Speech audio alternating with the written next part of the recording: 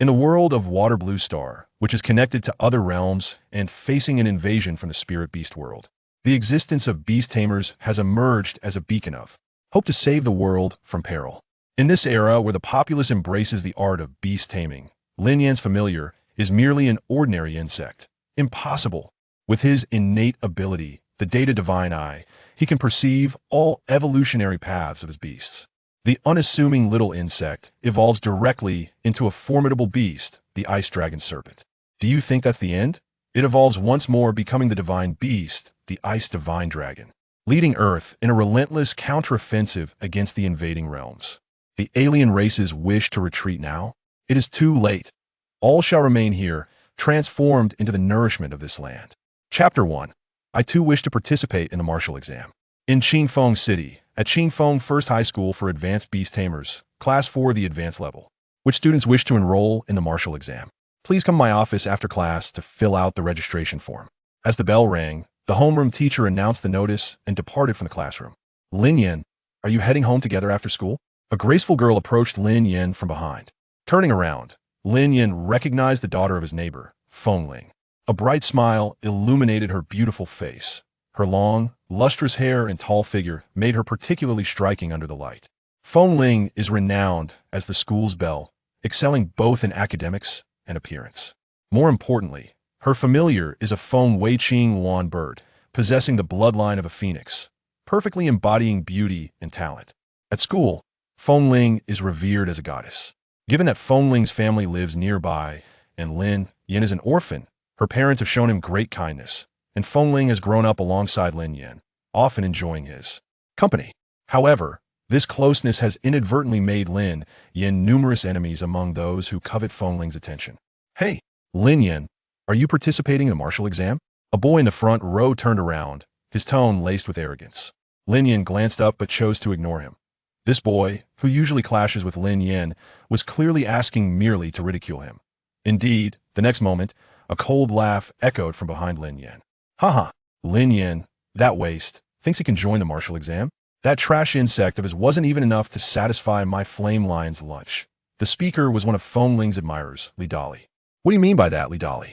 Feng Ling glared at him in indignation. Li Dali, taking advantage of his family's influence, had acquired a flame lion as his familiar and now parades his superiority at school.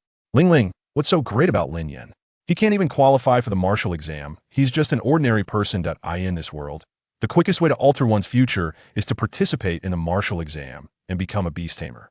Centuries ago, Blue Star underwent a cataclysm. Various realms suddenly connected with the world of Blue Star, launching a frenzied invasion.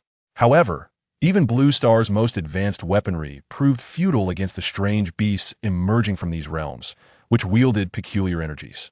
In humanity's direst hour, the profession of beast tamer emerged, halting the onslaught of other realms and turning the tide of battle between humans and beasts. In such circumstances, the status of beast tamers is undeniably exalted. The first step to becoming a beast tamer is to pass the martial exam and gain admission to a specialized beast tamer university. Failing to gain entry means the likelihood of becoming a true beast tamer is virtually non-existent. Exactly, sister, you shouldn't focus solely on Lin Yan. That ways pay more attention to the outstanding individuals around you. Right, like our brother Dolly. With Lin Yan's abysmal grades, he'll likely end up washing dishes in a restaurant after graduation. Haha, Idala sycophant chimed in. Don't call me sister, I have no connection with Li Dali. Regardless of Lin Yan's choices, I will support him. Upon hearing Feng Ling's words, Li Dali's expression remained unchanged. He had long grown accustomed to Feng Ling's attitude. Right now, we're merely students at an advanced school. Once Feng Ling and I attend the Beast Tamer Academy and broaden our horizons, she will surely comprehend the vast chasm between me and that waste. Who says I want to participate in the martial exam? This year, I am definitely signing up. As these words left Lin Yan's mouth, all eyes turned towards him, who had been silent in his seat until now. Everyone knew Lin Yan's familiar was merely an ordinary little insect, not even qualifying as a frank beast. Ha ha ha. You think you can participate in the martial exam? If you pass with that trash familiar, you'll write my name backward. One of Li Dali's lackeys laughed heartily. The surrounding crowd could not help but join in the laughter at this remark. They all assumed Lin Yan was merely reacting to Li Dali's provocation, speaking out of frustration. Don't say hell pass the martial exam. If he manages to register today, he'll do a handstand while running on the playground. Li Dali boasted shamelessly. Seeing the disdainful expressions of those around him, Lin Yan's demeanor remained unchanged. Lin Yan was not impulsively enrolling in the martial exam due to the taunts of Li Dali and his entourage. Once he signed up for the martial exam, he could no longer participate in this year's regular college entrance examination. Given Lin Yan's previous performance, gaining admission to an ordinary university would suffice to secure a stable future. However, Lin Yan was no longer the Lin Yan of old. Just 3 days ago, he had traversed into this body, fortuitously inheriting the name of its previous owner, also called Lin Yan. It must be said that the former owner of this body possessed abysmal talent. Yet with Lin Yan's arrival, everything changed. Perhaps due to the nature of his transmigration, Lin Yan not only inherited the previous host's innate abilities, but also awakened a second innate talent. Moreover, his soul power underwent a dramatic transformation, experiencing significant augmentation. Now, Lin Yan possesses immense confidence in his ability to pass the martial exam and gain admission to a Beast Tamer university. Disregarding the gazes of those around him, Lin Yan strode directly to the homeroom teacher's office. "Teacher, I would like a registration form for the martial exam." "Sure, please fill out the information." Tomorrow the homeroom teacher suddenly looked up and, upon recognizing Lin Yan, hesitated mid-sentence. "What brings you here? Are you here to collect a form for Fengling? This needs to be filled out by the individual. It cannot be done by proxy." The teacher frowned upon seeing Lin Yan before him and, "Oh, I wish to register for the martial exam myself." "You wish to register for the martial exam? No, that's not acceptable. If you have no other business, please return. I don't have time to waste on you." The teacher's expression turned impatient. For students like Lin Yan, who had mediocre grades, average family circumstances, and no talent for beast taming, the homeroom teacher rarely invested much time in them. In the teacher's eyes, only those students with exceptional beast taming talent deserved attention. As for Lin Yan, who was notoriously known in the class for his abysmal talent in beast mastery, the homeroom teacher exhibited not a shred of patience. The teacher cast a glance at Lin Yan and waved his hand dismissively, signaling him to depart and not to linger here, impeding his duties. Chapter 2, Data Divine Eye. As the year draws to a close, a handful of students express a fervent desire to compete, unwilling to shy away from the martial arts examination. The homeroom teacher, keen to avert impulsive decisions that might jeopardize the school's success rate in the exam, mandates that each student personally approach him to obtain their registration form. This policy aims to dissuade those with already minimal chances of passing from participating. "Teacher, I am not squandering time. I wish to partake in this year's martial arts examination," Lin Yan asserted, his tone unwaveringly calm. Observing Lin Yan's resolute demeanor, the homeroom teacher felt a twinge of displeasure. Knowing Lin Yan's beast was exceedingly weak, he was determined to prevent him from registering. "Your beast is not even at the first tier. How can you register for the martial arts exam?" he retorted. "I shall not make it difficult for you. If your beast can reach the first tier, I will allow you to sign up." With that, he turned away, dismissing Lin Yan from his thoughts. It was common knowledge that Lin Yan's familiar was merely an ordinary insect, a fact the teacher was acutely aware of, leading him to speak so dismissively. With a slight shake of his head, Lin Yan raised his hand, and a flash of blue light flickered before him. An azure ice serpent materialized out of thin air. At the moment the azure ice serpent appeared, an information panel sprung up before Lin Yan's eyes. Species: Ice Serpent, underdeveloped due to the owner's low soul power. Attribute: Ice. Level: First tier, second rank. Stage: Larval phase. Abilities: None. Status: Weak. Evolution path: Divine Dragon evolution direction, enhancing the dragon lineage within the beast, providing comprehensive attribute enhancement. Next evolutionary species: Ice Flood Dragon. Evolution material: Low-grade Ice Spirit Crystal. Evolution potential: 9th tier. Giant Serpent evolution direction, enhancing the beast's melee capabilities.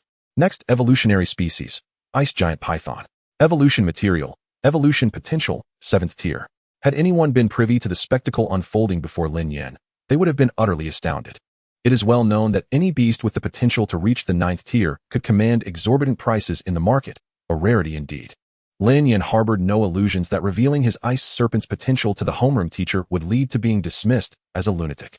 This was one of Lin Yan's innate abilities, the Data Divine Eye, a skill that visualizes all attributes and evolutionary paths of a beast.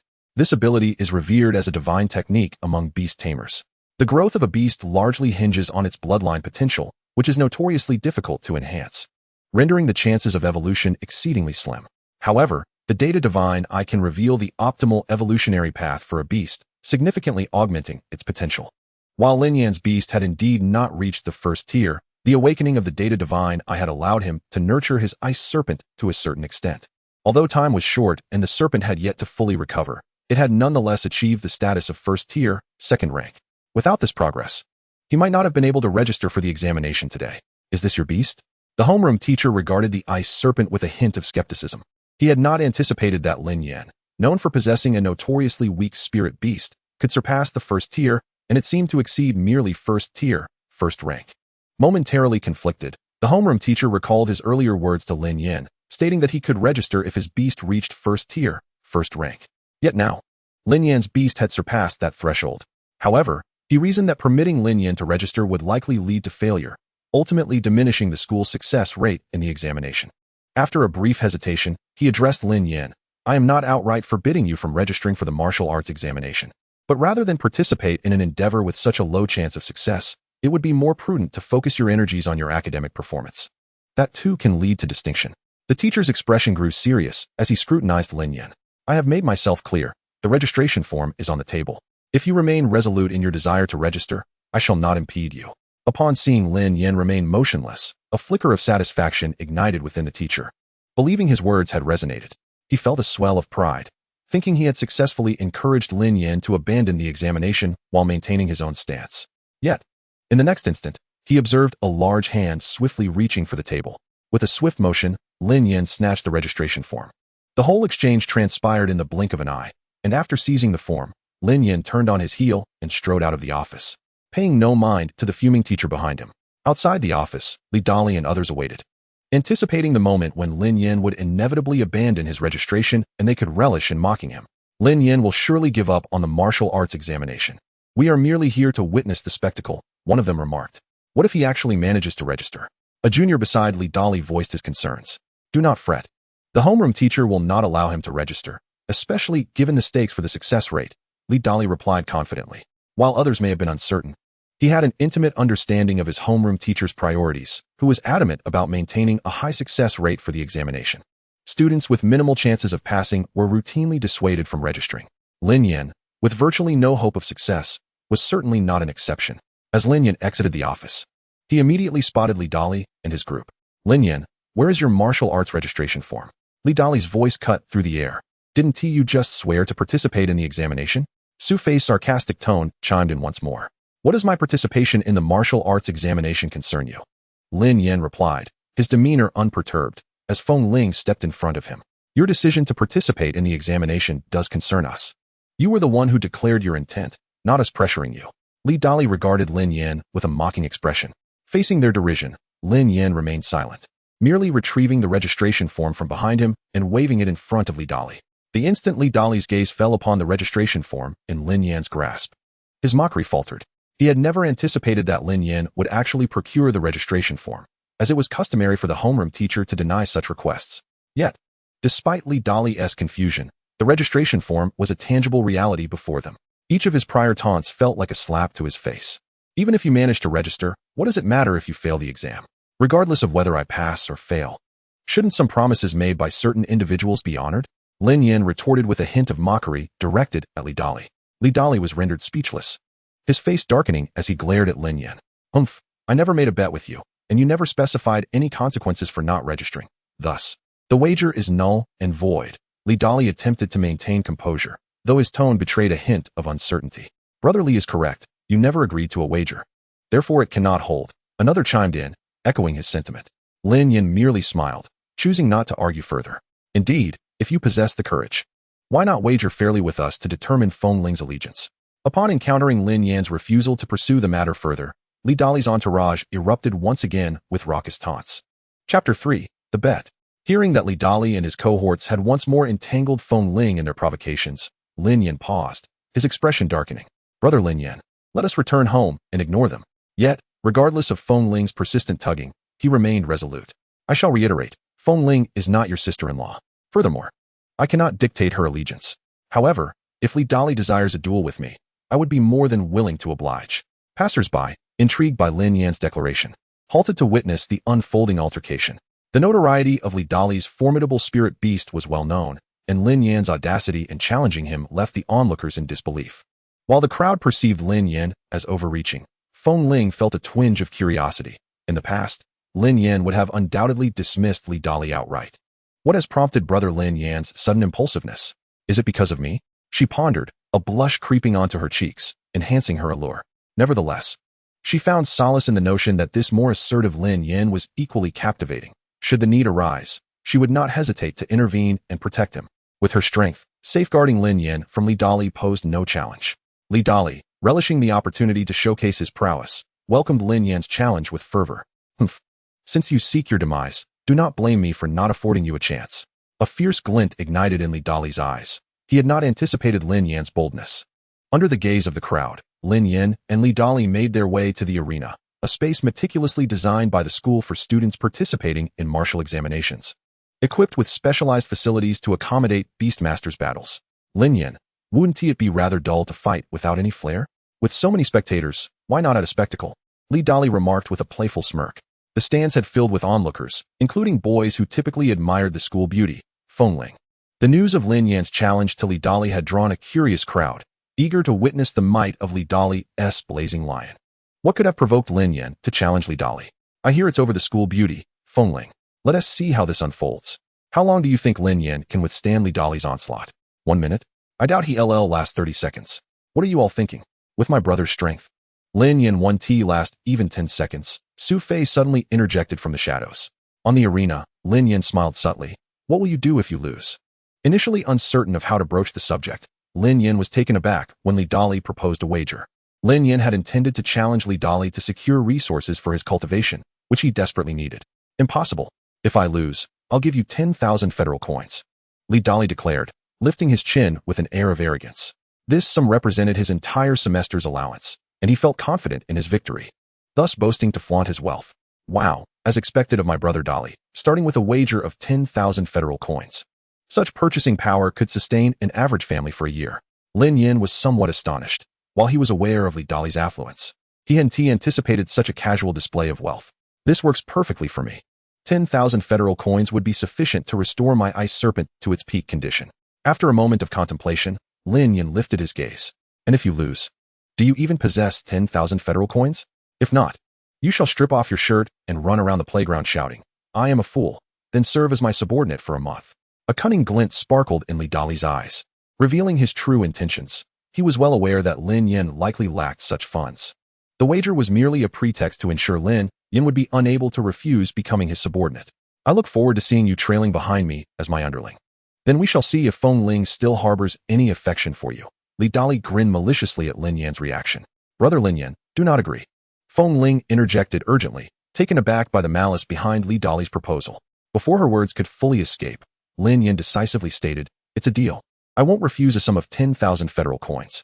Are you ready? The referee inquired, directing his gaze towards Lin Yan and Li Dali. Both competitors nodded slightly.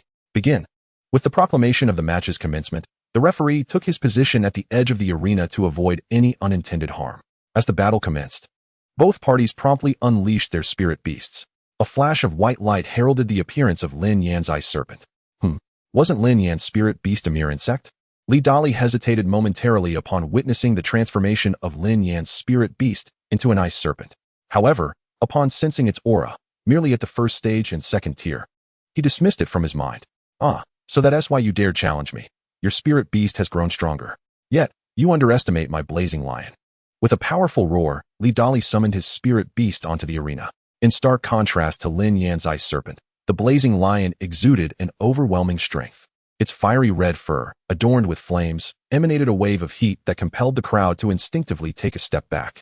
Even from a distance, the scorching aura of the blazing lion was palpable. Feng Ling's palms were slick with sweat. The aura emanating from Li Dali's blazing lion was markedly more potent than before, indicating it had undergone meticulous cultivation over time. Kid, it's not too late to concede. I'll let you in on a secret. My blazing lion has reached the 5th level of the first stage. Your little insect won't withstand a single blow. Li Dali boasted, casting a triumphant glance at his blazing lion. Yet, Lin Yan's expression remained unperturbed. This calm demeanor only served to infuriate Li Dali further. Reigning in his playful demeanor, he commanded the blazing lion to attack. Go for it.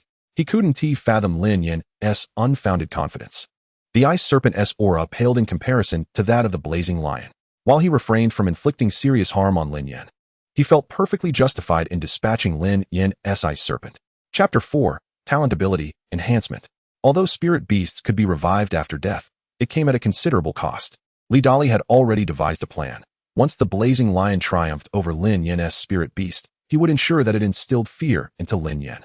Imagining Lin Yan cowering before his blazing lion brought a sense of satisfaction that alleviated much of Li Dali's resentment. The blazing lion surged forward with formidable ferocity, a sight that would terrify any ordinary opponent. As the crowd presumed that Lin Yan's little ice serpent was doomed, a sudden wave of coldness permeated the air. The temperature plummeted, and the spectators, who had felt a slight warmth due to the presence of the fiery lion, now sensed an unexpected chill. Enhance. A colossal blue serpent, several meters in length, materialized before Lin Yan. This formidable creature was the source of Lin Yan's confidence in challenging Li Dali. Although Lin Yan's ice serpent had ascended to level 1, Tier 2 with the assistance of the Data Divine Eye, it was still insufficient to defeat Li Dali's fiery lion. However, Lin Yan possessed another innate ability, Enhancement. This ability allowed Lin Yan to elevate the strength of his spirit beast by 1 tier for a limited duration, dependent on the strength of his soul power. Unfortunately, the previous owner's feeble soul power had rendered this skill ineffective, leading others to perceive him as lacking talent in beast taming. Yet, Lin Yan's soul power had significantly increased, enabling him to wield his innate ability with ease. With a mere thought, the little ice serpent swiftly expanded before Li Dali's astonished gaze, transforming into an adult ice serpent. Its aura intensified alongside its growth, reaching level 2. Tier 2.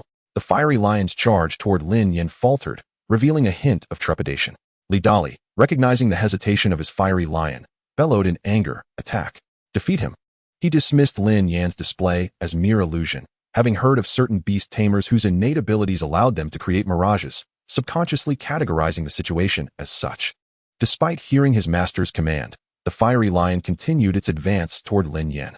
In response to the oncoming beast, the ice serpent merely opened its mouth, exhaling a chilling breath. A stream of coldness materialized from the serpent's maw, coalescing in the void before erupting forth like an arctic tempest. The fiery lion was instantly enveloped by the explosive frost. The transformation of the level 1.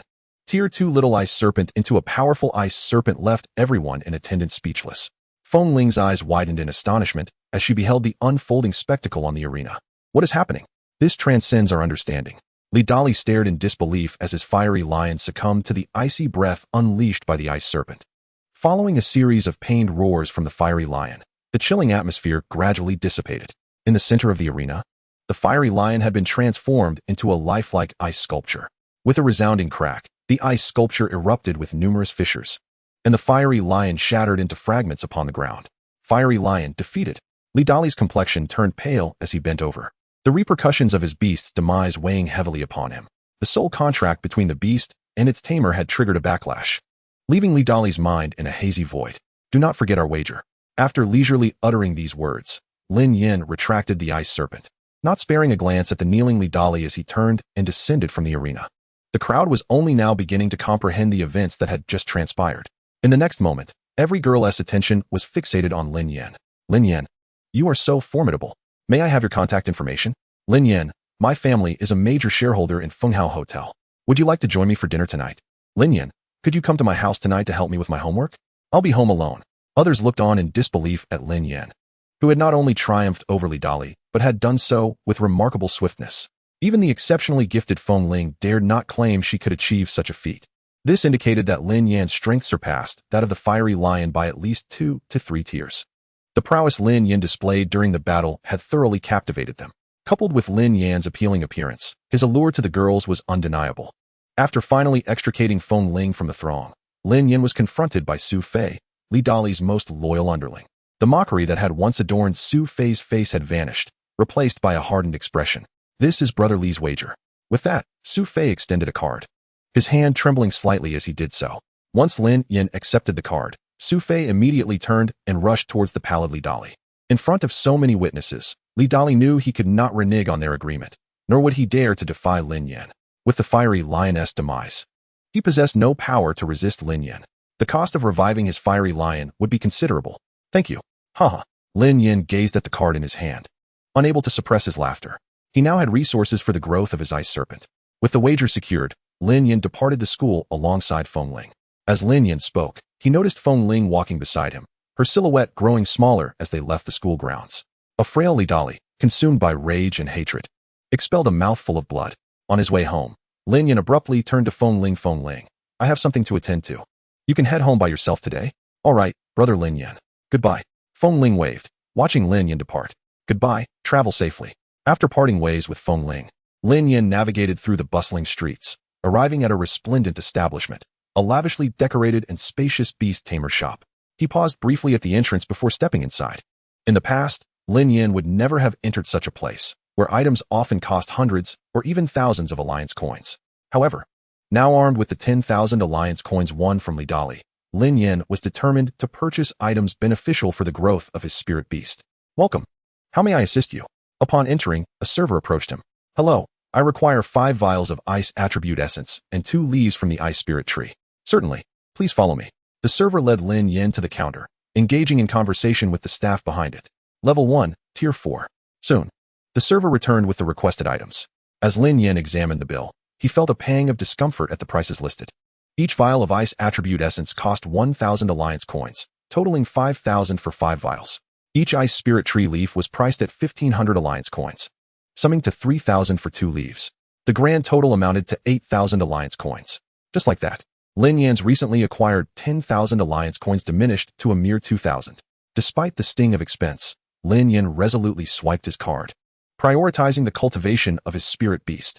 Indeed, being a beast tamer is an insatiable endeavor. He mused inwardly. This was merely the purchase of low-tier materials. Once he progressed to higher levels and required more advanced items, he would truly find himself in need of an endless supply of funds. After completing the transaction, Lin Yan eagerly returned home with his newly acquired materials. The ice serpent was finally poised for a complete recovery. If Lin Yan were to allow the ice serpent to undergo a proper recuperation, it would require at least another month to return to its prime state. Yet, there is merely a little over half a month remaining until the initial assessment of the martial examination. Although Lin Yan possesses a talent skill that can elevate the ice serpent by an entire rank within a short span, the preliminary test does not evaluate the combat prowess of the spirit beast, but rather its inherent level. It would be quite amusing if Lin Yan were to be eliminated from the initial trial simply because his spirit beast had not yet reached the first rank. However, with the newly acquired spiritual materials, the ice serpent will recover significantly by tonight. The leaves of the ice spirit tree resemble crystal in their appearance, and they feel cool to the touch. Were it not for Lin Yan's knowledge that these were indeed the leaves of the ice spirit tree, one might mistake them for exquisite art pieces. Come, little one, consume these. Your strength will surely grow. The young ice serpent nestled in Lin Yan's embrace, opened its mouth, and began to munch eagerly. For the little ice serpent, the leaves were somewhat large, making them a bit cumbersome to consume. Take your time, little one.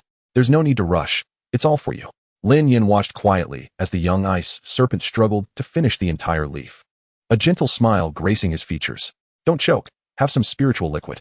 With that, Lin Yan offered the ice attribute spiritual liquid. The little ice serpent slurped it down in one gulp. This feast certainly comes at a cost. In less than 10 minutes, 2,500 alliance coins had vanished into the belly of the young ice serpent. Once the ice serpent had finished the ice attribute spiritual liquid, Lin Yan promptly stored it in the Beastmaster space. Within this space, the spirit beast absorbs the spiritual materials at a swifter pace. Only Lin Yan would dare to feed his spirit beast in such a manner.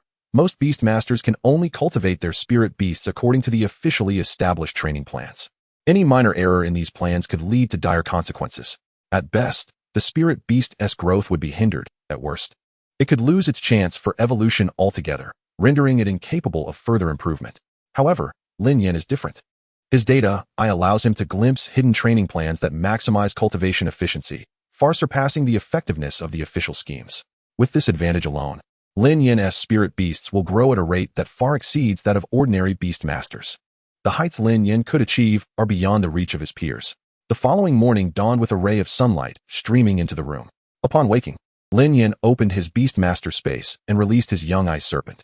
No, it could no longer be called a young ice serpent.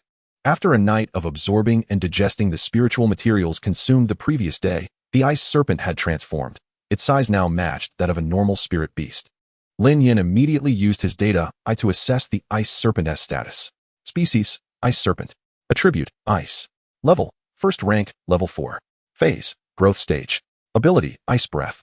Status, healthy.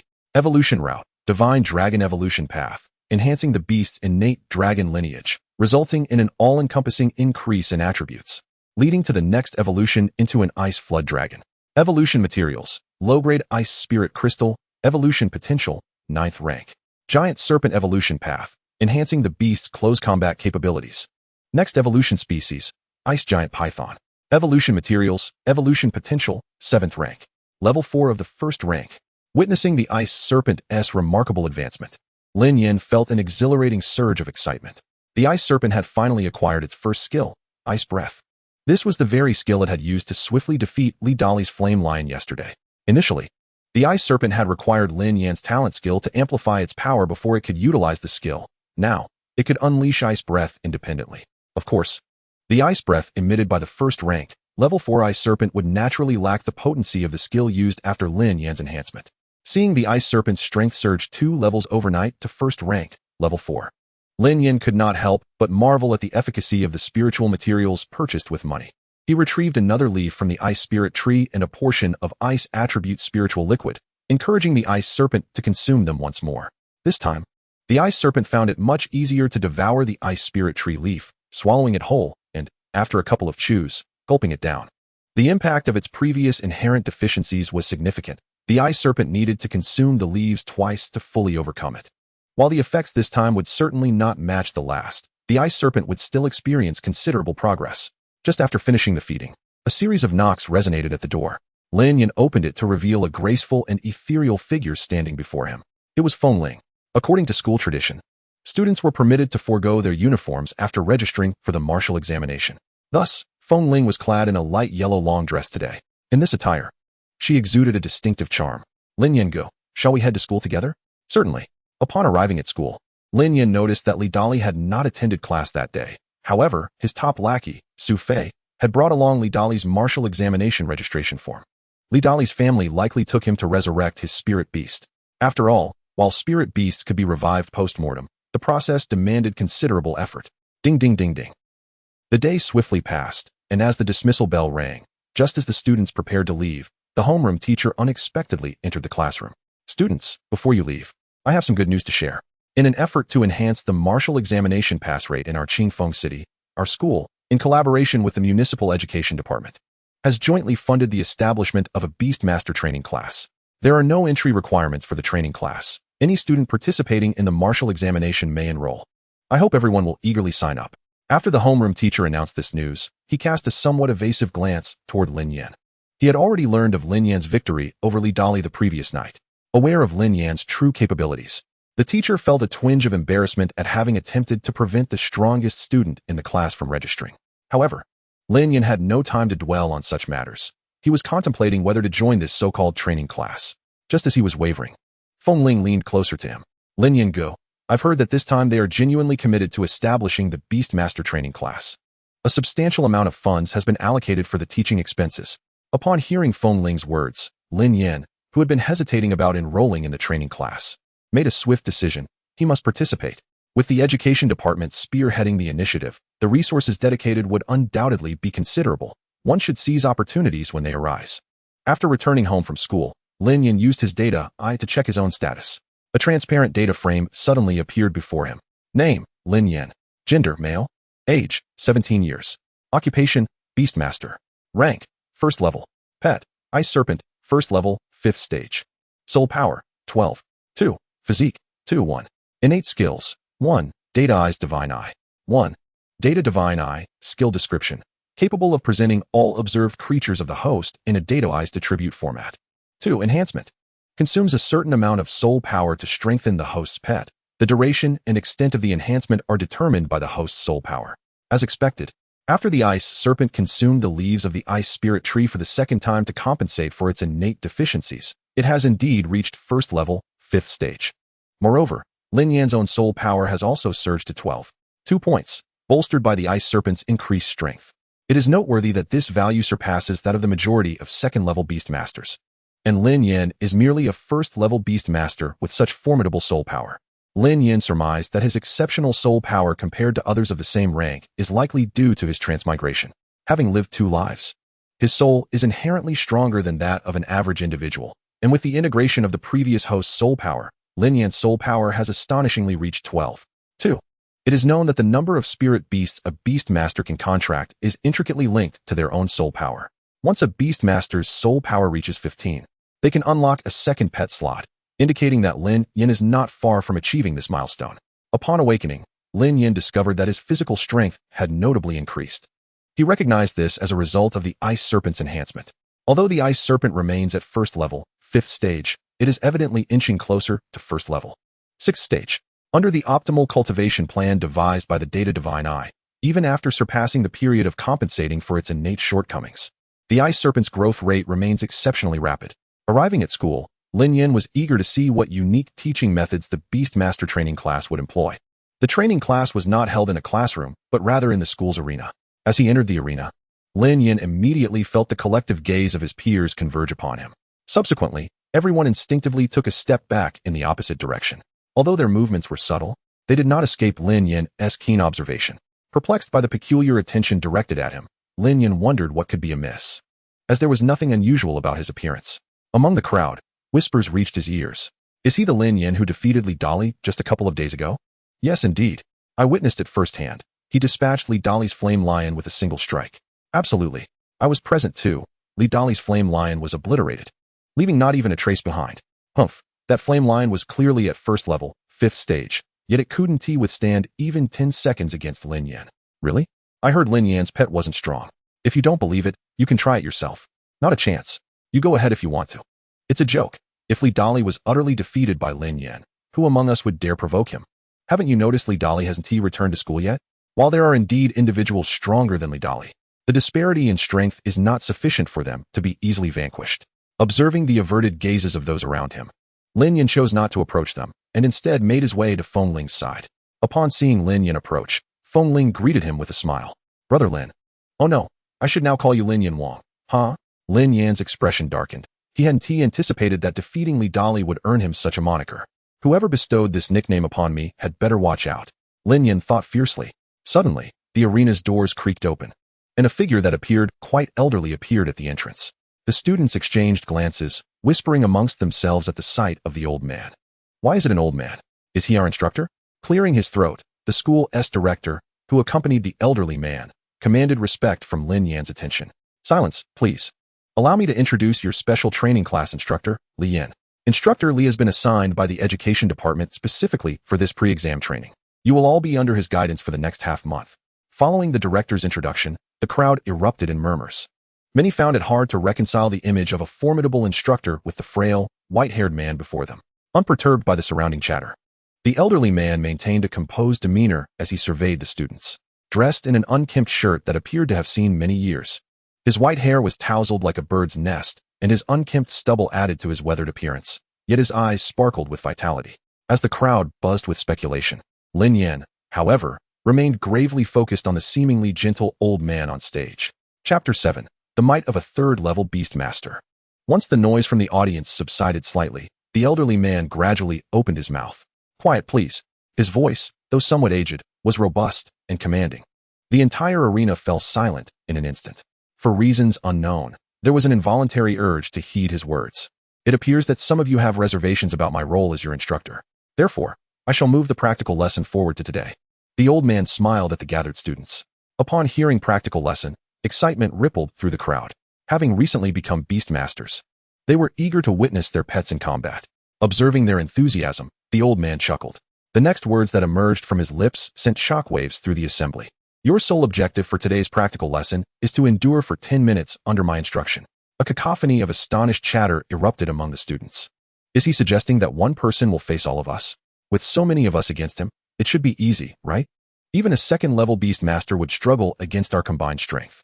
Some in the crowd continued to discuss the task, thinking it was not particularly daunting. Watching the relaxed expressions of those around him, Lin Yan could only shake his head helplessly. Clearly, they were unaware of the true challenge that awaited them. However, Instructor Li's next statement left everyone utterly astounded.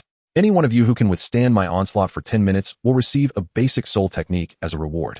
At this proclamation, the audience's interest in Instructor Li's words heightened. Soul technique. Even a basic one would hold considerable value in the outside world. Upon hearing that there would be soul techniques as a reward, the crowd ceased their doubts regarding the old man's prowess. The ability to offer soul techniques as a prize indicated that the old man was at least a second-tier beast master. Otherwise, he would merely be delivering soul techniques. After all, this instructor was dispatched by the educational department, and it was unlikely he would go back on his word. Once the signal was given, we would release our own beasts and form a defensive circle, denying him the chance to defeat us one by one. His confidence suggested he was at least a second-tier beast master. As long as we avoided being picked off individually, we held a significant chance of enduring the confrontation.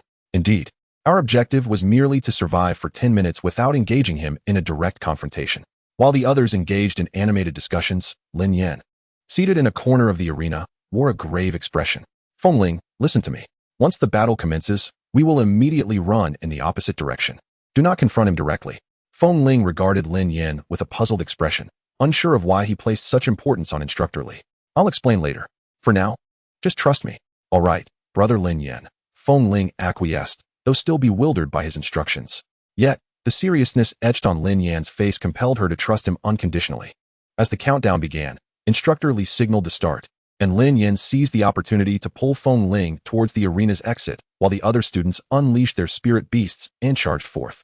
Taking advantage of the chaos, Lin Yan and Fengling dashed towards the farthest corner of the school grounds.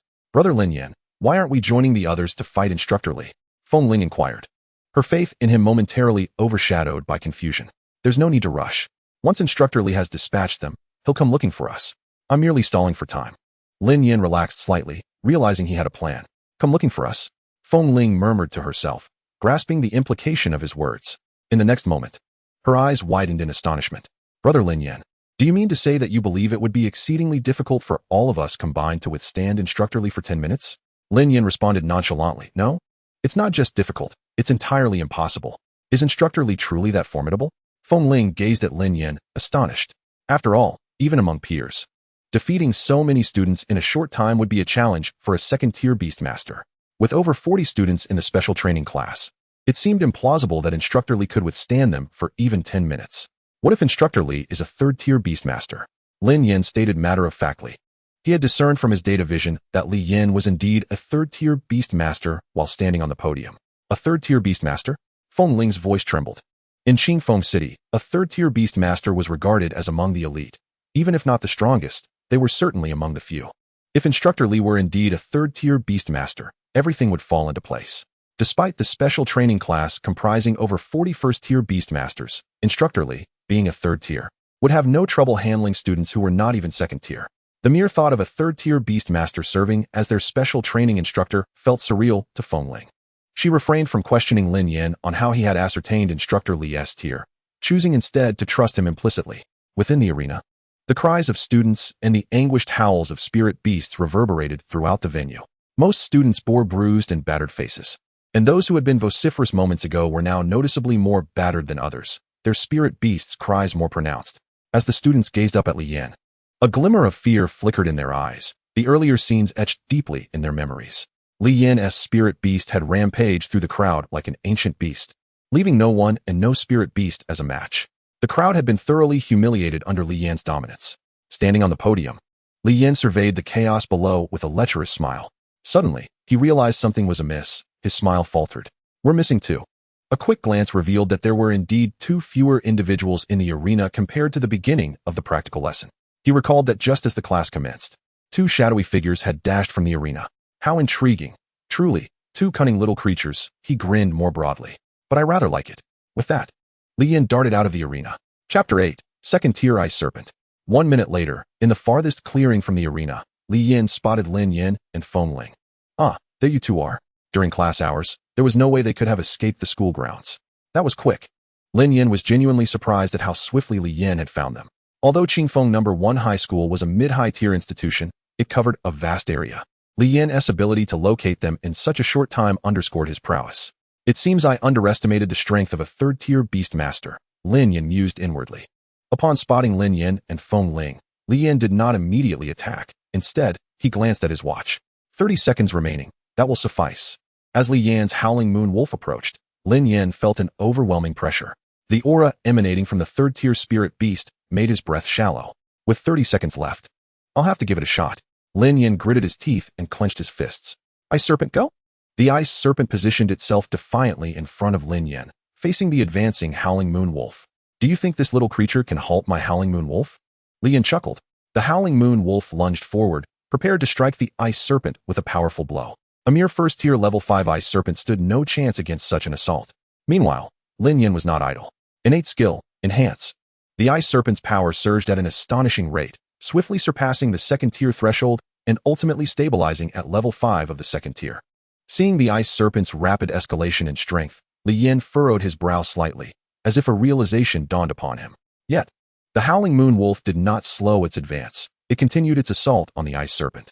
Though the gap between a second-tier level 5 beast and a third-tier Howling Moon Wolf was vast, the Ice Serpent was determined not to succumb easily. Lin Yan's goal was not to defeat Lin Yan, but merely to endure for 30 seconds in his presence. Ice breath. Boom. A chilling mist enveloped the area where the Howling Moon Wolf stood. A tempestuous gust of wind erupted violently, sweeping forcefully in all directions. Witnessing the formidable power of this icy breath, Lin Yan couldn't help but marvel in silent astonishment. Truly, the skill unleashed by the second tier. 5th level Ice Serpent was exponentially more potent than before. The Howling Moon Wolf was caught off guard by the strength of this strike. Its surface instantly encrusted with a layer of frost. However, being a third-tier spirit beast, the Howling Moon Wolf naturally did not suffer any substantial damage from the Ice Serpent's assault. In an instant, a tremendous shockwave erupted around it, allowing the Howling Moon Wolf to repel the icy fog emitted by the Ice Serpent, keeping it a foot away from its body.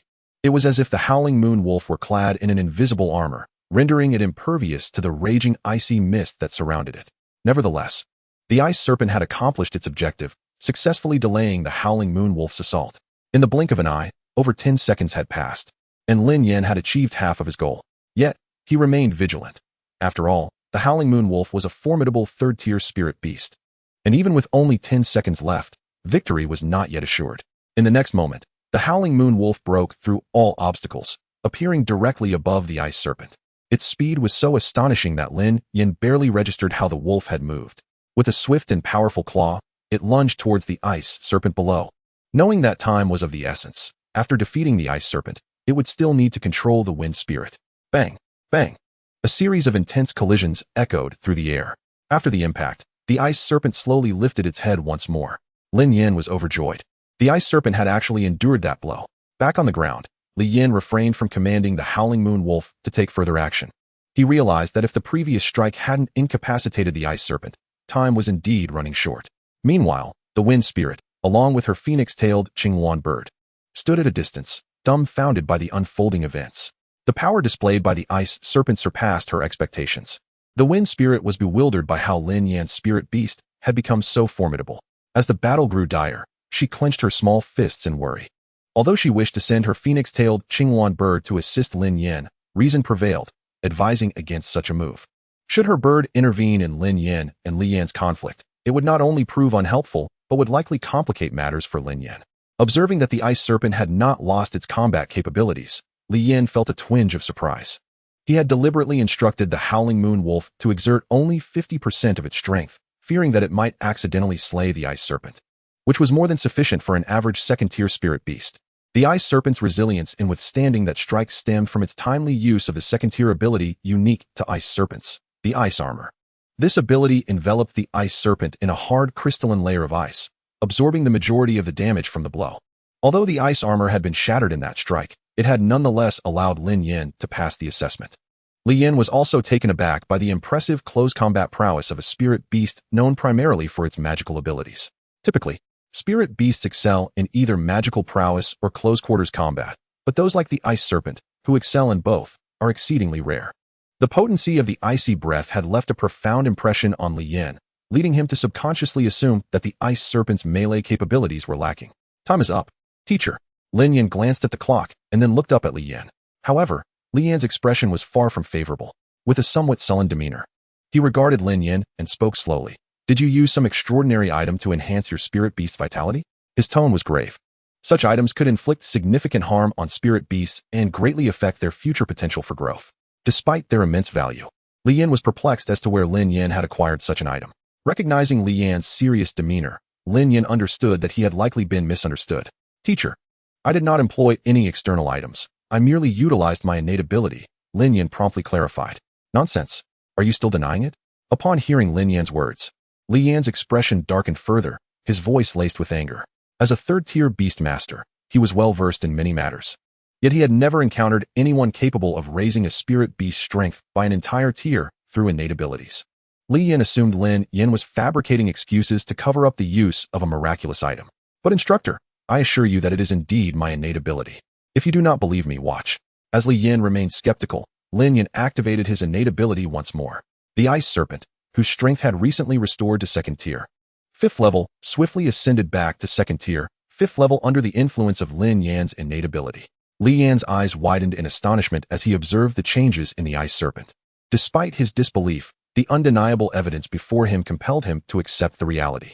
After witnessing Lin Yan's transformation, Lin Yan's demeanor softened considerably, his doubts dissipating. The reason was simple: all miraculous items could only be used once in a short span. And a spirit beast's body could not endure the power of such items multiple times in quick succession. He had never imagined such an innate ability existed. He realized he had been too narrow-minded. Do not blame the instructor. It is my fault for not clarifying beforehand, Lin Yan responded, aligning with Lin Yan's sentiments. Satisfied with Lin Yan's understanding, Lin Yan nodded approvingly. Forming a rapport with a third-tier beast master certainly held numerous advantages. However, the astonishment in Lin Yan's heart remained undiminished. An innate ability capable of elevating strength by an entire tier, and even usable twice in succession, was nothing short of extraordinary. Then, Instructor Li, does this mean we have passed this assessment? Lin Yan inquired cheerfully, eager to remind Lin Yan of his earlier promise regarding a soul technique if they could endure for 10 minutes. In an instant, Lin Yan comprehended Lin Yan's intentions. As a third-tier beast master, he would not renege on his word in front of Lin Yan. However, he had merely made that promise in jest and had not prepared any foundational soul technique. From the onset, he had never anticipated that anyone could withstand 10 minutes before him. While Lin Yan and his companion had certainly employed some cunning tactics, they had indeed met his established criteria. As I mentioned earlier, anyone who can last for 10 minutes will be rewarded with a soul technique. Since both of you have persevered for that duration, you shall undoubtedly receive your reward. After rummaging through his storage ring, Lin Yan retrieved a wooden box and tossed it into Lin Yan's hands. Lin Yan, holding the unremarkable wooden box, felt a sense of being deceived. It was difficult to fathom what kind of soul technique could be contained within such an ordinary-looking box. Noticing Lin Yan's expression of disdain, Lin Yan issued a cold snort. Humph, if you refuse to give it back, then I'll take it back. This contains a rudimentary soul technique. If it weren't for my lack of preparation at this moment, do you think I would willingly part with it? Upon hearing the phrase rudimentary soul technique, Lin Yan's eyes immediately sparkled with excitement as he tightly embraced the wooden box before him. The value of a rudimentary soul technique far surpasses that of a basic one. Most of what circulates in the market consists of basic soul techniques. However, you must remember one crucial point. The content of the techniques must never be divulged indiscriminately. I acquired this opportunity for instruction through sheer serendipity. After my own learning, only one session remains. Once I complete it, the soul technique will vanish. As he spoke, Lin Yan's tone turned serious. The indiscriminate dissemination of soul techniques is a grave taboo within the Beast Master community, and anyone who violates this rule will be pursued by the Beast Master Association. But Instructor Li, why the urgency? I cannot forget that there's another person present here. Lin Yan's attempt to speak was abruptly interrupted by Lin Yan. The moment Lin Yan opened his mouth, Lin Yan understood he was reminding him of Feng Ling's presence beside them. After this, Lin Yan retrieved a verdant crystal core from his storage ring. At the moment, this is the only soul technique I possess. It is a crystal core produced by a peak second-tier wind attribute beast, perfectly suited for you. If you still desire a soul technique, this crystal core's worth is more than sufficient to exchange for a basic soul technique at any shop. Thank you, Instructor Li. Feng Ling eagerly accepted the wind attribute crystal core from Lin Yan's hand. This core would greatly assist in the evolution of her Feng Wei Qingwan bird. The moment she received the crystal core, she became enamored with it. Its lush green hue and brilliance made it appear as a flawless piece of art. Meanwhile, Lin Yan observed in astonishment, realizing that the value of such a second-tier crystal core must far exceed that of a basic soul technique. And yet Lin Yan had so casually presented it as a reward. Truly, a third-tier beast master possesses considerable wealth, Lin Yan mused to himself. A peak second-tier spirit beast crystal core, coupled with the rudimentary soul technique bestowed upon Lin Yan, amounted to a treasure worth tens of thousands of federal coins within a brief span of time. However, Lin Yan had his own motivations for bestowing such precious items. It stemmed from a genuine appreciation for talent. With Lin Yan's potential, he deemed it a worthy investment. Additionally, Lin Yan's agile mind led Li Yan to believe that his future achievements would undoubtedly eclipse his own. Feng Ling's talent, too, ranked among the finest in Qingfeng City, with the growth potential of a beast-possessing phoenix bloodline being remarkably promising. Returning to the arena, some individuals were still lamenting their misfortunes. Observing the bruised faces surrounding him, Feng Ling patted her chest, grateful that she had decisively followed Lin Yan's lead and fled. How do you feel? Do you think my strength is sufficient to serve as your special training instructor? Li Yan grinned mischievously at the crowd below. This time, not a single voice of dissent arose. They stood in unison, attentively listening to Li Yan's words. However, among you, there are still two astute individuals. As he spoke, Li Yan cast his gaze toward the corner where Feng Ling and Lin Yan stood. The collective eyes of the crowd turned to rest upon the duo. Indeed, Lin Yan is exceptional, I said, who but Lin Yan could endure until the 10th minute. Seeing Lin Yan earn Li Yan's acknowledgement elevated his status in the eyes of the crowd significantly. The earlier chastisement from Li Yan had left no room for doubt regarding his strength and standing. After all, a third-tier beastmaster in Qingfeng City was an undeniable figure of authority, and they dared not voice any objections to him training their group of students. Since there are no objections, let us commence our second training session for today, physical training. Upon hearing the mention of physical training, everyone collectively sighed with relief. As beastmasters, their physical abilities were far superior to those of ordinary individuals, rendering typical physical training a mere formality. Yet, Li Yan's next statement caused a wave of dread to wash over them. Today's training goal is to run 10 laps around the perimeter of the school. Anyone who fails to complete it will not be dismissed. What? 10 laps? The crowd felt a wave of despair at this daunting number. The school's expanse was substantial, and the thought of running 10 laps meant they might not even make it home for dinner, let alone return without incident. Observing their unwilling expressions, Li Yan smirked. Ahem. If you are reluctant, we can always substitute physical training with a practical combat session instead. At these words, the previously discontented crowd sprang into action, eager to escape the arena and begin their run. The prospect of being subjected to Li Yan's wrath was far less appealing than running laps. Suddenly, the thought of completing 10 laps around the school didn't seem so intolerable. After all, a practical combat session equated to nothing more than a thorough beating, one from which they couldn't retaliate. Naturally, Lin Yan joined the throng of runners, circling the school's boundary. During this routine training, Lin Yan refrained from employing his innate abilities to gain an unfair advantage. Such actions would yield no benefit to his growth. This level of exertion would undoubtedly bolster the strength of the beast masters themselves. As the sky darkened, ordinary students had long since been dismissed, leaving only the special training class to continue their arduous laps around the school's perimeter. At this point, Lin Yan had depleted a significant portion of his stamina, and his speed had noticeably diminished from the outset. Lin Yan, keep it up. Just one more lap to go, Feng Ling encouraged, running alongside him. She was the only one among the group who could maintain pace with Lin Yan, thanks to her Fengwei Qinghuan bird having already reached first-tier level 8, placing her among the elite of the students. Consequently, her physique was naturally the strongest among them. Li Yan stood on the viewing platform, observing each student as they passed before him. When Lin Yan ran by, Li Yan's expression subtly shifted. He could clearly discern that Lin Yan's physicality did not differ significantly from that of the other students. However, Lin Yan's superior control over his body allowed him to achieve the fastest speed among them. This remarkable command over his physique considerably reduced his energy expenditure. While others might overlook this, a third-tier beastmaster like Li Yan recognized the truth. To possess such mastery over one's body demanded either formidable soul power or extensive specialized training. Li Yan could ascertain at a glance that Lin Yan had undergone no such specialized training. With his exceptional innate abilities and extraordinary soul power, Lin Yan's future accomplishments were surely boundless. Lin Yan observed Feng Ling, who was also glistening with sweat, her forehead beaded with perspiration, indicating her own significant fatigue. Unable to bear witnessing Feng Ling's struggle, Lin Yan gradually reduced his pace. The already beautiful Feng Ling, after exerting herself, had her attire subtly accentuating her flawless figure, exuding an aura of youthful vitality. Meanwhile, those trailing behind Lin Yan found themselves in quite the predicament. Not only must one endure the torment of physical pain, but also the anguish of the spirit. While he exhaustively runs here, akin to a weary dog, others enjoy the company of beautiful companions. The disparity between individuals is maddening.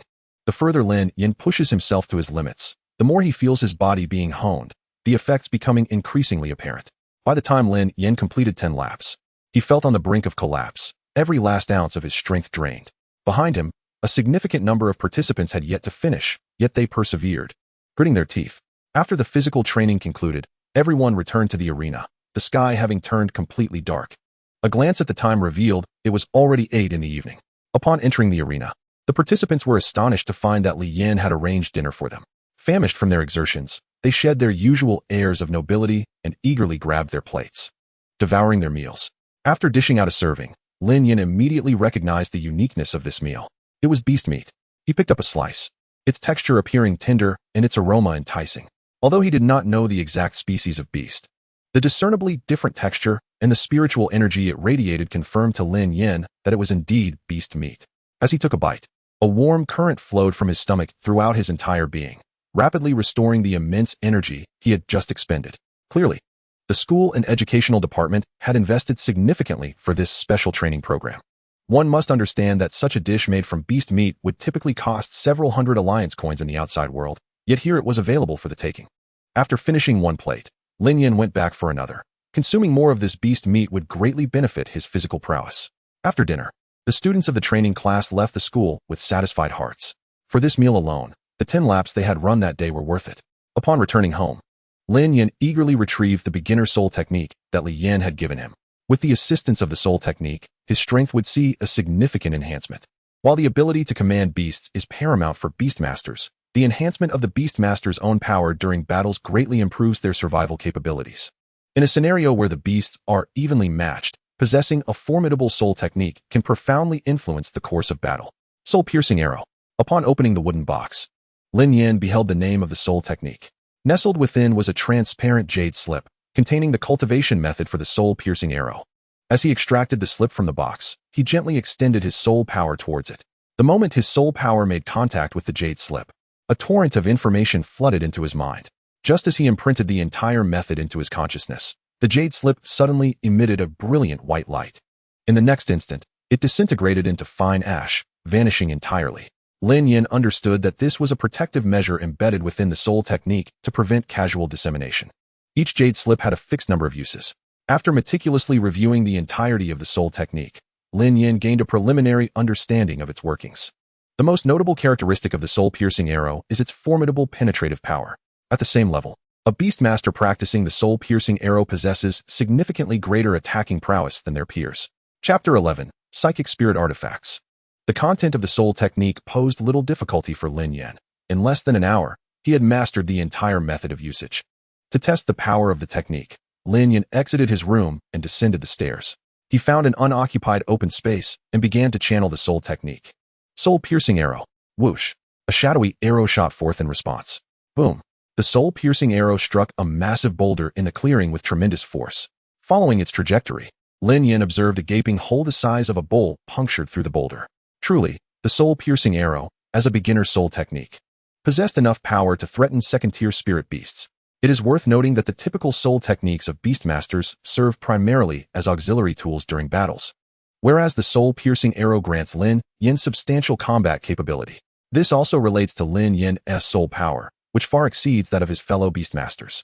A standard first-tier beastmaster would struggle to employ even basic soul techniques, let alone unleash such formidable power.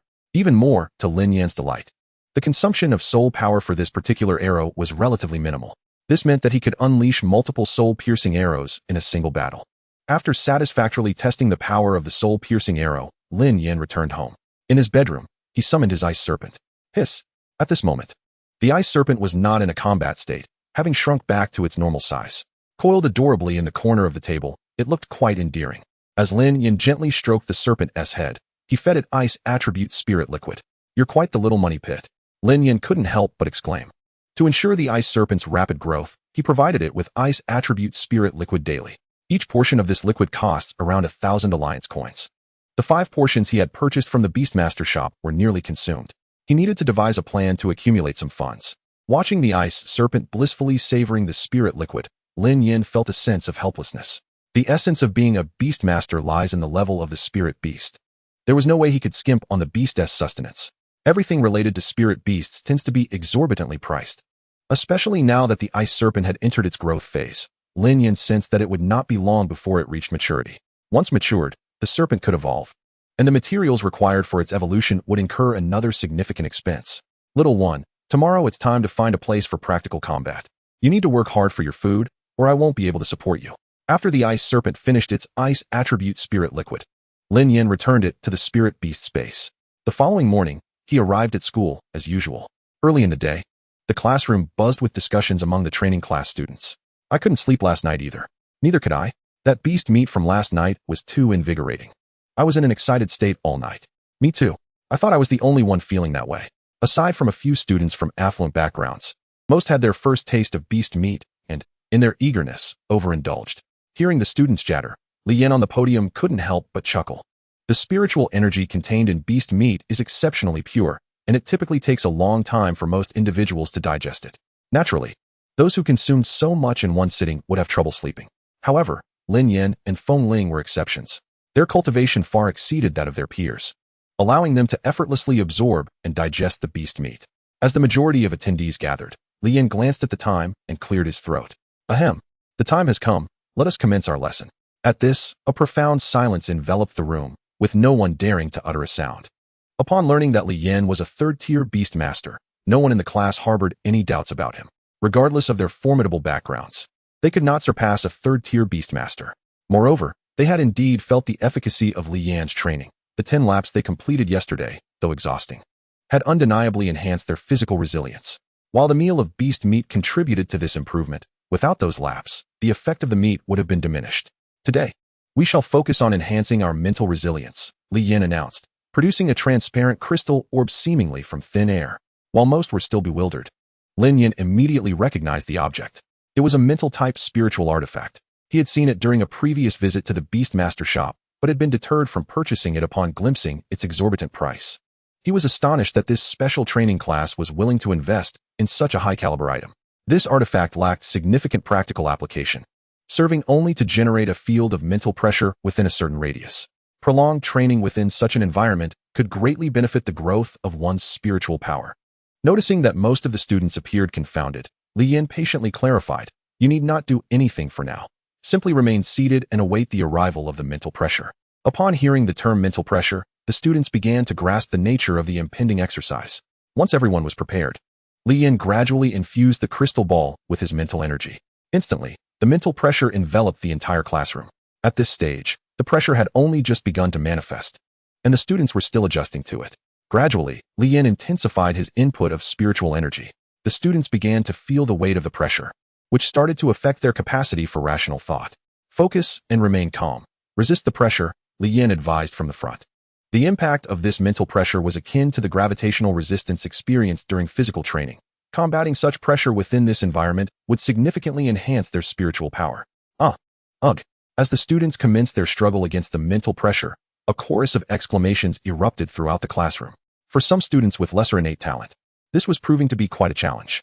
The less gifted students, possessing inherently weaker spiritual power, found their training speed lagging behind that of their peers, resulting in an even greater struggle. However, for these individuals, enduring this rigorous training environment would ultimately bolster their spiritual strength far more than for others. Chapter 12. The power of the soul. Take Lin Yan, for instance. His spiritual power had reached an impressive 12 points, making further enhancement significantly more challenging than for other students. Consequently, even with comparable training, Lin Yan's spiritual power increase was not as pronounced as that of his classmates. In this moment, the mental pressure felt to Lin Yan like mere tickling. He could effortlessly withstand all the pressure. This could not continue. He needed to devise a way to prompt Instructor Li to elevate the overall intensity of the pressure. Such a level of pressure was of no benefit to him. Yet, Lin Yan could not directly inform Instructor Li that this amount of pressure was ineffective. After some contemplation, he began to consciously absorb a significant portion of the surrounding mental pressure with his own spiritual energy. Lin Yan immediately sensed something amiss, as his consumption of spiritual energy surged dramatically. However, after observing for a considerable time, he could not identify the source of the anomaly. Yet, as time progressed, the immense drain on his energy began to weigh heavily on him. Lin Yan's spiritual power was already nearing the threshold of a third-tier beastmaster. Given that Lin Yan was exerting mental pressure on so many individuals for an extended duration, including Lin Yan, whose spiritual power approached that threshold, the consumption was considerable. This cannot continue, Lin Yan realized. After a prolonged period without discovering the cause, he understood he could not afford to wait any longer. If he persisted in this manner, he risked exhausting his spiritual energy prematurely. In a mere 10 seconds, Lin Yan dramatically increased the intensity of the mental pressure. During this transition, Many students were unable to adapt to the sudden escalation and chose to withdraw. The remaining students found their endurance severely tested. They all ceased their struggle against the mental pressure and instead focused on consolidating their spiritual energy to prolong their endurance. Instantly, the pressure on Lin Yan diminished significantly, as the number of students enduring the pressure had been halved, resulting in a marked reduction in his energy expenditure.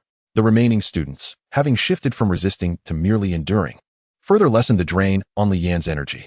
Sensing the increase in pressure, Lin Yan secretly smiled. At this juncture, the intensity of the pressure had begun to yield a tangible effect on his spiritual power. However, it was still insufficient. The cultivation of spiritual power necessitated pushing one's endurance to the limit for optimal results. Just as Lin Yan breathed a sigh of relief, he suddenly noticed a substantial increase in the energy consumption of the mental artifact in his hand. What is happening? They couldn't have given me a faulty artifact, could they? Why is the consumption so high? Lin Yan cursed inwardly. This artifact was not his own, but had been temporarily borrowed from the education department. Even with his status as a third-tier beastmaster, he could not afford such an item. Despite his internal frustrations, Lin Yan maintained a calm exterior. Privately, he intensified the mental pressure further. However, this decision proved detrimental for the students below. The intensity of the mental pressure was far beyond what these first-tier beastmaster students could withstand. One by one, all the students, except Lin Yan, opted to withdraw. Wow, that last surge of mental pressure was suddenly so intense. One student remarked to a peer as they exited the training. Indeed, there was a similar spike earlier. If I hadn't reacted quickly and tightened my spiritual energy to avoid engaging with it, I would have had to withdraw half an hour ago, another student chimed in. You were fortunate. I was a moment too slow and couldn't withstand it, leading to my elimination, a third student added to the conversation.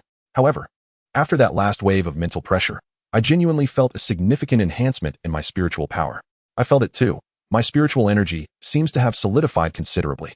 Just as everyone thought the mental pressure training had concluded, someone suddenly noticed that Lin Yan was still fervently channeling spiritual energy into the crystal ball. Alas, has the mental pressure training not yet concluded? Instructor Li still maintains the crystal ball. Upon hearing this, a nearby individual hastily interjected, "How is that possible? The last wave of mental pressure we experienced far exceeded our capacity to endure. It could be that the method of utilizing this crystal ball is unique, requiring an additional surge of input upon termination." Just as the crowd was prepared to acknowledge this assertion, one person widened their eyes and nudged their companion. Wait, it seems Lin Yan is still undergoing training. How can that be? Just as they were about to voice their skepticism, the next moment, they too observed Lin Yan seated, immobile, mirroring their own experience during the mental pressure training. Indeed, is Lin Yan truly that formidable? The group felt an overwhelming sense of astonishment. They were aware of Lin Yan's strength, yet they could scarcely believe that his soul power could reach such heights. Might it be that the recent surge of mental pressure had intensified before diminishing, allowing Lin Yan, marginally stronger than the rest, to endure the peak, thus enabling him to persist until now? This notion resonated with the others. After all, they were all first-level beast tamers, and they could hardly accept that Lin Yan was significantly superior. Indeed, even Feng Ling, the most accomplished among them, had already withdrawn from the mental pressure. The crowd unanimously concurred. Perhaps I should re-enter the mental pressure for another attempt, said one individual, once again probing their soul power into the realm of mental pressure emanating from the spiritual artifact. The moment their soul power breached the mental domain, their body suddenly stiffened, rendering them motionless in their seat. Observing this, those around them initially assumed he was unfazed by the current mental pressure, effortlessly withstanding it. See, I told you the mental pressure has weakened. He can endure it with ease. The surrounding individuals expressed their agreement. Just then, the student who had just ventured into the mental pressure range abruptly collapsed onto the table, motionless. Hey, what's wrong? Are you all right? The nearby individuals rushed over to assess the situation. After confirming that his vital signs were stable, they breathed a sigh of relief. After about a minute, he finally regained his composure. Upon waking, the group promptly surrounded him, eager to inquire about what had transpired. Chapter 13, The Soul Elixir. The previously fainted individual wore an expression of lingering trepidation, as if he had witnessed something truly terrifying. I cannot comprehend what transpired. The moment my soul power entered the domain of mental pressure, it felt as though I had been struck by a hammer, and then I was out. At this moment, everyone instinctively turned their gaze toward Lin Yan, who remained steadfast in his seat, resembling a mountain that could not be shaken. The only notable change was that Lin Yan's expression appeared slightly more solemn than before. The glances directed at Lin Yan now held an additional tinge of fear. The mental pressure, which caused the average person to faint upon mere contact, was something Lin Yan could endure for an extended duration. What kind of formidable soul power must he possess to achieve such a feat? In their hearts, they silently labeled Lin Yan as someone who should never be provoked. While soul power may not represent an individual's entire strength, a powerful soul would undoubtedly pave the way for a beast tamer's future growth to exceed that of ordinary tamers. Meanwhile, Lin Yan was finding the endurance increasingly arduous. With the other participants withdrawn, Lin Yan had unleashed the full potential of the mental artifact in his hands. If he remained unaware of the situation, it would mean that all his years of training as a third-level beast tamer had been in vain. This young man's soul power was astonishingly formidable. Nevertheless, Lin Yan was still taken aback by the magnitude of Lin Yan's soul power. Although he had sensed something unusual about Lin Yan's soul power during yesterday's physical training, the true extent of its strength was beyond his expectations.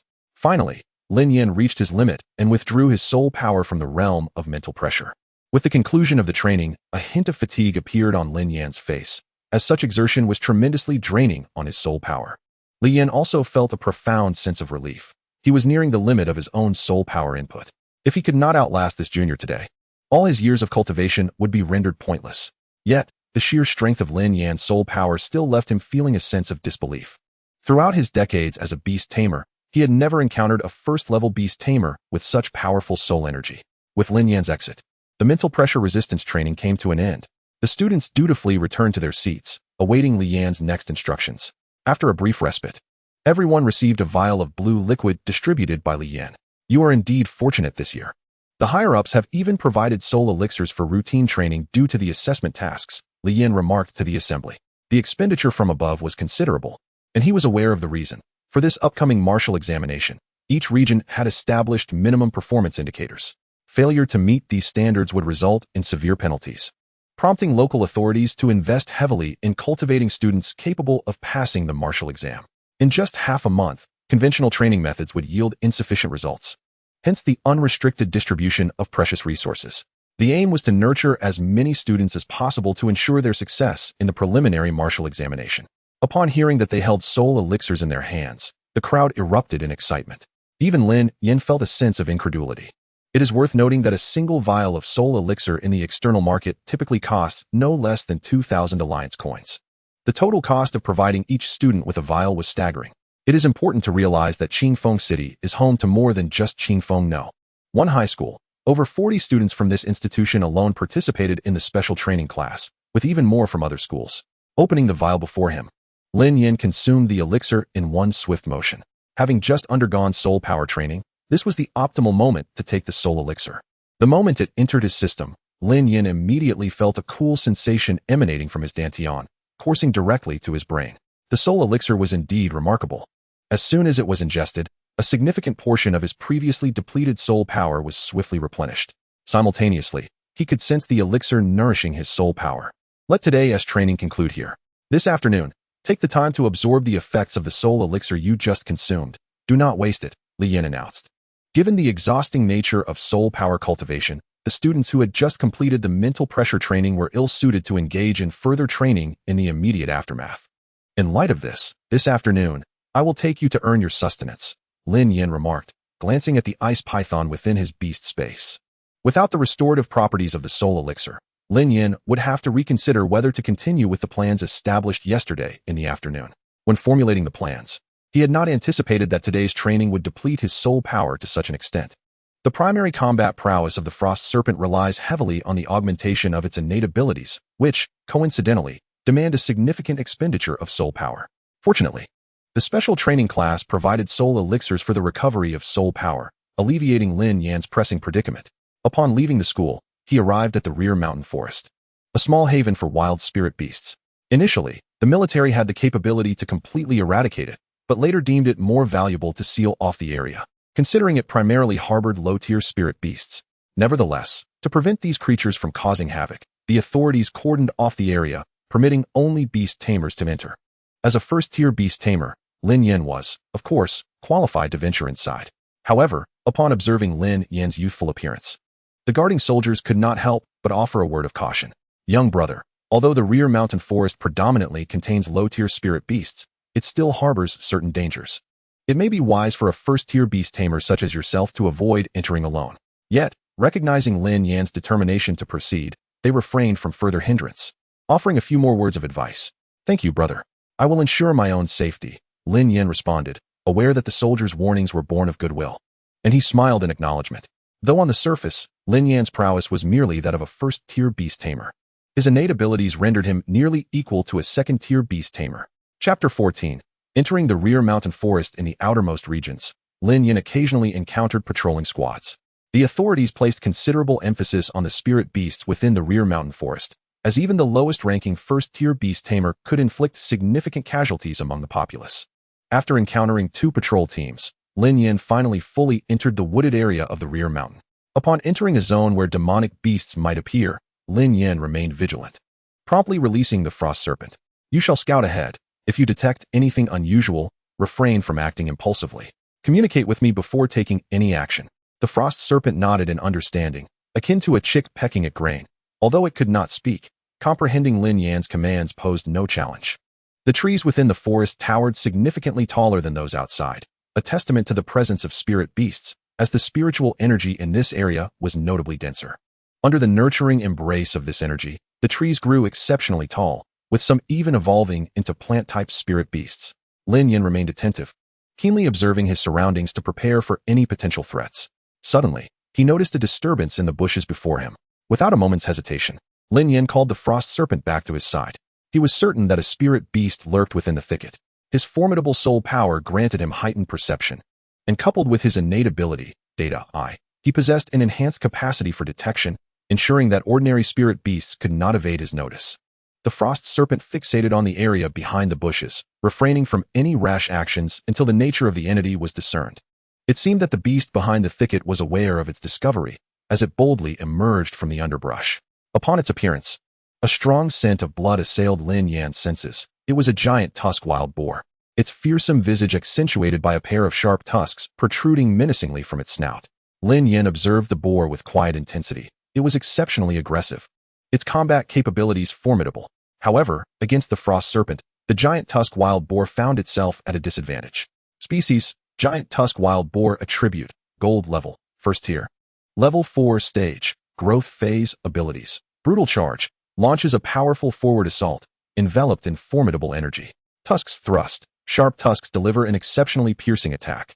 Status: healthy, excited, bloodthirsty. Evolution route.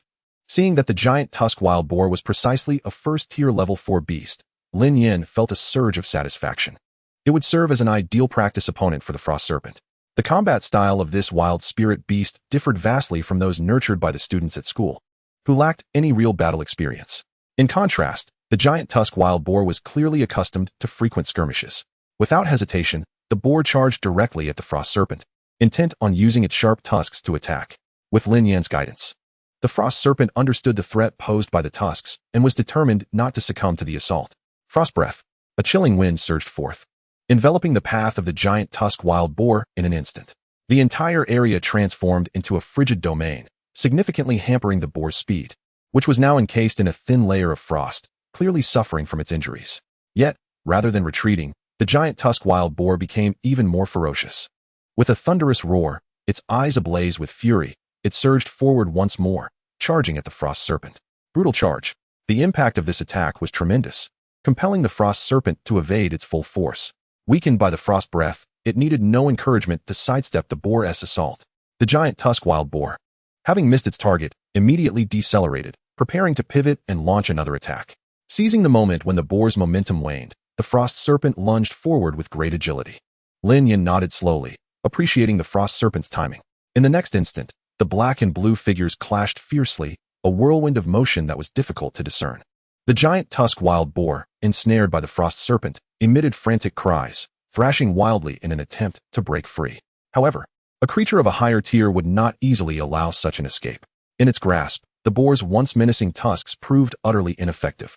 The Frost Serpent, possessing the bloodline of a divine dragon, demonstrated formidable skills and close-quarters combat prowess, easily overpowering the lower-tiered giant tusk wild boar. Moments later, under the Frost Serpent's constricting hold and relentless bites, the giant tusk wild boar fell silent. Lin Yan swiftly gathered materials from the boar's body and stowed them in his backpack before making a hasty retreat. The air was thick with the acrid scent of blood from a recent battle, inevitably attracting various spirit beasts.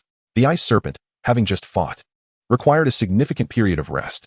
Not long after departing, Lin Yan encountered another group of individuals. This party appeared to be a team of beast tamers, as only those skilled in the art would venture into these woods together. "Brother, did you come to this remote forest alone?" inquired one of the more composed men from the group. "Indeed," Lin Yan replied. The group, taken aback by his youth, could not help but approach him with concern.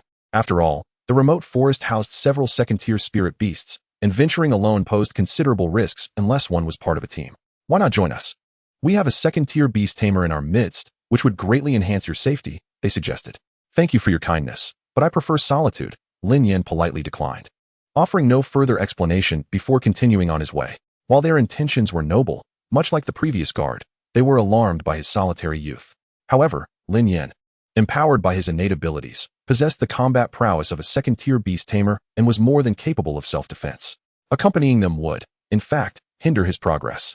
Chapter 15. Slaying Second-Tier Spirit Beasts. Having graciously turned down the group's offer, Lin Yan ventured deeper into the heart of the forest.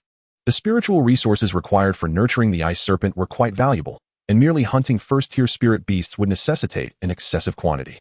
Thus, it was far more expedient to seek out higher-tier spirit beasts in the depths of the forest.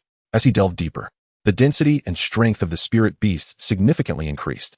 Before long, Lin Yan encountered his first second-tier spirit beast. Faced with this formidable opponent, he did not dare to be complacent and immediately activated his innate ability, enhancing his strength.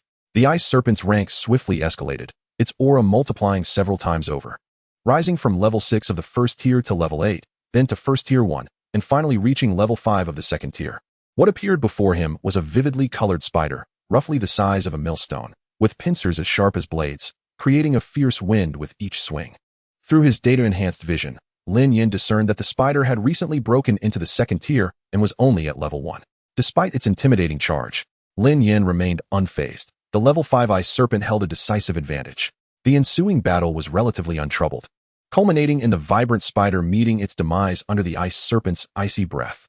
After collecting materials from the spider's body, Lin Yan pressed onward, victorious yet vigilant. He halted at the slightest unusual sound, carefully observing his surroundings. Once assured of safety, he continued with the ice serpent. With the ice serpent at a formidable level of 5 in the second tier, Lin Yan found it unlikely to encounter significant dangers in this remote forest. Even if faced with formidable adversaries, he believed he could retreat unscathed. Suddenly, cries of alarm pierced the air ahead. "Run! We can't stay here. We can't leave, Huanggu. No time. If we don't move now, we won't be able to escape." Gazing forward, Lin Yan discerned the chaos of a fierce battle. The commotion had frightened many weaker spirit beasts into flight. Hearing the distress calls, Lin Yan chose not to remain a bystander. He hastened towards the source of the conflict with his ice serpent in tow. After all, they were all adventurers in this perilous forest, and if he could lend aid, he would do so. However, if the situation proved dire, he would not hesitate to withdraw, unwilling to jeopardize himself for strangers. As he approached, Lin Yan clearly saw two massive lizards launching a ferocious assault on a group of human adventurers. The strength of these lizards was formidable, and the adventurers appeared perilously close to being overwhelmed, their defensive formation on the verge of collapse. If that occurred, the beast tamers within would find themselves in grave danger. To Lin Yan's surprise, the beleaguered adventurers were none other than the beast tamer team that had previously sought to include him in their ranks at the base of the mountain. He had not anticipated they would encounter peril first. Without hesitation, Lin Yan urged his ice serpent toward the fray. Time was of the essence. The adventurers, upon noticing his approach, felt a surge of hope. Although their team boasted a second-tier beast tamer, they were struggling against the relentless assault of the two powerful second-tier lizards. "Someone is coming to help us," one of them exclaimed, relaying the good news to his companions. Hearing this, the others felt a wave of relief. Any additional second-tier beast tamer would significantly enhance their chances of survival. As Lin Yan drew nearer, the adventurers, invigorated, rallied their spirit beasts against the lizards. "Hold on. Our ally is almost here." However, as Lin Yan continued to advance, doubts began to surface among the group. "Wait, he looks rather young, doesn't he? I thought I recognized him. Isn't he the boy we met at the base of the mountain? Why is he here? He can't possibly help us. He might even endanger himself." In an instant, the glimmer of hope within the adventurers' hearts plummeted. "Young brother, don't come any closer. Those are both second-tier spirit beasts." Despite their renewed despair, they still cautioned Lin Yan about the inherent dangers. Initially, they had anticipated that any beast tamer brave enough to approach such a fierce battle must possess considerable strength, only to find that it was Lin Yan. Undeterred, Lin Yan pressed on, his pace unwavering. He deemed the Beast Tamer team worthy of his intervention, as they had previously extended a hand to him. Now, even in their moment of peril, they still sought to warn him of the impending danger, reflecting their integrity. As he neared, the situation grew increasingly dire. The defensive circle formed by the adventurers was on the brink of collapse, with many of their spirit beasts nearing exhaustion. The two lizards merely needed to maintain their current offensive, and it would not be long before the defense crumbled under their relentless assault. As Lin Yan approached, he immediately activated his innate ability, and the enhanced ice serpent materialized before the two lizards. "Little brother, it's dangerous. Retreat quickly," the man began to warn. But before he could finish, the scene that unfolded left everyone present utterly astonished. A surge of frigid air erupted from the ice serpent's mouth, sweeping through the forest. Wherever the cold passed, the surroundings transformed into a wintry landscape, and the two lizards became sluggish under the onslaught of the icy assault. In an instant, the pressure on their defensive perimeter diminished significantly, allowing the group some much-needed respite. "He appears so youthful, yet his beast is remarkably formidable. Surely he must belong to a prestigious family. It seems likely. Who else could possess such strength at such a tender age?" Chapter 16, Spirit Herb, Blaze Flower. The arrival of the ice serpent radically altered the dynamics of the battlefield. The two colossal lizards possessed only the strength of second-tier level 2 and level 3. Under the ice serpent's assault, the pair found themselves steadily retreating despite their combined efforts. Prior to the battle, Lin Yan had already discerned the characteristics of these spirit beasts using his data divine eye. The two giant lizards belonged to the variegated tree lizard species, renowned for their ability to blend into their surroundings through color transformation and their remarkable speed. The previous Beastmaster team suffered severe injuries due to a surprise attack by these lizards, who utilized their camouflage ability to ambush them. Otherwise, they would not have been so disadvantaged. The ice serpent swiftly encased itself in a layer of hard ice crystal armor and engaged the two variegated lizards in fierce combat. This little brother's beast should already be at least second-tier level 4, one of the second-tier Beastmasters remarked. To hold the advantage against two foes, he must have attained at least second-tier level 5. Thanks to this brother, we might have faced total annihilation without his intervention. However, we never heard of such a powerful young man before. With this level of strength, he would undoubtedly be considered a prodigy at any mid to high-tier academy. Indeed, such talent would be coveted by any Beastmaster university. The middle-aged man felt slightly embarrassed, having attempted to offer protection to such a formidable individual earlier at the foot of the mountain. While the group conversed, the mighty ice serpent had already inflicted severe wounds upon the two giant lizards. The forest floor was stained with the blood of the colossal lizards. While the ice serpent remained unscathed, the ice armor provided formidable defense, rendering the lizards' attacks ineffective. Suddenly, the two giant lizards emitted furious roars, akin to wild beasts. Just as everyone braced for a desperate counterattack, the two colossal lizards vanished before Lin Yan's very eyes. Oh no, it's their invisibility ability. The variegated lizards could blend into their surroundings by changing their color, achieving a degree of stealth. This is perilous.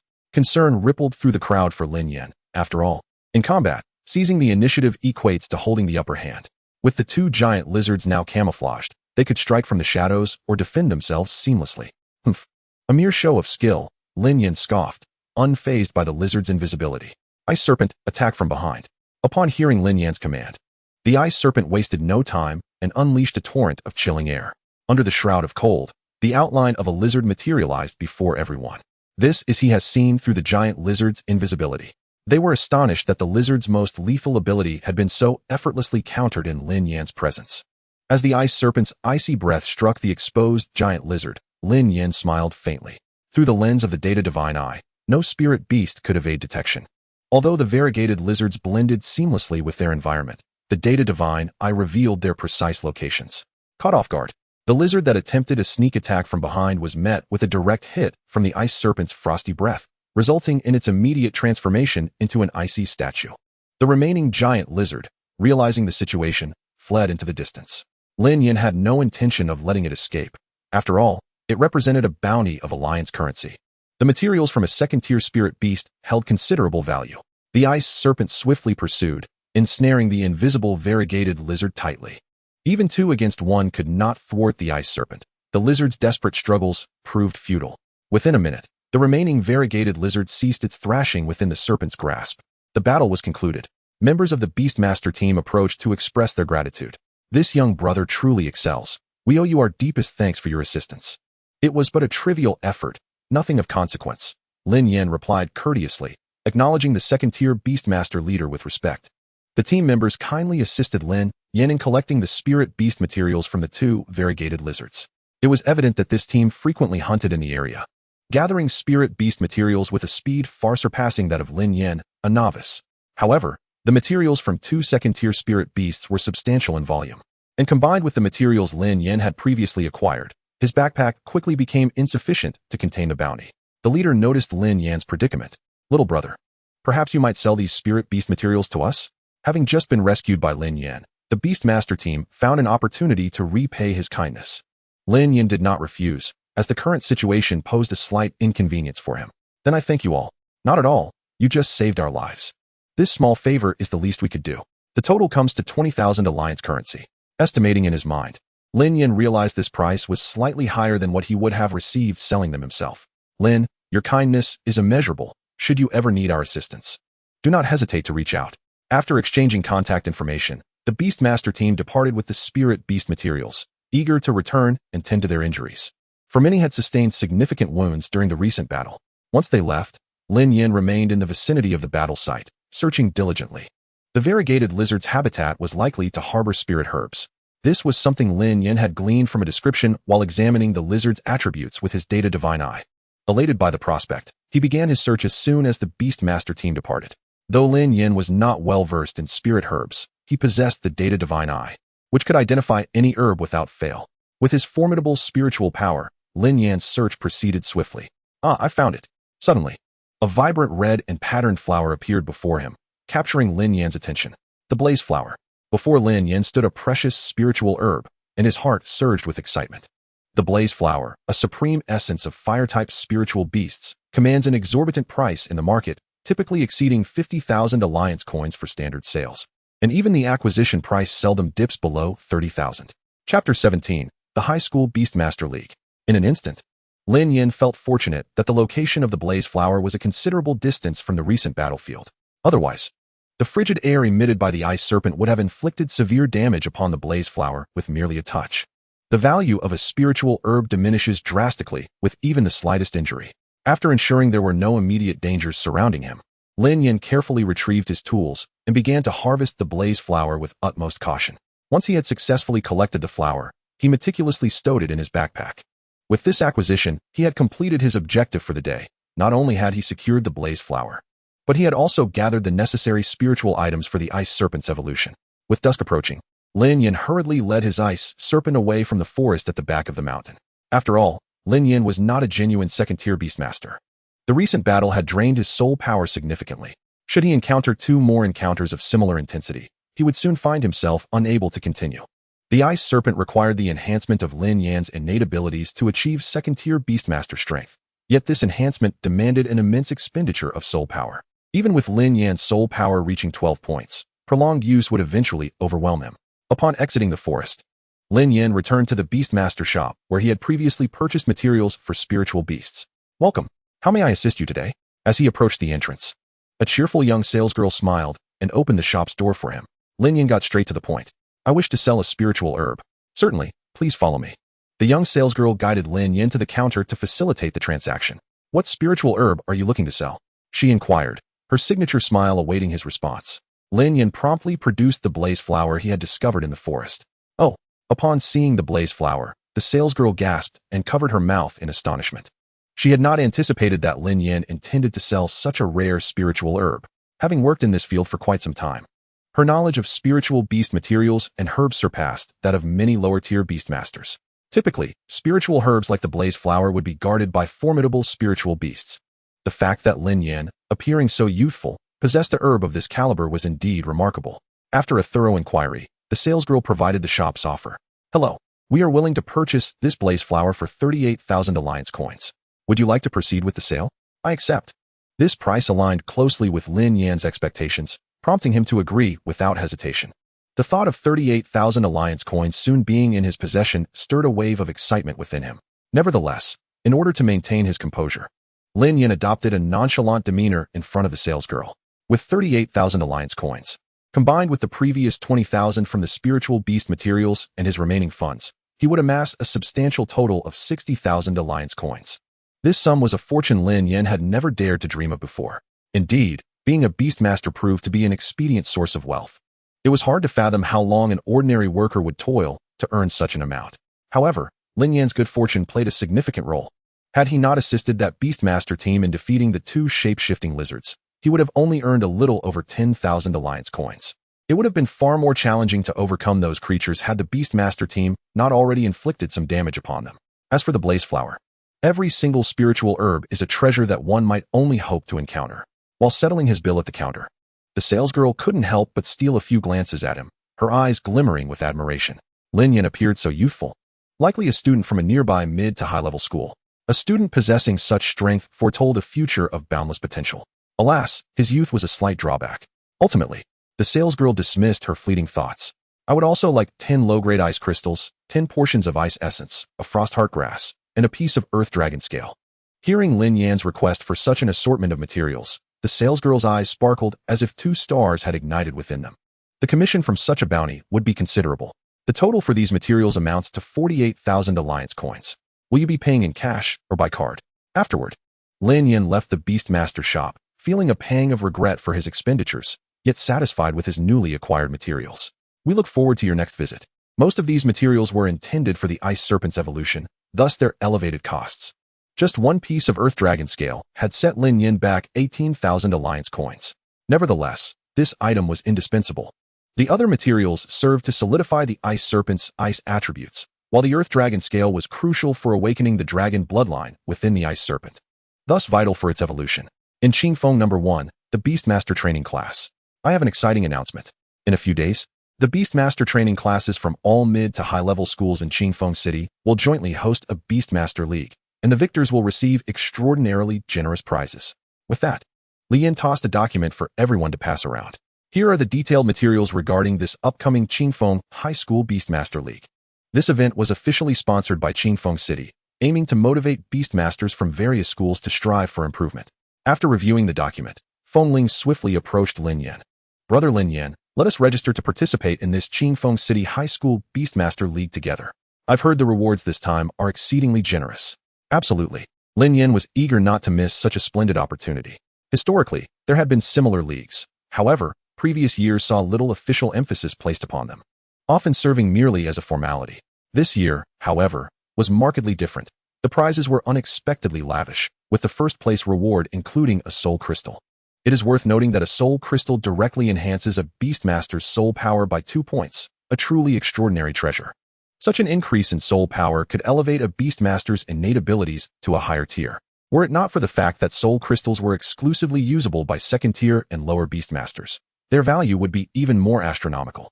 Naturally, Lin Yan was determined to secure a prize in this competition. The effect of a 2-point increase in soul power would vastly differ for him compared to others. Observing the enticing rewards, many around Lin Yan began to stir with ambition, while they acknowledged their inability to compete with Lin Yan and Feng Ling. The league consisted of teams of 7, organized by school. Apart from Lin Yan and Feng Ling, there were 5 additional slots available for competition. Securing a place among the final 7 representatives of the school would almost guarantee a prize. Chapter 18, the Support-Type Beastmaster. Today, we shall conduct our second practical training session, while also selecting the team to represent our school in the Qingfeng High School Beastmaster League. Practical training. Upon hearing the phrase practical training, the expressions of those present turned grim. The memories of the previous practical training were still vivid, as if they had transpired just yesterday. Rest assured, this time your opponents in the practical training will not be me, Lin Yan remarked with a smile, noticing the lifeless expressions of the students below. Since this was a selection process, it was only natural for them to engage in internal battles. If anyone wishes to participate in this competition, please step forward, and the others may choose to challenge you. Should you emerge victorious, you may take their place. I will. Lin Yan was the first to step forward. Is there anyone who wishes to challenge Lin Yan? Lin Yan inquired with a grin. Silence enveloped the room, with not a single person daring to step up to Lin Yan. Very well, the first spot is granted to Lin Yan. Next, teacher. I also wish to participate in this Beastmaster League. Feng Ling promptly followed Lin Yan's lead. Still, no one challenged her. That leaves 5 spots remaining. Muhi, step forth. The third spot is yours by default. Why does he get a spot without a challenge? Someone whispered. Is he perhaps using underhanded methods? Upon hearing the murmurs of dissent, Lin Yan shot a stern glance at the audience, and once again, the classroom fell silent. He is the only support-type Beastmaster in your class. Do you really wish for a support-type Beastmaster to engage in one-on-one combat with you? As Lin Yan's words sank in, the murmurs of protest gradually subsided. In combat, a support-type Beastmaster provides immense assistance to the entire team. However, support-type Beastmasters are exceedingly rare. Upon learning that Mu He was a support-type Beastmaster, both Lin Yan and Feng Ling exchanged pleased glances. After all, having a support-type Beastmaster in their team would greatly benefit the group, especially considering their school's overall strength paled in comparison to others. Were it not for Lin Yan and Feng Ling this year, the school might not even have considered participating in the Beastmaster League. Qingfeng City No.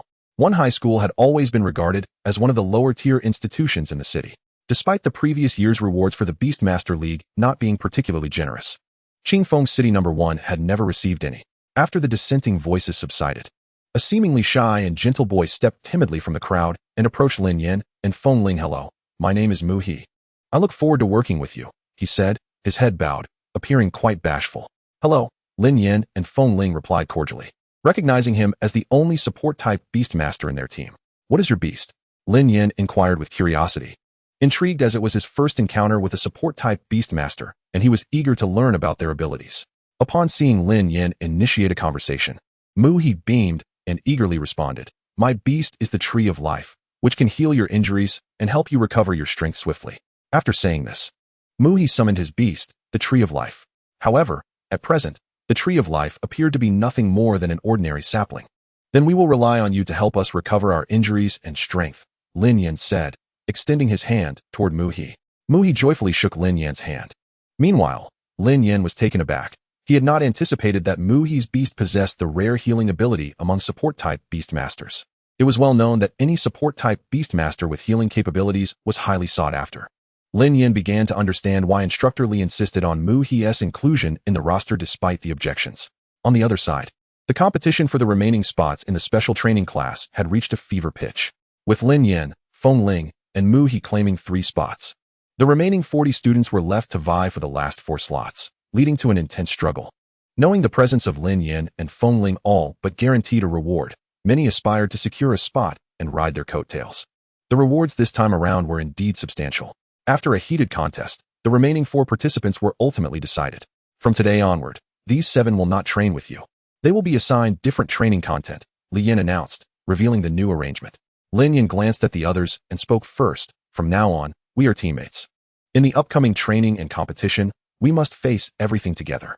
Let us introduce our abilities to one another. I'll start. Lin Yan, Beastmaster, Ice Serpent." With that, Lin Yan turned his gaze to Feng Ling. "Feng Ling, Beastmaster, Phoenix-tailed Qingwan." Feng Ling introduced herself with grace. "Mu He, Beastmaster, Tree of Life." The remaining 4 exchanged glances and promptly shared their beast identities. Tian Chung, Beastmaster, Ice Crocodile. A tall, slender boy introduced himself. Feng Wu, Beastmaster, Flame Bird. Feng Wu's striking figure drew the attention of the crowd, and while her beauty was commendable, she was slightly overshadowed by Feng Ling. Nevertheless, she would still be considered a goddess among ordinary individuals. Wen Hong, Beastmaster, Giant Scythe Mantis. Xiaoyan, Beastmaster, Green-tailed Fox. As the group became more acquainted, the atmosphere grew considerably warmer. This special training class had been hastily assembled from various classes to prepare students for the martial examination, and thus, they were not particularly familiar with one another. Lin Yan seized the opportunity to learn more about his companions, knowing they would need to stand shoulder to shoulder in the forthcoming battles. "I will take care of your injuries," Mu He offered, noticing that several of the others bore wounds from the recent skirmish, and he summoned his Tree of Life to provide healing. "Thank you," the 4 responded, releasing their beasts for Mu He to treat. The Tree of Life emanated a green light that enveloped the surrounding area. Under the influence of this verdant glow, the wounds on the beasts visibly healed at an astonishing rate. Although Lin Yan had not sustained any injuries, he stood within the healing radius, and the green light also graced him. The moment he felt the light's touch, a single word echoed in his mind: comfort. A refreshing sensation coursed through him, sweeping away any lingering fatigue. Chapter 19, Evolution, Ice Dragon. Before long, everyone marveled as they noticed their beasts had healed significantly. Witnessing the transformation in their beasts, they regarded Mu He's abilities with newfound respect. Initially, they had thought that a support-type Beastmaster without combat prowess would diminish their team's strength. However, it became evident that his capabilities were exceptionally formidable. With Mu He in their ranks, their endurance in battle would be greatly enhanced, an advantage that transcended mere combat strength. "Thank you, Mu He," The tall boy Tian Chung expressed his gratitude. It is my duty. We are teammates, Muhi replied with a beaming smile. After a brief period, Lin Yan brought forth a solemn middle-aged man before Lin Yan and the others. In the ensuing days, the 7 of you will engage in outdoor training to enhance your collaborative abilities under the guidance of Instructor Wang. Understood, Instructor Li. Having announced the forthcoming arrangements, Lin Yan turned his head towards Lin Yan. From this moment forth, Lin Yan, you shall be the captain of your team, and all actions of your squad will be under your command. Acknowledged, Lin Yan replied, his expression grave as he accepted Lin Yan's assignment. Once the transfer of responsibility was complete, Lin Yan departed, as he had to continue overseeing the training of the special class students. You all may rest for today. Return home and prepare 3 days' worth of supplies. Tomorrow morning, we shall gather at the school gate for a 3-day outdoor combat training session. With that, Instructor Wang also left without delay. In that case, let us return and rest. Do remember to prepare sufficient food and water for the 3 days, Lin Yan reminded, offering a few additional points of caution. Upon returning home, Lin Yan realized he needed to expedite the evolution of the ice serpent. He promptly retrieved 2 vials of ice attribute essence and administered them to the ice serpent. After consuming both vials, the ice serpent's aura began to quietly strengthen. According to Lin Yan's previous plan, the ice serpent was due to break through to level 6 of the first rank within 2 days, entering its mature phase. At that point, Lin Yan would be able to facilitate its evolution, significantly enhancing its strength. However, given the impending 3-day outdoor training, evolution would not be feasible during that time, and the upcoming training might entail certain dangers. Thus, Lin Yan resolved to enable the ice serpent to evolve today. Regrettably, this meant he had to use both vials of ice essence at once to hasten the ice serpent's maturation. At that moment, the ice serpent's aura surged dramatically. Success in the breakthrough. Through his data-gathering ability, Lin Yan was pleased to witness the ice serpent entering its mature stage, meeting the conditions for evolution. He hurriedly laid out dragon scales, cold heart grass, and ice spirit crystals in front of the ice serpent. Come, ice serpent, begin with the dragon scales. The ice serpent, demonstrating remarkable intelligence, picked up the dragon scales and began to chew vigorously. Crunch, crunch. Lin Yan couldn't help but marvel at the ice serpent's formidable dental prowess. A piece of the exceedingly hard dragon scale seemed no more challenging than a piece of chocolate in its mouth, devoured in mere bites. Following Lin Yan's prescribed order, the ice serpent consumed all the necessary materials for evolution. Burp. After finishing all the ingredients, the ice serpent closed its eyes and let out a contented burp. Before long, the ice serpent's body began to emit a brilliant blue light, and subtle changes manifested throughout its form. The evolution had commenced. Lin Yan's hands clenched in excitement as he observed the transformations occurring in the ice serpent. Unlike other beast tamers, Lin Yan felt no trepidation, for the evolutionary path outlined by his data-gathering ability was guaranteed to succeed. Unlike the beasts of others, which could still fail evolution despite following a known pathway, Lin Yan's advantage was unmistakable. This singular edge assured his victory from the outset, a benefit unmatched by any other. As the evolution progressed, the ice serpent's size rapidly increased, doubling in magnitude in no time. Its scales enlarged swiftly, resembling dragon scales more closely. Small bumps appeared on its head, and a pair of horns began to take shape. Claws sprouted from beneath the ice serpent's body. The entire evolution process lasted about a minute. When the azure glow faded, a spirit beast resembling a coiling dragon stood before Lin Yan. Cold Ice Dragon. This was the form of the ice serpent post-evolution, its body shimmering with a translucent brilliance. Truly dazzling. Its appearance radiated formidable power, exuding an intimidating aura. No longer shall you be called Ice Serpent. You have become a dragon. Henceforth, I shall call you Little Ice. After a moment of contemplation, Lin Yan devised this new name. The essence emanating from the Cold Ice Dragon was several tiers stronger than that of the former Ice Serpent, prompting Lin Yan to quickly utilize his data-gathering ability to assess the Cold Ice Dragon's enhanced capabilities. Species, Cold Ice Dragon. Attribute, Ice. Level, 2nd rank, Level 2. Stage, Juvenile Phase. Abilities, Ice Storm, Ice Mirror, Frenzy. Status, Healthy Excited. Evolution Path, Divine Dragon Evolution Direction, enhancing the dragon lineage within the beast, resulting in comprehensive attribute enhancement. Next evolutionary species, Ice Spirit Divine Dragon. Evolution materials, mid-grade Ice Spirit Crystal, Jade Spirit Ice Flower. Evolution potential, Level 9. Giant Serpent Evolution Direction, enhancing the beast's melee capabilities. Next evolutionary species, Cold Ice Python. Evolution materials, evolution potential, Level 7. The Cold Ice Dragon had remarkably elevated by a full 7 levels. Seeing the data panel displaying the Cold Ice Dragon at 2nd rank, Level 2. Lin Yan could hardly contain his elation. The enhancement in strength following the evolution exceeded Lin Yan's expectations, a testament to the perfect nature of the Ice Serpent's evolution, yielding effects far superior to those of other beast tamers. To leap directly from first rank, level 6 to second rank, level 2 was an unimaginable enhancement for others. It is noteworthy that among the mid to high-level students of Qingfeng City, those with slightly superior strength hovered around first rank, level 7 to 8. Even the most gifted wind spirits barely reached first rank, level 9, still a distance from breaking into the second rank. Yet Lin Yan's Cold Ice Dragon had astonishingly become a second-rank spirit beast, positioning him amongst the most formidable of the young generation in Qingfeng City. This meant that even without utilizing his innate abilities, Lin Yan could confidently surpass other beast tamers. Chapter 20. Provocation and Conflict. Early the next morning, Lin Yan and the wind spirit arrived at the school gate well in advance, awaiting Instructor Wang to lead them to outdoor training. Brother Lin Yan, I sense that your strength has once again increased, the wind spirit remarked with a bright smile. Lin Yan chuckled, remaining silent. It appeared that the enhancement of his spirit beast's power had reflected in Lin Yan, elevating his overall demeanor. While most might not notice, the wind spirit, who spent every day in close proximity to Lin Yan, perceptively recognized the change. After a while, two pure and radiant figures emerged into Lin Yan's view. It was the alluring Feng Wu and another member from the 7-person roster, Xiao Yan. These two were the only female members of the team aside from the wind spirit. The remaining 4 boys had yet to arrive. It's so hot, the wind spirit exclaimed, beads of sweat forming on her brow. June's weather, though still morning, was already quite warm. Lin Yan glanced around, noting that the other 4 had not yet made an appearance, and turned to the wind spirit. Wait here for a moment. I'll go buy some ice cream. All right, Brother Lin Yan.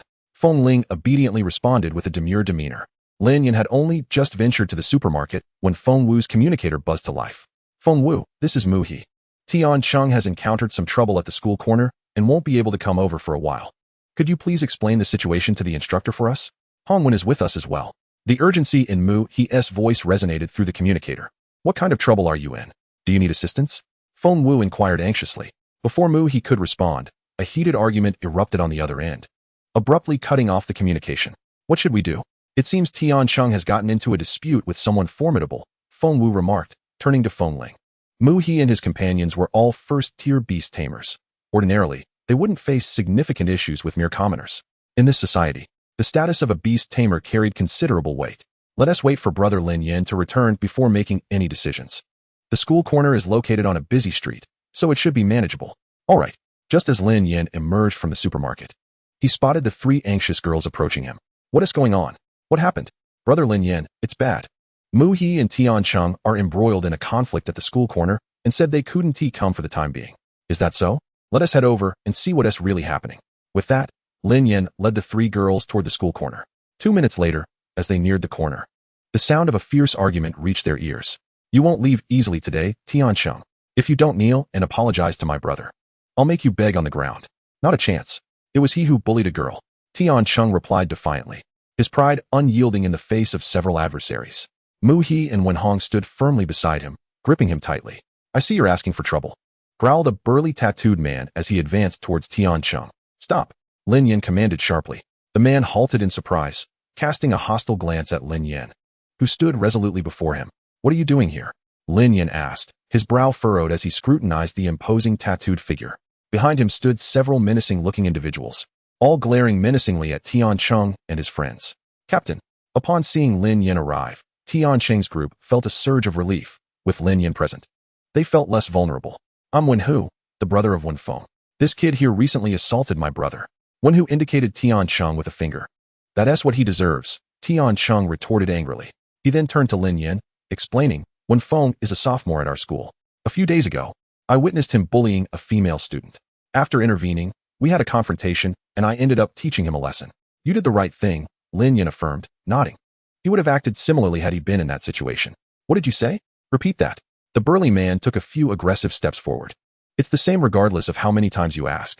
He acted correctly. Don't come here looking for trouble, Lin Yan replied firmly. Humph. Just as the burly man was about to unleash his fury, his gaze fell upon Feng Ling and the other girls standing behind Lin Yan, momentarily halting his advance. Little fellow, you have quite the luck with the ladies. Here's the deal. If you let them join me for a meal, I won't hold this against you. He leered at the 3 girls with a predatory gaze. Get lost. You should take a good look in the mirror and see what you look like. Feng Wu snapped, her temper flaring at the man's lewd gaze. Feeling uncomfortable, Feng Ling instinctively shifted slightly behind Lin Yan. How dare you speak to my brother like that? You filthy scoundrel. One of the man's lackeys shouted in defense of his boss. Seeing the man begin to harass Feng Ling and the others only fueled Lin Yan's anger. The audacity of the man's lackey incited a surge of rage within him. Smack! A crisp and resounding slap echoed through the air as Lin Yan swiftly struck the foul-mouthed lackey, sending him crashing to the ground, his face swelling visibly. Brother. He hit me. The lackey stammered, his words slurred from shock. Wen Hu, witnessing his subordinate being struck, was consumed by fury. You're asking for death. He snarled, cracking his knuckles ominously. Tian Chung and the others paled at the sight of Wen Hu's imposing demeanor. Captain, be careful. He is a second-tier beast tamer. Tian Chung warned. If Wen Hu were not a second-tier beast tamer, they wouldn't have wasted so much time here. Lin Yan stepped forward, positioning himself protectively in front of his friends. Brother Lin Yan, watch out. Feng Ling urged anxiously. The physical prowess of a beast tamer is closely linked to their level. While Feng Ling and the others understood that Lin Yan's strength stemmed from his innate abilities, they believed his physical capabilities were still akin to a first-tier beast tamer.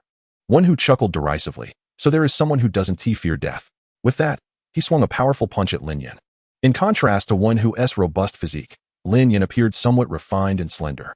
To onlookers, it seemed impossible for Lin Yan to match his opponent's strength. However, what transpired next astonished everyone. Lin Yan reached out and effortlessly grasped Wen Hu's fist, rendering it immobile as if it were caught in an iron vise. No matter how hard Wen Hu struggled, he couldn't free his hand. What is happening? How can this kid be so strong? Wen Hu felt a surge of panic and anger. Logically, as a student from a mid to high-tier school, Lin Yan should not be able to rival him in strength or development. The Wen family was a prominent clan, and one who had consumed ample resources to enhance his physique. His status as a second-tier beast tamer was largely due to the family's support. Feeling humiliated and desperate, Wen Hu swung his free hand at Lin Yan. Not willing to tolerate Wen Hu's defiance, Lin Yan retaliated with a powerful punch to Wen Hu's face. Thud! The impact was thunderous, resonating through the air. Everyone around heard the sound clearly, accompanied by Wen Hu's anguished cry. The force of Lin Yan's blow sent Wen Hu hurtling backwards several meters, and if not for his lackeys catching him, he would have crashed hard onto the ground. As he soared through the air, a few objects that resembled teeth could be seen flying out. Instantly, an eerie silence enveloped the surroundings. Wind Spirit and the others gazed in astonishment at Lin Yan, taken aback by the revelation that not only was his beast-taming prowess formidable, but his physical constitution was equally robust. Even Wen Hu's subordinates fell silent, realizing that their leader, a second-tier beast tamer, had been thoroughly bested. To continue their bravado would be tantamount to courting disaster. Among them, only one or two were first-tier beast tamers, while the rest were mere ordinary individuals. They could bluster, but in a real confrontation, they wouldn't stand a chance against the heavens themselves. Tian Chung blinked in surprise, wondering if their captain was truly so adept in combat. Wind Spirit, equally astonished, observed Lin Yan, who had always been the image of a gentle and refined elder brother in her eyes. She never anticipated he would be so valiant in a brawl. Meanwhile, Wen Hu gradually regained his composure, propped up by his subordinates as he rose to his feet. At this moment, he was consumed by a furious shame, having been thoroughly humiliated by a student from a mid-tier academy. If word got out, his reputation would be irrevocably tarnished. What Wen Hu was unaware of was that Lin Yan was not only a second-tier beast tamer, but that his beast had undergone an enhancement. The augmentation of the spiritual beast's power would also reflect positively on the beast tamer's attributes, bringing Lin Yan's physical prowess close to that of a third-tier beast tamer. Dealing with a half-hearted opponent like Wen Hu posed no challenge whatsoever. In a fit of rage, Wen Hu summoned his beast. A flash of light heralded the arrival of a rabbit-like spiritual beast, as large as a grinding millstone, before the crowd. This creature was cloaked in a dark gray hue. Its eyes a startling blood red that filled its entire pupils. The rodent blood rabbit. Damn it. I refuse to believe you can defeat my pet. One whose sanity had completely unraveled. He knew full well that using a beast in public would invite severe repercussions, yet he acted recklessly nonetheless. Are you not afraid of retribution from the Beast Tamer Enforcement Squad? Lin Yan queried, astonished by Wen Hu's blatant disregard for official regulations as he unleashed his beast in the open street. Brother, don't escalate this matter too much. Wen Hu's younger brother cautioned, unable to contain his concern at the madness unfolding before him. What is there to fear? With our Wen family's influence in Qingfeng City, as long as I dispatch this scoundrel quickly without drawing too much attention, I can simply pay a little compensation. Wenhu glared menacingly at Lin Yan, wishing he could have his beast devour him on the spot. Yet, even with a few more ounces of courage, he dared not act so rashly. Summoning his beast to fight was already pushing his limits. To directly harm someone would invite dire consequences.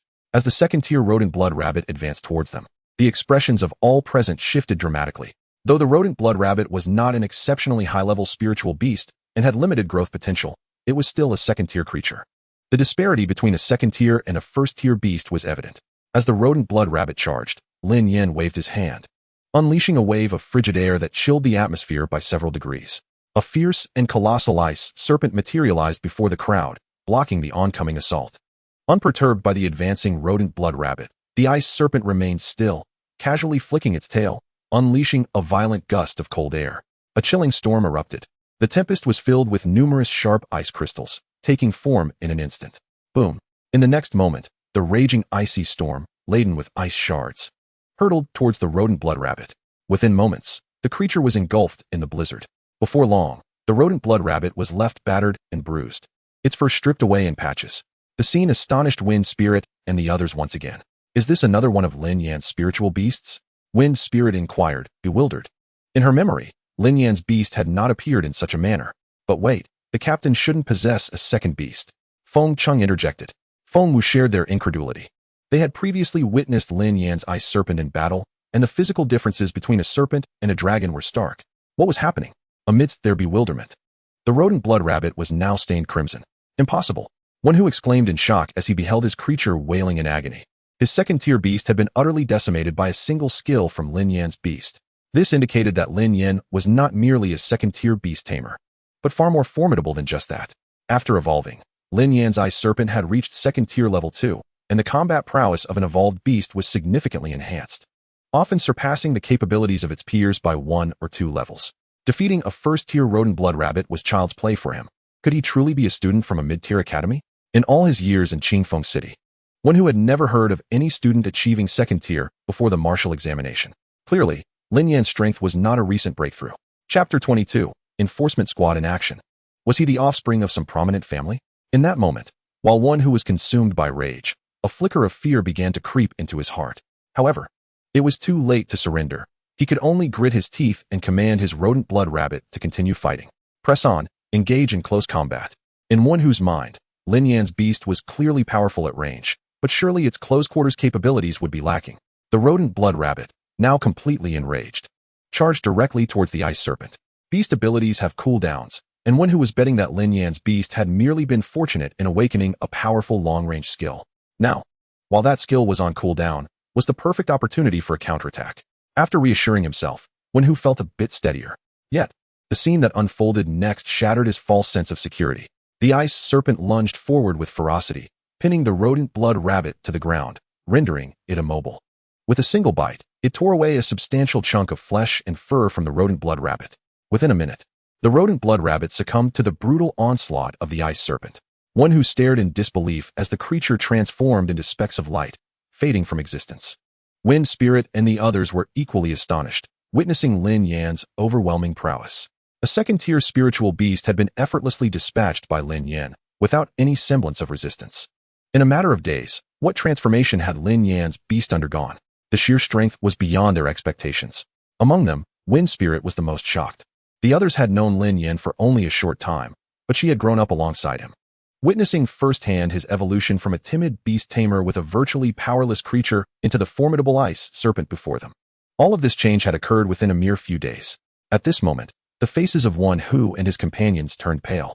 No matter how they rationalized it, they had never anticipated that their spiritual beast would be so thoroughly crushed by a high school student. It had met its end.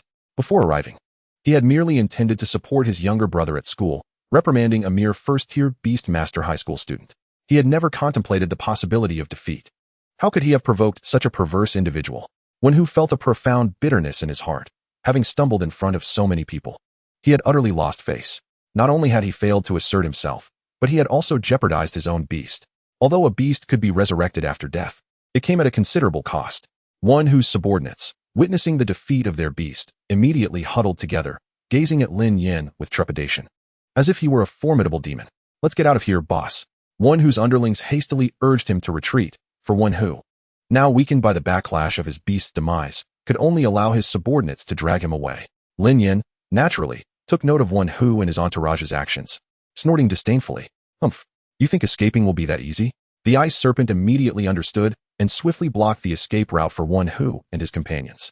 Upon seeing the fearsome ice serpent so close, Wen Hu's subordinates felt their legs weaken with fright. The icy breath emitted by the serpent sent a chill through everyone's hearts. I was wrong, big brother. Please, spare us this time. I won't dare to do it again. Another time? Lin Yan shot a piercing glance at Wen Hu. The ice serpent, positioned beside him, let out a menacing hiss, sending Wen Hu into a panic. Big brother, let's discuss this calmly. There won't be a next time, I swear. Here, take 20,000 alliance coins. Buy yourself something nice. Wen Hu felt a fear he had never experienced before. Today, he had summoned the spirit beast first. Even if the ice serpent devoured him, Lin Yan would likely only face a minor reprimand, if that. But what about them? He turned to glance at Tian Cheng and the others. After all, it was Tian Cheng who had encountered this situation today. Big brother Tian Cheng, I was wrong. I won't dare to cause trouble again. You are magnanimous. Please let my subordinates go this time. I will make sure to educate Wen Feng properly to ensure he never bullies classmates again. As he spoke, Wen Hu cast a fierce glare at Wen Feng. Tian Cheng merely scoffed and turned away, choosing not to regard Wen Hu and his companions any longer. What are you still standing there for? Hurry up and apologize to big brother Tian Cheng. Wen Hu, seeing Wen Feng standing foolishly, was instantly filled with rage and slapped Wen Feng harshly across the face. Smack. This slap was a cathartic release of all the frustration Wen Hu had just endured. Had it not been for the need to defend Wen Feng's honor, he would not have faced such humiliation. Wen Feng felt a ringing in his head, momentarily disoriented. If not for his usual training, that slap could have knocked him out cold. After regaining his composure, Wen Feng lowered his head to Tian Cheng. I'm sorry, big brother. Get lost. Lin Yan waved his hand impatiently. Upon seeing Lin Yan's gesture, Wen Hu and the others felt as if they had been granted a reprieve, scrambling away in haste, fearful that Lin Yan would change his mind at any moment. However, just as Wen Hu's group had not gone far, Lin Yan observed a squad from the official enforcement team in uniforms apprehending them. Tian Cheng and the others couldn't help but chuckle. Serves them right. Summoning beasts to fight in public is illegal. Since Lin Yan and his companions had been compelled to use their beasts for defense, they would be exempt from punishment. But the enforcement team arrived rather swiftly. Lin Yan muttered quietly. In a corner of the street, Li Yan and Wang Hong stood side by side, secretly observing Lin Yan and his companions. Wang Hong held a phone in his hand, his expression tinged with anger. The Wen family is utterly lawless, daring to openly violate regulations in broad daylight. Brother Zhang must teach them a lesson. They cannot be let off so easily. Indeed, the arrogance of the Wen family must be curtailed, especially since they dared to strike at students about to participate in the martial arts examination. The higher-ups will not let them off lightly. That's right. After concluding the call, Wang Hong restored his smile and turned to Li Yan. Lin Yan's strength truly exceeds my expectations. No wonder you are so protective of him, even sending him to me for special training. Of course, among them, Lin Yan is the only one I believe has a genuine chance of being accepted into the prestigious university in Modu. Even Feng Ling, unless she reaches second tier, has little hope. Modu Beast Master University. If he can truly gain admission, the higher-ups will be overjoyed. One student from Modu Beast Master University is worth 10 ordinary students' places in the martial arts examination. Wang Hong had not anticipated Li Yan's high regard for Lin Yan to exceed his expectations. Just wait and see, Li Yan replied with a smile, noticing Wang Hong's skepticism. Chapter 23. Teamwork. Returning to the school entrance, Wang Hong awaited them. Beside him was a long military armored vehicle. The 7 of them followed Wang Hong into the armored vehicle. As they boarded, Lin Yan began to piece together the identities of Wang Hong and Li Yan. It would not be easy for anyone outside the military to procure such a military armored vehicle, and considering Wang Hong and Li Yan's abilities, it was nearly certain they were affiliated with the military of Qingfeng City. Inside the vehicle, Lin Yan discreetly observed Wang Hong using his data-enhanced vision, and as expected, Wang Hong was also a third-tier beastmaster.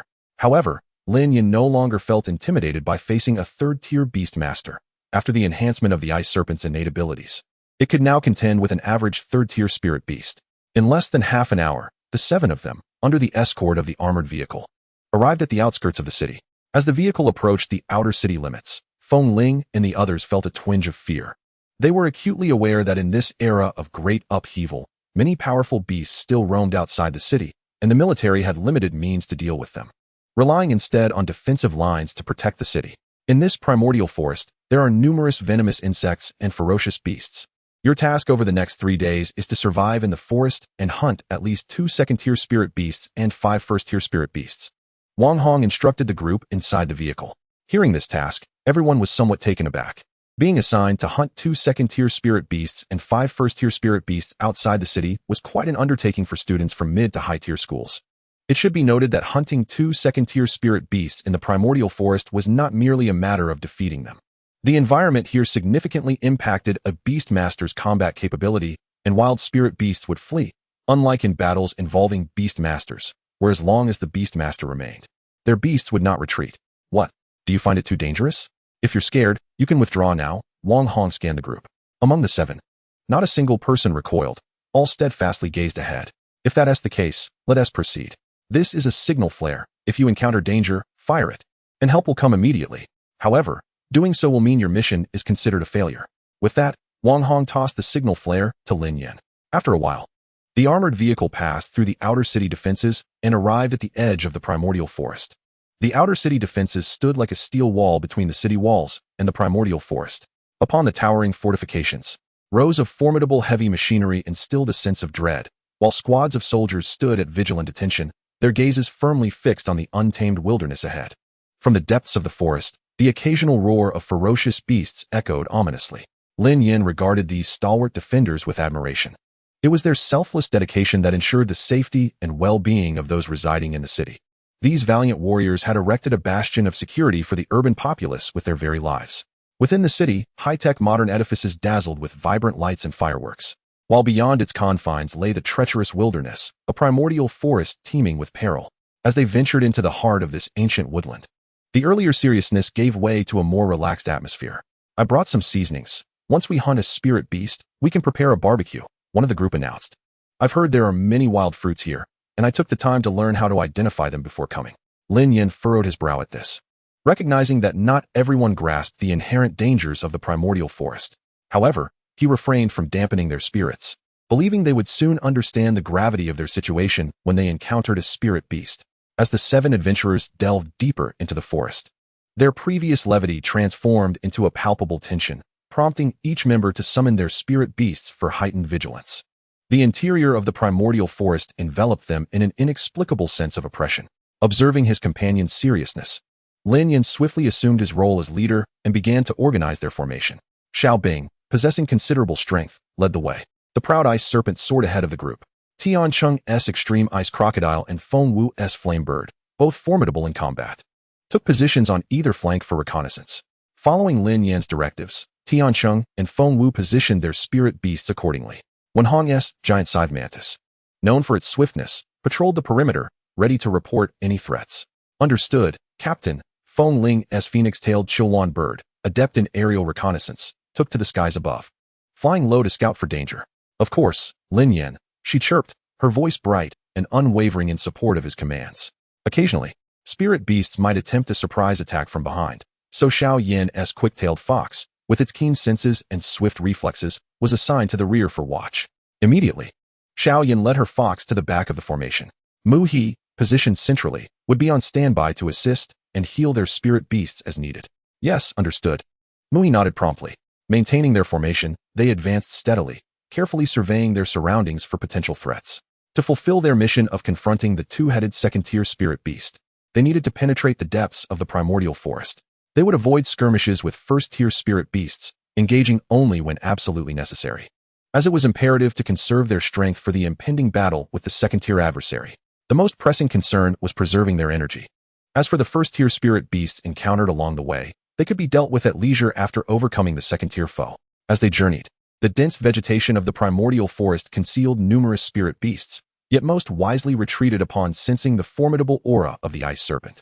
In a land governed by the law of the jungle, only the astute could thrive. Suddenly, a cacophony of wild roars erupted from ahead. The group halted abruptly, falling into a hushed silence. The giant scythe mantis will scout ahead. Let us approach cautiously, Lin Yan instructed with meticulous care. Xiao Bing, he called to the ice serpent, who promptly reigned in its formidable presence.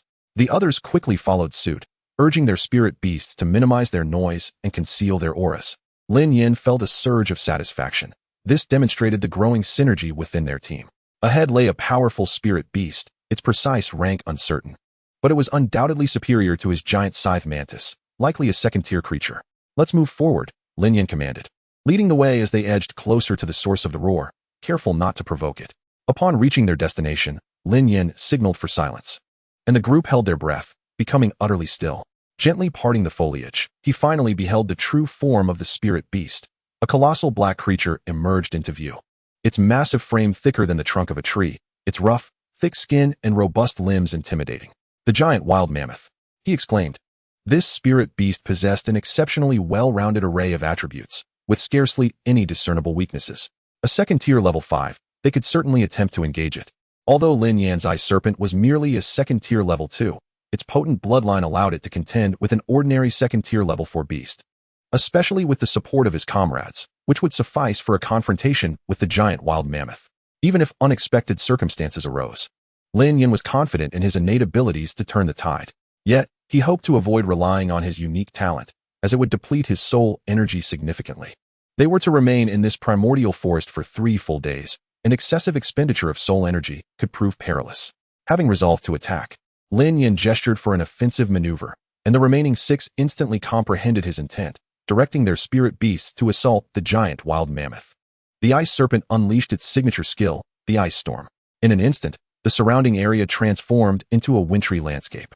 However, at Lin Yan's behest, the ice serpent preserved a clear space behind the giant wild mammoth for Feng Wu's flame bird to strike. Otherwise, the effectiveness of the flame bird's assault would be severely compromised. In the wake of their sudden onslaught, the giant wild mammoth bore several new wounds. Yet aside from Lin Yan's ice serpent, the other spirit beasts had only managed superficial damage. The disparity between first-tier and second-tier spirit beasts was vast, especially considering that the giant wild mammoth was particularly adept at defense. Wear it down. Lin Yan swiftly devised the next phase of their attack. From a mere clash, it was evident that defeating the giant wild mammoth in a short time was implausible. If not for the ice serpent absorbing the brunt of the assault, the other spirit beasts would have been swiftly dispatched. Now, the primary confrontation involved the ice serpent engaging fiercely with the giant wild mammoth, while the other spirit beasts provided distraction, as none possessed the strength to confront the mammoth directly. Fortunately, the giant wild mammoth was not particularly swift, and under the ice serpent's ice-based attacks, its speed diminished further. With the group entangled in battle, the giant wild mammoth descended into a furious state, charging towards the ice serpent with an unstoppable force. The entire earth trembled beneath the colossal tread of the titanic mammoth. Witnessing the formidable charge of the beast, the expressions of the onlookers turned pale with trepidation. Should they be struck head-on by this mighty creature, survival would be nearly impossible. Yet, the ice serpent remained poised, silently observing as the mammoth barreled toward it. As the giant drew near, the ice serpent leisurely illuminated the horn atop its head. A brilliant radiance emanated from the horn, manifesting before the serpent a shield forged from crystalline ice.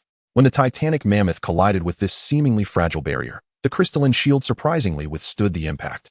This shield was one of the ice serpent's abilities, known as the ice mirror. Since the ice serpent's evolution from the ice snake, most of its powers have been unleashed through its majestic horns. The serpent's mastery over the ice element was predominantly concentrated in its pair of horns. The tremendous force of the collision was thwarted by the ice mirror, causing the mammoth to sustain injury from the backlash. A significant wound appeared upon the mammoth's head, marking the most severe damage it had endured since the battle commenced. In contrast, Lin Yan's spirit beasts bore numerous injuries. Among them was Mu He, who, upon noticing the wound on the mammoth's head, swiftly turned to the protected Mu He, instantly understanding the command. Mu He summoned the Tree of Life to emit a healing light, mending the wounds of all their spirit beasts while simultaneously restoring their stamina. In a brief moment, all the injuries on Lin Yan's spirit beasts were healed, and their previous exhaustion was significantly alleviated. Within the primordial forest, abundant with towering trees, the capabilities of Mu He's Tree of Life were greatly amplified. Observing the complete recovery of the ice serpent's wounds, Lin Yan immediately directed it to launch a vigorous assault on the mammoth. The spirit beasts of the other 5 members also began to spring into action. The mammoth, relying heavily on its formidable, rugged hide adorned with bristles, now bore wounds, finally presenting the others with vulnerable points to strike.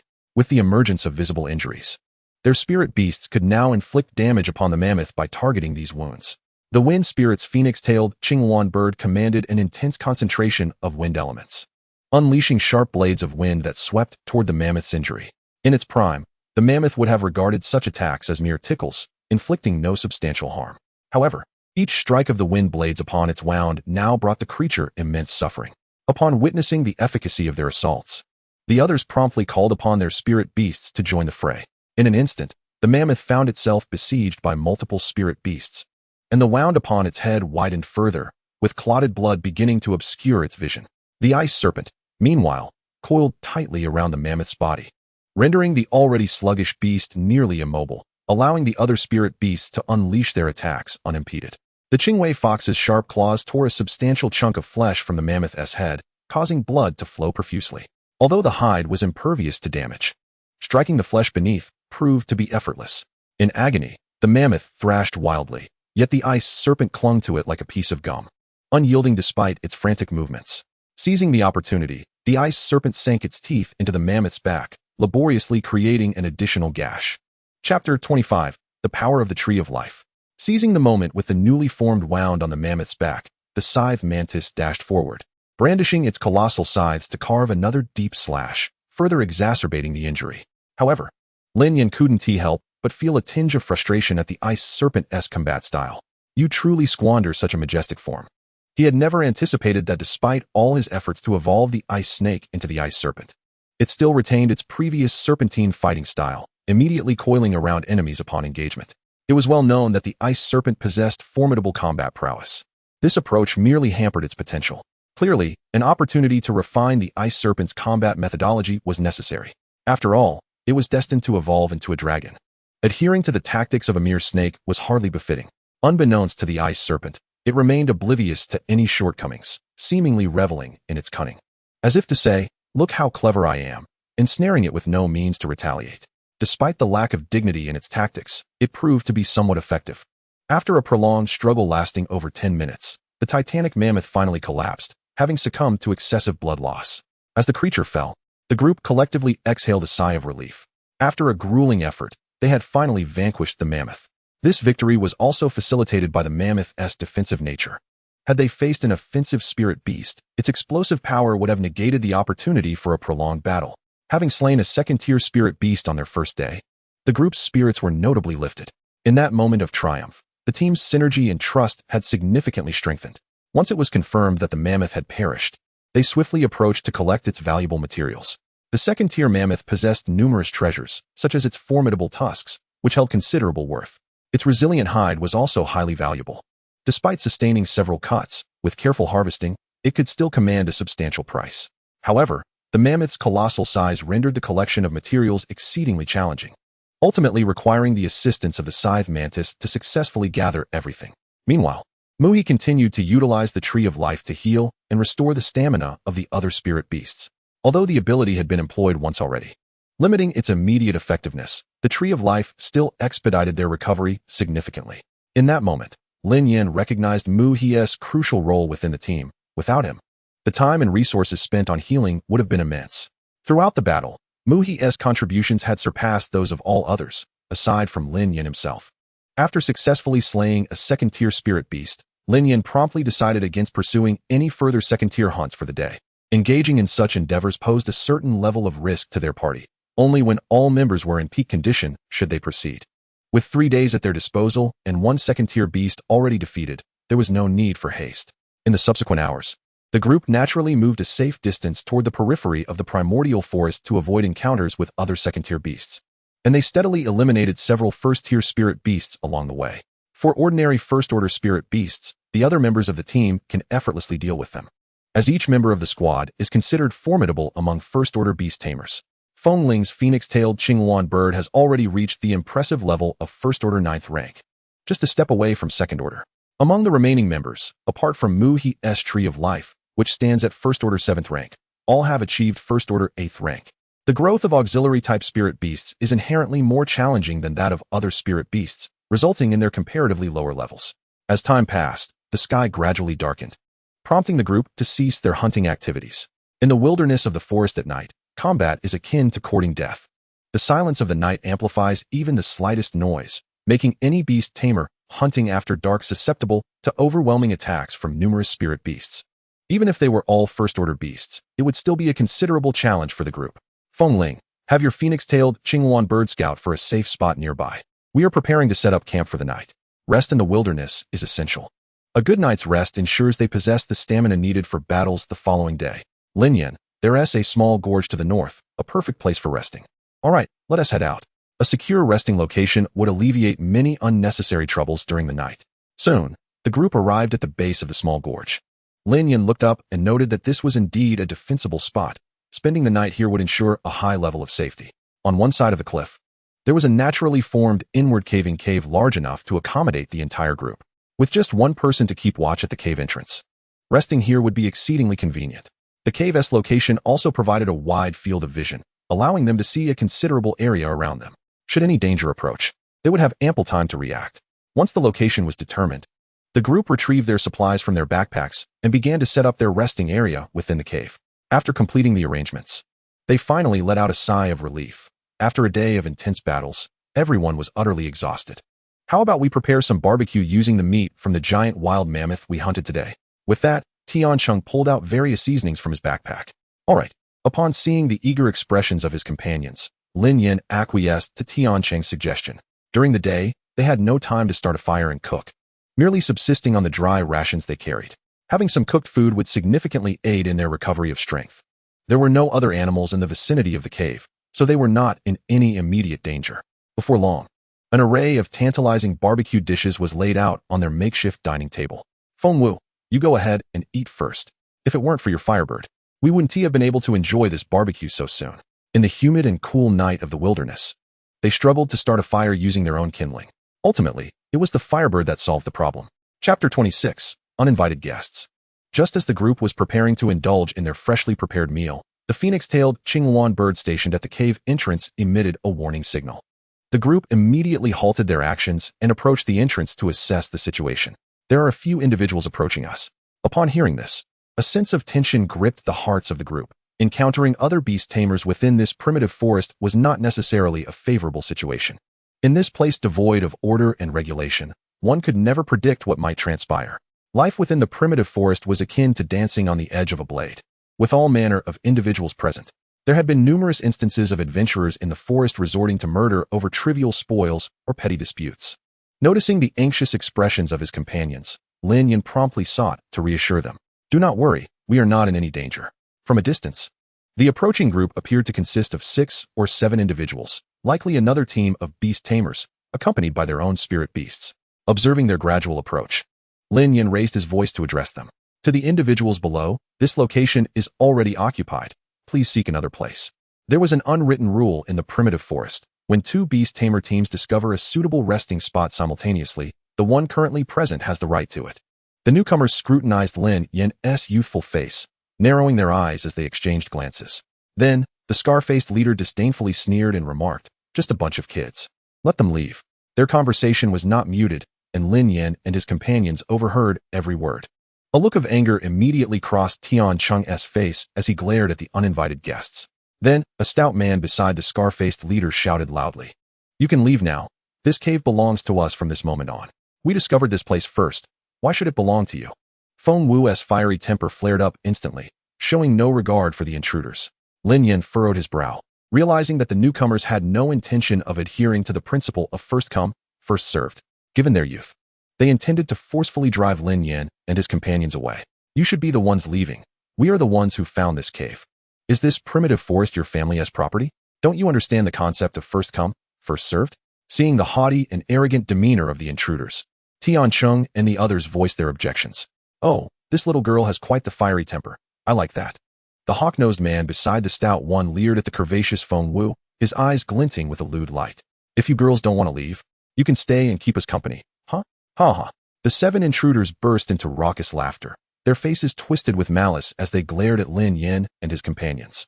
The spirit beasts behind them emitted threatening growls, exuding a fierce aura. Just because we are stronger than you, you must give way. I'll give you one last chance. Leave immediately, or I might change my mind, and you won't be able to leave at all. The scar-faced man threatened loudly. At this point, Lin Yan and his companions could no longer contain their anger and unleashed their spirit beasts to stand guard in front of them. They had comprehended that the intruders had no intention of reasoning with them from the very beginning. Coupled with their foul language, Lin Yan and the others wished to avoid further verbal exchanges.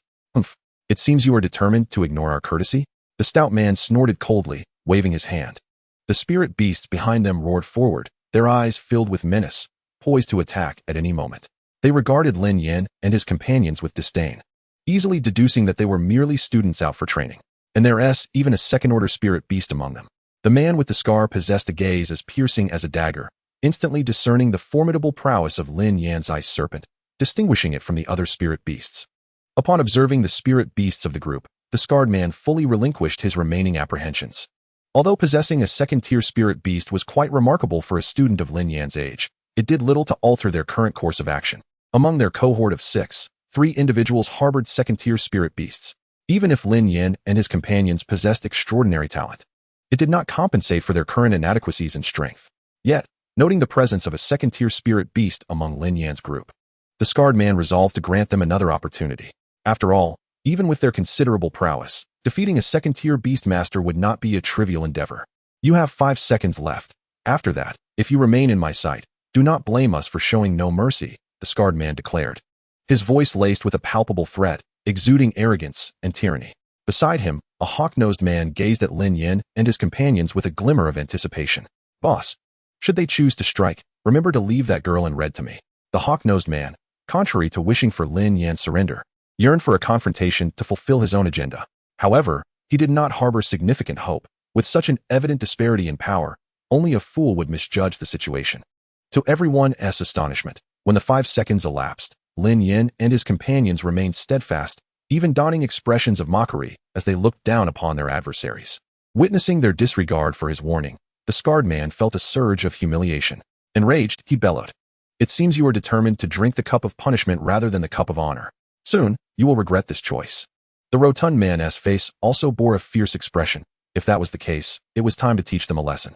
With the boss's command, the hawk-nosed man's excitement was palpable as he eagerly directed his spirit beast toward the direction of the girl in red. "Remember, that one in red is mine. Do not dare to snatch her from me." With that, he promptly commanded his spirit beast to charge forth. The second-tier spirit beasts belonging to the scarred man and the rotund man surged eagerly towards Lin Yan's ice serpent, their momentum formidable. The wind spirit's phoenix-tailed Qingluan bird coordinated seamlessly with the ice crocodile to fend off another second-tier spirit beast, while the remaining combatants engaged in a chaotic melee. Chapter 27. Choosing Punishment Over Honor? As the 2 second-tier spirit beasts barreled toward Lin Yan, the scarred man wore a sinister grin, envisioning Lin Yan's desperate plea for mercy in mere seconds. The others shared his excitement.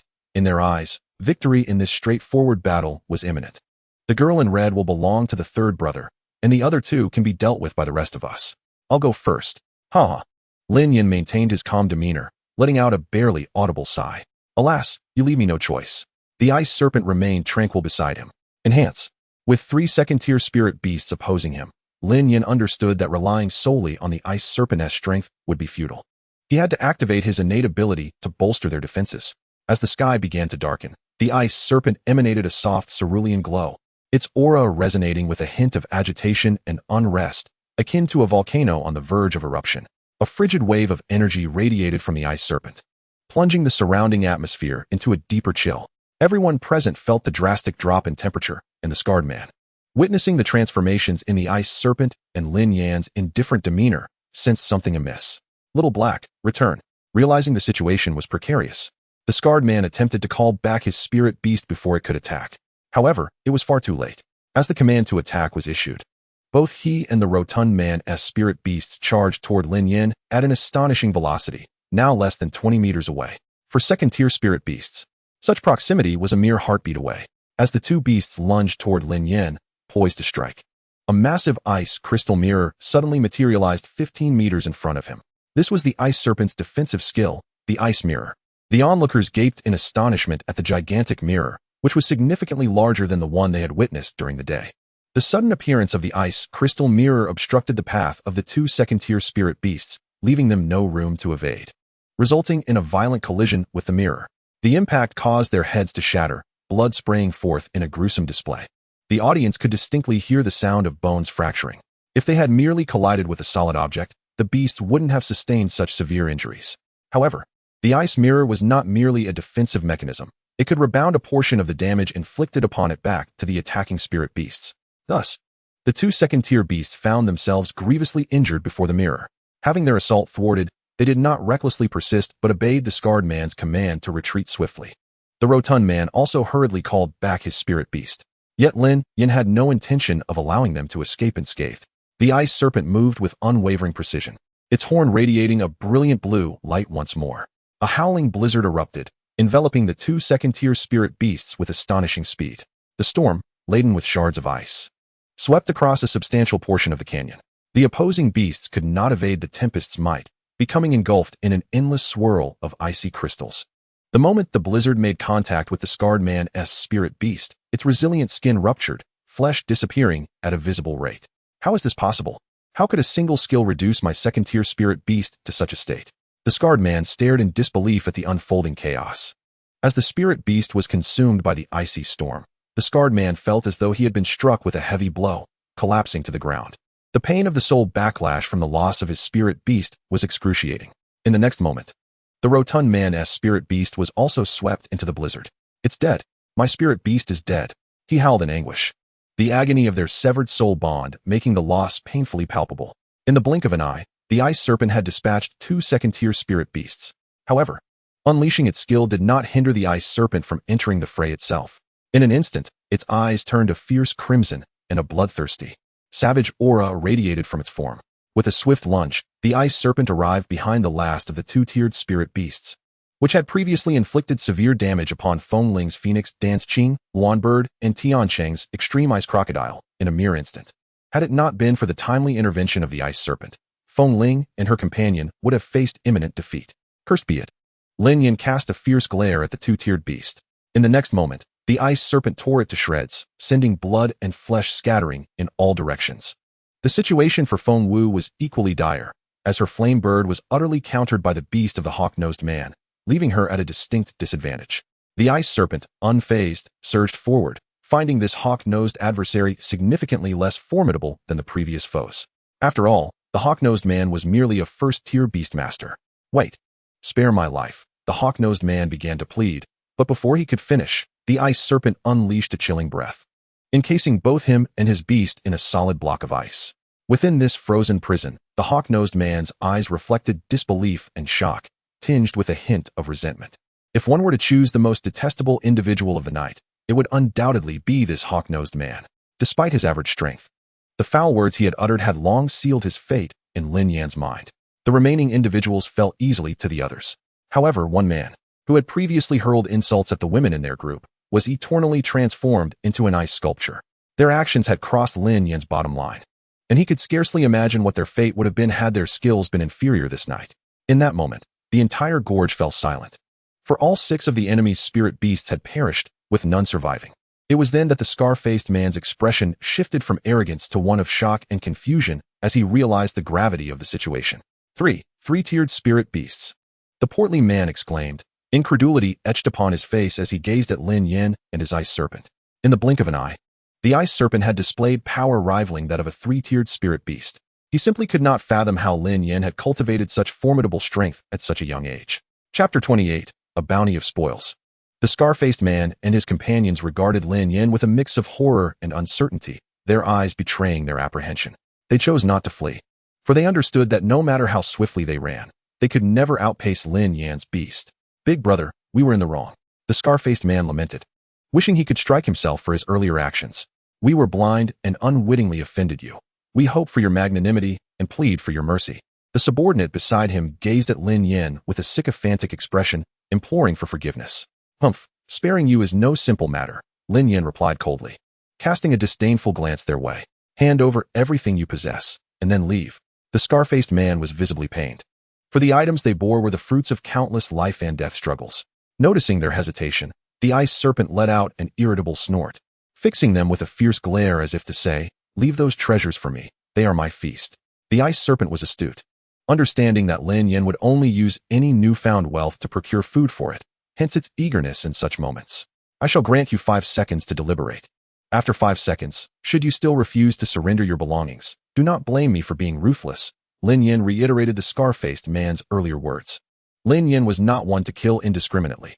After all, these individuals had not committed crimes warranting death. Those deserving such a fate had already met their end at his hands. Yet, these men would not be allowed to escape lightly. For them, Losing their possessions would be a fate worse than death. Seeing no alternative, the scar-faced man ordered his subordinates to drop their various packs, preparing to depart in shame. Just as they turned to leave, the ice serpent suddenly emitted an excited call and swiftly blocked the scar-faced man's path. The man's expression changed, and he cast a wary glance at Lin Yan. Are you planning to kill us to silence us? If you wish to take our lives, do so freely without being duplicitous. The scar-faced man glared at Lin Yan, frustration evident on his face. Lin Yan, along with Tian Cheng and the others, was equally perplexed, as such duplicity was not characteristic of Lin Yan. However, Lin Yan himself was momentarily bewildered, unsure why the ice serpent had obstructed the scar-faced man's escape. Approaching the ice serpent with curiosity, Lin Yan inquired, "What are you doing?" The ice serpent, however, remained fixated on the scar-faced man's left hand, refusing to budge. Following the serpent's gaze, Lin Yan noticed a seemingly ordinary iron ring on the man's left hand. Suddenly, everything clicked into place. "Leave the ring on your left hand," Lin Yan commanded, his tone icy and devoid of room for hesitation. "This is merely an ordinary ring, the only memento my mother left me." The scar-faced man feigned sorrow, even allowing a tear to glisten in his eye. Yet Lin Yan saw through his charade, fixing him with a cold stare. Initially, he had not noticed the ring, but now, thanks to the ice serpent's insistence, he recalled it vividly. Upon the man's arrival, he had worn a gemstone ring that emitted a green glow, which had now inexplicably transformed into a plain iron ring. The implications were all too clear. Seeing the cold determination in Lin Yan's eyes, and the menacing presence of the ice serpent looming nearby, the scar-faced man reluctantly relinquished the ring. Once the ring was surrendered, the ice serpent allowed him to pass, permitting the scar-faced man and his companions to depart. At that moment, the others were still processing the events that had transpired, confused as to why Lin Yan had insisted on the scar-faced man keeping that particular iron ring.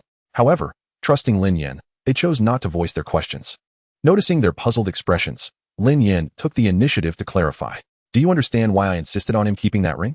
The others shook their heads, still unsure of Lin Yan's intentions. Lin Yan continued, "Does anyone recall the ring the scar-faced man wore upon his arrival?"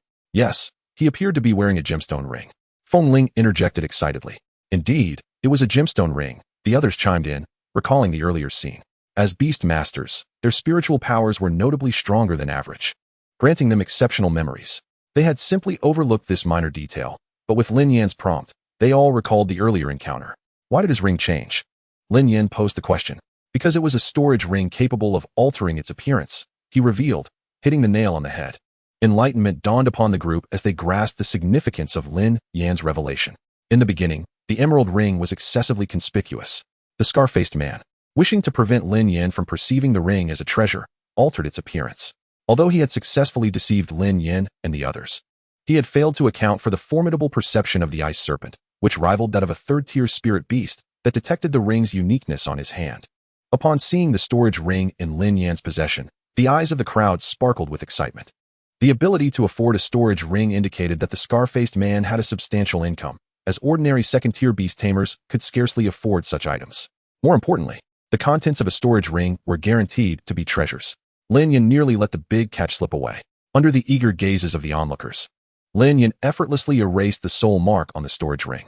With his formidable soul power, the minuscule trace of the soul mark left by the scar-faced man was utterly negligible.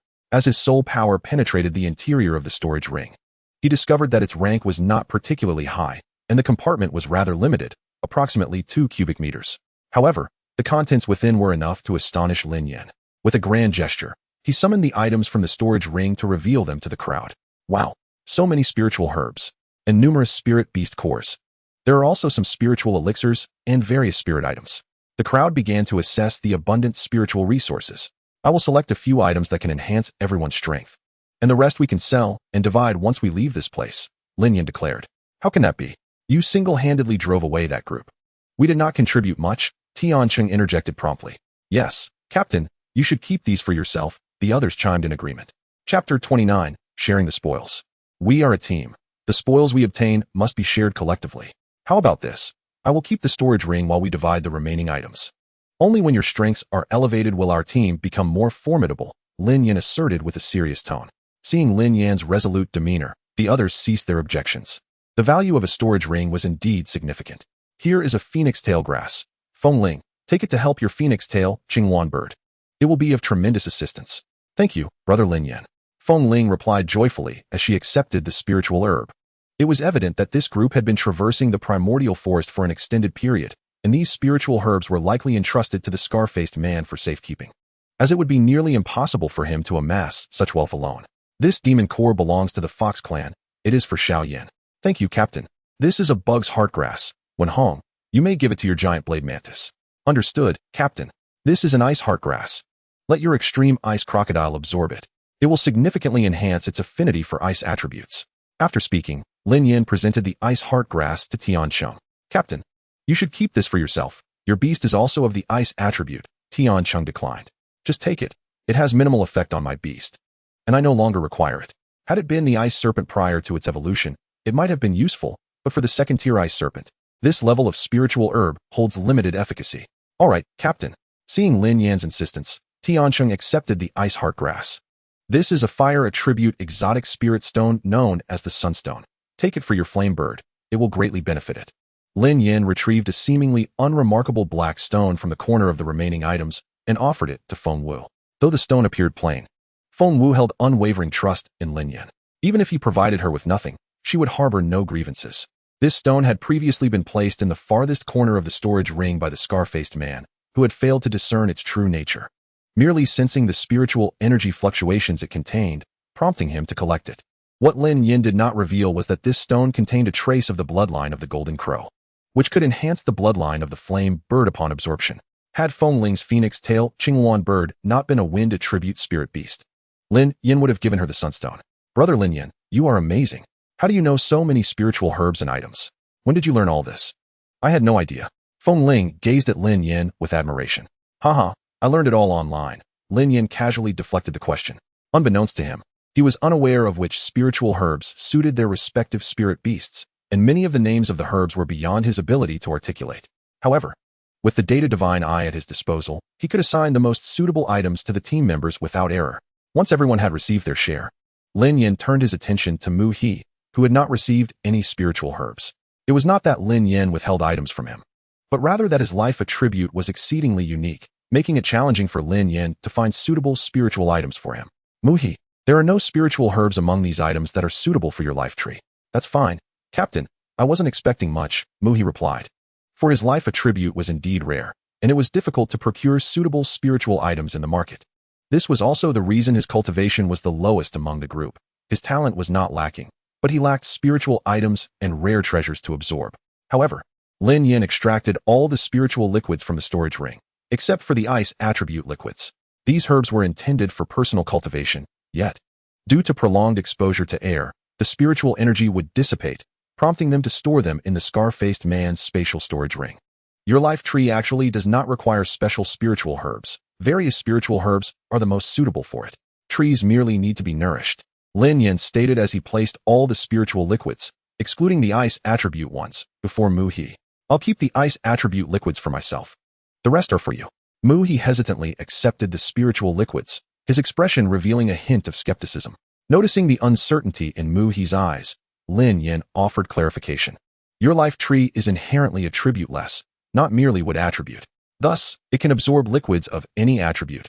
Life attribute plants possess strong adaptability. Upon hearing Lin Yan's explanation, Mu He slowly nodded in understanding. After distributing the items, the group returned to the cave. It's all because of those few people. The barbecue has gone cold. Feng Wu, I must trouble you to reheat it, Lin Yan requested. Just a small task. After feasting and quenching their thirst, everyone found a corner to begin nurturing their spirit beasts.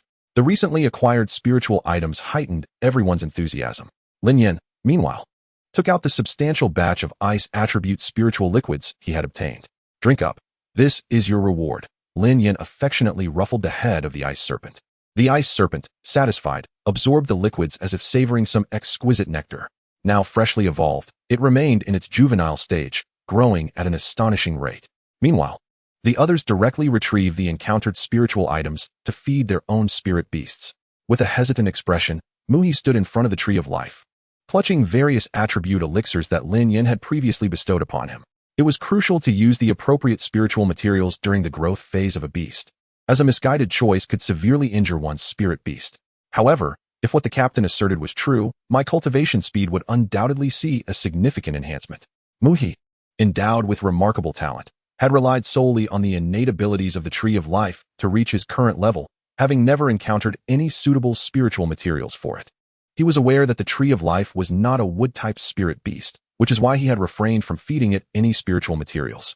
In the marketplace, life attribute materials were exceptionally rare, and their significance to beast tamers was immense. Consequently, whenever such materials emerged, they would swiftly be snatched up, often at exorbitant prices. Just as he was mired in indecision, a commotion erupted beside him. Tian Cheng's extreme ice crocodile radiated a brilliant icy blue light, a clear indication of its breakthrough. My extreme ice crocodile has reached level 9 of the first tier, Tian Cheng exclaimed joyfully. Achieving level 9 among the mid to high tier students of Qingfeng City was no small feat. Thank you, Captain. Without the elixirs you provided, I would have been oblivious to how long it would take to reach this milestone. Nonsense. It is all due to your own merit. Lin Yan waved his hand dismissively. Moments later, Xiaoyan also cried out in excitement. My azure-tailed fox has leveled up too. I am now at level 9 of the first tier as well. Witnessing his companion's consecutive breakthroughs, He felt the stark disparity between himself and his teammates. Yet, before he could fully process this, an immense surge of energy emanated from behind him, accompanied by a gust of azure wind. My phoenix-tailed Qing Yuan has advanced, breaking through to become a second-tier spirit beast. After its advancement, the phoenix-tailed Qing Yuan had transformed dramatically, its size increasing significantly, with enough space on its back to accommodate a person. At that moment, He truly felt the weight of immense pressure as the second-tier beast tamer emerged from their ranks. What the heck? How can I know if I don't give it a try? The breakthroughs of his companions spurred He into action. Gritting his teeth, he poured a vial of wood attribute elixir at the roots of the Tree of Life. If this approach proved erroneous, the gentle nature of the wood attribute material would mitigate the impact, coupled with the Tree of Life's inherent regenerative abilities, thereby keeping any adverse effects minimal. The Tree of Life reacted upon contact with the wood attribute elixir, its branches thrashing violently, as if provoked by some tremendous stimulus. Just as he felt a pang of anxiety, the changes occurring beneath the Tree of Life alleviated his concerns. The tree visibly shot up in height, a clear sign of its development. Within mere minutes, it emitted a soft green glow, not a skill activation, but rather a sign of impending breakthrough. My spirit beast is about to advance. He was elated. The Tree of Life's rapid absorption of the elixir, being its first experience, allowed it to level up in such a short span of time. Ultimately, he reaped the most significant rewards. It was not merely about his spirit beast ascending a level. He had also resolved the issue of his Tree of Life lacking supportive materials for cultivation. Previously, without any assistance, his tree had still excelled among its peers. Now, it would undoubtedly surpass them with ease. With a plethora of other attribute elixirs still in hand, he need not worry about his tree's progress lagging behind.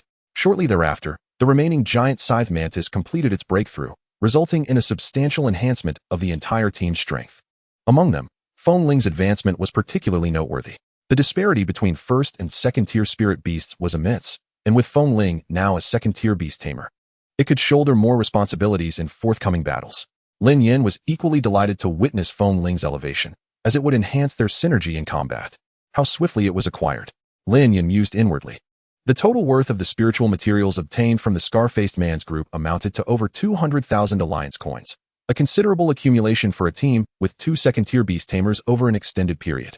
Yet, Lin Yan merely reflected on this, as his conscience forbade him from preying upon others solely for the sake of seizing spiritual materials.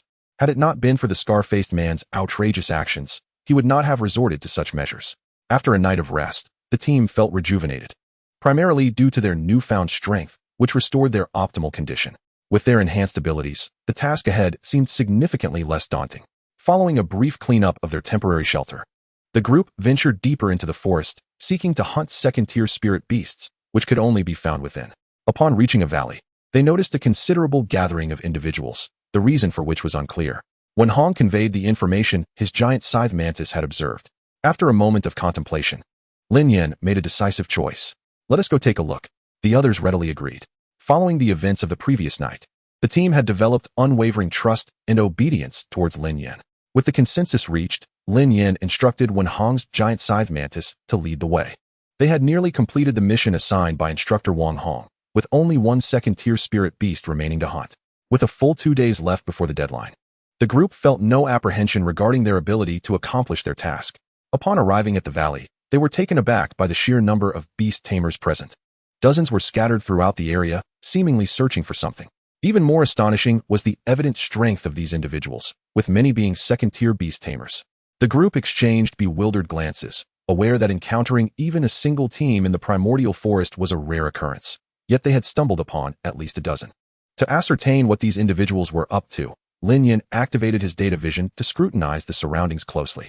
As Lin Yan focused on a particular spot at the valley's base, a data box suddenly appeared, revealing information that filled him with joy: purple gold stone. This exceedingly rare mineral held immense value in the marketplace.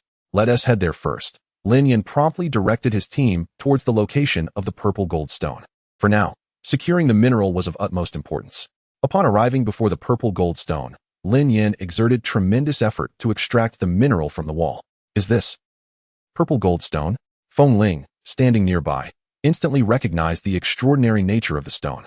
A piece of such magnitude should be worth at least 10,000 alliance coins. Why does this place harbor purple gold stones? Surely, these individuals are not all here to gather purple gold stones, are they? The crowd was filled with confusion. Logically, a treasure as valuable as purple gold stone should not be so easily obtainable. I feel like I've seen this place somewhere before. When Hong, usually reticent, suddenly spoke up. When Hong, being introverted and not one to engage in much conversation, continued, "You've seen it? This should be your first time in the primitive forest, right?" Chapter 31. The purple gold demon worm. I have indeed never been to the primitive forest, but I did some research before setting out. The terrain here seems somewhat familiar. Yet the current situation differs from the descriptions in the materials, leaving me uncertain. Let me take another look. With that, Wen Hong retrieved an electronic device from her backpack. A minute later, "This is bad. We are in the Valley of Purple Gold," Wen Hong exclaimed, astonished at the image displayed on her screen. The group immediately gathered around to compare the valley with the image. It truly matched. However, the current situation diverged from the descriptions in the materials, prompting Tian Cheng to inquire, "What is going on?" Lin Yan and the others shifted their gaze to the screen before Wen Hong. The Valley of Purple Gold is renowned for producing a rare mineral known as purple gold stone, which commands a high price. However, it is also home to a terrifying species of creatures known as the purple gold demon worms. These worms are formidable, social spirit beasts, each possessing the combat prowess of a high-tier, first-level beast. Most critically, due to the abundance of purple gold stone in the valley, many of them have evolved into purple gold demon worm kings, rivaling second-tier spirit beasts in strength. The sheer number of these worms has rendered the Valley of Purple Gold a forbidden zone for beast tamers, as the valuable purple gold stone within remains largely untouched. Yet, the scene before them was perplexing. This secluded area, typically void of human presence, had transformed into a treasure-hunting ground. With the usually fierce purple gold demon worms nowhere in sight, Lin Yan pulled aside an individual and inquired, "My friend, do you know why the purple gold demon worms have vanished from this valley?" The man, amiable enough, replied, "I have no idea. The purple gold demon worms suddenly disappeared a few days ago, and I was then called to excavate the purple gold stones." Having answered, he promptly rejoined the laborious task of mining the stones. Observing the situation, Lin Yan fell into a contemplative silence. Why had the purple gold demon worms disappeared? Lin Yan pondered silently. "Forget it, Captain. Why don't we join them in mining?" Tian Qing suggested. "I think that's a good idea. This is a once-in-a-lifetime opportunity." "All right then, let us start mining." Despite feeling that something was amiss, Lin Yan couldn't pinpoint the issue, so he agreed to join everyone in extracting the purple gold stones. In terms of mining, Lin Yan far surpassed the others. Utilizing his formidable spiritual power and data-enhanced vision, he discovered the purple gold stones at a pace several times quicker than the others. The ground in this valley was a light purple hue, with the purple gold stones being only slightly darker, making them exceedingly difficult to detect. The efficiency of the average person in finding these stones paled in comparison to Lin Yan's. "Captain, how are you able to continuously locate purple gold stones while I haven't found a single one yet?" Tian Cheng expressed his frustration. As Lin Yan uncovered his third purple gold stone, Tian Cheng had yet to find even his first. To Tian Cheng's eyes, the ground's color and that of the purple gold stones appeared indistinguishable. "Why don't you dig this one, and I will search for others?" Lin Yan smiled, gesturing for Tian Cheng to come over. "That won't do, Captain. You discovered this one, so I'll find my own," Tian Cheng declined. Despite the preciousness of the purple gold stone, he felt it inappropriate to take Lin Yan's find. "Just come over. This one is small, and I'm looking for a larger one." Under Lin Yan's insistence, Tian Cheng finally moved to Lin Yan's side. "If this stone is dug out, it will be half yours." Taking advantage of others was not Tian Cheng's style, yet he found Lin Yan's reasoning compelling. Given Lin Yan's rate of discovery, having him locate the stones was far more efficient than digging aimlessly. Observing his teammates, Lin Yan noticed that the others were quite inept at finding purple gold stones, with only Feng Ling performing slightly better after ascending to the status of a second-tier beast tamer, which enhanced her spiritual power. Feng Wu, come here. There's one over here. Help me dig while I search for others. Feng Wu delightedly approached Lin Yan. If you help me extract it, we can all share later. Lin Yan pointed to the purple gold stone on the ground. Wenhong, come here. In the end, Lin Yan entirely ceased digging himself, focusing solely on assisting his teammates in locating the stones. As time passed, a few onlookers began to notice that Lin Yan's team was mining the purple gold stones with remarkable efficiency. They looked on with envy at Lin Yan and his group. While the average individual might unearth no more than 2 or 3 stones in a day, and those varied in size, Lin Yan and his companions had each mined 3 or 4 in just over 2 hours. Although the Valley of Purple Gold was rich in stones, most lay underground, making them exceedingly difficult to find. Lin Yan, however, operated like a detection device, continuously uncovering new purple gold stones. Gradually, some gazes towards Lin Yan's group became envious. Yet, due to the large number of people present, no one dared to express discontent. Still, they kept a watchful eye on Lin Yan's activities. The commotion surrounding Lin Yan was particularly conspicuous. Within the valley, while dozens of individuals spent most of their time searching for stones, Lin Yan's group remained tirelessly engaged in their mining, only taking breaks when fatigue set in. This drew both envy and jealousy from the onlookers. Just as Lin Yan continued his search for new purple gold stones, a commotion erupted in one corner of the valley. A familiar female voice rang out. I clearly discovered it first. Why should I give it to you? Humph, I was standing right here. How did it become your discovery? A young man boasted, glaring at the girl. You didn't even find this purple gold stone. You left. The girl, caught off guard by the young man's words, struggled to respond. You're talking nonsense. I clearly found it first. I went to fetch someone to help me dig, she asserted, pointing to 2 burly men behind her. You're just making excuses. The girl's face flushed crimson as she struggled to counter the young man's claims, feeling frustrated and voiceless. Stop your nonsense and leave. I'm going to start digging for my purple gold stone. The young man waved dismissively, signaling for the girl to depart. Unable to contend with the group of men, the girl stood there, stamping her feet in frustration. A crowd had gathered around, and it was evident to any observer that the young man was simply coveting the purple gold stone, taking advantage of his numbers to bully a girl. The purple gold stone, which 2 individuals were fiercely disputing, appeared to be of considerable size, worth at least 20,000 alliance coins. Yet, not a single soul around dared to speak up for the girl. They were too apprehensive to meddle in others' affairs. Chapter 32, The Liang Tian Beast Master Group. It seems this young woman has little hope of reclaiming the purple gold stone, as the man involved is affiliated with the Liang Tian Beast Master Group. No wonder he is so arrogant. Let us leave quickly. If they hear us, we'll be in trouble, for their methods are notoriously overbearing. A nearby person tugged at his sleeve. Very well. After casting one last glance forward, he turned and departed. The outcome was already foregone. There was nothing more to witness. So they resolved to seek out their own purple gold stones. Just as everyone was preparing to leave, a thunderous roar suddenly echoed through the canyon. What are you doing? Tian Cheng rushed forward to shield the girl. This girl happened to be Xiao Yin from Lin Yan's team. Although Xiao Yin had broken through to the 9th rank of the 1st level the previous night, she still felt outmatched facing the members of the Liang Tian Beast Master Group, who possessed multiple 2nd-level spirit beasts. Kid, what era are we in? Still playing the old trick of heroically rescuing a damsel in distress? Do you not realize that heroes often meet unfortunate fates? Remarked the young man from the Liang Tian Beast Master Group. You a bunch of brutes, bullying a single girl. What kind of skill is that? Tian Cheng retorted, having witnessed several burly men pushing and shoving Xiao Yin upon his arrival, prompting him to step in without hesitation. I'm eager to see what you can do, he added defiantly. With a wave of his hand, the young man commanded, go ahead, give him a beating, and then toss him out of the canyon. Following his orders, the hulking men, accompanied by their spirit beasts, advanced towards Tian Cheng and Xiao Yan's position. The fate of these 2 seemed dire. Not only would they lose their possession, but they would also be subjected to a beating. Indeed, why engage with the Liang Tian Beast Master Group? That young man appears to be the young master of the group. What good can come from offending them? Bystanders exchanged glances and shook their heads. Yet none dared to speak out. The imposing figures were all 2nd-level beast tamers, and their accompanying 2nd-level spirit beasts were exceedingly fierce. Tian Cheng and Xiao Yin's 1st-level spirit beasts could hardly provide any resistance. I dare anyone to make a move. Lin Yan and Feng Ling, among others, arrived just in time to witness the escalating situation. The area of the Purple Gold Valley was vast, and their arrival took some time. Seeing a considerable number of individuals rising to oppose the Liang Tian Beast Master Group, The crowd began to buzz with excitement. Who are these young people to dare confront the Liang Tian Beastmaster group? They seem quite formidable. I even spotted 2 second-level beast tamers among them. So what? Their strength may be impressive, but it pales in comparison to the Liang Tian Beastmaster group. Lin Yan and Feng Ling, along with the rest, positioned themselves protectively in front of the others. With the appearance of 2 second-level beast tamers, the disadvantage faced by Lin Yan's side appeared less pronounced. The young master of the Liang Tian Beastmaster group's countenance shifted slightly, though the individuals before him seemed not to pose a significant threat. There was an undeniable concern. They were remarkably young. It was unlikely that such formidable strength was without the backing of a powerful faction.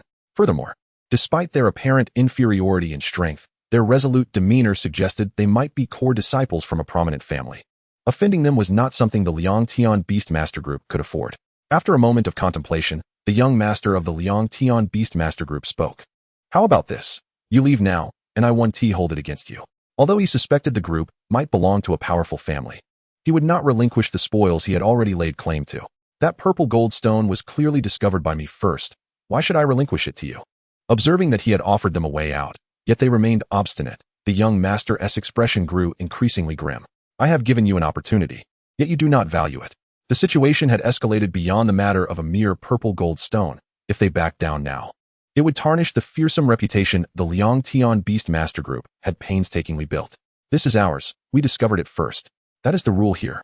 Lin Yan replied with unwavering composure. Then I shall teach you. Here, might is the only rule.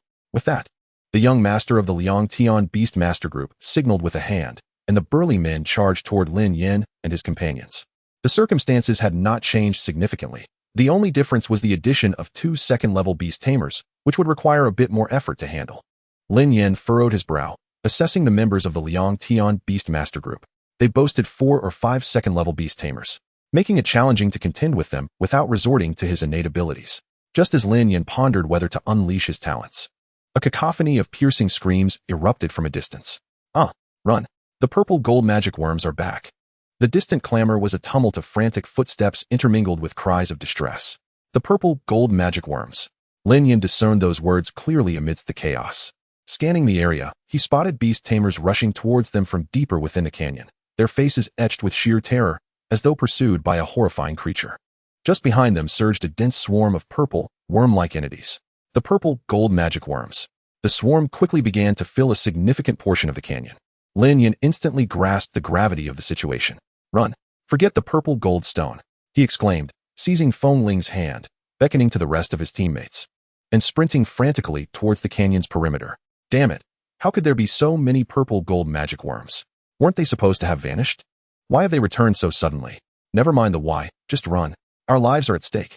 The members of the Liang Tian Beastmaster group were equally bewildered, finding themselves beset by a horde of purple gold magic worms while merely seeking a purple gold stone. Damn it! These purple gold magic worms are too swift. The young master of the Liang Tian Beastmaster group complained. However, at that moment, concerns over the ownership of the purple gold stone faded into insignificance.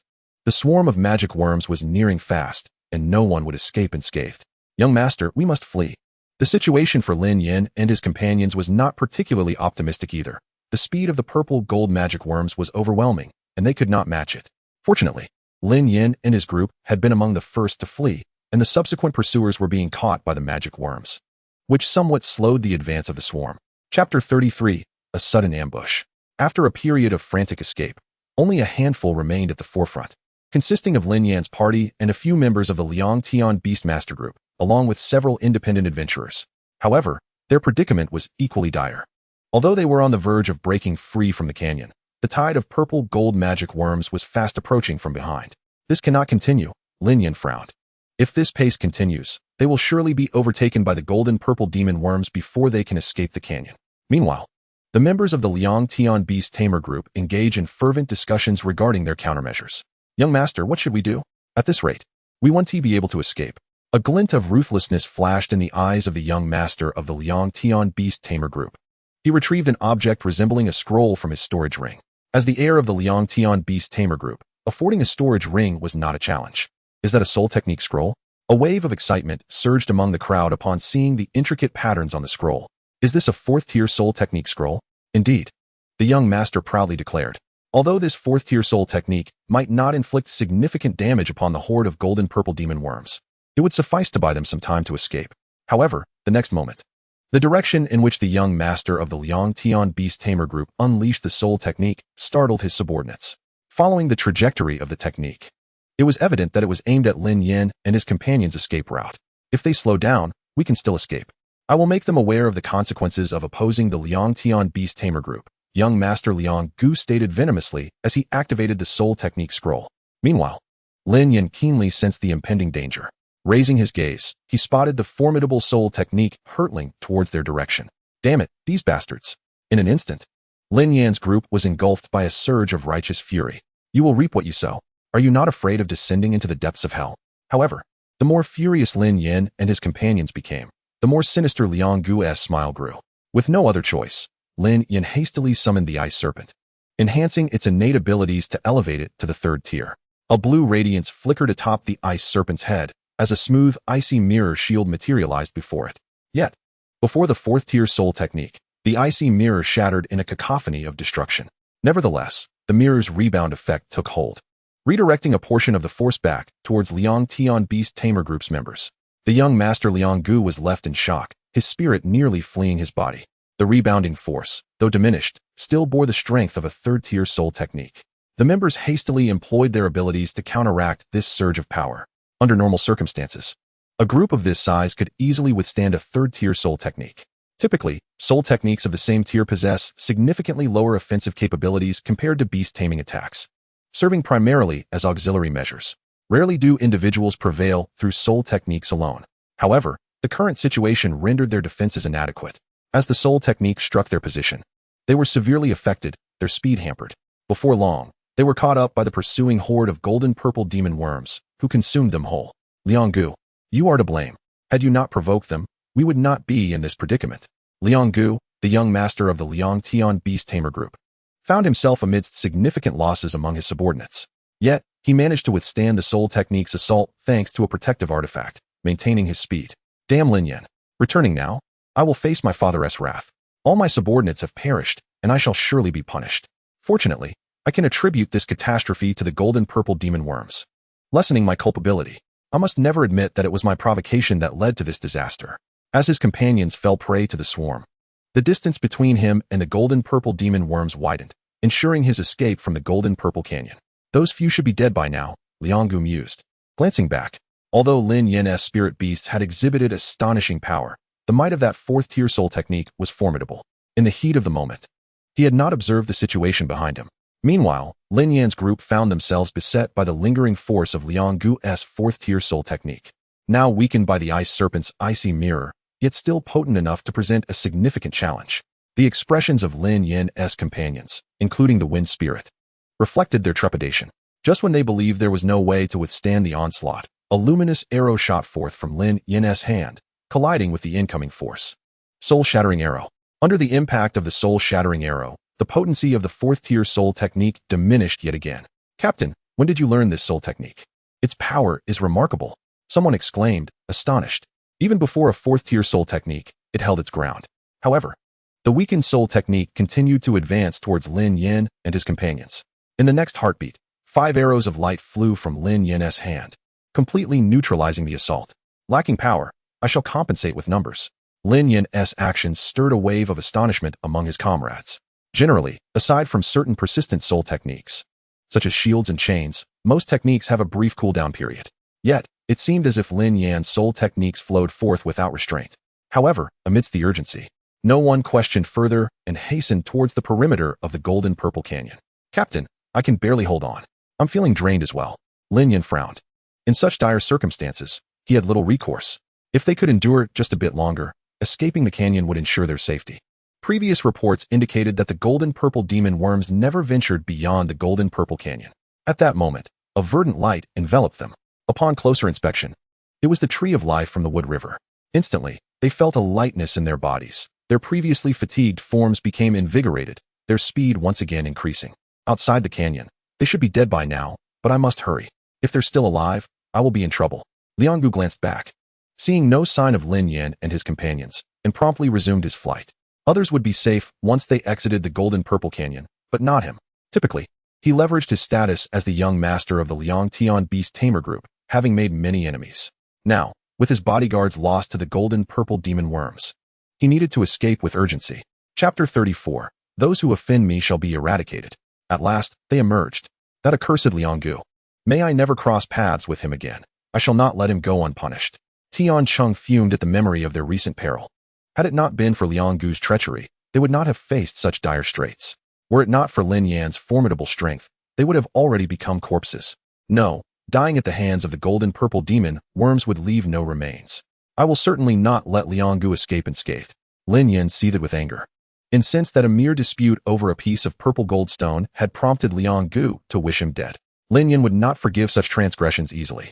Lianggu's abilities were weak, merely a first-tier beast tamer. I just witnessed his guards perish, and now is the perfect opportunity for vengeance. Lin Yan's principle is simple. If one respects me a foot, I shall respect them a mile. But if one offends me, I shall eradicate them completely. Just now, Lianggu's actions had already sentenced him to death in Lin Yan's heart. Release our spirit beasts. He is merely a first-tier beast master and has just undergone such great exertion. He certainly cannot flee far. Understood, Captain. The others eagerly unleashed their spirit beasts to search for Lianggu's whereabouts. Lianggu's recent actions had also placed them in peril, and their hatred for him ran deep. Xiaobing, you two, Lin Yan commanded with a wave of his hand. The ice serpent obediently soared into the sky. In other regions of the primordial forest, it was unsuitable for spirit beasts to fly at high altitudes. However, the vicinity of the Purple Gold Valley was one of the few areas where flying was permissible. The presence of the purple gold magic insects within the valley had rendered much of the surrounding area devoid of powerful spirit beasts. This search primarily depended on Lin Yan's ice serpent and Feng Ling's phoenix-tailed Qingwan, as these two flying spirit beasts possessed a significantly higher search efficiency than the others.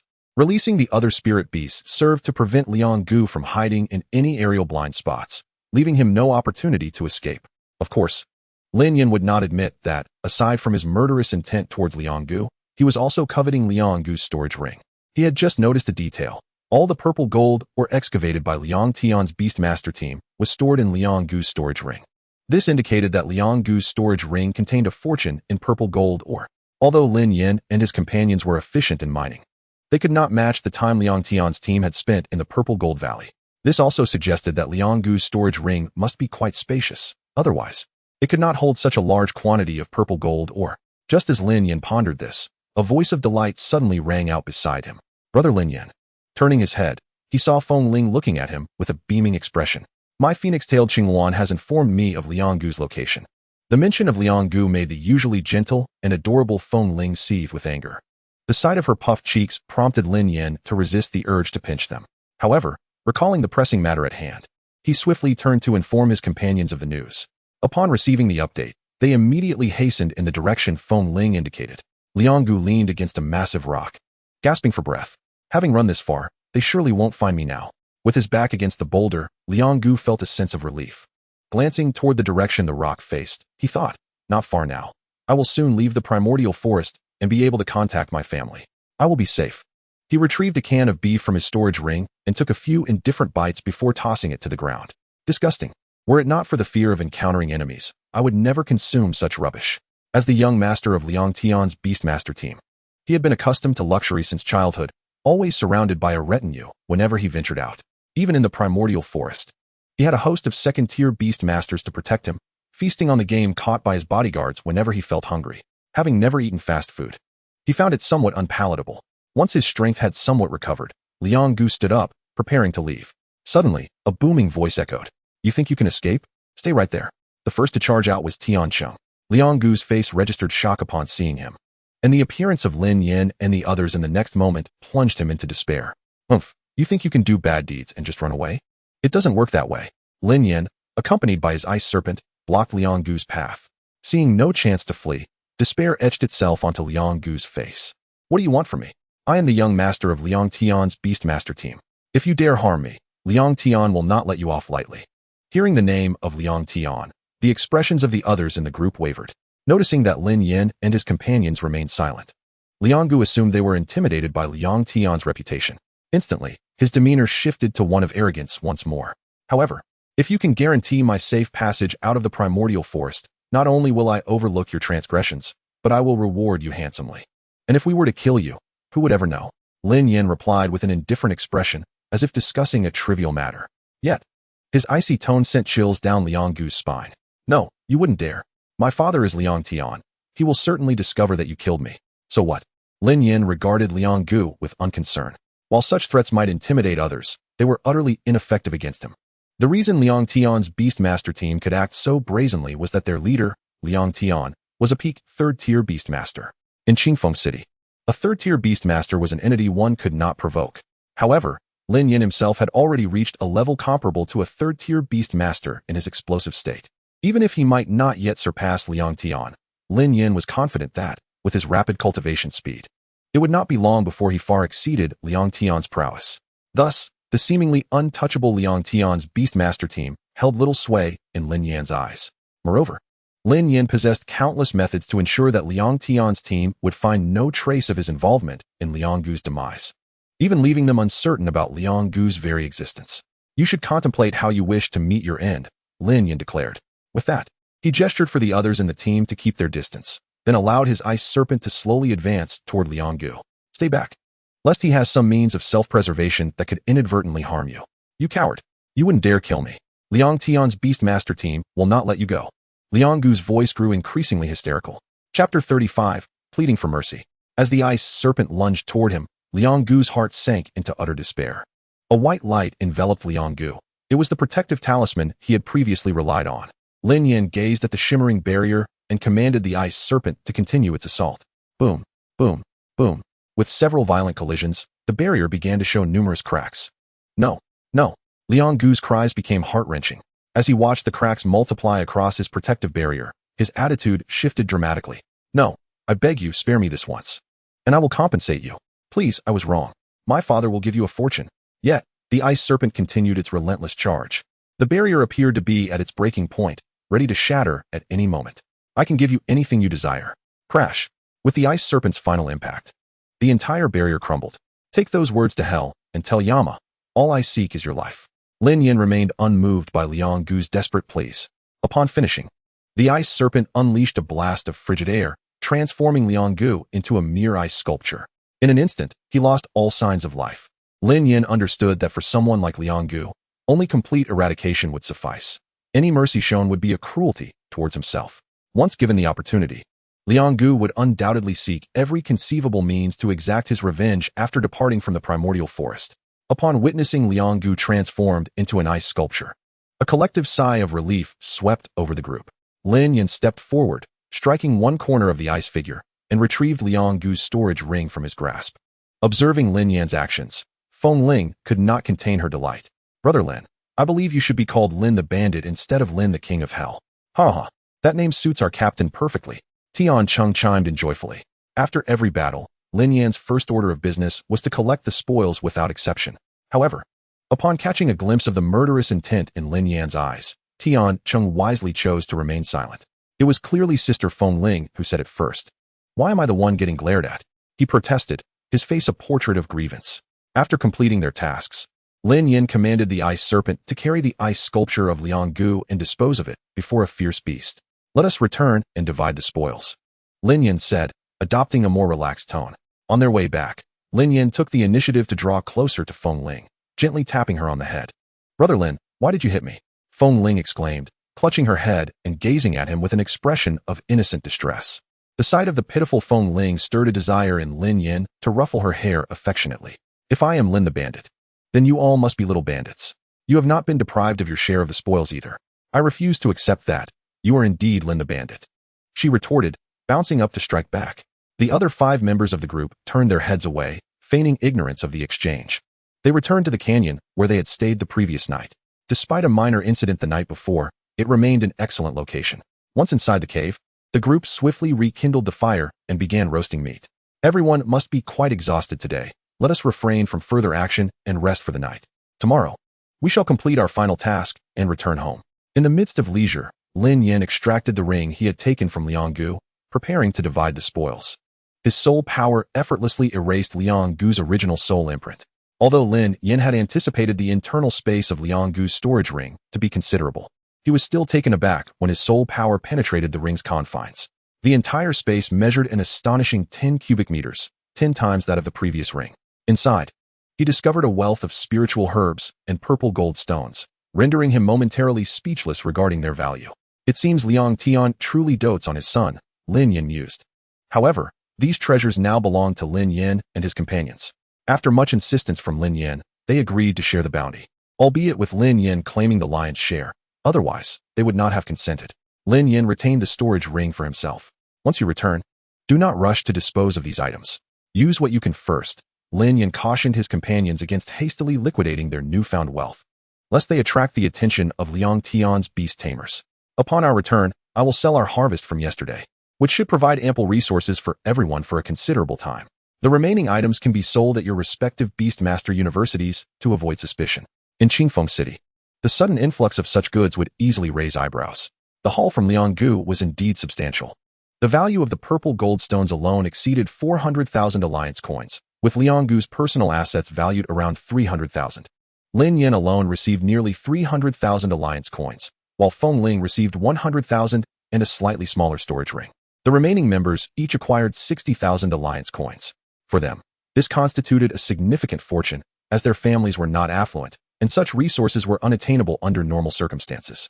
In the journey of a Beastmaster, resources are paramount. Two individuals of equal talent may achieve vastly different results based on the resources invested in their training. This mission alongside Lin Yan had given them a head start. After distributing Lianggu's possessions, Lin Yan also apportioned the purple gold stones they had collected. Given that the market would soon be flooded with these stones, leading to a likely decrease in their value, the group decided to sell them off promptly. Upon concluding their distribution, everyone's spirits soared, and Lin Yan himself felt a remarkable sense of joy. The bounty had exceeded even his own expectations. Upon my return, I can finally begin considering my second spirit beast. Since the evolution of the ice serpent, Lin Yan's soul power had surged to 16 points. At this juncture, he had awakened his second beast master position. However, due to prior financial constraints, he had been unable to afford quality beast offspring.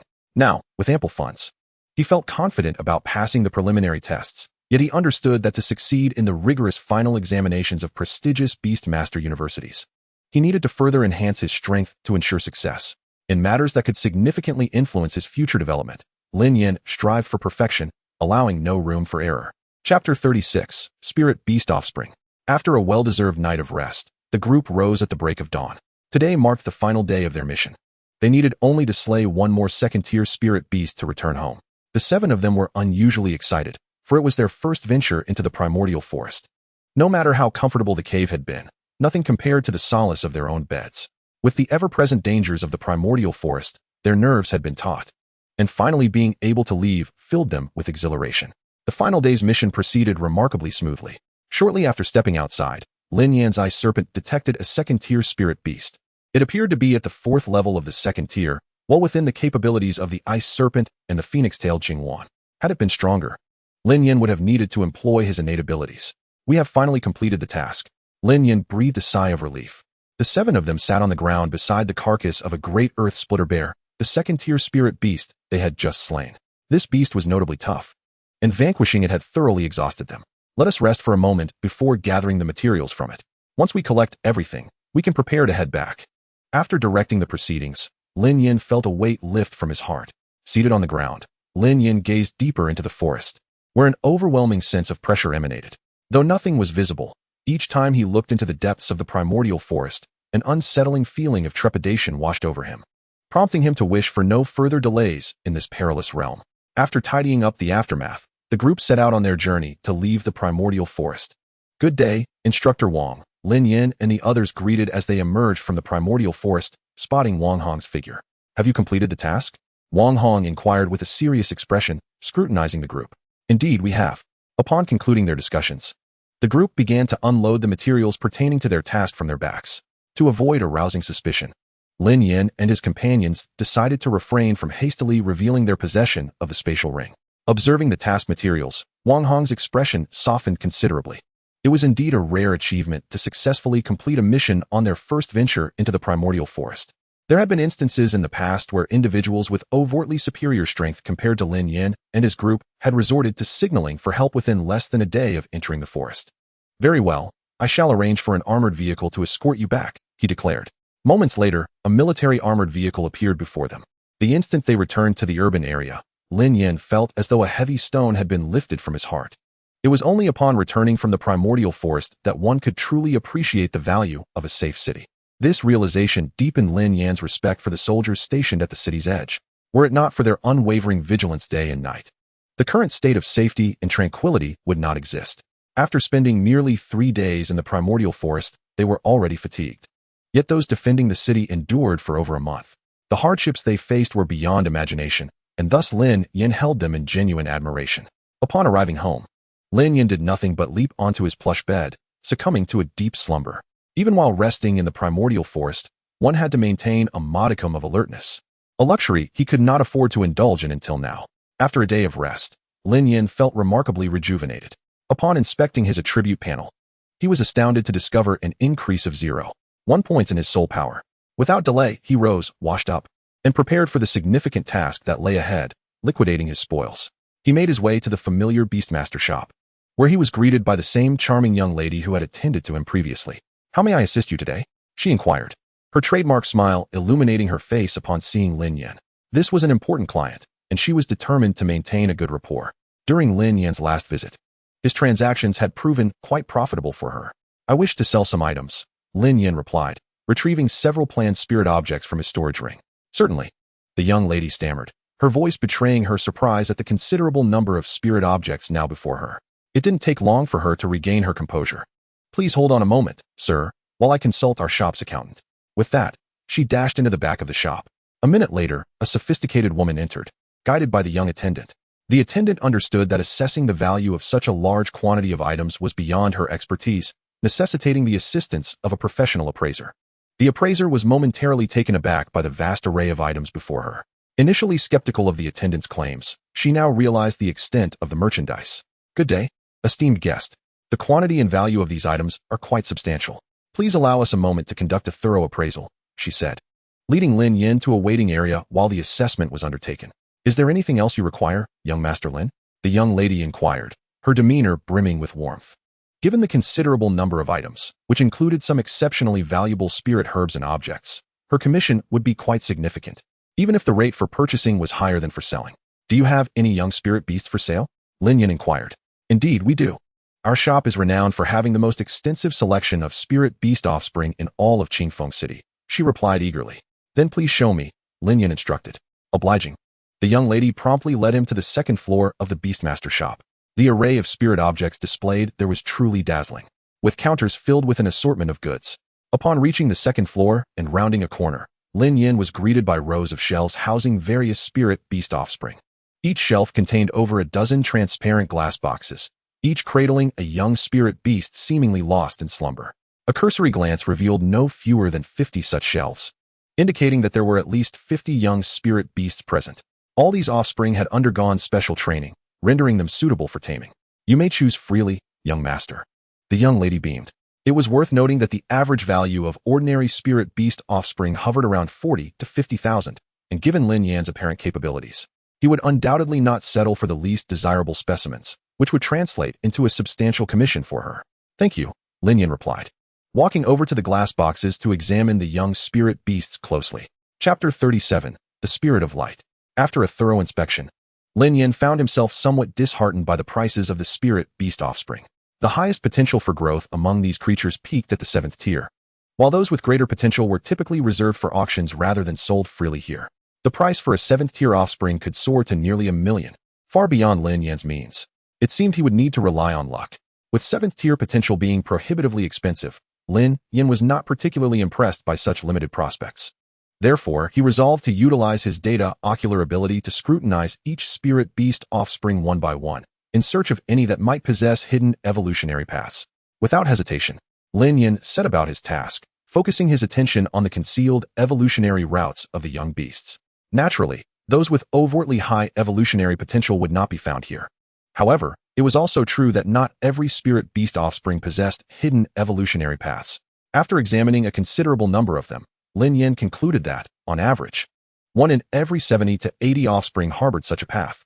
Yet, hidden evolutionary paths were not inherently advantageous. Some even had potential inferior to their visible counterparts. Furthermore, Certain offspring with original potentials of 4 or 5 tiers might have hidden potentials of 6 or 7 tiers, still falling short of Lin Yan's standards. His principle with regard to his spirit beasts was one of quality over quantity. He would rather leave a slot empty than settle for potential below the 9th tier. Given his fortunate awakening of the data ocular ability, he was determined to maximize its potential. An hour later, however, Lin Yan had yet to find a single young spirit beast that met his criteria. If all else failed, he would have to visit several other shops in search of spirit beast offspring. But the young saleswoman had spoken the truth. This Beastmaster shop boasted the finest selection in all of Qingfeng City. No matter, he murmured to himself, if necessary. I shall journey to a larger city. I refuse to believe I cannot find a young spirit beast with 9th tier potential. Gritting his teeth, he continued to scan the remaining offspring in the shop. 10 minutes later, as he regarded the final row of young spirit beasts, a sense of disappointment began to wash over him. Only this last row remains. If there are no more, I shall have to seek another establishment. Lin Yan sighed, fully aware that the likelihood of discovering a spirit beast cub with formidable potential among the final row was slim. Nevertheless, he clung to a flicker of hope as he activated his data divine eye to scan the selection. Throughout his extensive search, the most promising spirit beast cub he had encountered featured only an 8th tier potential. And that was on a cub that originally possessed a mere 7th tier evolutionary potential, of little use to Lin Yan. Just as he prepared to surrender, however, a particular spirit beast cub's data panel caught his eye with a sudden brilliance. Species, Light Spirit. Attribute, Radiance. Level, 1st tier, level 5. Stage, Juvenile phase. Ability, Luminance. Status, Healthy, Asleep. Evolutionary path, Goddess of Light evolution route, transforming into the corporeal master of light, possessing absolute control over light and unparalleled melee prowess. Next species evolution, Light Envoy. Evolution materials, low-grade light spirit crystal, radiant gold jade. Evolution potential, 9th tier. Photon spirit evolution route, transforming into the ultimate energy form of light. Endowed with absolute mastery over light attributes. Next evolution stage, light crystal. Evolution materials, evolution potential, 7th tier. The notion that this light spirit possessed the potential to reach the 9th tier filled Lin Yan with immense excitement. It perfectly aligned with his aspirations for a formidable companion. Furthermore, it was a comprehensive spirit beast embodying both elemental control and melee capabilities. Upon observing the goddess of light along the evolutionary path, Lin Yan could not suppress a surge of anticipation. This indicated a powerful evolutionary route towards a humanoid spirit beast. It is well known that among creatures of the same tier, humanoid spirit beasts possess combat capabilities rivaling that of dragonkin. Not to mention a female humanoid spirit beast like the goddess of light. Any such creature could fetch a staggering price in the market. To his fortune, Lin Yan had stumbled upon one. Despite his inner exhilaration, Lin Yan maintained a facade of indifference as he waved at the adorable salesgirl. Please come here for a moment. Upon hearing his call, the salesgirl hurriedly approached him. What can I do for you, young Master Lin? I'll take this spirit beast cub, Lin Yan said, pointing to the glass enclosure housing the light spirit. The salesgirl lowered her gaze to check the price. Greetings, young Master Lin. This spirit beast cub is priced at 80,000 union coins. Very well. Deduct it from the items I just sold, he replied. Certainly, sir.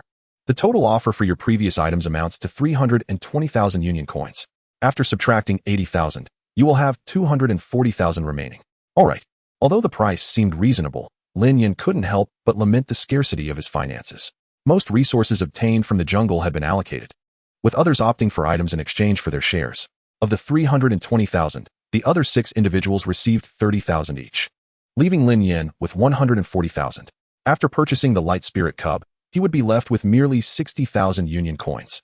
Fortunately, he had some extra union coins on hand. Otherwise, he would risk becoming financially destitute, simultaneously acquiring all materials necessary for the evolution of the light spirit. Lin Yan recognized that while it was still in its juvenile phase, it had already attained the growth phase, merely restricted by the spirit beast shop's special methods. Once he signed the contract, it would immediately transition into the growth phase.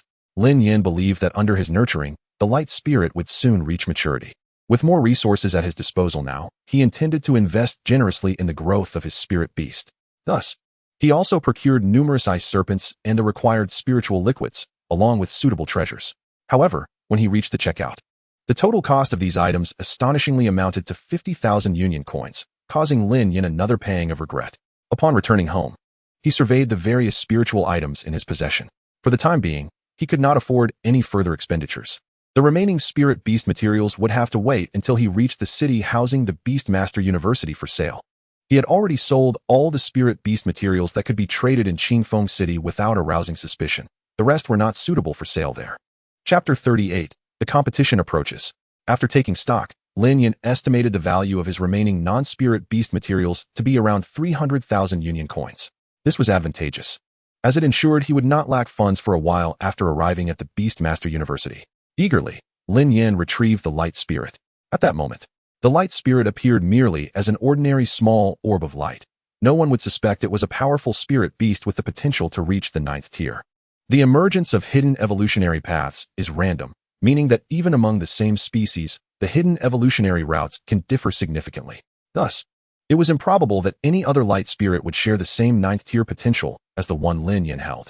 Taking a deep breath, Lin Yan unleashed his soul power to initiate the contract signing with the spirit beast.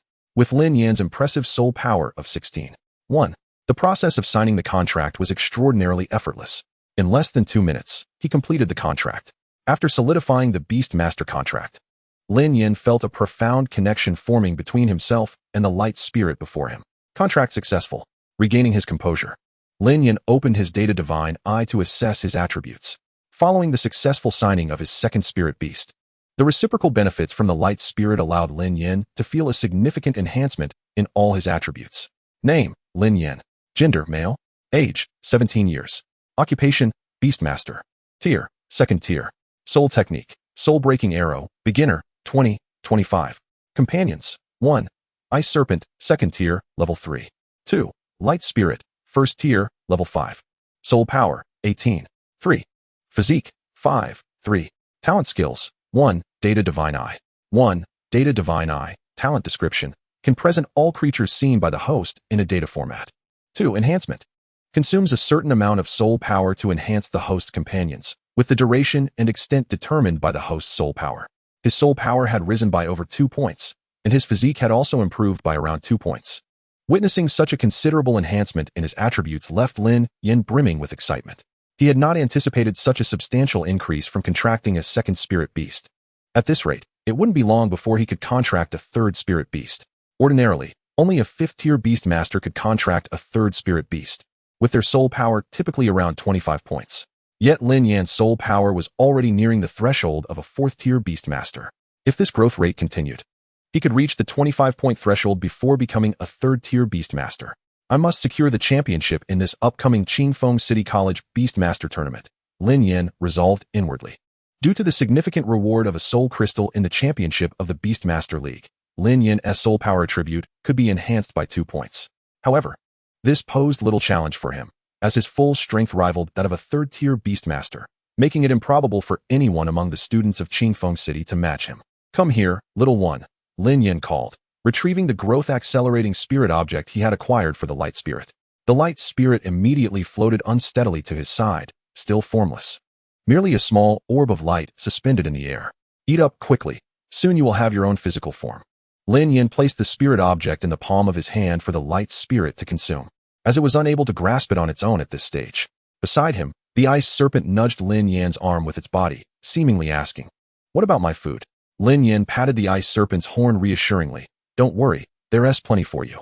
A faint white glow emanated from the storage ring on his finger, revealing the spirit object prepared for the ice serpent. Seeing the offering, the ice serpent eagerly lunged forward to devour it. The emergence of the light spirit instilled a sense of urgency in the ice serpent. It felt the need to enhance its own strength, striving to become irreplaceable. After feeding his spirit companions, Lin Yan indulged in a restful sleep to prepare for the upcoming Beastmaster League in Qingfeng City. Upon arriving at school, he greeted his teammates, who had already gathered in the classroom. "Good morning, Captain," they chimed, their faces glowing with excitement. After receiving the prize money the night before, Lin Yan had promptly transferred their share, allowing them to purchase suitable spirit objects for their beasts. "Where are we competing today?" Tian Chung inquired. "At the Qingfeng branch of the Nanfeng Provincial Experimental High School. The competition is at noon today, and you didn't even know the venue? You're not taking this seriously," Feng Wu scolded, casting a disapproving glance at Tian Chung. "But we have our captain. No team can rival us." Tian Chung replied with a grin, turning his gaze to Lin Yan. Meanwhile, Feng Ling stood in deep thought, her expression pensive. "Feng Ling, what troubles you?" Lin Yan noticed her unusual demeanor. Brother Lin Yan, don't you think there's something odd about the competition venue? She questioned, worry flickering in her eyes. Indeed. It seems peculiar. Why is our competition being held at a branch school in Nanfeng province? Haven't they always denied being part of Qingfeng City? Lin Yan's brow furrowed with confusion as he realized the situation was more complex than it appeared. Although the Qingfeng branch of the Nanfeng Provincial Experimental High School was within the city limits, it had long regarded itself as a direct institution of Nanfeng province, maintaining a strained relationship with the Qingfeng City Education Department. They had never participated in any events hosted by Qingfeng City, and now the competition was being held at their venue. It does seem unusual. The competition was originally set to take place at our Qingfeng City Experimental School, but it seems to have been relocated to the provincial branch, Xiaoyan added, sharing her insights. Regardless, we will face whatever challenges arise. Even if they are students from the provincial branch, we can easily handle them, Lin Yan stated confidently, aiming to lighten the mood among his teammates. Upon hearing his words, their spirits lifted considerably. Even if the provincial branch's students were stronger, they paled in comparison to Lin Yan's leadership. Exactly. Even if students from the provincial branch show up, we'll still triumph over them, Tian Cheng declared, seemingly unfazed by the circumstances. After their journey through the primordial forest, he had grown exceedingly confident in their team's strength, or perhaps more accurately, in Lin Yan's prowess. Let us set off, Lin Yan said, glancing at his companions without further elaboration. In the face of absolute strength, all other strategies seemed insignificant. As the 7 of them arrived at the school entrance, the vehicle arranged by the institution had been waiting for them. Qingfeng City was not large, and after a little over an hour, they reached the Nanfeng Provincial Experimental Branch School. With several hours remaining until the competition began, the school was already bustling with activity. Find a place to rest for a bit. Today, as competition won't be overly intense, Officer Li suggested as they entered the Nanfeng Provincial Experimental Branch. However, his expression was not particularly cheerful, hinting at some dissatisfaction.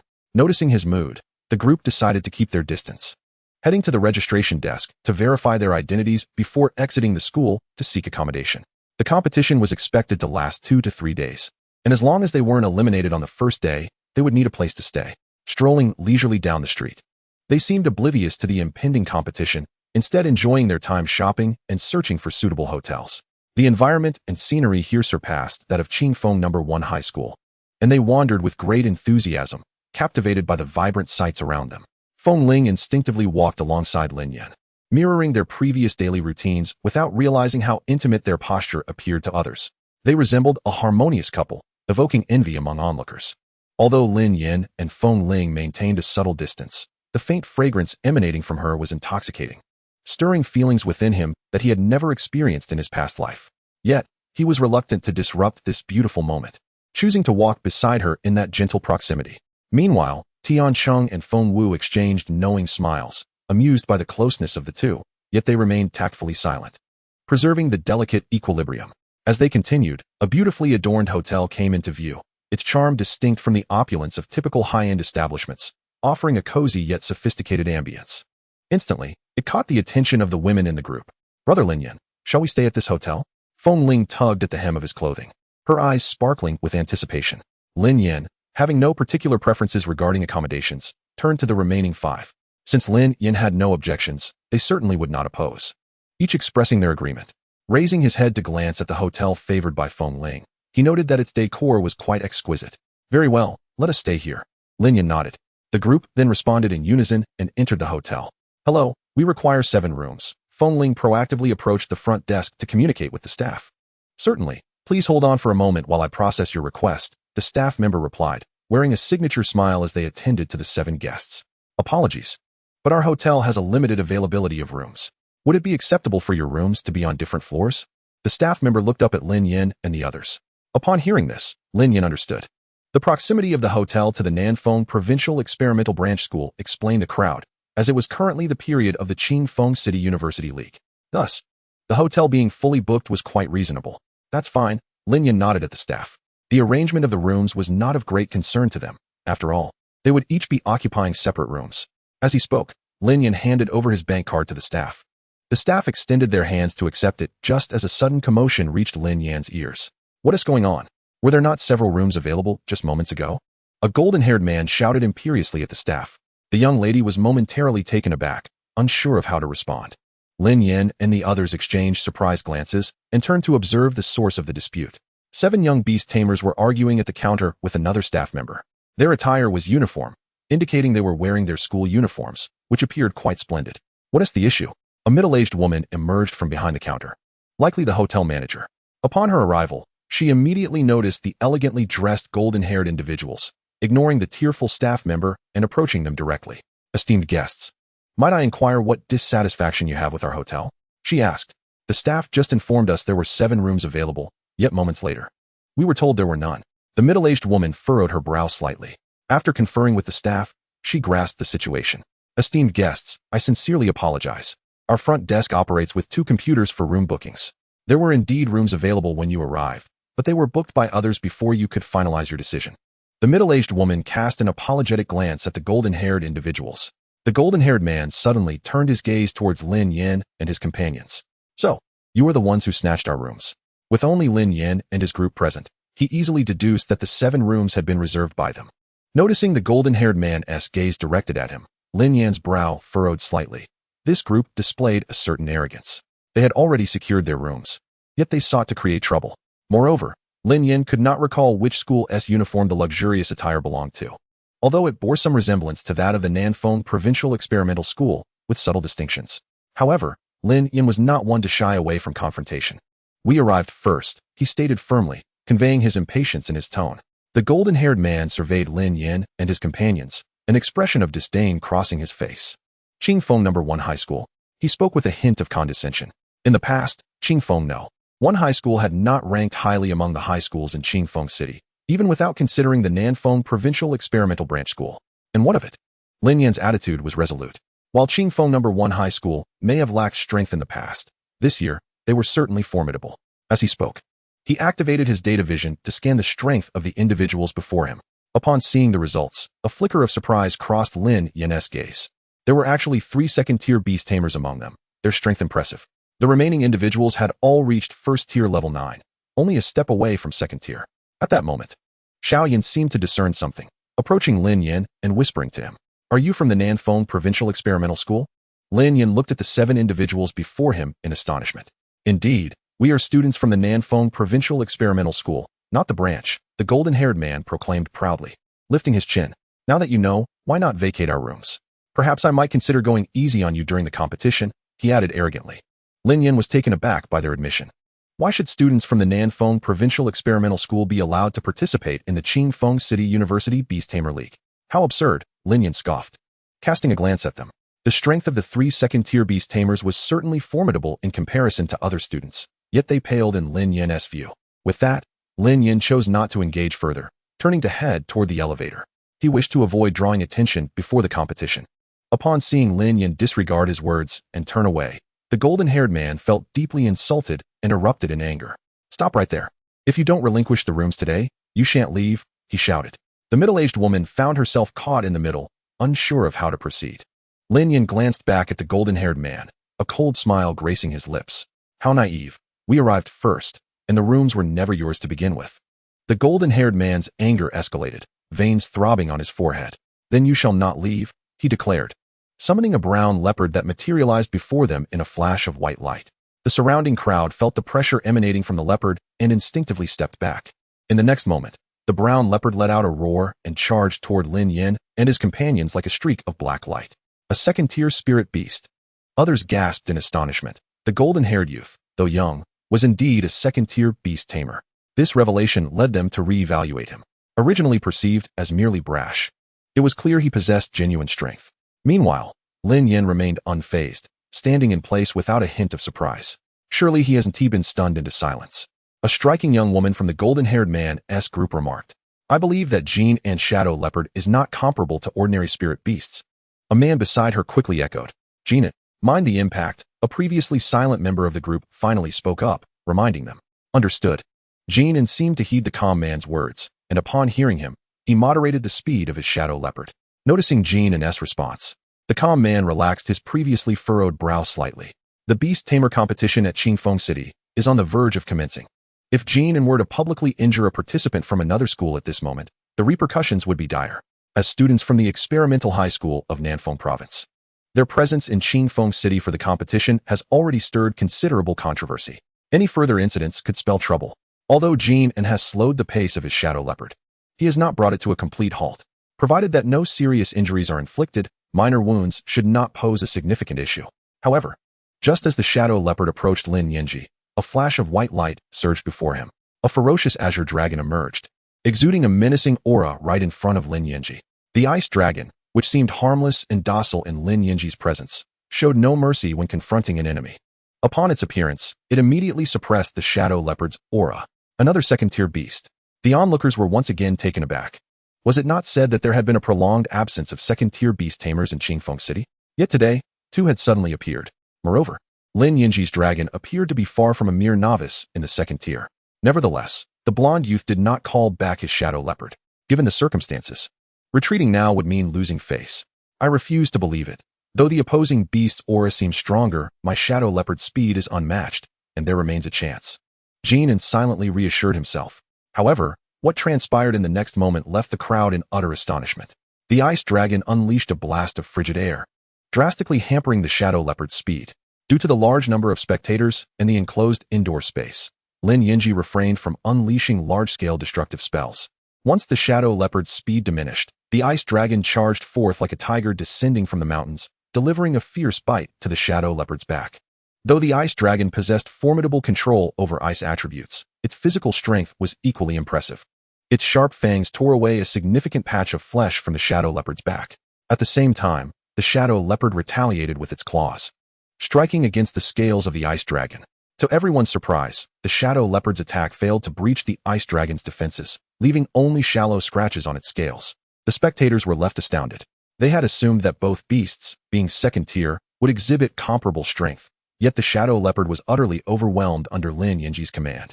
Jin, still unwilling to concede, gazed at Lin Yan's ice dragon, eager to command his shadow leopard for another strike. Enough, Jin in return. A composed voice interjected.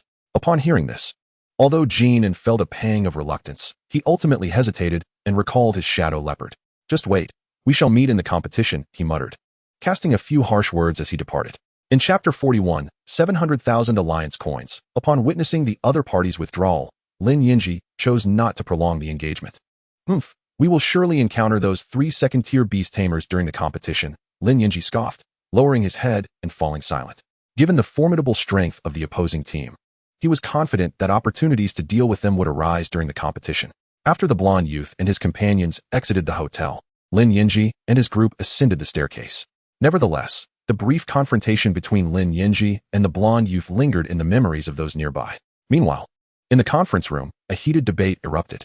Within the meeting space of the Nanfeng Experimental School's branch, several individuals seated in chairs confronted one another, exuding an intense aura. Among them was Lin Yan. At that moment, the atmosphere in the conference room was tense, with significant disagreements emerging. Principal, this competition is taking place in Qingfeng City. Is it appropriate for students from your province's main school to participate? One individual boldly questioned. He was one of the 7 judges of the Beast Tamer competition. Upon hearing his remarks, the others present stiffened. Haha, I thought it was a grave matter that required our assembly. It turns out to be this. The principal of the Nanfeng Experimental Branch remarked with a nonchalant demeanor, eliciting rising indignation from the others. What do you mean by that? Are we not entitled to oversee this matter? Lin Yan glared at the principal with piercing eyes.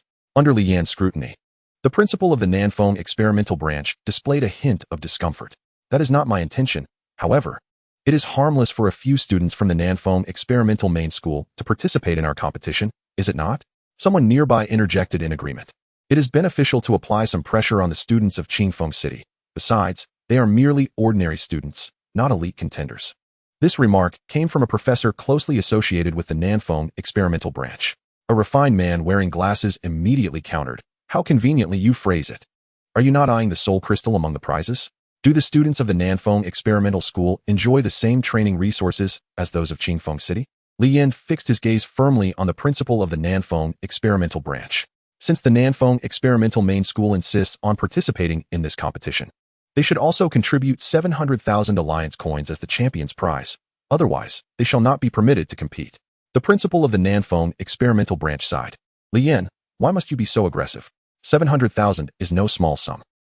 You may test whether they can easily participate without contributing. Lin Yan's tone was resolute, and he fell silent thereafter. Meanwhile, the principal of the Nanfeng branch conferred with those at his side. Principal, Perhaps it is best to concede to him. Otherwise, Lin Yan will not relent. Ultimately, the champion will assuredly be those few from the Nanfeng experimental school. So we lose nothing. But 700,000 is no trivial amount. Lin Yan's audacity must stem from some significant backing. Otherwise, it would be a futile endeavor. However, upon reflection, the principal of the Nanfeng experimental branch understood that Lin Yan was not someone easy to deal with. Very well, we can provide the funds. But let the Nanfeng experimental school cover it themselves. In this way, regardless of unforeseen events, it will not concern us. The principal of the Nanfeng experimental branch's eyes gleamed as he spoke to his subordinate. Wise decision, principal, the subordinate eagerly flattered. Once the discussion concluded, the principal raised his head and addressed Lin Yan. Agreed, we shall proceed as you suggest. Let there be no further complications. Upon hearing that his proposal was accepted, Lin Yan did not wish to engage in further dialogue, rising directly to leave the conference room. The atmosphere became somewhat stagnant. Immediately, others stood up to ease the tension. Let us conclude here for today. Everyone should return to prepare for their tasks. The Beast Tamer competition is about to commence, and I am sure you all have unfinished business to attend to. At this moment, Lin Yan and his companions had nearly finished organizing their room. After settling their belongings, they made their way to the Southwind Experimental School's branch. The environment of this school was indeed impressive, its grounds exceeding the size of their own institution by more than double. Lin Yan nodded in appreciation as he surveyed the surroundings of the Southwind Experimental branch. The spacious area was complemented by a significantly superior ambience. The majority of the teaching buildings were designed in a European architectural style, presenting an overall aesthetic that ranked far above that of Qingfeng No. 1 High School. Following the guidance of the directional signs, the group arrived at the school's playground. With less than an hour remaining until the commencement of the competition, most of the participating teams had already begun their preparations on the field. Although today marked merely the first day of the competition, the format employed was a knockout system. This meant that losing a match, regardless of one's prowess, would render them ineligible for subsequent contests. However, to mitigate the likelihood of strong teams clashing too early, the organizers deliberately randomized the placement of seed teams to prevent overly powerful contenders from facing off prematurely. This year's competition format was straightforward, consisting solely of individual battles. The objective was to enhance the capabilities of students from Qingfeng City in passing the martial arts examination for entry into the Beastmaster University. Hence, the participation of students from Southwind Province had drawn significant attention. While the price of spirit crystals was not exorbitant, their scarcity rendered them highly coveted. With numerous influential factions struggling to obtain them, acquisition often necessitated a stroke of luck. Both the preliminary and secondary rounds of the martial arts examination assessed the personal strength of the Beastmasters. Once the competition commenced, teams would freely dispatch their contestants to duel. Victors could choose to rest and return later or continue fighting, while the defeated would be unable to re-enter the fray for that match. Upon grasping the competition structure, a sense of elation washed over the group. This combat style presented a considerable advantage for Lin Yan and his team, as their strength lay predominantly in individual capabilities. Given that their squad had only recently formed, they often relied heavily on Lin Yan during battles. More crucially, they had Mu He, a support-type Beastmaster, among them. In a 7-on-7 scenario, they would be at a disadvantage in direct combat due to lacking one frontline fighter. However, in a 1-on-1 format, should they secure victories, they could continuously rely on Mu He for recovery, significantly enhancing their sustained combat effectiveness. Chapter 42. The competition begins. The playground was teeming with spectators. As this Beastmaster League was open to all, many individuals flocked to witness the event, as it was rare for ordinary people to observe battles between Beastmasters. In the stands, 10 judges, including the principal of Southwind Experimental School, Lin Yan, and Wang Hong, were prominently seated. Lin Yan surveyed the crowd, undeterred by others discovering his probing gaze thanks to his data divine eye. Yet, the results of his examination surprised him. Among the competitors, there were several second-tier Beastmasters. Wen Hong, look over there. Aren't those stunning ladies from Qingfeng Women's Academy? Tian Chung exclaimed excitedly. Following his gaze, Lin Yan beheld a row of strikingly tall beauties clad in matching uniforms, devilish figures paired with angelic faces. Suddenly, a cold snort pierced through the air. Humph. Lin Yan quickly averted his gaze, realizing the source of the snort was Feng Ling, who stood beside him. Ahem, I was merely observing their strength, Lin Yan replied, feigning innocence as he adjusted his collar, deliberately avoiding the captivating line of sights. A short while later, another group passed by Lin Yan and his companions. The sound of heavy footsteps grew closer, revealing the golden-haired young man and his companions, who had recently clashed with them. The golden-haired youth approached their area. Lin Yan and his companions looked up to meet the gaze of the Southwind experimental students. Indeed, Fate had brought them face to face once more. Just wait. You'll see what's in store for you during the competition, the golden-haired youth seethed, recalling his recent defeat at Lin Yan's hands.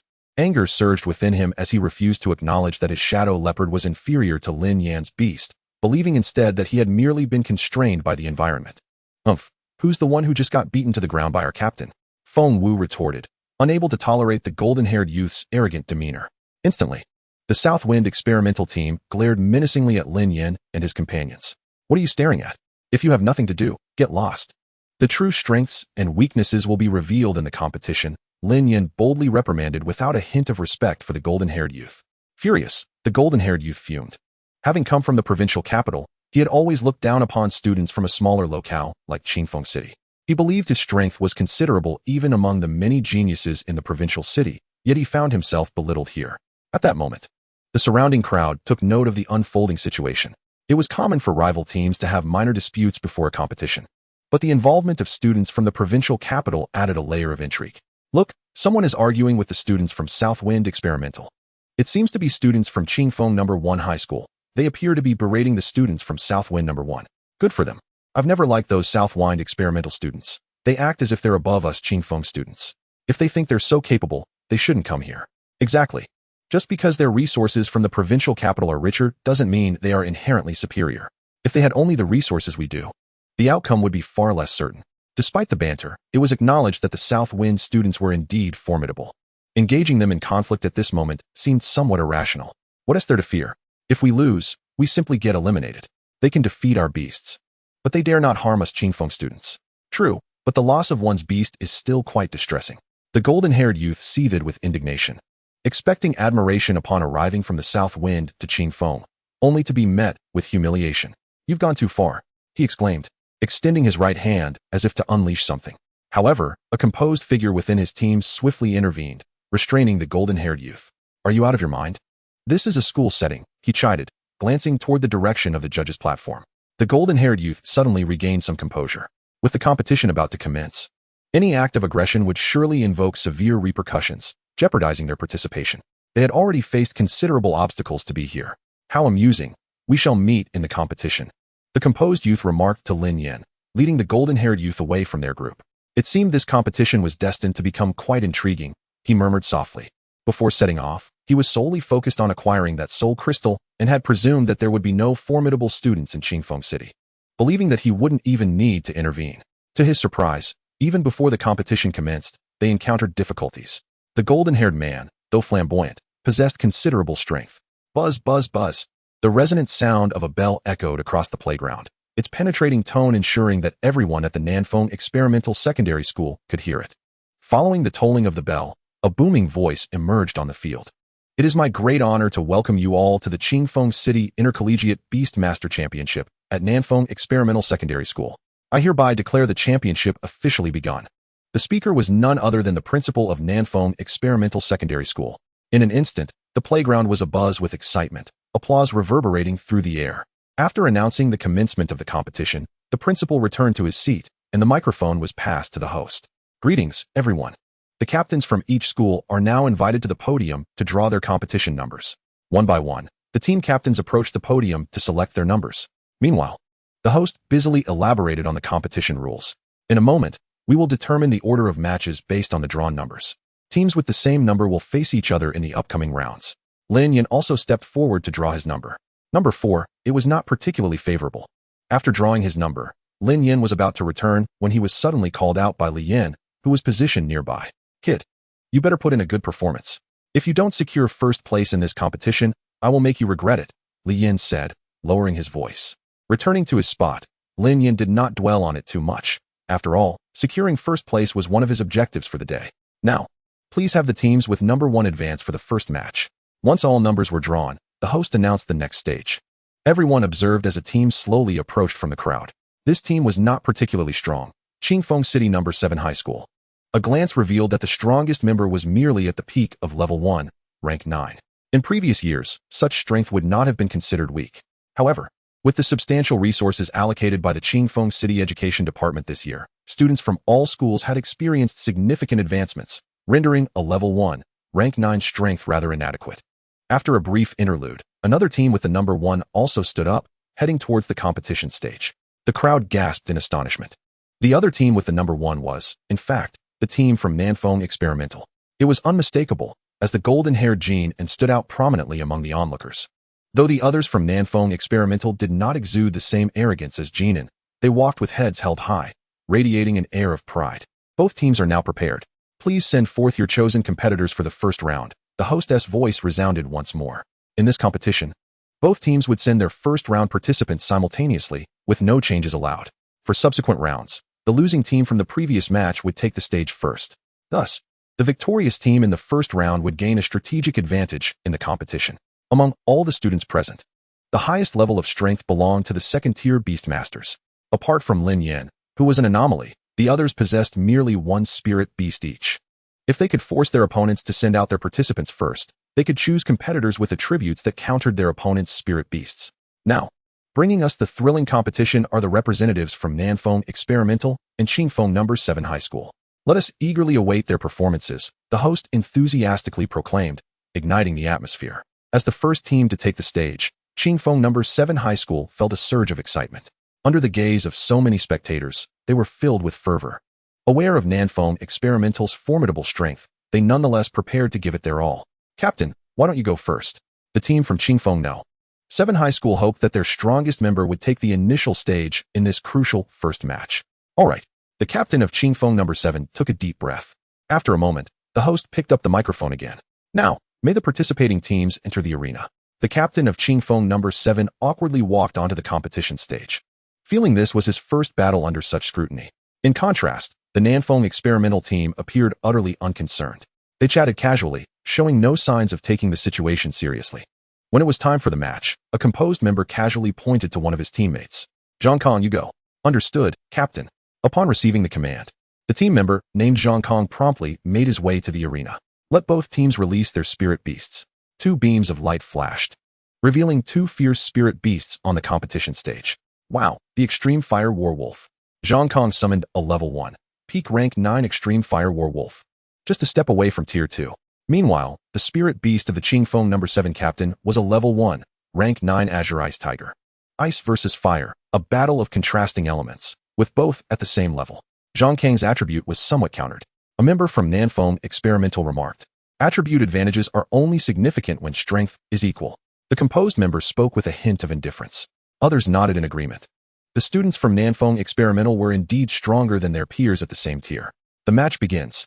As the referee's words echoed, the Extreme Fire Warwolf charged forward without hesitation, directly confronting the Azure Ice Tiger, displaying no signs of fear. The captain of Qingfeng No. 7 would not lose momentum at this critical moment. In a contest of equal strength, confidence could determine the outcome. The clash of ice and fire, wolf and tiger, erupted into a frenzy of biting and clawing.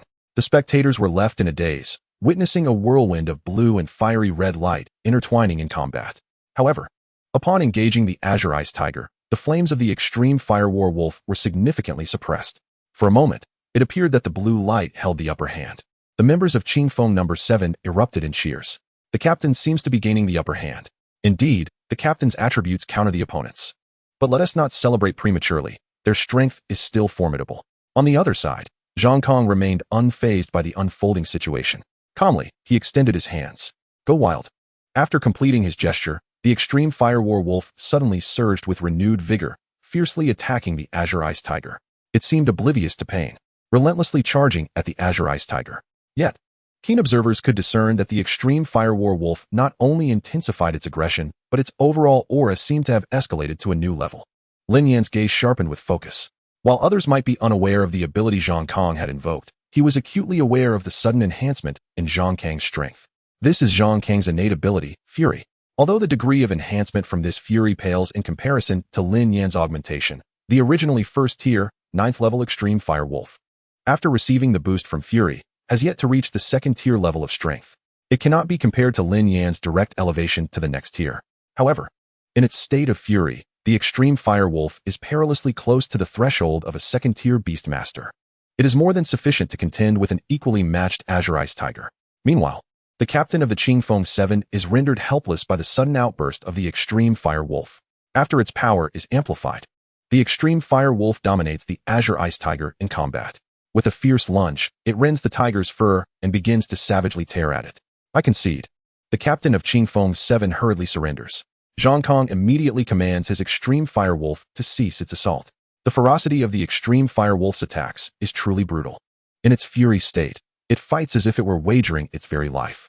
If this continues, the Azure Ice Tiger may well be killed by the extreme fire wolf. Round 1 goes to Zhang Kong. The referee promptly announces the outcome of the match. Captain. As the captain of Qingfeng's 7 descends, the other team members quickly gather around him. Captain, are you alright? I'm fine. It's just that we lost the first battle, he replies, feeling somewhat ashamed to face his teammates as their leader. Meanwhile, Zhang Kuan remains on the platform, unperturbed. Instead, he shouts towards Qingfeng's 7, hurry up. I don't need a break. I'll take on the next one. Who is stepping up? According to the rules, there should be a 5-minute intermission, and the defeated Qingfeng 7 should send out their next combatant first. However, Zhang Kong seems entirely unconcerned. The previous battle concluded swiftly, and the captain's early surrender saved him considerable stamina. Chapter 44, Ruthless Confrontation. This is too much. Captain, let me fight him. A short-haired man from Qingfeng 7 steps forward. After a moment's hesitation, the captain refrains from protest. This short-haired man is the strongest in the team aside from him, also at the first tier, 9th level. With no one else available, he is the only option. Be cautious. The short-haired man strides onto the arena, his face a mask of fury as he glares at Zhang Kong. What are you staring at? You should know your skills are lacking. I hope you 1T surrender like your useless captain. Ruthless confrontation. Zhang Kong, possessing superior strength, psychologically dominates them, a testament to his extensive combat experience. Let us begin. He instructs the referee. Match on. The short-haired man promptly summons his beast, the Gale Leopard, which is also a formidable spirit beast. Upon its emergence, the Gale Leopard senses its master's ire and charges at Zhang Kang's extreme fire wolf. Naturally, the extreme fire wolf is not one to back down, roaring in defiance as it lunges to bite the Gale Leopard. The two immediately engage in a fierce struggle. However, the Gale Leopard retains its composure despite its anger. Unlike the extreme fire wolf, which boasts formidable frontal combat capabilities, the Gale Leopard excels in speed. It avoids a direct clash with the extreme fire wolf, instead utilizing its agility to maneuver around it. With a fierce howl, the extreme fire wolf lunges forward, its powerful claws engulfed in raging flames as it targets the Gale Leopard. The Gale Leopard deftly dodges this lethal strike. In a swift side leap, it unleashes several razor-sharp wind blades from its claws, which hurtle toward the extreme fire wolf with devastating force.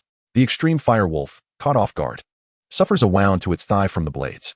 In an instant, the wind blades explode, leaving a series of lacerations upon the extreme fire wolf. After landing a successful attack, the Gale Leopard does not act impulsively. Rather, it swiftly distances itself from the extreme fire wolf. Clearly, the short-haired man has gained some insight into controlling a speed-type beast. In pain, the extreme fire wolf's eyes blaze with fury, flames radiating from its body. Flame storm. A wave of heat washes over the spectators below. The Gale Leopard quickly retreats to a safer distance. Its defenses are mediocre. If it were to be touched by these flames, the situation would become exceedingly troublesome. It cannot engage the extreme fire wolf in direct combat like the previous Azure Ice Tiger, which was shielded by a thick layer of frost. The Gale Leopard, however, lacks such protection. Yet the arena is not vast, and as it is pressured step by step, the Gale Leopard finds no avenue for escape. In a true wilderness, the Gale Leopard might have retreated temporarily, waiting for the extreme fire wolf's raging flames to diminish before re-engaging. After all, the fiery power of the extreme fire wolf is not limitless. Now, in its fury state, the extreme fire wolf exerts direct pressure on the Gale Leopard, which finds itself with insufficient space to maneuver. Nevertheless, the Gale Leopard refuses to submit passively. Realizing its retreat options are exhausted, it accelerates its speed, charging recklessly toward the extreme fire wolf. As it runs, it gathers a significant amount of wind elements around its body. As a wind element manipulator, the Gale Leopard is a favored child of nature, wielding great control over the air's wind elements. In an instant, a powerful current forms on the arena, pressing toward the extreme fire wolf. Wind suppresses fire. In that moment, all the flames enveloping the extreme fire wolf are forced tightly against its body, some flames even being blown to the back of the wolf, creating the illusion of a long, fiery tail trailing behind it. As the Gale Leopard is about to collide with the extreme fire wolf, Zhang Kang's lips curl into a faint smile. He understands that even if the flames of the extreme fire wolf are suppressed by the Gale Leopard in a mere physical clash, the Gale Leopard cannot hope to match the extreme fire wolf in its fury state. Just as the two are on the verge of impact, the Gale Leopard suddenly leaps high into the air. To the astonishment of the onlookers, it appears as though the Gale Leopard has taken flight, soaring high above the ground. Can wolves fly? The spectators gasp in amazement, unable to comprehend that, in this critical moment, the Gale Leopard has ascended into the air. Lin Yan casts an appreciative glance at the short-haired man on the platform. While others may not perceive it, it does not escape Lin Yan's keen eyes. The Gale Leopard has not flown in the traditional sense. Rather, it has utilized its impressive jumping ability in conjunction with the wind elements to leap high and then, with the aid of the wind, execute a second jump. This is how it appears to have taken flight. Then, harnessing its control over the wind elements, the Gale Leopard slows its descent. Thus, it looks as though it is gliding through the air. In midair, the Gale Leopard shifts its direction and descends toward the extreme Fire Wolf. This strike carried the ferocity of the Gale Wolf, coupled with the immense gravitational force of a fall from great heights. The speed of the attack was astonishing, and the fiery Battle Wolf found itself with no avenue of escape. In a desperate bid, it amplified its output of fire elemental energy, causing the flames enveloping it to intensify. Crash!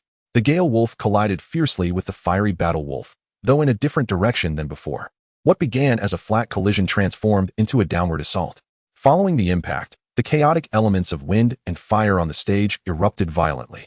For a fleeting moment, the entire arena was engulfed in flames, obscuring the view of the spectators below. As the flames gradually dissipated, onlookers beheld the sight of a red and a green wolf sprawled on the arena floor, both rendered motionless.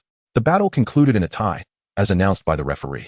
Upon hearing the result, the short-haired man felt a surge of joy, while Zhang Kong, on the contrary, wore a grim expression. The short-haired man promptly retrieved his Gale Wolf. Despite having gained a positional advantage during the clash, his Gale Wolf was still battered and bruised, and returning it to its ethereal space would aid in its recovery. The crowd erupted in thunderous cheers. Although the short-haired man was evidently weaker than Zhang Kong, he managed to secure a draw, earning the admiration of the audience. Zhang Kong silently returned to his seat, aware that his team from the Southwind Experimental School would undoubtedly prevail. However, being compelled to withdraw after defeating two opponents was not part of his original strategy. Logically, after entering a frenzied state, his nearly second-tier strength should have allowed him to sweep aside 7 adversaries without difficulty. Chapter 45, The Southwind Experimental Branch Team. Despite the draw, the strength of the Qingfeng 7 was significantly inferior to that of the Southwind Experimental School.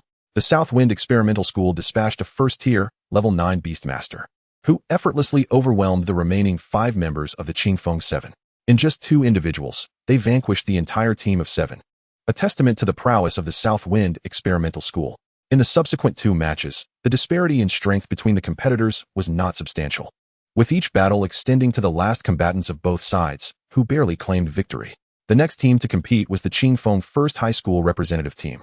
As their turn approached, Lin Yan led his teammates to the preparation area beside the arena. Their opponents were the Southwind Experimental Branch School. The atmosphere was electric.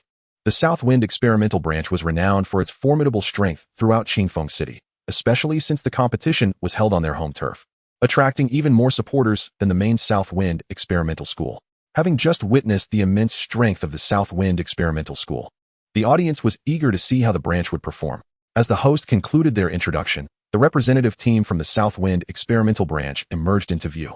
Lin Yan observed intently, noting that the Southwind Experimental Branch also boasted a formidable presence, including a second-tier Beastmaster. Feng Ling, you will take the lead, Lin Yan instructed his companion. Following her ascension to the second tier, Feng Ling had experienced a significant enhancement in her abilities. Lin Yan wished to refrain from revealing his strength too soon, hoping instead to afford his teammates ample opportunity to shine. Given the formidable presence of a second-tier Beastmaster on the opposing side, he decided to deploy Feng Ling first, confident that she would not shy away from the challenge. With the illustrious bloodline of the phoenix-tailed Qingwan, Feng Ling's strength was unparalleled among her peers. Understood, Brother Lin Yan, Feng Ling replied obediently, her gaze fixed on him. The team had no objections to his strategy, considering Qingfeng First High School to be an easy opponent to handle. Their true objective lay with the main Southwind Experimental School. Meanwhile, the members of the Southwind Experimental Branch were engaged in discussion. Despite being an affiliate of the Southwind Experimental School, they never regarded themselves as inferior to the main school students. After all, the representatives sent from the Southwind Experimental School were not their strongest members. I wonder why the school decided to send those few from the main Southwind to Qingfeng. Don't we have enough talent ourselves? One team member grumbled, clearly dissatisfied with the decision. Xin Yan, that was the principal's directive, the captain of the Southwind Experimental Branch team admonished, casting a glance at the complainer. Upon meeting the captain's gaze, the individual promptly fell silent. The audience was abuzz with excitement, having just witnessed the Southwind Experimental School's representatives dominate the Qingfeng 7. Anticipation surged as their own team's turn approached. Let us also sweep aside Qingfeng First High School with 2 individuals. Indeed, let us demonstrate that our branch possesses strength that rivals even that of the main Southwind Experimental School. Cheers erupted from the crowd. Hearing this, the Qingfeng First High School team felt a twinge of discomfort. Do not worry, once I defeat them, they will understand the difference in our abilities, Lin Yan reassured them. Humph, let them boast about sweeping us aside. We'll do well just to hold our ground. Feng Wu expressed her displeasure. However, it was not unexpected to hear such bravado on their opponent's home turf, especially considering the previous display of strength from Qingfeng First High School. Meanwhile, in a different corner of the arena, the captain of the Southwind Experimental Branch remarked, their team from the branch has drawn the same lot as that Qingfeng First High School. The blonde-haired individual turned to the composed member of his team, harboring a deep-seated animosity towards Lin Yan's group. For him, losing face was far more significant than any defeat. The branch is inconsequential. But we must take Qingfeng First High School seriously. Their captain possesses considerable strength, the composed individual stated after a moment's pause. To his surprise, the blonde-haired man did not dispute this assessment. Lin Yan's prowess was indeed formidable. During their earlier clash, he had found himself at a disadvantage, though it was unclear if Lin Yan had unleashed his full capabilities. Let us observe carefully. I hope the branch's team proves to be a worthy adversary, capable of drawing out more of Qingfeng First High School's captain's strength. Should anyone overhear this conversation within the Southwind Experimental team, they would undoubtedly be taken aback, for they were asserting that the Southwind Experimental Branch could not possibly overcome Qingfeng First High School, a notion deemed inconceivable by outsiders. Now, may both teams take the stage. Brother Lin Yan, I shall go, Feng Ling declared, bouncing towards the arena. Be cautious, Lin Yan advised, saying little more, secure in the knowledge that everything was under control. Surprisingly, it was not their captain who took the stage first, but rather a female team member, indicating that the captain of Qingfeng First High School had great confidence in his teammates. The host expressed astonishment at the decision of Qingfeng First High School to send someone other than their captain for the initial match. Generally, in the current competitive format, the outcome of the first match was crucial, aside from teams like the Southwind Experimental School, who possessed absolute confidence in their strength. All other teams had sent their captains to compete first thus far. In the face of the Southern Wind Experimental School, Qingfeng No. 1 unexpectedly did not allow their captain to take the field first. Instead, they dispatched a female team member. This action ignited a surge of anger among the Southern Wind Experimental School's representatives. However, Southern Wind also did not field their captain, opting for an ordinary team member instead. They had not placed much emphasis on Qingfeng No. 1 during their personnel arrangements, believing that having a second-tier Beastmaster in their ranks would guarantee them an invincible position in this level of combat. Both sides, however, were resolute. Upon taking the field, they unleashed their respective spirit beasts. With a graceful wave of her hand, Feng Ling summoned the phoenix-tailed Qingluan bird before her. Her opponent, meanwhile, was a formidable earth bear that exuded an air of ferocity. Little sister, if you wish to launch a sneak attack, now is still the time. Otherwise, do not blame me for being merciless later, remarked the Southern Wind competitor, momentarily distracted by the beauty before him. This elicited a frosty glare from Lin Yan, who was watching from the stands. Feng Ling furrowed her brow slightly, feeling a wave of irritation towards the man opposite her. His gaze was uncomfortable, and she found it distasteful, especially when compared to Lin Yan's demeanor. As both sides released their spirit beasts, the referee stepped back from the center of the arena, signaling the commencement of the match. Little sister, do not be so anxious. What is your name? The Southern Wind competitor continued to underestimate the situation. In his eyes, the Earth Bear possessed formidable defensive capabilities, its connection to the Earth making it difficult to breach its defenses. Yet, in the next moment, all eyes widened in disbelief. Second-tier Beastmaster. The young man was momentarily stunned, his gaze fixated on the imposing phoenix-tailed Qingluan bird that soared towards him. Before unleashing its might, the bird repressed its aura, concealing its classification as a second-tier beast. Suddenly, the atmosphere shifted dramatically. A powerful gust emanated from the phoenix-tailed Qingluan bird, causing the audience below to feel a sense of breathlessness. Activate the defensive shield. The referee, witnessing the overwhelming power of Feng Ling's spirit beast, immediately engaged the arena's protective barrier. Had the bird's abilities been unleashed unchecked, it could have posed a danger to the spectators, many of whom were ordinary individuals rather than beastmasters. However, the Earth Bear on the arena had no such luxury. The phoenix-tailed Qingluan bird unfurled its broad wings, unleashing two slicing wind blades that hurtled toward the Earth Bear with tremendous force. The Earth Bear let out a terrified roar, but it was futile. The combat strength of a second-tier beast was evident. The two wind blades, one to the left and one to the right, effortlessly tore through the bear's arms. I concede. Seeing the phoenix-tailed Qinghuan bird preparing to launch a second attack, the Earth Bear's master was instantly gripped by fear. The speed of the wind blades was so rapid that he had no time to call for surrender. Had Feng Ling not shown mercy, those blades could have cleaved through the Earth Bear's body entirely. A second-tier beastmaster. The crowd erupted in excitement. This was the first time since the match's onset that a true second-tier beastmaster had showcased their prowess, decisively defeating a first-tier, level 9 Earth Bear with remarkable efficiency. Is Qingfeng No. 1 truly this strong? In an instant, the support for Qingfeng No. 1 swelled. Those who had initially backed Southern Wind Experimental School shifted their allegiance upon witnessing Feng Ling's formidable capabilities. The Southern Wind competitor, now disheartened, approached the arena to collect the severely injured Earth Bear, needing to act swiftly to prevent further blood loss. Feng Ling returned to her team at Qingfeng No. 1. Well done, Lin Yan commended as he observed Feng Ling descend from the arena. Her face lit up with joy as she looked back at him. Having secured victory in the first match, Lin Yan's team was granted the right to choose their participants for the subsequent round based on the opponent's selections. Rest well. The opposing team still has a second-tier beast master that you will need to confront.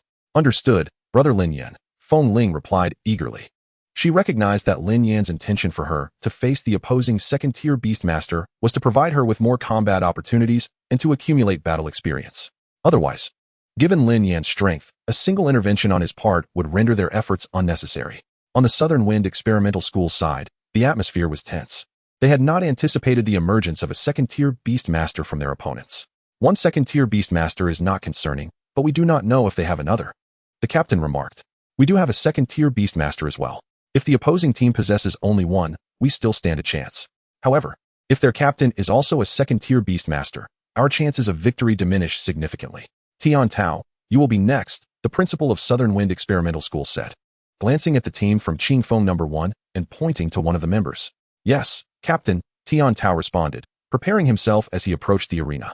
Lin Yan observed him from a distance before contemplating for a moment and turning to Wenhong and his team. You take the stage. Wenhong's heart soared with excitement. Yes, Captain. They understood that the later it got in the match, the fewer opportunities they would have to compete. Seizing the moment while their opponents were still not overly strong would allow them to hone their skills. Wenhong eagerly made her way to the arena. Without further ado, both sides unleashed their spirit beasts as the match commenced. To Wenhong's surprise, her opponent's spirit beast was a long-range attacker, a fire mouse. As the match began, the fire mouse launched a fireball towards Wenhong's giant mantis. Though small in size, the fireball carried an overwhelming force that Wenhong sensed. However, the giant mantis's greatest pride was its speed. It was simply too agile to be easily struck. Like a black streak slicing through the air, the giant mantis swiftly closed the distance to the fire mouse, moving several dozen meters in an instant.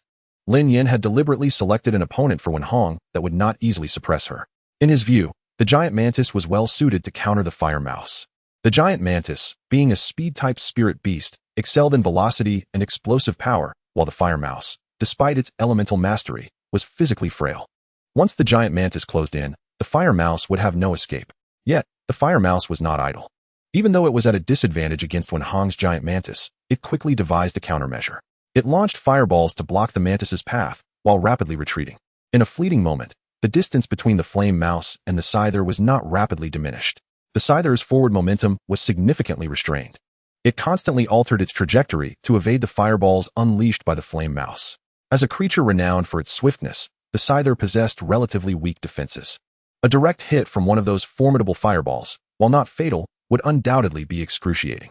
Observers from the Nanfeng experimental branch wore expressions of grave concern, as it was evident to the discerning that the flame mouse found itself in a perilous predicament. I shall take the next turn, declared the captain of the Nanfeng experimental branch, unable to remain passive amidst the tense circumstances. He understood that if they continued to falter, their confidence would dissipate even before their opponent struck. Chapter 47. Lin Yan takes the stage. After gradually acclimatizing to the trajectory of the fireballs emitted by the flame mouse, the scyther began to establish a rhythm, advancing step by step toward the flame mouse's position. At this juncture, the flame mouse had retreated to the edge of the arena, leaving it with no further room to maneuver. The arena itself was vast and rectangular. As the scyther pushed the flame mouse back, It effectively curtailed any potential escape routes, leaving the flame mouse with no option but to retreat further. With each step, the scyther drew closer to the flame mouse, its razor-sharp sides slicing through the air with a piercing whoosh. Each leap resembled a dagger, aimed directly at the flame mouse. Squeak! The flame mouse emitted a shrill cry, jarring to the ears. Sensing impending doom, its eyes turned a fiery red, and its demeanor shifted to one of fierce determination, seemingly gathering energy. In the next instant, a colossal fireball formed above the flame mouse's head, containing an energy far exceeding that of its previous attempts. Gradually, this immense fireball coalesced into a larger version of the flame mouse itself. The scyther, perceiving the threat emanating from the massive fireball, responded with an explosive surge of power, catapulting its speed to unprecedented levels. To the onlookers, the scyther transformed into a swift black streak, racing toward the flame mouse. As the scyther closed in, the flame mouse unleashed its attack.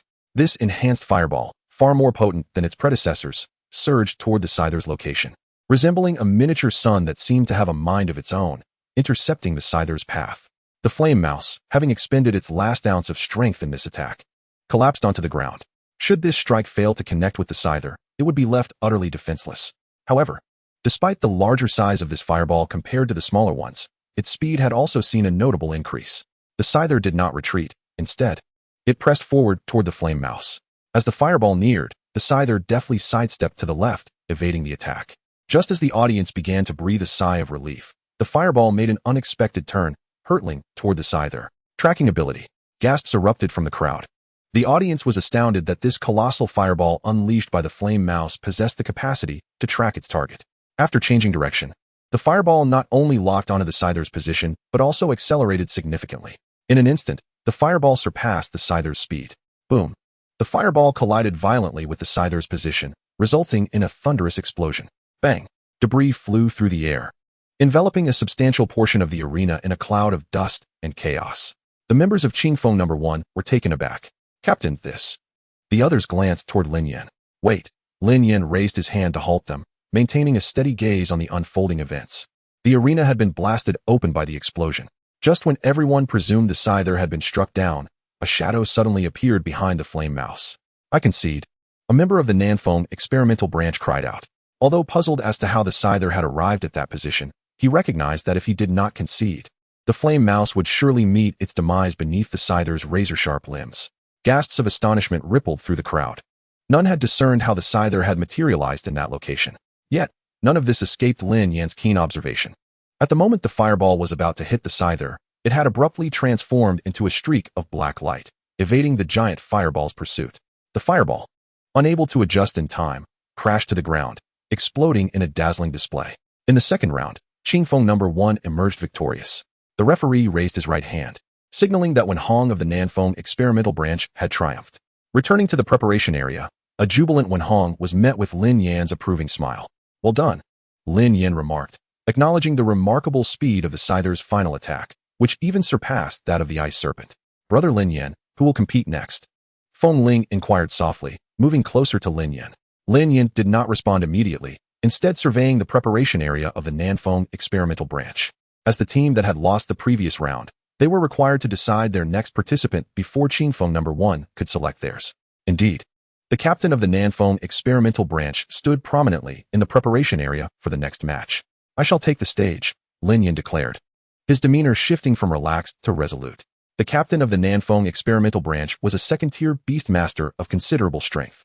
If Feng Ling were to compete, the odds of victory would be slim, with a high likelihood of injury. Lin Yan could not bear the thought of putting Feng Ling in harm's way, even at the cost of his own safety. Having resolved to enter the fray, Lin Yan rose from his seat and strode toward the arena. Upon seeing Lin Yan approach, the captain of the Nanfeng experimental branch felt a surge of pressure.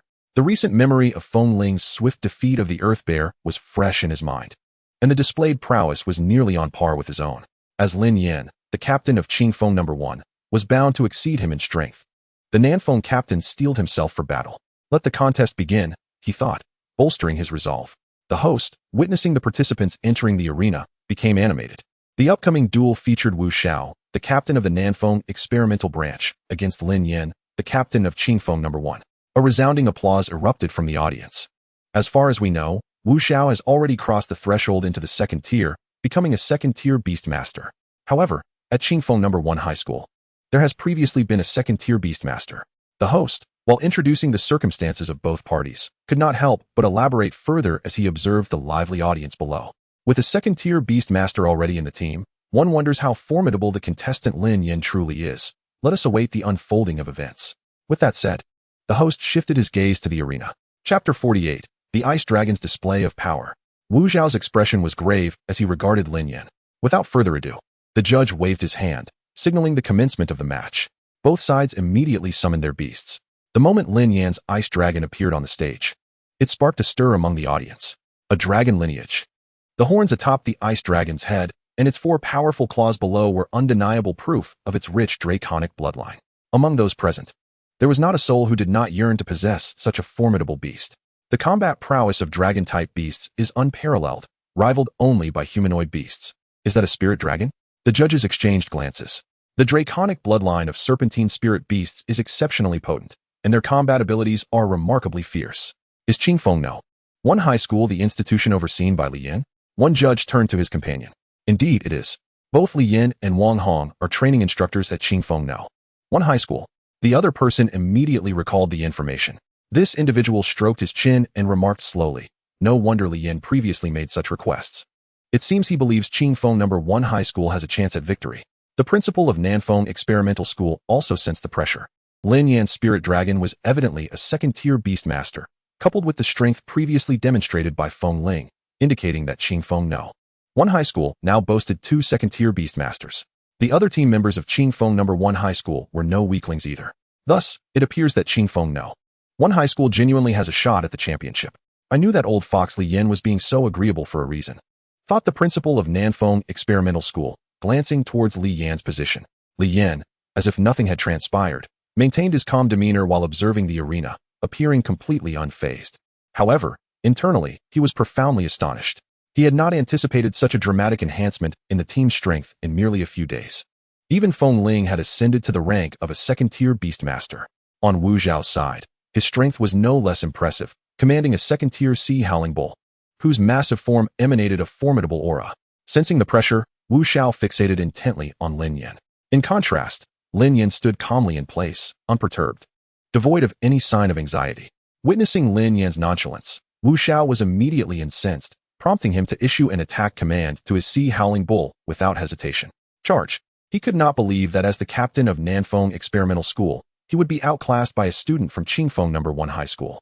After all, Nanfeng Experimental School had the backing of a prestigious institution, offering resources and training conditions far superior to those of Qingfeng No. 1 high school. Initially, he had thought that his only rivals in this Qingfeng High School Beastmaster tournament would be those from the main campus of Nanfeng Experimental School, yet here he was, facing a formidable opponent in the very first round. The sea howling bull thundered forward, each step leaving a deep imprint on the hard floor of the arena, its immense energy sending shockwaves through the audience. Such overwhelming power. Can Lin Yan truly contend with Wu Zhao? I doubt it. Our school's captain has been a second-tier beastmaster for some time now and possesses formidable strength. It's already impressive that Qingfeng No. 1 high school has forced Wu Zhao to act personally. Is Lin Yan paralyzed with fear, standing there unmoving? Perhaps he lacks combat experience. This is Nanfeng Experimental School, and the majority of the audience consists of its students, naturally inclined to support their own institution. Seeing the situation unfold, Wu Zhao's spirits lifted, and he urged his beast to accelerate, preparing to catch Lin Yan off guard. However, in the next instant, a vast chill suddenly enveloped the arena. In an instant, it blanketed nearly half of the competition stage. The audience felt waves of frost, as if they had been transported to the depths of winter. Despite it being the sunny month of June, the safety judge nearby also changed his expression, hastily increasing the energy input to the protective barrier surrounding the arena. Only then did the chill's encroachment begin to ease. Nevertheless, this meant that Lin Yan's icy aura was entirely contained within the arena, causing the temperature to plummet rapidly. Lin Yan was elated. The intense cold would significantly enhance the strength of the ice dragon. The arena's protective barrier had effectively created a makeshift domain of frost around the ice dragon. Enveloped in this icy atmosphere, the sea howling bull's momentum was considerably diminished. Fortunately, the sea howling bull was also a water attribute spirit beast, and its resistance to the cold was not overly compromised. As the powerful sea howling bull charged toward him, the ice dragon raised its head slightly, adjusting the angle of its horns to target the approaching beast. In an instant, a tempest brewed on the arena. with snow swirling violently. Crack, crack. Countless ice blades coalesced in the air, their sharp edges instilling fear in all who beheld them. Whoosh. In the next moment, all the ice blades shot forth like arrows, raining down upon the Sea Howling Bull in a torrent of icy fury. The Sea Howling Bull, known for its formidable defense and strength, found itself grievously wounded beneath the relentless assault of the Ice Dragon's ice blades, its tough hide now marred and bleeding profusely. The beast's agonized cries echoed throughout the arena. This is impossible. How could this happen? Wu Xiao stared in disbelief at the unfolding scene. He was all too familiar with the Sea Howling Bull's defensive capabilities, yet it was now being effortlessly sliced through by mere ice blades, blood flowing freely from its wounds. This could only signify one thing. The Ice Dragon had gained a clear advantage over the Sea Howling Bull. Wu Xiao had invested immense effort into nurturing his Sea Howling Bull, and the school had provided him with numerous precious resources. It was under such circumstances that he had rapidly advanced to the second tier, reaching the second tier level 2, and was even on the cusp of tier 3. Yet, under these conditions, Lin Yan's strength was somehow able to suppress him, leaving him utterly astonished and incredulous. However, Lin Yan remained oblivious to the thoughts of others. Seizing the opportunity presented by the wounded Sea Howling Bull, he commanded the Ice Dragon to press the attack. Chapter 49, The Beastmaster Treasure Hunt Street. In an instant, the Ice Dragon's horns glowed once more, as a massive surge of snowstorm energy coalesced around them, the pressure it exuded causing Wu Xiao's heart to tighten. In such circumstances, Wu Xiao could no longer afford to hesitate. He resolutely commanded the Sea Howling Divine Bull to charge towards the Icebound Jiao. He paid no heed to the potential injuries the Divine Bull might sustain, for the Icebound Jiao had already demonstrated formidable elemental control. If they did not swiftly approach the Sea Howling Divine Bull, it would be unable to withstand an assault from a Beastmaster wielding such powerful spellcasting abilities. The outcome of this match was of utmost importance to him. The Nanfeng Experimental Branch School had already suffered 2 consecutive defeats. Should they lose this round, all hope would be extinguished. To be eliminated in the first round, especially on home turf, was a bitter pill to swallow. The Sea Howling Divine Bull had barely taken a few steps when the ferocious power of ice and snow erupted before the Icebound Jiao. The Ice Storm, one of the potent skills of the Icebound Jiao at the second tier, unleashed its fury. Wherever the storm passed, the air crystallized into icy particles, merging into the tempest. The rushing Sea Howling Divine Bull found itself utterly powerless against the onslaught, swept away by the ice storm without the slightest chance to resist. The storm's immense pulling force firmly ensnared the Divine Bull, rendering it nearly immobile within the tempest. The icy particles within the storm viciously sliced at its body, deepening the wounds inflicted by the previous icy blades. Gradually, the struggling Divine Bull began to lose blood, its resistance waning, as frost slowly encased its exterior. I concede. Despite his reluctance to admit defeat, Wu Xiao understood that he had lost. If he persisted, the Sea Howling Divine Bull might perish, rather than engage in futile struggle. It was wiser to concede, sparing his beast from death. The cost of losing a beast was significant, and with only a few days remaining until the preliminary martial exam, the implications of such a loss at this crucial juncture would be dire. After you. Lin Yan clasped his hands together in a gesture of respect, then turned to leave the arena. Meanwhile, the audience below erupted with excitement. Even though their own school's team had been defeated so easily, they were simultaneously awed by Lin Yan's prowess. Such terror.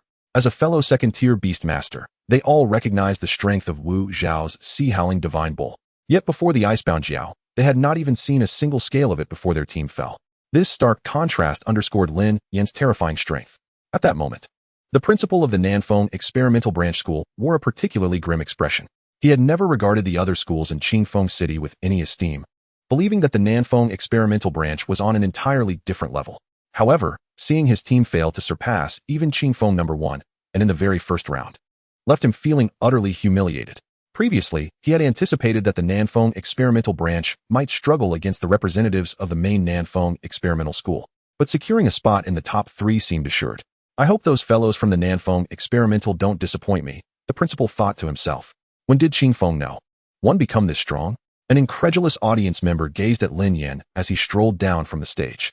Everything had transpired so swiftly that they barely grasped what had occurred. The match was over before they could fully comprehend it. In a single team, 2 second-tier Beastmasters had emerged. It seemed that this year's championship was destined for Qingfeng No. 1. How unfortunate for our school to be eliminated in the first round, lamented a student from the Nanfeng Experimental Branch, still feeling a tinge of bitterness. However, while Qingfeng No. 1 is formidable, securing the championship is still uncertain. as our main Nanfeng experimental team is also present and possesses considerable strength. A blonde youth from the Nanfeng experimental school watched Lin Yan descend from the arena with an impassive expression, while the crowd erupted into applause. Infuriated, he muttered under his breath, "Let you bask in the limelight for now. When you face our team, you'll truly know despair." After Wu Zhao's defeat, the remaining members of the Nanfeng experimental branch had completely lost their fighting spirit, rendering the rest of the matches devoid of suspense. The remaining members of Qingfeng No. 1 took turns entering the arena, effortlessly dispatching their opponents. Qingfeng No. 1 wins against Nanfeng experimental branch. The referee announced loudly, declaring the end of the battle. "Do we continue watching the matches?" Tian Chung inquired, glancing at Lin Yan. Instantly, Lin Yan discerned their intentions. They wished to go out and enjoy themselves. After surveying their opponents, he replied, "No need, let us return." The only team that posed any real threat, the Nanfeng experimental branch, had already competed, and each team would only battle once per day. Lin Yan saw no formidable opponents remaining among the others. "Wonderful. Let's head to the Beast Treasure Street nearby. I've heard there are many delightful treasures there," Feng Ling exclaimed, her spirits soaring at the prospect of leaving.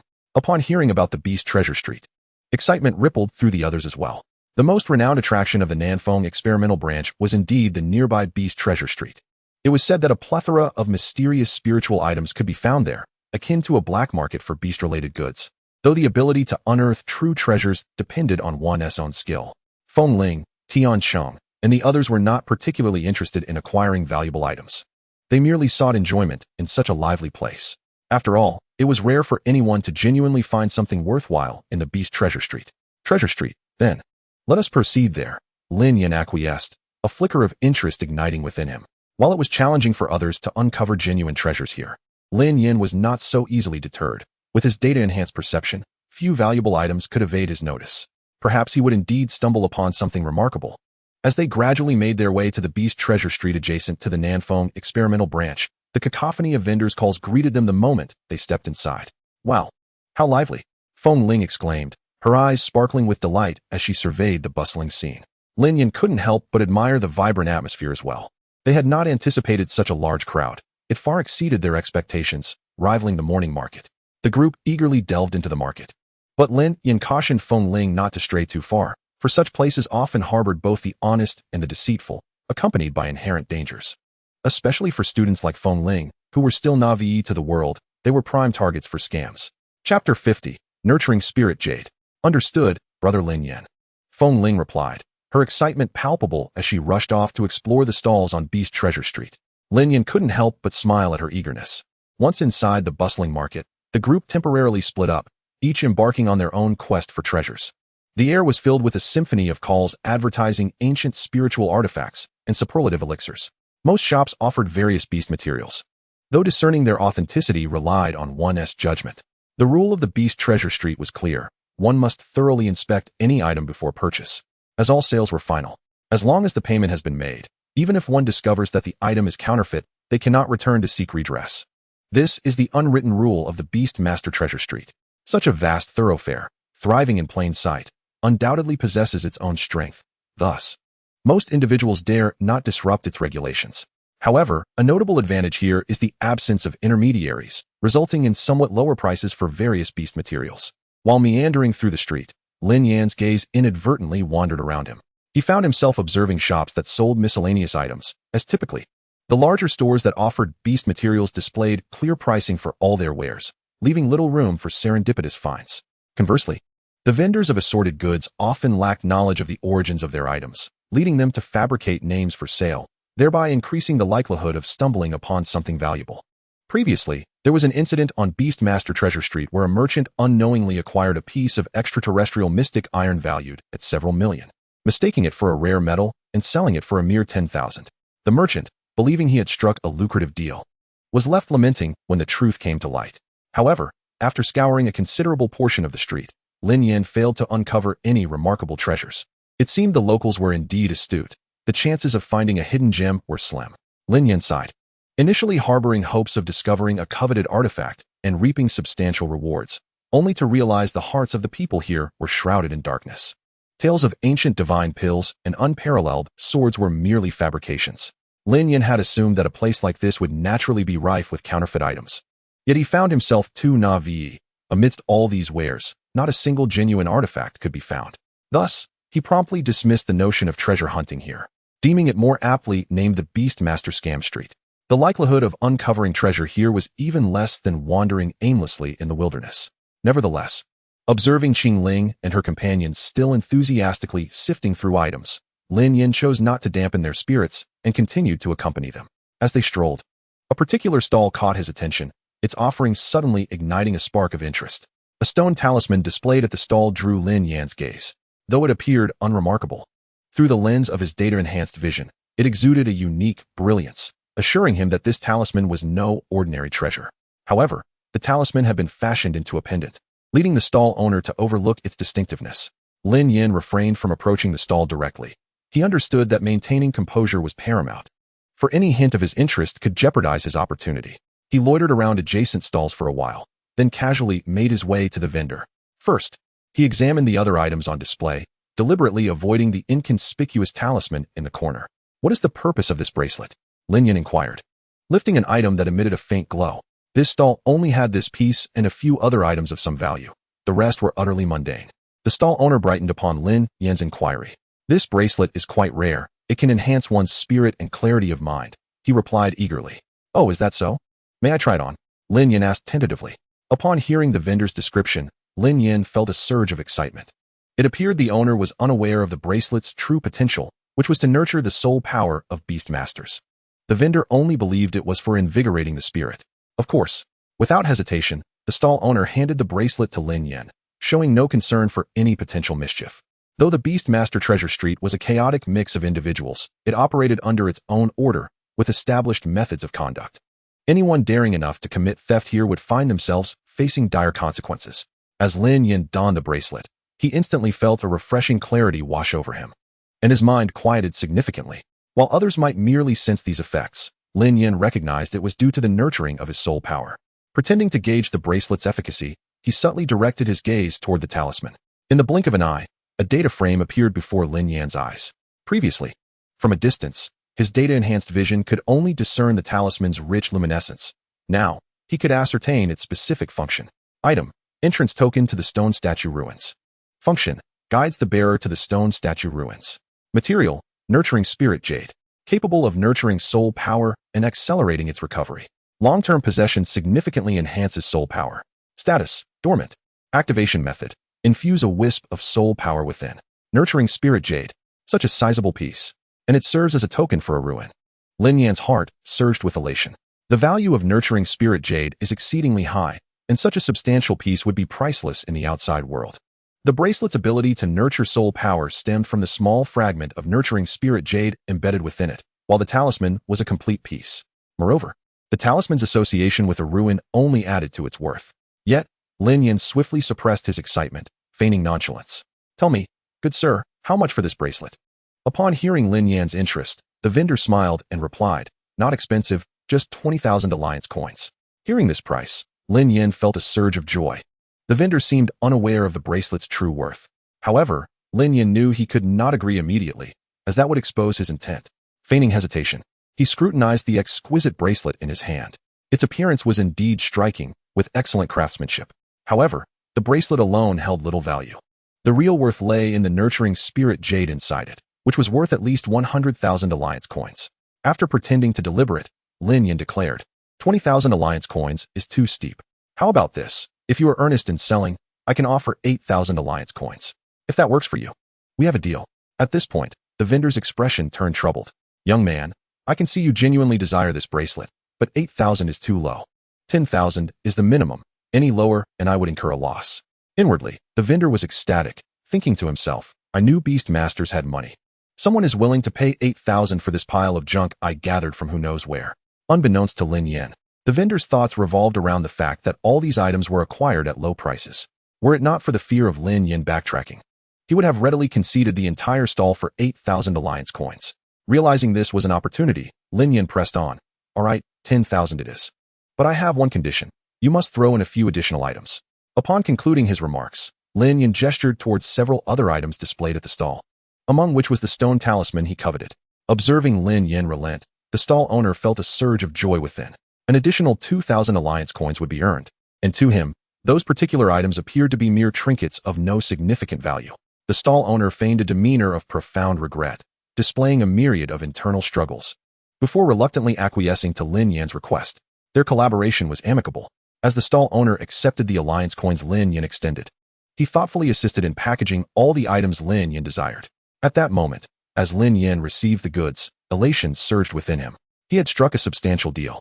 The bracelet alone was of considerable worth, while the value of the stone talisman was immeasurable. It was then that Lin Yan began to assess the talisman's potential. Initially, he believed it to be a mere treasure, only to discover it was a relic-s token. Relics are often accompanied by immense opportunities and peril. Many relics in the outside world had been thoroughly explored. What remained were predominantly perilous locations with minimal rewards, yet the relic represented by this talisman evidently remained uncharted. It hinted at vast riches, albeit the dangers inherent in such unexplored relics were unknown. Lin Yan extracted the talisman and immediately infused it with a strand of soul energy.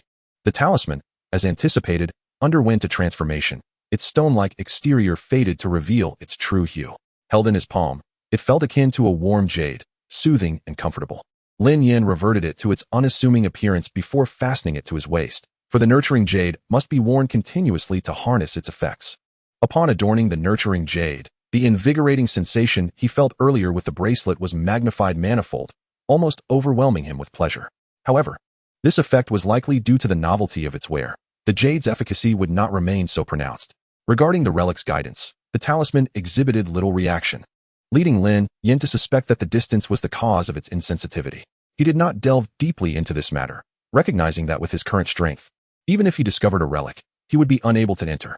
The dangers of relics were far beyond Lin Yan's capability to confront. Aware of the nurturing jade's benefits, Lin Yan gazed at the bracelet adorned with the nurturing jade, already formulating plans for it in his mind. At that moment, Feng Ling suddenly appeared before him. "Brother Lin Yan, what are you up to? Have you bought something?" she inquired, her hands laden with several items, indicating she had procured a good number of treasures from the Beastmaster treasure street. A glance revealed that among her acquisitions, a few emanated a faint spiritual glow, suggesting she had not been deceived. Just a few casual purchases. "What do you think of this bracelet?"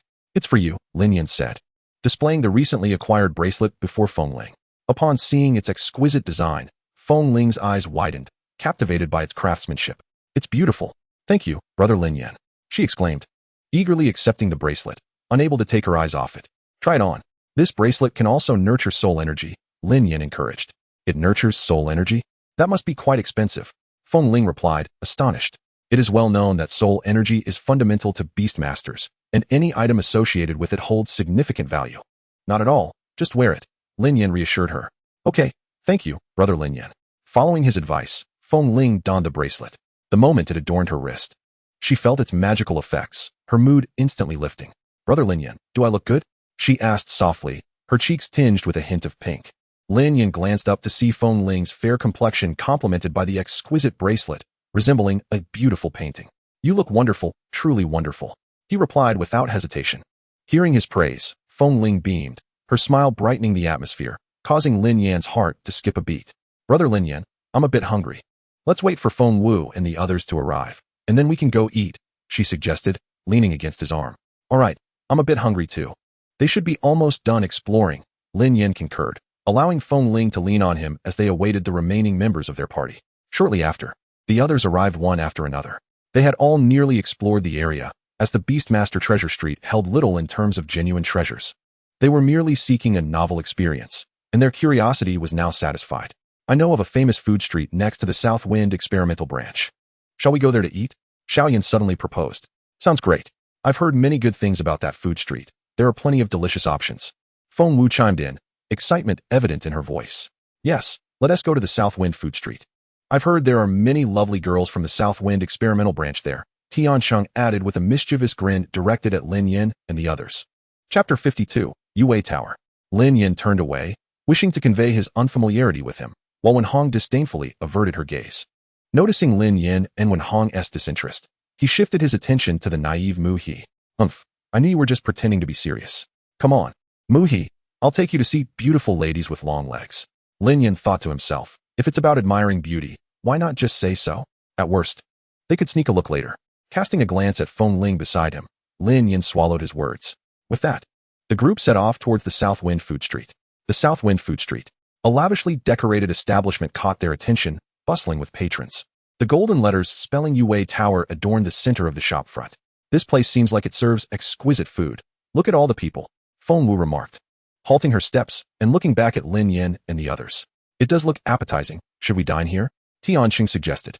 The renowned Yue Tower was well known in the Southwind Food Street, famed for its top-notch flavors and quality, which they had previously heard about.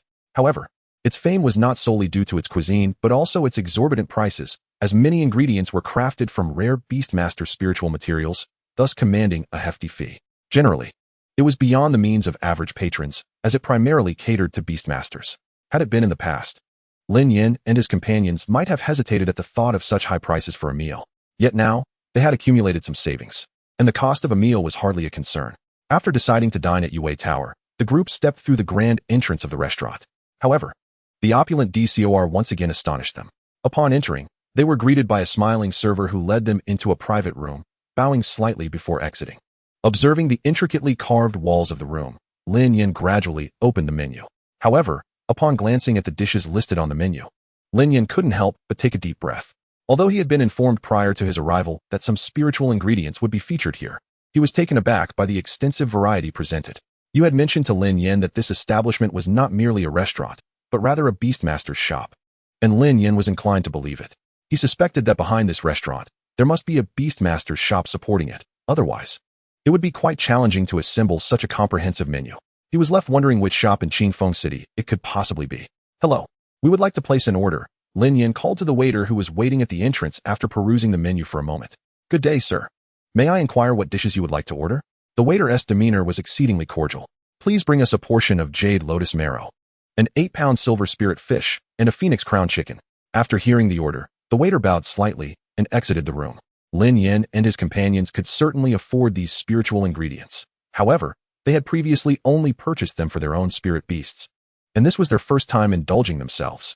Nevertheless, the speed at which the dishes were served at this establishment pleasantly surprised Lin Yan and his companions, as within a mere 10 minutes, all the dishes were presented simultaneously. Let us begin to eat. It is my first time indulging in these spiritual ingredients myself, Lin Yan remarked, eyeing the delectable dishes that lay before him, unable to resist the urge to dig in. Upon hearing this, everyone quickly began to savor the culinary delights on their plates. The food indeed surpassed that of ordinary restaurants, which shed light on why this place commanded such high prices, yet still attracted numerous patrons. Just as everyone was enjoying their meal, several familiar figures appeared outside their private room, the blonde-haired man and his companions. At that moment, they caught sight of Lin Yan and his group, but instead of approaching to cause trouble as they had before, they turned and entered the adjacent private room. Jinan, upon spotting Lin Yan and his companions, displayed a flicker of surprise. Isn't it true that misfortunes tend to gather? The more one wishes to avoid someone, the more likely one is to encounter them, Tianqing remarked with dissatisfaction. The brazen demeanor of the blonde-haired man and his group earlier had left a sour impression on the students from Qingfeng No. 1 High School. However, it was not surprising for them to appear here, as Yue Lu was renowned throughout Qingfeng City, and the blonde-haired individuals hailed from prominent families in the Southern Wind Province, thus lacking for nothing financially. Moreover, with Yue Lu being the only upscale restaurant nearby the Southern Wind Experimental Branch School, their presence here was entirely expected. Yet Lin Yan felt a sense of confusion. Based on Jinan's character, he would typically indulge in taunting them, even if he knew physical confrontation was prohibited here. However, this time, he said nothing and simply entered the adjacent room, which struck Lin Yan as peculiar. Furthermore, he noticed a detail. Once everyone from the Southern Wind experimental team entered the room, they promptly and cautiously closed the door behind them. This further convinced Lin Yan that the Southern Wind team must have some secret to discuss. While contemplating this, Lin Yan discreetly integrated his soul power into the wall, eavesdropping on the conversation in the adjacent room. This was a newfound ability he acquired after his soul power reached the level of a third-tier Beastmaster, making it most suitable for gathering intelligence, or rather, for espionage. This capability, unique to those whose soul power reached the third tier, allowed for external projection, making it difficult for anyone lacking the same level of soul power to detect. Naturally, none of the members of the Southern Wind experimental team possessed third-tier soul power, allowing Lin Yan to remain undetected in his eavesdropping endeavor. Lin Yan held his breath, focusing intently on the sounds emanating from the private room of the Southern Wind experimental team. The first voice to emerge was one filled with arrogance and defiance, and Lin Yan immediately recognized it as Jinan's. Captain, please, What is so serious that you called us all here? I have just received a notification from the school. In order for us to participate in the upcoming competition in Qingfeng City, the school has expended 700,000 alliance coins, which will be distributed in the form of prize money. 700,000 alliance coins. Such a substantial sum.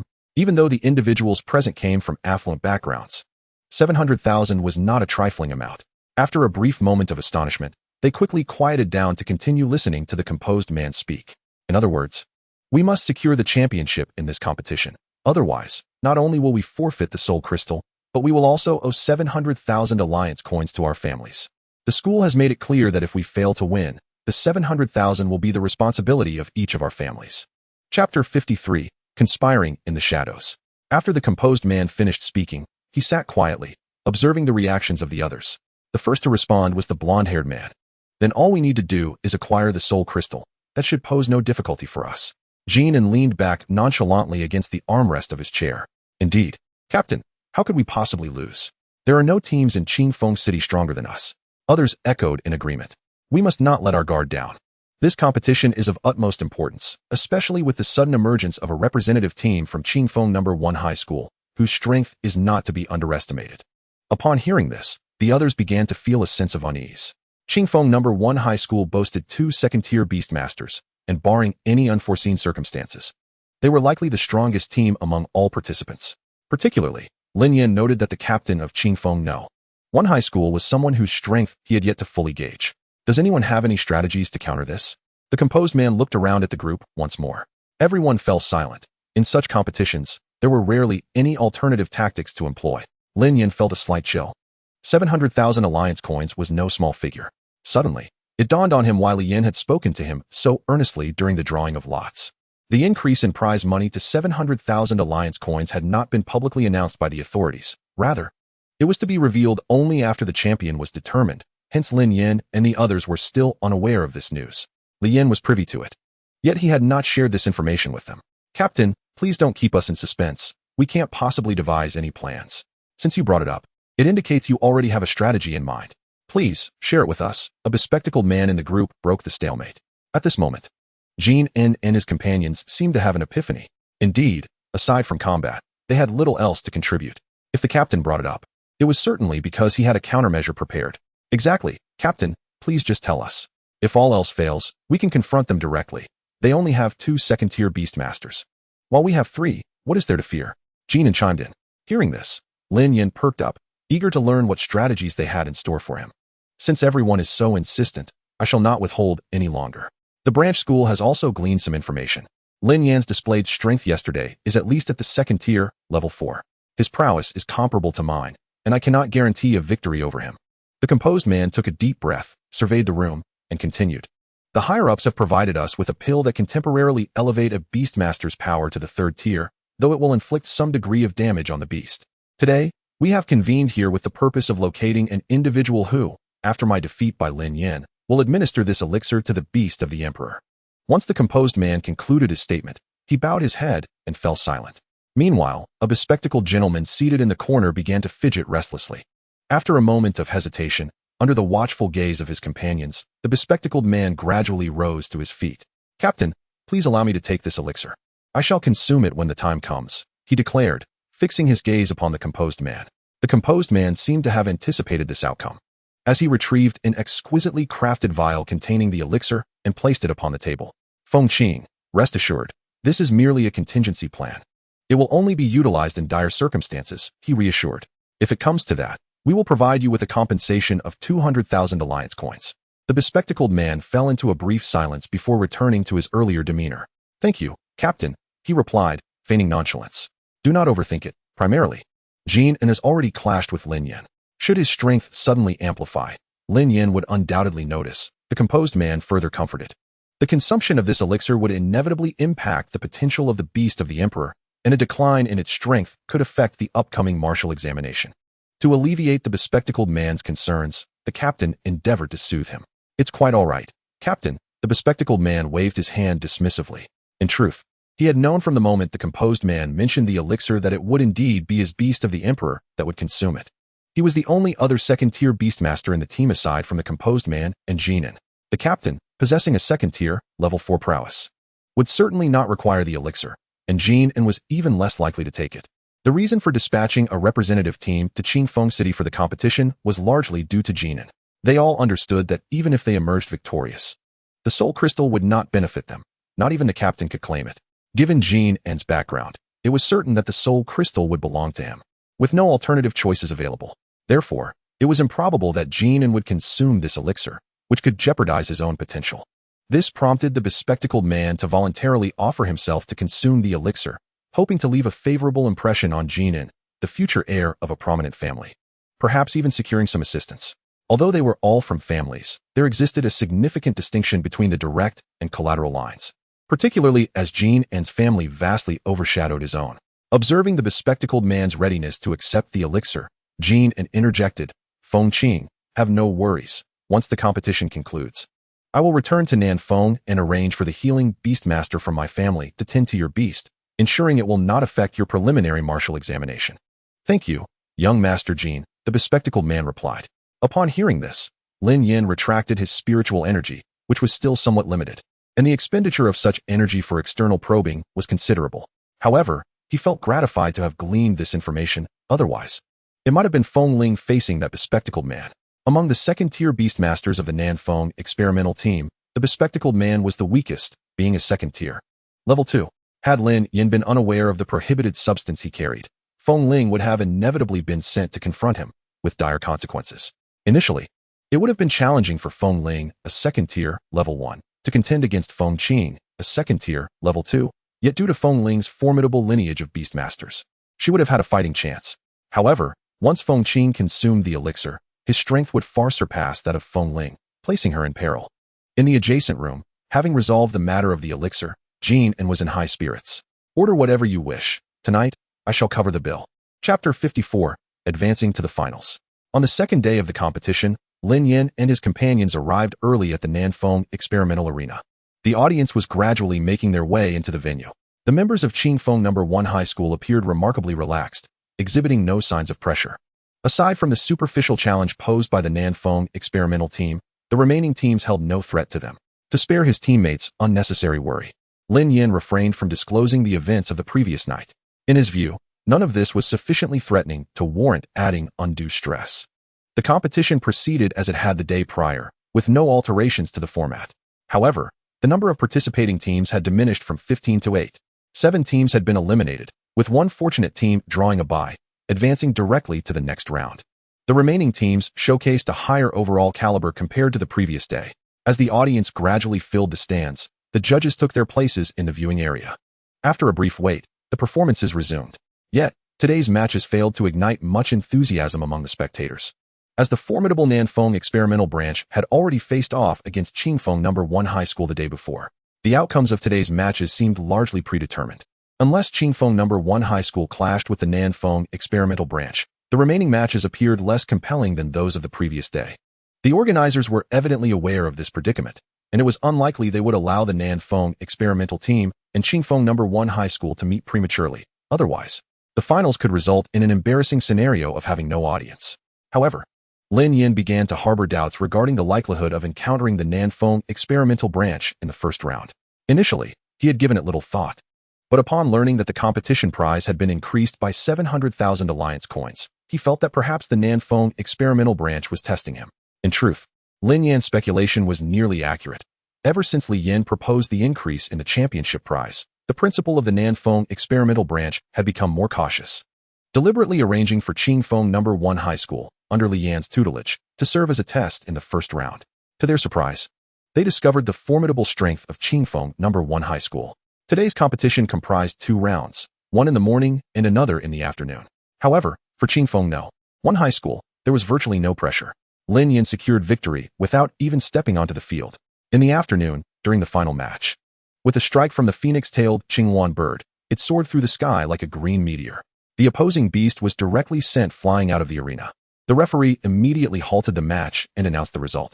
Qingfeng No. 1 High School, Feng Ling wins. The audience erupted into fervent applause, as Feng Ling had garnered immense popularity among all competitors over the course of 2 days. She was celebrated for her beauty, kindness, and formidable strength, earning her the admiration of many. Goddess Feng Ling is incredible. This must be her fourth opponent defeated today. Such strength, coupled with her beauty, is truly perfection. As Lin Yan listened to the audience's praises of Feng Ling, he felt a surge of satisfaction. In his heart, he mused, no matter how perfect she is, it has nothing to do with you. She is mine. After the conclusion of the competition, the host promptly returned to the podium to deliver a summary of the day's events. First and foremost, let us extend our heartfelt congratulations to the Qingfeng No. 1 high school team for their victory, securing a place in tomorrow's finals. We should also congratulate the Nanfeng experimental team for making it to the finals as well. The audience erupted into fervent applause, eagerly anticipating the match between these two teams tomorrow. With that, today's competition came to an end, and we look forward to the final showdown. Qingfeng No. 1 High School versus Nanfeng Experimental. As the host announced the results, a blond man turned his gaze toward Lin Yan with a fierce glare. He had not anticipated that a casual opponent he had provoked outside would possess such formidable strength, especially since they would be competing on the same stage tomorrow. However, he felt no regret. Regardless of any conflict with Lin Yan, they were bound to cross paths in the competition. Yet, the harsh words he had previously spoken lingered unfulfilled, leaving him feeling somewhat embarrassed. As the event concluded, others began to disperse. Lin Yan and his companions did not linger long and soon departed the arena, eager to unwind after a long day. Feng Ling stretched lazily. Her remarkable curves suddenly revealed before Lin Yan's eyes. He was momentarily taken aback, as her physical development had gone unnoticed in their daily interactions. Just then, Feng Ling turned her head, inadvertently locking eyes with Lin Yan. A sudden flush crept onto her cheeks, and she quickly withdrew her hands. Lin Yan's expression stiffened, and he promptly redirected his gaze elsewhere, feigning ignorance of the incident. Ahem. Lin Yan coughed lightly to shift his focus. You've fought many battles today. It's only natural to feel fatigued. Let Mu-He assist in your recovery shortly, he said, glancing at Mu-He. Of course, Captain, Mu-He readily replied. Lin Yan had refrained from participating in the matches to allow others to gain more experience, especially since their team included the support of Mu-He. In essence, they were 5 against 7, resulting in each member having numerous battles. On their way back, Mu-He summoned his life tree, providing restorative healing to everyone. Even Lin Yan, who had not fought, felt rejuvenated in the presence of the life tree. This life light not only healed but also aided in recovery and nourishment. Prolonged exposure to its radiance significantly enhanced their physical condition. After a night bathed in the life light, the group enjoyed a restful slumber. As dawn broke, everyone awoke feeling refreshed. Mu-He, your life tree is remarkable. After just one night, we've nearly recovered from yesterday's exertions. Indeed, if only we could bask in its glow daily. Once I become stronger, I shall certainly acquire a healing support beast of my own, the others mused, reflecting on the advantages of having a healing support beast master in their team. Alright, you should focus on honing your combat skills.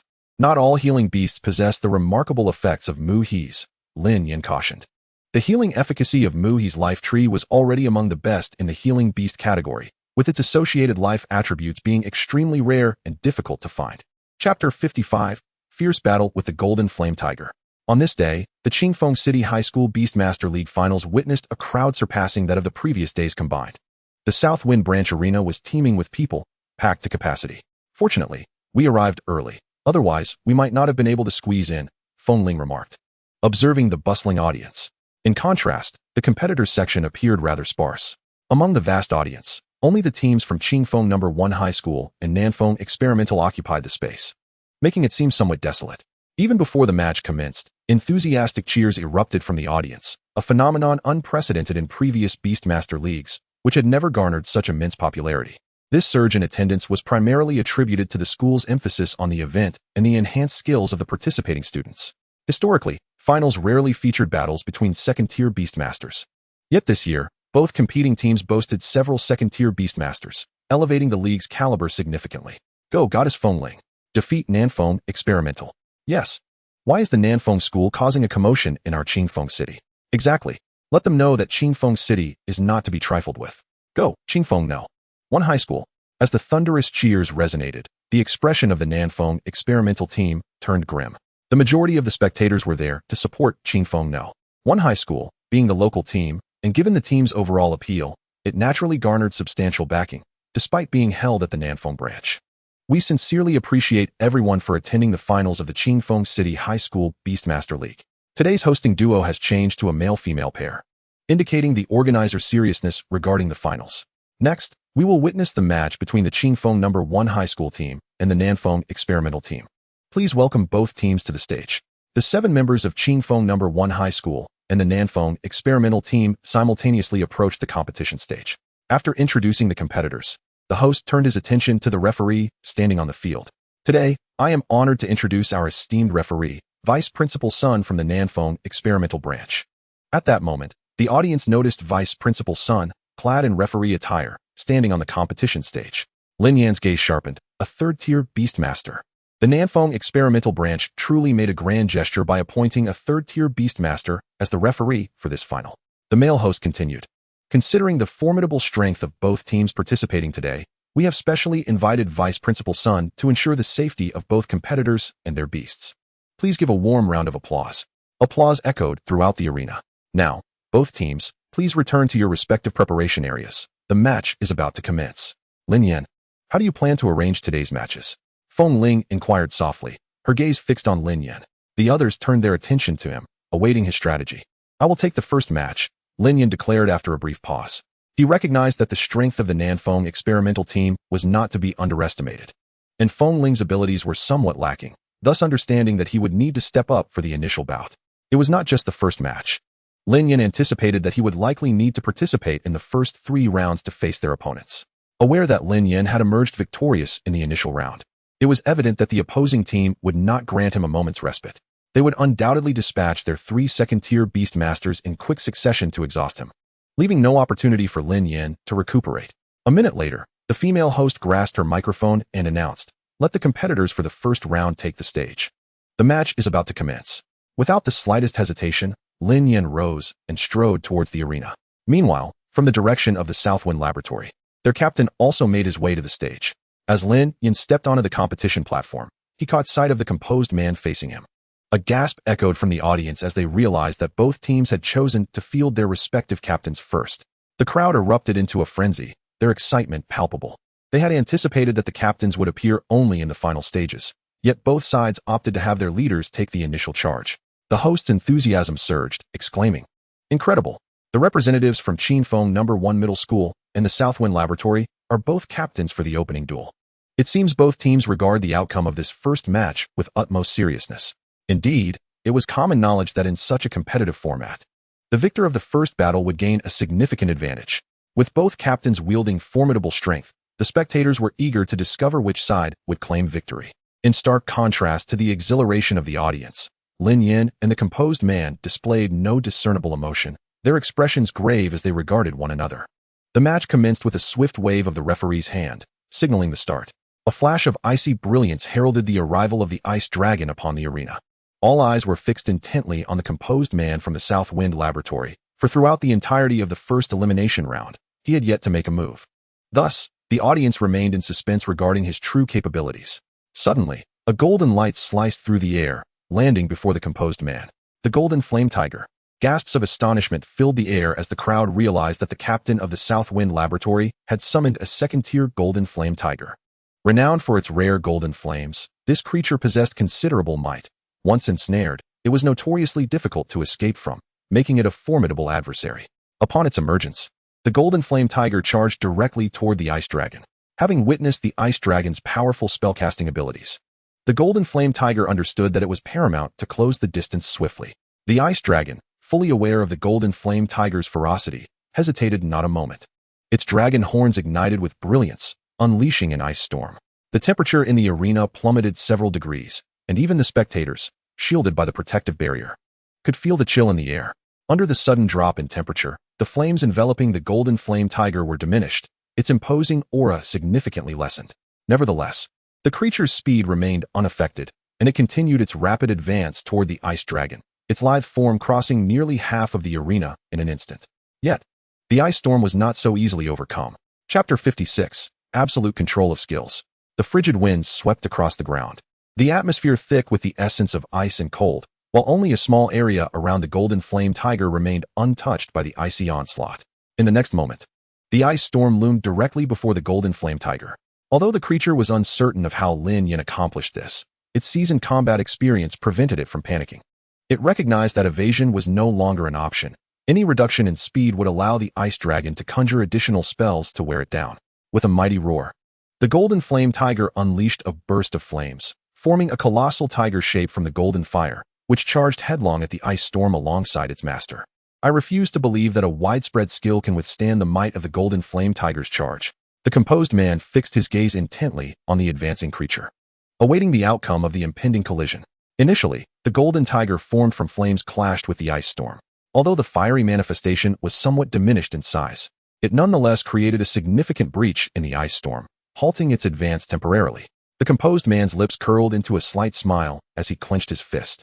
Just as he believed the golden flame tiger had breached the ice storm, its speed suddenly faltered, and it was unexpectedly repelled. The composed man's expression froze in disbelief. How could the golden flame tiger, which had seemingly pierced through the ice storm, be sent reeling backward? Moreover, he sensed that his golden flame tiger had sustained considerable injury in the process. The audience was equally astonished, left in a state of confusion regarding the unfolding events. Meanwhile, Judge Lin Yan observed with a subtle smile, nodding approvingly at Lin Yan on the arena. This boy remains as cunning as ever. The golden flame tiger was sent staggering several meters back, appearing quite disheveled. At that moment, the ice storm began to dissipate under the impact of the massive fiery tiger. However, as the ice storm gradually faded, a colossal ice shield emerged at the center of where the ice storm had once been. This was Lin Yan's other skill, Ice Mirror. At this juncture, the composed man finally grasped what had transpired. Lin Yan had cleverly overlapped his ice mirror with the ice storm, causing the golden flame tiger to inadvertently collide with the ice mirror during its charge. As a result, it was injured by the recoil force emanating from the ice mirror. Cursed be it, the composed man thought, feeling utterly outmaneuvered yet unable to counter Lin Yan's strategy. At this point, the flames enveloping the golden flame tiger had dwindled to their lowest point, barely a foot in length, a stark contrast to its previous magnificent blaze. The crowd began to understand the gravity of the situation. Lin Yan's control over elemental forces was astonishingly formidable. Indeed, while my own beast might struggle to perfectly execute a single skill, his beast managed to manipulate two skills with such exquisite precision. Unbeknownst to them, the ice dragon's mastery over elements alone would not suffice for such manipulation. It was Lin Yan's potent soul energy that enabled the ice dragon to achieve perfect skill control with ease. You have forced my hand. The composed man's expression darkened to a grim intensity. The golden flame tiger let out a thunderous roar, flames erupting around its form, its momentum surging dramatically. Witnessing the previously injured creature suddenly regain its vigor, its aura more potent than before, the audience was once again captivated, feeling their attendance to the match was well worthwhile. The continuous display of tactics from both sides left them utterly spellbound. As Lin Yan surveyed the golden flame tiger, he squinted slightly, while others may have overlooked it. Nothing escaped his gaze, enhanced by the powers of his data eye. He perceived that although the flames enveloping the golden flame tiger had intensified, the creature's form had grown increasingly hollow within.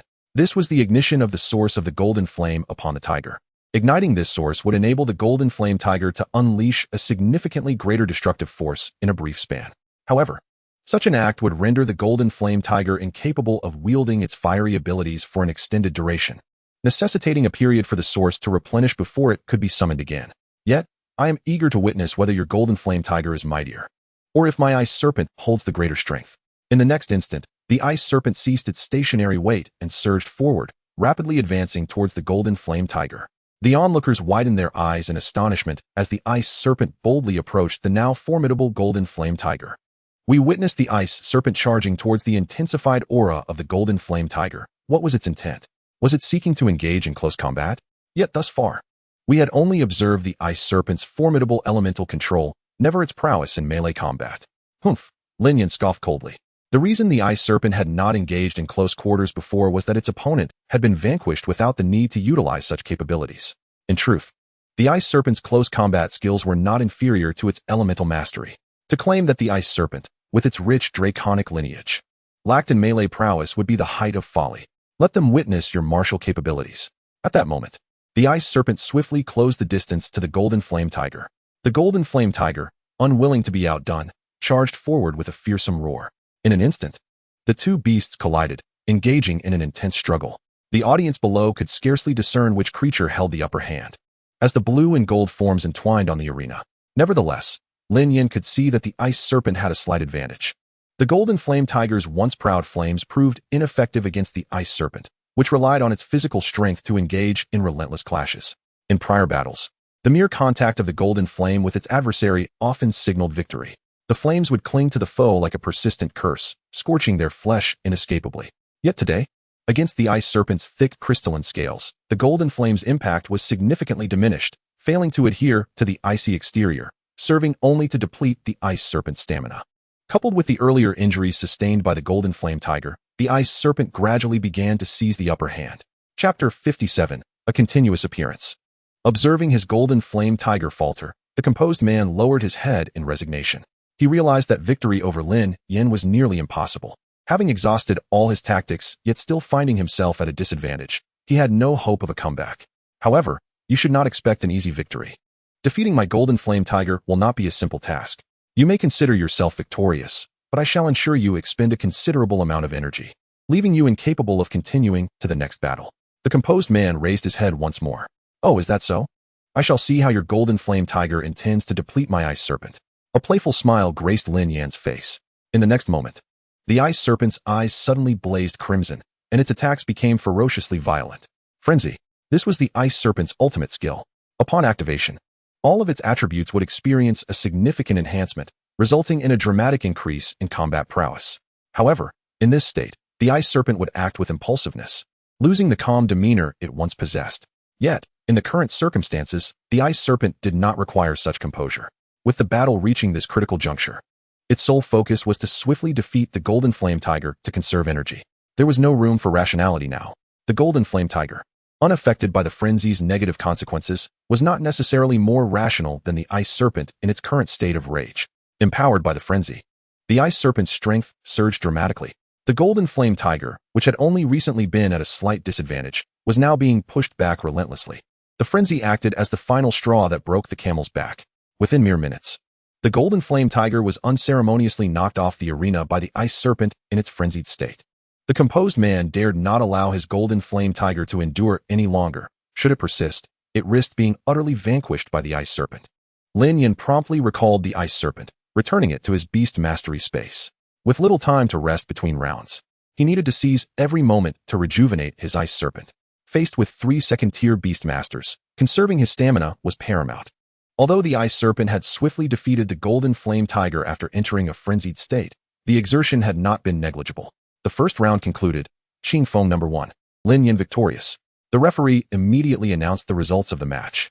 As soon as the announcement was made, Lin Yan descended from the arena and returned to his team's preparation area. Upon his return, he swiftly released his ice serpent. Mu He, it's your turn. I shall take the next match. Mu He immediately understood and summoned his tree of life to begin healing Lin Yan. The ice serpent possessed formidable defenses and had not sustained significant injuries, but it had expended considerable energy and required restoration. Under the tree of life's nurturing, the ice serpent's stamina was quickly replenished. However, the disparity in levels meant that the recovery effects were not as pronounced as they would be for others. Brother Lin Yan, why don't you let me take the next match? Feng Ling remarked, unable to contain her concern for Lin Yan's exhaustion. No need. I will handle the next match as well. They are concealing their strengths, so you will compete later. Once I have dealt with their second-tier beast masters, the remainder will be entrusted to you. Upon hearing Lin Yan's explanation, Feng Ling refrained from questioning how he had discerned the opponent's concealed strengths and did not press to participate herself.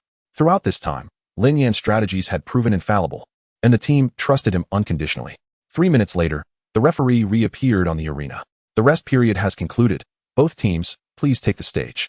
Lin Yan cast a glance towards the opposing side, where the one stepping up was indeed Jinan. The bespectacled man from the opposing team wore a complex expression, revealing a hint of inner turmoil. The words of the composed man echoed in his mind. Feng Qing, I have done my utmost. Let Jinan take the next match. Winning would be ideal, but if not, at least try to exhaust Lin Yan's stamina to prepare for the use of spirit medicine. Feng Qing understood that with the captain's words weighing heavily, the consumption of spirit medicine was now inevitable. Jinan had no chance of victory. He was merely there to tire Lin Yan out. Upon seeing Jinan take the stage, Lin Yan promptly stood and walked towards the arena.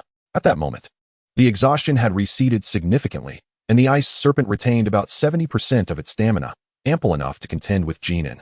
The referee, acutely aware of the preciousness of time, refrained from unnecessary formalities and promptly retreated to the edge of the arena once both competitors had established their positions. The match commenced. The shadow leopard materialized on the competition stage with remarkable swiftness, immediately demonstrating its formidable burst of power as it charged towards Lin Yan's ice dragon with astonishing speed. Yet, Lin Yan's ice dragon was equally undeterred. With a flourish, it unleashed an icy tempest. Instantly, an intense chill enveloped the arena, causing a palpable drop in temperature. It recovers so swiftly. A look of astonishment crossed Lin Yan's face. He had not anticipated the ice dragon's energy to regenerate so quickly. Merely a few minutes had elapsed, and it was already capable of deploying area-wide attack skills. Previously, they were aware that Lin Yan's team harbored a healing Beastmaster. Yet they were oblivious to the fact that this Beastmaster possessed not only healing abilities, but also restorative powers. This is troublesome, he thought. Lin Yan had initially believed that while Lin Yan's ice dragon was indeed a formidable opponent, it would be incapable of utilizing skills, making it challenging for his shadow leopard to easily vanquish it. He assumed it would gradually succumb to its own attrition.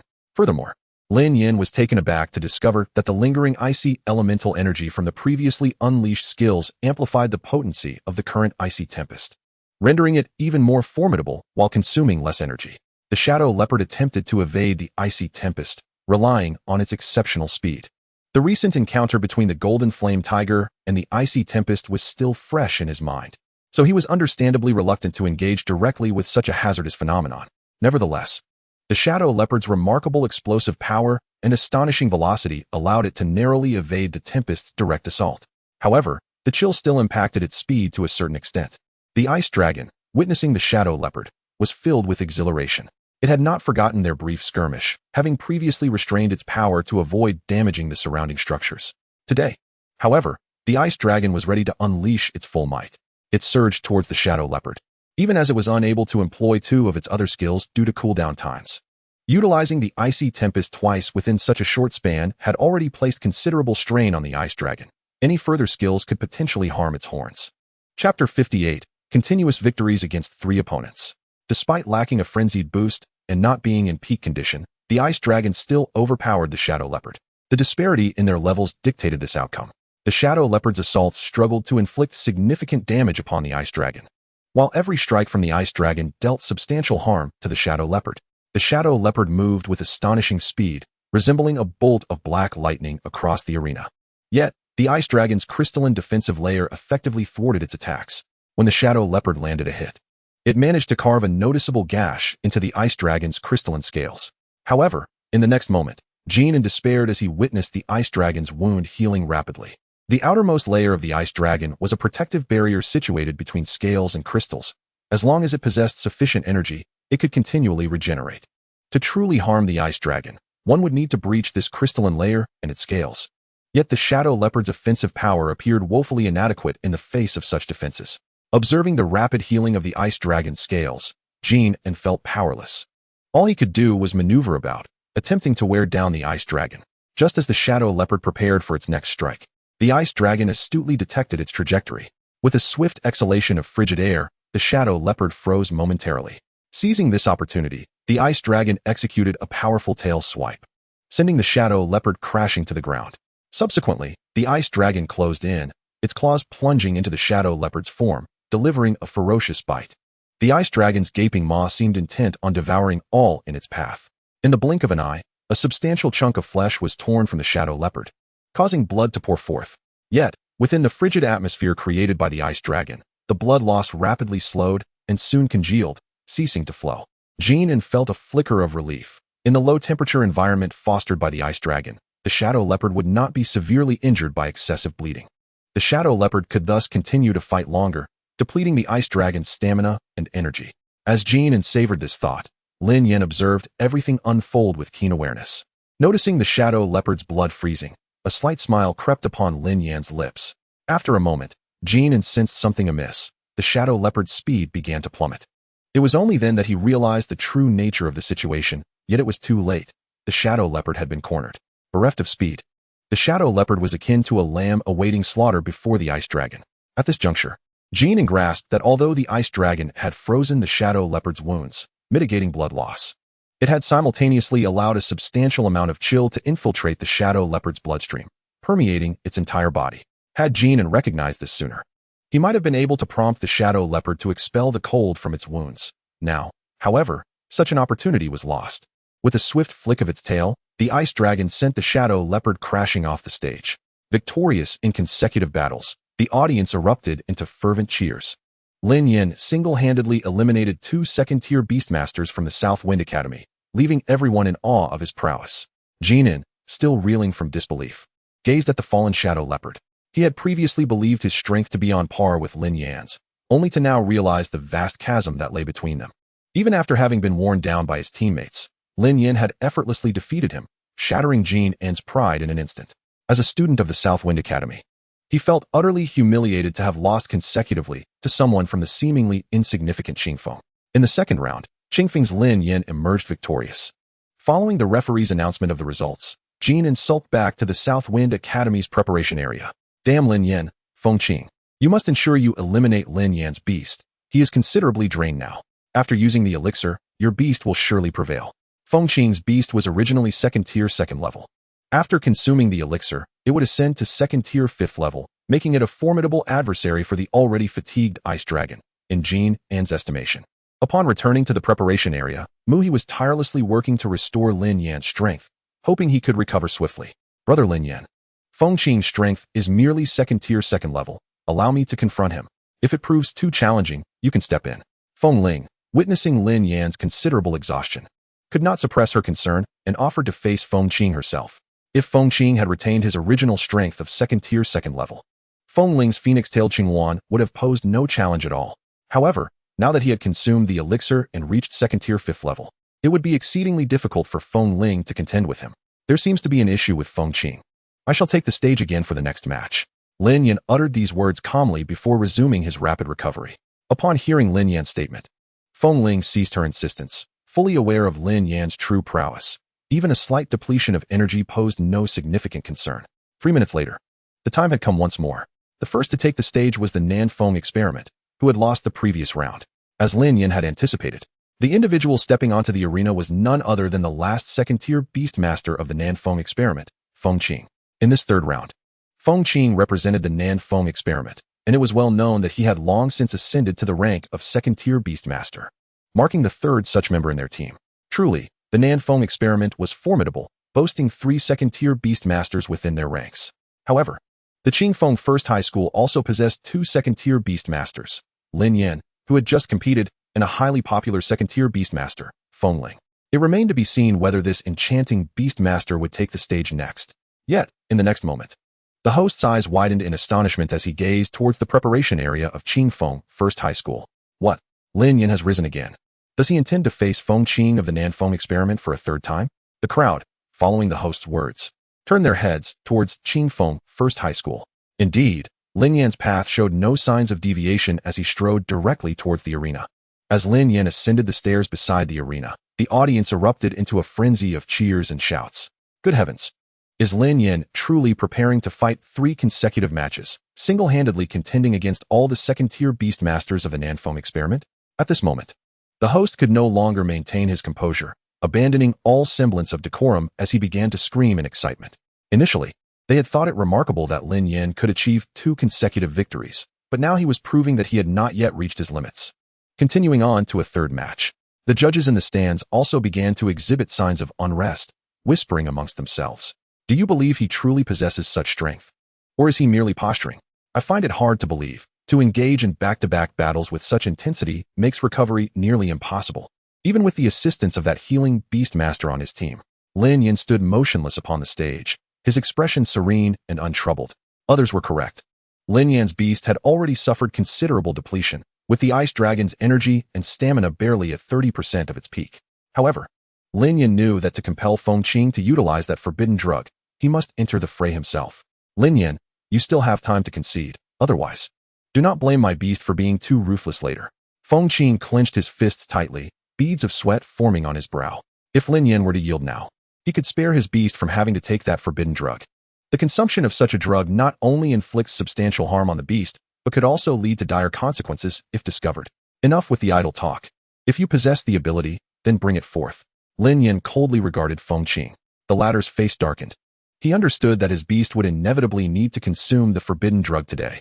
Concurrently, Feng Qing commanded the spirit beast within his control to ingest the unknown substance. You have brought this upon yourself. A vicious expression crossed Feng Qing's face, his eyes bloodshot. A ferocious white rhinoceros materialized before the spectators. The armored white rhinoceros was Feng Qing's beast, renowned for its immense power and defense. As this beast appeared on the arena, it left a significant crater in its wake. Emitting dense, foul air from its nostrils, the armored white rhinoceros surveyed its surroundings with a hint of agitation. Second tier, level 5. The judges on the platform gasped in astonishment. While others might struggle to discern, the prominent figures among the judges, most of whom were third-tier beast masters, could immediately recognize that the aura emanating from this armored white rhinoceros was significantly stronger than that of the previously showcased golden flame tiger and shadow leopard. I fear for Lin Yan now. I never imagined the Nanfeng experiment could endure long enough to send their strongest member onto the field last. The armored white rhinoceros boasted exceptionally balanced attributes, with virtually no weaknesses, and its formidable second tier. Level 5 strength meant that even Lin Yan at his peak would have little hope, let alone in his current state. Others shook their heads in disbelief, unprepared for the sheer strength of the representative team sent forth by the Nanfeng experiment. Only Lin Yan remained composed in his seat, seemingly unfazed. Though a flicker of curiosity danced in his eyes as he observed the armored white rhinoceros on stage. I am eager to see whether you can still afford to smile after this. The armored white rhinoceros charged forth, shaking the very earth beneath its feet. Each step it took sent clouds of dust and debris into the air. Spectators felt as though the ground itself trembled beneath them. Feng Qing's strength is truly formidable. I fear Lin Yan may meet his downfall here today. Such a pity. I had believed that Qingfeng First High School stood a chance at the championship this year, only to be outmatched by the sudden emergence of the Nanfeng experiment. Indeed, it was unexpected for the Nanfeng experiment to participate in our Qingfeng City College Beastmaster League this year, and with such a powerful representative team at that.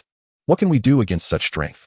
They can merely send a few students our way, and they would already be deemed strong here. Lin Yan, upon seeing the armored white rhinoceros, let out a soft sigh.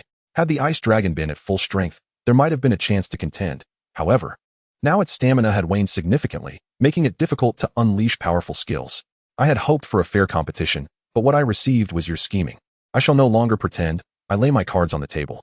Lin Yan silently mused to himself in a barely audible voice. Observing Lin Yan standing there, unperturbed and seemingly dismissive of him, Feng Qing felt a surge of indignation rise within him. After all the effort he had expended to have his beast consume the forbidden drug, he found Lin Yan's attitude to be a personal affront, filling him with rage. Charge and crush that dragon. Feng Qing bellowed ferociously. The armored white rhinoceros surged forward, its speed heightened as it activated its skill, charge, significantly amplifying its attack power. As Feng Qing envisioned the ice dragon's demise at the hands of his armored white rhinoceros, a wicked smile spread across his face. However, just as he watched with malevolent glee, Lin Yan made his move. He raised his right hand slightly. Innate ability, enhancement. In the next moment, the ice dragon's aura surged dramatically before the astonished gaze of the crowd. Its immense pressure caused some individuals nearby to struggle to catch their breath. What is this? A third-tier beast. The judges began to squirm in their seats, astonished that a competition of beastmasters would showcase an entity rivaling the power of a third-tier beast. Though they were unaware of the means Lin Yan had employed, they could palpably sense the terrifying aura radiating from the ice dragon. Even among third-tier beasts, it was not to be underestimated. At this moment, the audience was consumed by a singular emotion, fear. A third-tier beast master materialized before them at an alarmingly close distance. And it was a creature consumed by rage. Its terrifying aura surged uncontrollably, permeating the surroundings. Some individuals with fragile mental fortitude fainted outright. The referee's expression shifted dramatically as he urgently called for an increase in the strength of the protective barrier. In mere seconds since the ice frost serpent had unleashed its might, a formidable chill filled the arena as if it were free of charge. The protective shield surrounding the area began to show signs of cracking. With no time to spare for the ongoing match, he leaped to the control console of the barrier. At this juncture, the battle on the stage had become irrelevant. There was no alternative. Should the barrier shatter, the consequences would be dire. It was imperative to remember that a considerable portion of the audience below were ordinary people, unable to withstand even a fraction of the aftermath from a clash involving a third-tier beast, particularly so for a creature like the Ice Frost Serpent, which wielded extensive area damage abilities. With the assistance of Vice Principal Sun, who was also a third-tier beastmaster, the protective barrier regained its stability, and the fissures began to mend, restoring it to its original state. Chapter 60, Unveiling. Upon witnessing the barrier stabilize, Vice Principal Sun exhaled a sigh of relief. It was only then that he turned his gaze toward the Ice Frost Serpent on the arena, filled with trepidation. No one could have anticipated that a third-tier beast would make an appearance in the high school Beastmaster tournament in Qingfeng City. It was utterly astonishing. That little rascal should have given a warning. He nearly caused a catastrophe, Sun muttered inwardly. He had intended merely to make a symbolic appearance as a referee, never expecting such turmoil. Fortunately, the protective barrier had been constructed to withstand the might of third-tier beasts, albeit previously adjusted to a second-tier strength to conserve energy. Once the barrier re-established its separation from the chill and pressure, the audience below collectively breathed a sigh of relief, the oppressive sensation dissipating as they felt their chests lighten. However, on the stage, Fengqing found himself in a precarious situation. His earlier taunts had provoked the Ice Frost Serpent to an extreme fury. How dare an insignificant ant challenge him? The enraged Ice Frost Serpent surged toward the heavily armored white rhinoceros with the force of a tempest. Xiao Bing, spare its life. It may prove useful, Lin Yan shouted urgently at the Ice Frost Serpent. If he did not intervene, there would soon be nothing left of the white rhinoceros. Preserving it was essential for Lin Yan to later demonstrate that Fengqing had administered forbidden substances to the beast. Otherwise, there would be no evidence left. The Ice Frost Serpent struck with a claw, shattering the white rhinoceros's prideful armor. The creature was sent flying several meters, collapsing to the ground, immobilized. Xiao Bing. Lin Yan called out, desperate to prevent the white rhinoceros from being killed. The audience below was left astounded, mouths agape. A defensive beast of second-tier level 5 had been unable to withstand even a single blow from the Ice Frost Serpent. A third-tier beast, fearsome indeed. Observing that the Ice Frost Serpent had retracted its entire aura and that the white rhinoceros could no longer resist, Vice Principal Sun returned to the arena. The match concluded. Qingfeng No. 1 High School, Lin Yan victorious.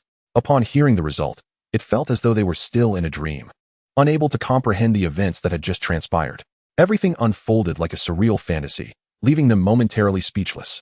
Could it be that Lin Yan had employed some forbidden drugs? How could his strength have surged so dramatically? Some spectators were still in disbelief at what had just occurred. Just moments ago, Lin Yan appeared to be at a disadvantage. Seemingly at the end of his rope, yet suddenly, he had gained overwhelming strength, effortlessly defeating Fengqing's beast. All of this seemed almost unreal. Uncertain. They pondered how such a significant enhancement in power was possible. What kind of substance could produce such miraculous results? I too find it hard to believe someone would dare to use forbidden drugs so brazenly. Do they think the judges are blind? The atmosphere in the Nanfeng experimentation zone was eerily silent, with no one daring to speak. They understood that victory in today's match was impossible. Having paid such a steep price, the crushing defeat left them feeling profoundly disheartened. Upon hearing the referee announce the result, Fengqing finally grasped what had just occurred. He stared in disbelief at the heavily injured white rhinoceros sprawled in the center of the arena, resembling a corpse. Were it not for the connection through the beast contract, he would have thought the creature dead. Yet, despite being alive, its severe injuries rendered it nearly indistinguishable from death. Coupled with the side effects of the previously administered drugs, the white rhinoceros would find it exceedingly difficult to recover fully. Fengqing, his face ashen, approached the center of the arena to retrieve his gravely wounded white rhinoceros into his beast space. Just as he was about to reach the creature's side, the Ice Frost Serpent lunged forth, blocking his path. Lin Yan, what are you doing? The match is over, Vice Principal Sun exclaimed, believing Lin Yan intended to attack Fengqing. In the next instant, Vice Principal Sun's own beast appeared at his side, glaring menacingly at the Ice Frost Serpent. The tension in the air escalated to a breaking point. Lin Yan, halt. Li Yan, standing on the stage, also rose to intervene. Brother Lin Yan, don't. Voices from the Qingfeng No. 1 High School preparation area echoed, urging him to refrain from taking further action. If Lin Yan were to openly assault Fengqing in front of so many witnesses, he would face severe repercussions. Lin Yan turned to Vice Principal Sun. Principal Sun, you misunderstand me. I had no intention of attacking him. As he spoke, he gradually commanded the Ice Frost Serpent to retreat. However, he could not yet withdraw the beast. Upon hearing this, the Nanfeng experimentation team felt a sudden sense of foreboding. Fengqing, too, realized something was amiss. He yearned to rush forward and retrieve the white rhinoceros. But fear held him back. He could sense that the Ice Frost Serpent had locked onto him completely. In the next moment, Lin Yan's words sent shockwaves through the crowd. I wish to report. I suspect Fengqing has administered forbidden drugs to his beast. As Lin Yan spoke, he fixed his gaze on Fengqing. The latter appeared struck by lightning. You're talking nonsense. On what basis do you suspect me? I suspect you of using forbidden drugs instead, given your sudden surge in strength. Do you think we're all blind? Jean quickly interjected, attempting to refute him. At that moment, all eyes returned to Lin Yan. Jean's words resonated with many in attendance. The abrupt enhancement of Lin Yan's power had indeed raised suspicions among the crowd. They could hardly have anticipated that suspicion would now be cast upon Lin Yan himself. Observing that the audience seemed to acknowledge his words, Jean pressed on. Fengqing's beast requires immediate treatment. Otherwise, if it dies due to negligence, will you take responsibility? Hearing Lin Yan's accusations, Vice Principal Sun furrowed his brow, his expression grave as he scrutinized Lin Yan. Lin Yan, are you certain that Fengqing has consumed banned substances? You must take responsibility for your words. The consequences of using performance-enhancing drugs during a competition are exceedingly grave. If what you say is indeed true, the ramifications will be dire. With a scoff, Lin Yan continued, whether he has or not, your investigation will reveal the truth. As for healing, that can be done right here. No sooner had Lin Yan spoken than He ascended the arena, tending to the ailing armored white rhinoceros. The moment the light of life touched the creature, its vital signs stabilized immediately. Chapter 61. The exposure of banned substances at this juncture. The principal of the Nanfeng experimental branch rose from his seat, his expression grave and filled with indignation. Lin Yan, are you aware of the consequences of falsely accusing others? If you retract your statement now, I may overlook this incident. Otherwise, should it be discovered that you have defamed the Nanfeng experimental team, you will face severe punishment. I urge the judges to inspect this matter personally. Lin Yan stood tall, unwavering, and met the principal's gaze directly. Then I suggest you proceed with your investigation. Lin Yan, who had remained silent until now, interjected, to ascertain whether Fengqing's beast has ingested banned substances. They need only to use their own soul power for investigation. If he has used such drugs, there will certainly be remnants present on the armored white rhinoceros. Then let us see whether he has indeed taken banned substances. Echoed the other judges in agreement. After all, it was their duty as judges of this Beastmaster tournament. The principal of the Nanfeng experimental branch hesitated. His words caught in his throat, yet ultimately refrained from voicing them. Below, Jian observed the principal as though he were gazing upon a life-saving herb. Yet he could only shake his head in resignation.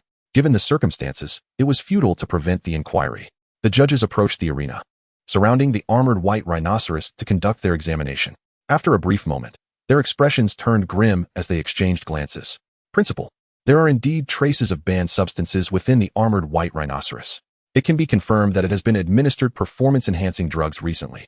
The judges then turned their attention to the ice dragon, and after a slight probe, they stated, Lin Yan can be assured that there were no signs of drug use. There is not a hint of medicinal aura. With that, the judges returned to their seats. Meanwhile, the audience erupted in uproar below the arena, astonished that someone had dared to use banned substances under such scrutiny. How disgraceful for a student from Nanfeng Experimental to come to our Qingfeng and resort to drugs after being unable to win. Indeed, they usually carry themselves with such arrogance. Yet here they are, caught in their own folly. They have always been tyrannical. It seems they have met their match this time. Even after using banned substances, Lin Yan defeated them with ease. Lin Yan is truly formidable. Had it not been for him, these scoundrels might have taken the championship. Using drugs in a competition is a shame upon us Beastmasters. Lin Yan is so impressive. He shall be my idol from now on. As the crowd buzzed with excitement, Lin Yan addressed Fengqing. You may now recall your beast. Upon seeing the investigation concluded, he signaled He to cease his healing efforts. At this point, Lin Yan could not concern himself with the fate of Fengqing's beast. Lin Yan had never shown mercy to his enemies, and it was no longer about whether he would allow Fengqing to leave. It was a matter of whether the judges would permit it. Even if Fengqing's beast were to perish, it would have no bearing on Lin Yan. Fengqing, how audacious to openly use banned substances in front of everyone, flouting the rules of the competition. You deserve severe punishment. Consequently, the results of the Nanfeng experimental team will be rendered void, and the victors of the finals will be the representatives of Qingfeng No. 1 Middle School. Lin Yan felt no overwhelming joy at his team's victory. For given the current situation, even should he not compete in the forthcoming matches, his team would still secure an easy win.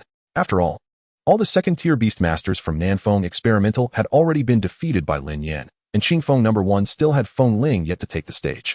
Furthermore, regarding Fengqing's violation of competition rules, the Nanfeng Experimental Branch bore significant responsibility. Therefore, in addition to the championship prize awarded to Qingfeng No. 1, we shall also provide an additional 350,000 Alliance coins as compensation, ensuring that each participant from Qingfeng No. 1 receives 50,000 Alliance coins. At this announcement, a faint smile graced Lin Yan's face.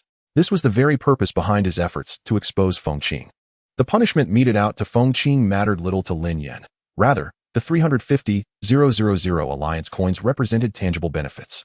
Upon reaching this point in his announcement, the principal of the Nanfeng experimental branch visibly trembled. Another 350,000 Alliance coins. The losses incurred by the Nanfeng experimental team during this competition were indeed substantial. Coupled with the original prize of 700,000 alliance coins, they were now facing an expenditure exceeding 1,000,000 alliance coins. Naturally, they would not bear this loss themselves, but would seek compensation from Lin Yan, the orchestrator of this debacle.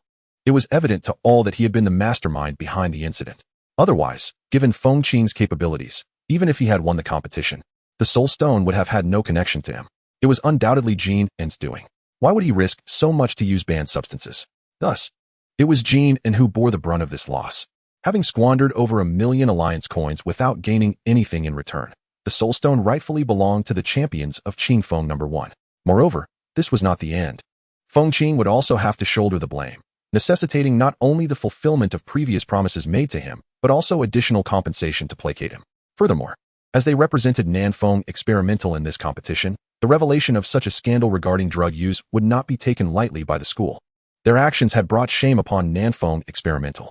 Upon returning to the school, they would need to expend a considerable amount to quell the anger emanating from Nanfeng Experimental. This series of losses was causing considerable headaches for Lin Yan, even as a scion of a prominent family. Though the Lin family could afford such expenses, it was still a significant sum. After all, the Lin family was not solely represented by him. There were other heirs as well. And while he was favored among the direct descendants, it remained uncertain whether this incident would affect his standing as the chosen successor. After the results of the competition were announced, Feng Qing was promptly taken away by the enforcement team of the Nanfeng Experimental Branch. The host, maintaining a facade of normalcy, organized the award ceremony. Chapter 62. A bountiful return. Let us congratulate Qingfeng No. 1 Middle School on winning the championship of this Qingfeng University Beastmaster Tournament. May the captain of Qingfeng No. 1 come forth to accept the award. Lin Yan strolled onto the podium, where the principal of Nanfeng Experimental School personally presented him with the award. Bestowing honors on behalf of Qingfeng No. 1 High School was Mr. Nan Li, the principal of Nanfeng Experimental School. Thank you, principal. After receiving his prize for the competition, Lin Yan returned to his teammates' side. The rewards for this contest were exceptionally plentiful. In addition to the Soul Crystal, there were numerous spirit herbs and rare spiritual items. Lin Yan took the Soul Crystal for himself, leaving the other spiritual items for his teammates. As the value of this single Soul Crystal eclipsed that of all the other items combined, his teammates harbored no objections regarding Lin Yan's claim to the Soul Crystal, for they were all acutely aware of his prowess. With only one Soul Crystal available, even if Lin Yan had chosen not to take it, there would be no equitable distribution among the others. Let the prizes be distributed this way. The alliance coins will be directly credited to your respective accounts, each receiving 150,000. Wow, 150,000 alliance coins. This prize is exceedingly generous. Wasn't it supposed to be 50,000? How did it become 150,000? Unbeknownst to the others, the prize pool had been augmented by 700,000 alliance coins due to Nanfeng Experimental School's participation in the competition, leading them to mistakenly believe the prize was simply the recently announced 350,000 alliance coins. I forgot to mention, when Nanfeng Experimental School decided to participate in this competition, teacher Lin Yan fought against the odds to secure a champion's reward of 700,000. Nanfeng Experimental School was confident in their victory, thus they agreed, and we ended up benefiting from it. Then we should express our gratitude to Instructor Li. Indeed, without Instructor Li, we would never have obtained that 700,000 alliance coins. While the students of Qingfeng No. 1 High School engaged in this discussion, a figure gradually materialized behind them, unnoticed except by Lin Yan. No need to thank me. This is what you rightfully earned.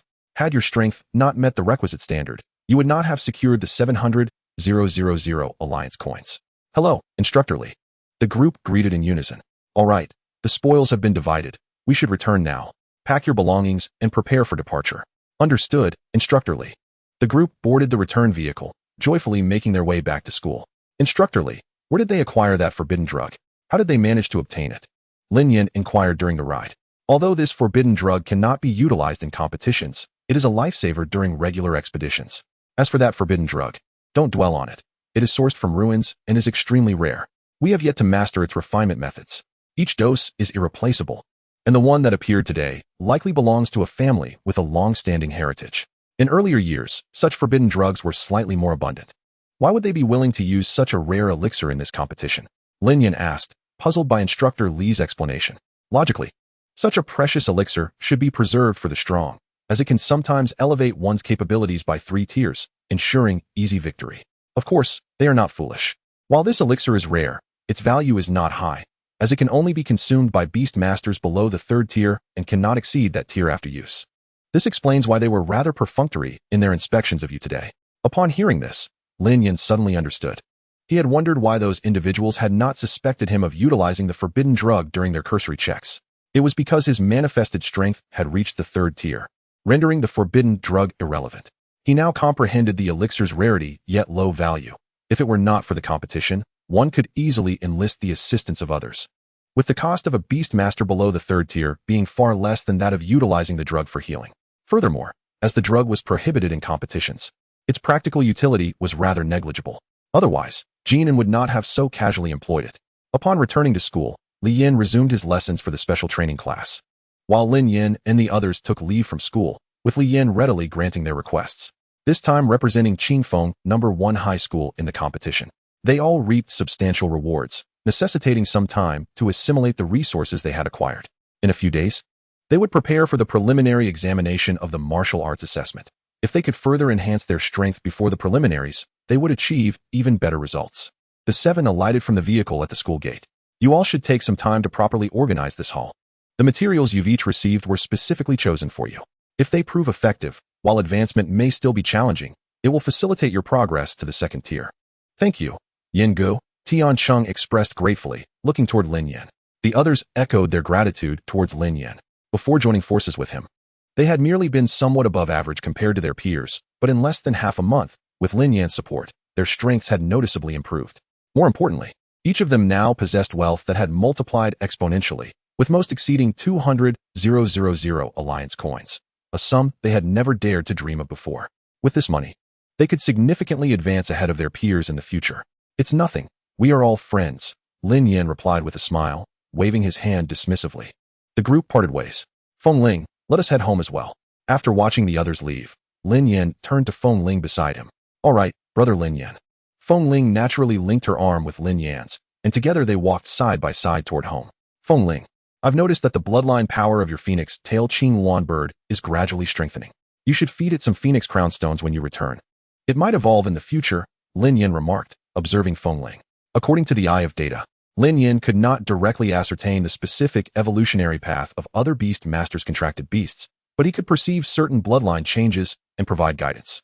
Though he could not directly assist another's beast in evolving, he could help purify its bloodline, thereby increasing its chances of evolution compared to others. All right, brother Lin Yan. I just happened to receive some phoenix tail stones today. I can try feeding them to my phoenix tail Qing Yuan bird when I get home. As Lin Yan and Feng Ling chatted amiably, they walked closely together. Under the glow of the setting sun, Feng Ling's cheeks appeared slightly flushed. Lin Yan felt his heart race more than usual. He, who was typically composed, only displayed such reactions in Feng Ling's presence. Goodbye, brother Lin Yan. After bidding farewell to Feng Ling and returning home, Lin Yan immediately retreated to his bedroom and closed the door. Taking a deep breath, he temporarily shook off the influence Feng Ling had on him earlier. Once he had calmed himself, Lin Yan opened his spatial ring and retrieved the prize he had just won that day, the Soul Stone. It could directly enhance his soul power by 2 points. While this may seem a modest increase for others, for Lin Yan, whose soul power stood at an impressive 18.3, it would represent a significant leap. Lin Yan gently picked up the soul stone and exerted force upon its surface. In the blink of an eye, a myriad of cracks appeared, prompting him to swiftly lift it and place it into a bowl. With renewed vigor, he applied pressure once more, causing the soul stone to shatter, revealing a small fissure from which a transparent liquid began to flow, cascading into the bowl. Without hesitation, Lin Yan raised the bowl to his lips and drank deeply. The moment the liquid entered his body, a tingling sensation spread throughout him, an exhilarating coolness converging from his entire being towards his head. In a fleeting moment, Lin Yan felt an unprecedented sense of relaxation enveloping his spirit, as if a unique force was nurturing his soul power. He could distinctly perceive his soul power being enhanced under this special influence. 10 minutes later, the extraordinary force gradually dissipated, and the enhancement of his soul power came to a halt. At this juncture, Lin Yan still felt a lingering satisfaction, immersed in the profound state of relaxation he had just experienced. Yet, he did not lose sight of his primary objective and promptly began to examine his soul power. With a mere thought, a transparent data panel materialized before him. Name, Lin Yan. Gender, male. Age, 17 years. Occupation, Beastmaster. Rank, 2nd tier. Soul technique, Soul Breaking Arrow. Low tier, 2050. Companions, 1. Ice Dragon, 2nd tier, level 4. 2. Spirit of Light, 1st tier, level 6. Soul Power, 21. 2. Physique, 5, 7. Talent Skills, 1. Data I. 1. Data I. Talent Description. Can present all observed creatures with their data attributes. 2. Enhancement. Consumes a certain amount of soul power to enhance the host's companions, with the duration and extent determined by the host's soul power. Upon seeing the attributes displayed on the data panel, Lin Yan was filled with joy. His soul power had surpassed 20, reaching the threshold of an ordinary 4th-tier Beastmaster. This implied that Lin Yan's soul power was already comparable to that of some weaker 4th-tier Beastmasters. He might very well be the most powerful 2nd-tier Beastmaster in history. However, this was also connected to Lin Yan's unique nature. Had it not been for his naturally potent soul power, which allowed him to unlock a 2nd companion slot at the 2nd tier and contract the incredibly promising Spirit of Light, his soul power would not have risen so swiftly. After absorbing the essence of the soul, Lin Yan summoned his Ice Dragon and Spirit of Light. Previously, he had been preoccupied and, due to limited resources, had not devoted much effort to nurturing the Spirit of Light. Now, having acquired new resources, he was determined to expedite the growth of his Spirit of Light. The Spirit of Light's evolution pathway to become the Goddess of Light was a humanoid companion evolution route, and Lin Yan was eager to see what the current little orb of light would evolve into. The Spirit of Light had entered its growth phase, and once it reached maturity, it would be ready to evolve. Lin Yan took out some light spirit crystals and placed them before the Spirit of Light. These were the most effective means to accelerate its growth, and combined with some spiritual liquid, the Spirit of Light's level would increase significantly. Lin Yan estimated that the Spirit of Light would reach 1st tier, level 7 before entering maturity, meaning that its evolution was imminent, likely just a matter of days. If the Spirit of Light could mature and evolve before the martial arts examination, it would provide substantial assistance during the preliminary trials.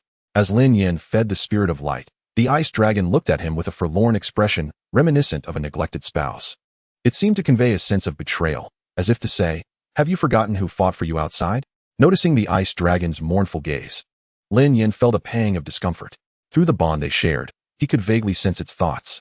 Gently tapping the Ice Dragon's head, he reassured, "What's the rush? You're not forgotten." However, this only deepened the Ice Dragon's sense of grievance, turning away slightly as if to say, "If I'm not appeased today, there will be consequences." Yet, a moment later, the Ice Dragon obediently approached him again, drawn by the irresistible allure of its favorite ice attribute Spirit Crystal. Unlike the Spirit of Light, which savored its food, the Ice Dragon devoured the entire Spirit Crystal in one swift gulp, then commenced digestion at its leisure. "Why are you eating so hastily? No one is competing with you," Lin Yan remarked, bemused by the little creature. He realized a significant issue. The Ice Dragon still retained many habits from its previous form as an ice serpent. This indirectly indicated that it did not fully perceive itself as a dragon yet, still identifying with its former identity. This was evident in its combat style and feeding habits. In response to Lin Yan's comments, the Ice Dragon displayed an indifferent demeanor, seemingly oblivious to any wrongdoing. Lin Yan could only hope that once it evolved again and its dragon lineage became more pronounced, it would find its way back to its true identity. Once the Spirit of Light finished its meal, Lin Yan waved his hand and summoned both companions into his Beastmaster space. The Spirit of Light was manageable, but the Ice Dragon, as it grew in level, took up increasing amounts of space in the room. After organizing his two companions, Lin Yan made his way to a nearby open area. With a swift motion, two powerful soul-breaking arrows were unleashed. The ground erupted, leaving behind a deep, gaping hole. Chapter 64, Enemies in the Shadows. With the martial arts examination drawing near, Lin Yan aimed not only to elevate his companions' levels, but also to enhance his proficiency with the soul-breaking arrow. An increase in proficiency would significantly amplify its power. Previously, Lin Yan had seldom utilized his soul-breaking arrow, as the Ice Dragon was already formidable enough, rendering its use unnecessary, not due to a lack of power. Now, with soul power comparable to that of a 4th-tier Beastmaster, his soul-breaking arrows posed a significant threat even to 3rd-tier Beastmasters. In this secluded area, Lin Yan continuously released soul-breaking arrows, honing his accuracy and casting speed. During these idle days, he practiced his soul-breaking arrows whenever he had the chance. However, he could no longer remain in his previous training ground due to complaints from nearby residents regarding the disturbance. Although the area was somewhat distanced from residential zones, the power of Lin Yan's soul-breaking arrows was undeniably considerable. Moreover, the majority of the stones in this vicinity have been shattered by Lin Yan, leaving nothing for him to use as a target. Simultaneously, Lin Yan felt that the immobile stones could no longer satisfy his needs. prompting him to seek a different location for practice. After exchanging pleasantries with Wang Hong, Lin Yan ventured into the primordial forest beyond the city. In this untouched wilderness, he would not face complaints about disturbing the peace. Additionally, while honing his soul techniques, he could opportunistically hunt some prey, achieving two objectives at once. This time, Lin Yan was much lighter, unlike his previous visit when he had to carry his belongings. Now, with a spatial storage ring, he could conveniently store everything within it. However, just as Lin Yan entered the primordial forest, he was being watched from a distance until he vanished from sight. Once Lin Yan was out of view, the observer slowly retrieved a black communicator and dialed a number. "Boss, Lin Yan has entered the primordial forest. I witnessed it just a minute ago." "Understood." After uttering these two words, the call was abruptly terminated. On the other end of the line was a fierce-looking middle-aged man, his eyes appearing haggard, as though he had not slept for many days. Upon hanging up, he tightly gripped the communicator, his eyes betraying a glimmer of excitement and malice. "Heaven aids me. I thought I had lost my chance, but it appears he has walked right into my trap." With that, the middle-aged man grabbed the car keys from the table and rushed out without taking anything else. Within the primordial forest, the oppressive atmosphere that had once weighed heavily on Lin Yan returned, prompting him to refrain from delving deeper and instead search for prey within the territory of second-tier beast tamers. After exiting the primordial forest last time, Lin Yan had specifically researched its records, which noted that the strongest beast tamers there had reached the 4th tier. Beneath the azure sky, towering trees surrounded him. Under one of these great trees, a second-tier wind phantom wolf was cautiously advancing, searching for its prey, unaware that a humanoid figure had already set its sights on it. Whoosh! A sound of air being sliced through echoed as a translucent light arrow was unleashed. The wind phantom wolf sensed danger and looked up to see the arrow speeding toward it. However, the arrow's velocity was too swift for it to evade. In a reflexive maneuver, it barely managed to dodge a fatal blow. The light arrow struck with immense force, piercing through the wolf's right hind leg. Despite the pain, the wind phantom wolf showed no hesitation as it bolted away, realizing that the attacker was beyond its capability to confront. Quick to react, Lin Yan, perched in the tree, called out, "Xiao Bing, don't let it escape." With that, he released another soul arrow. But this time it was aimed not directly at the wind phantom wolf, but rather to intercept its escape route. The wolf swiftly adjusted its trajectory, attempting to evade in a different direction. Yet, at that moment, the ice dragon seized the opportunity and pursued it. In an instant, a tremendous chill radiated forth, coating the surrounding trees and foliage in frost. Although this chill would not cause significant harm to the wind phantom wolf, it greatly impeded its speed. With its hind leg injured, the wolf's pace diminished considerably, which was precisely Lin Yan's intent. In a flash, 3 soul arrows were unleashed, piercing the wolf's body. One of these arrows struck directly at its skull, and even the hardest bone of a wolf could not withstand the forceful assault, resulting in its immediate demise. Witnessing the power of the soul arrows, Lin Yan nodded in satisfaction, recognizing that his recent days of practice had not been in vain. Just as he prepared to descend and collect the beast materials from the wind phantom wolf, Lin Yan suddenly sensed a powerful gust of wind approaching from behind. Reacting swiftly, he leapt from the tree, and Xiao Bing rushed in to catch him. The next moment, a fireball, exuding a catastrophic force, struck the very tree Lin Yan had just vacated. The explosion shattered the tree into fragments, and a vast area was engulfed in flames, surging toward Lin Yan's location. In an instant, the air around him turned tumultuous. The heat wave from the inferno felt even from several meters away. Xiao Bing let out a furious roar, unleashing a torrent of chilling energy that formed a massive barrier of cold, pushing the flames back dozens of meters. Lin Yan's expression darkened. The speed of that fireball had been astonishing, and the attack executed with utmost stealth.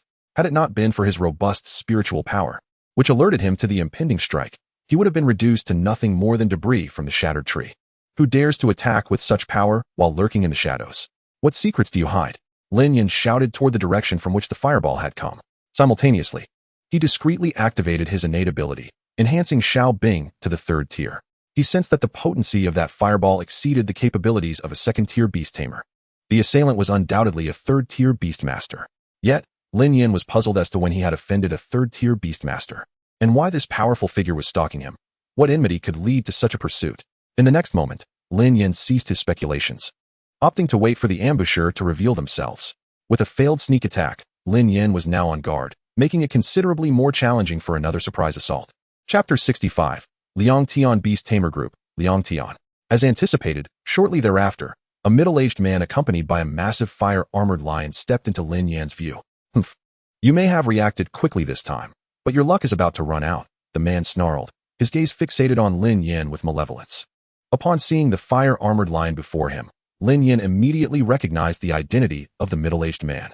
He was Liang Tian, the leader of the Liang Tian Beast Tamer group, and the father of the young heir Lin Yan had previously slain.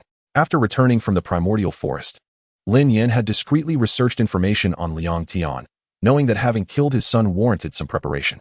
"Let us see if you possess the capability," Lin Yan replied, not elaborating further, but instead stepping back a few paces and positioning Xiao Bing in front of him. The ensuing encounter would be a fight for survival, not a mere competition with rules against attacking the beast tamer. A single misstep amidst the chaos could spell disaster. The body of a beast tamer was relatively frail and could hardly compare to their beasts.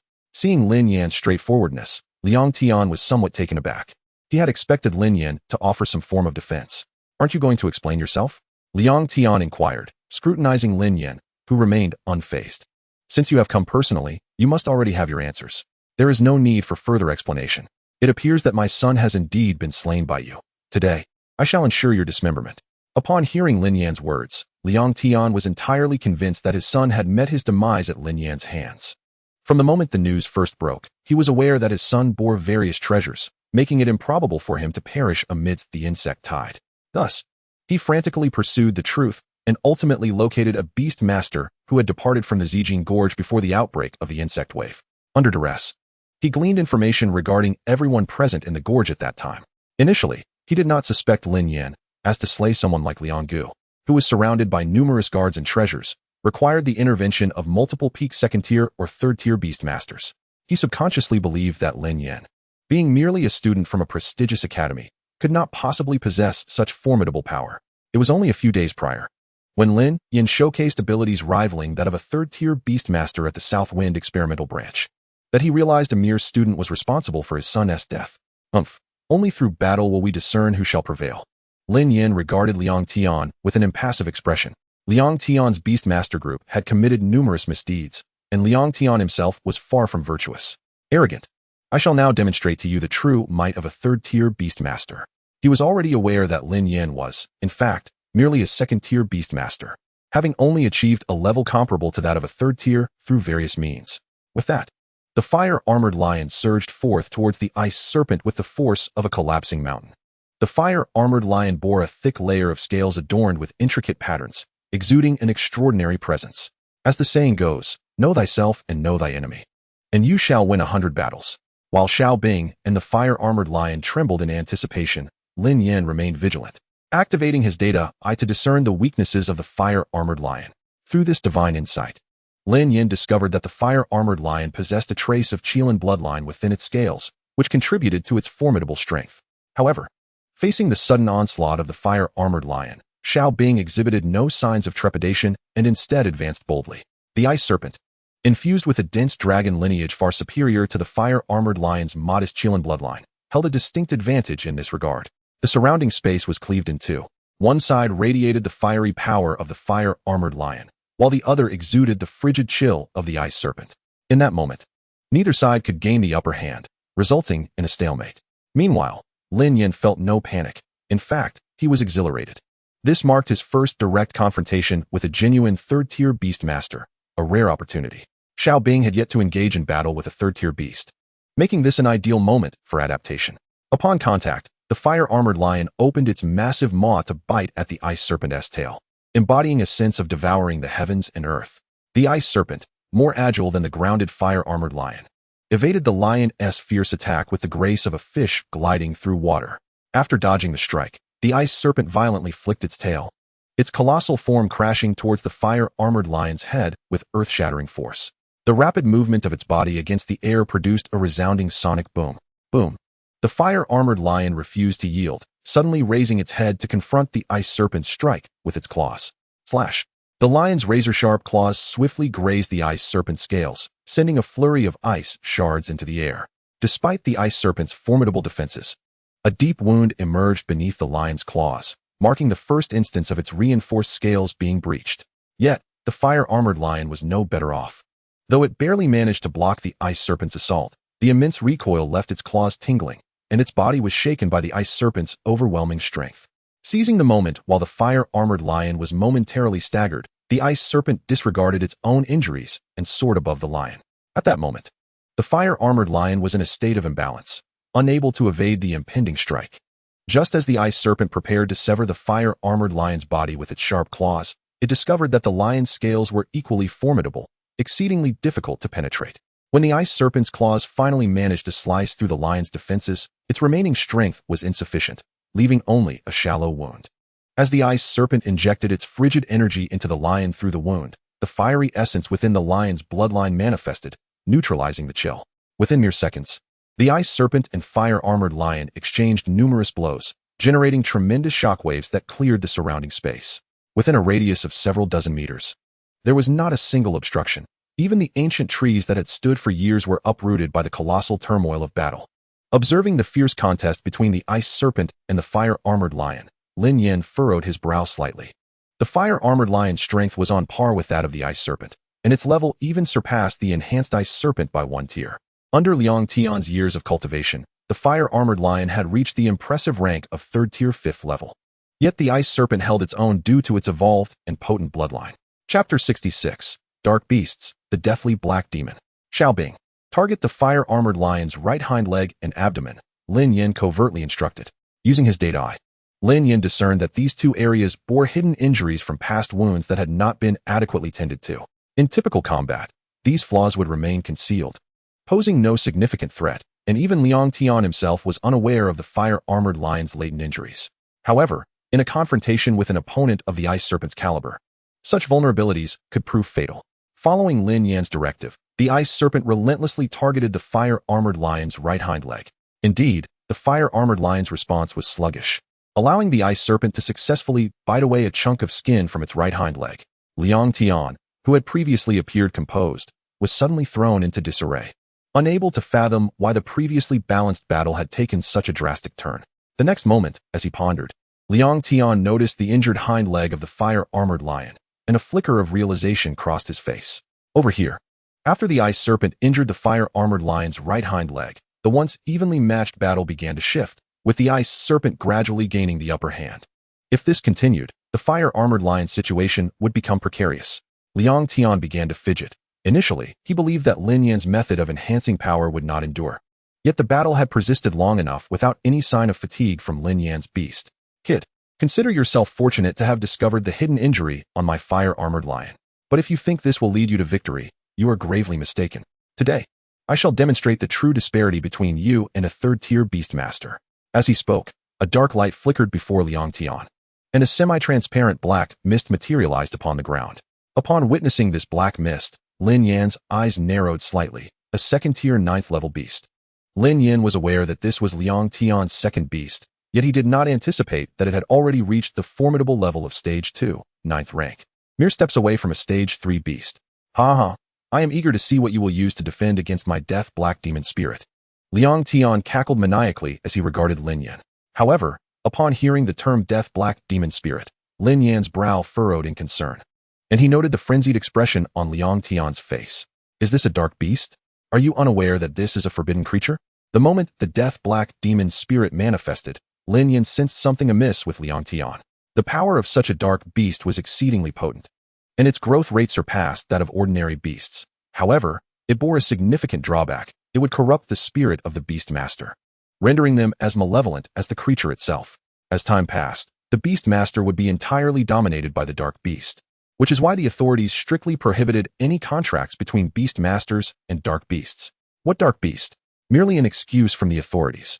Look at me now, perfectly fine. Yet today, you shall not escape this place. Liang Tian's voice was tinged with hysteria. As he spoke, the death black demon spirit lunged swiftly towards Lin Yan. Although the ice serpent wished to assist, it found itself powerless to intervene. I am eager to see what you will use to combat my death black demon spirit. Liang Tian grinned maliciously at Lin Yan, as if already envisioning the gruesome fate that awaited him when the demon spirit tore him apart.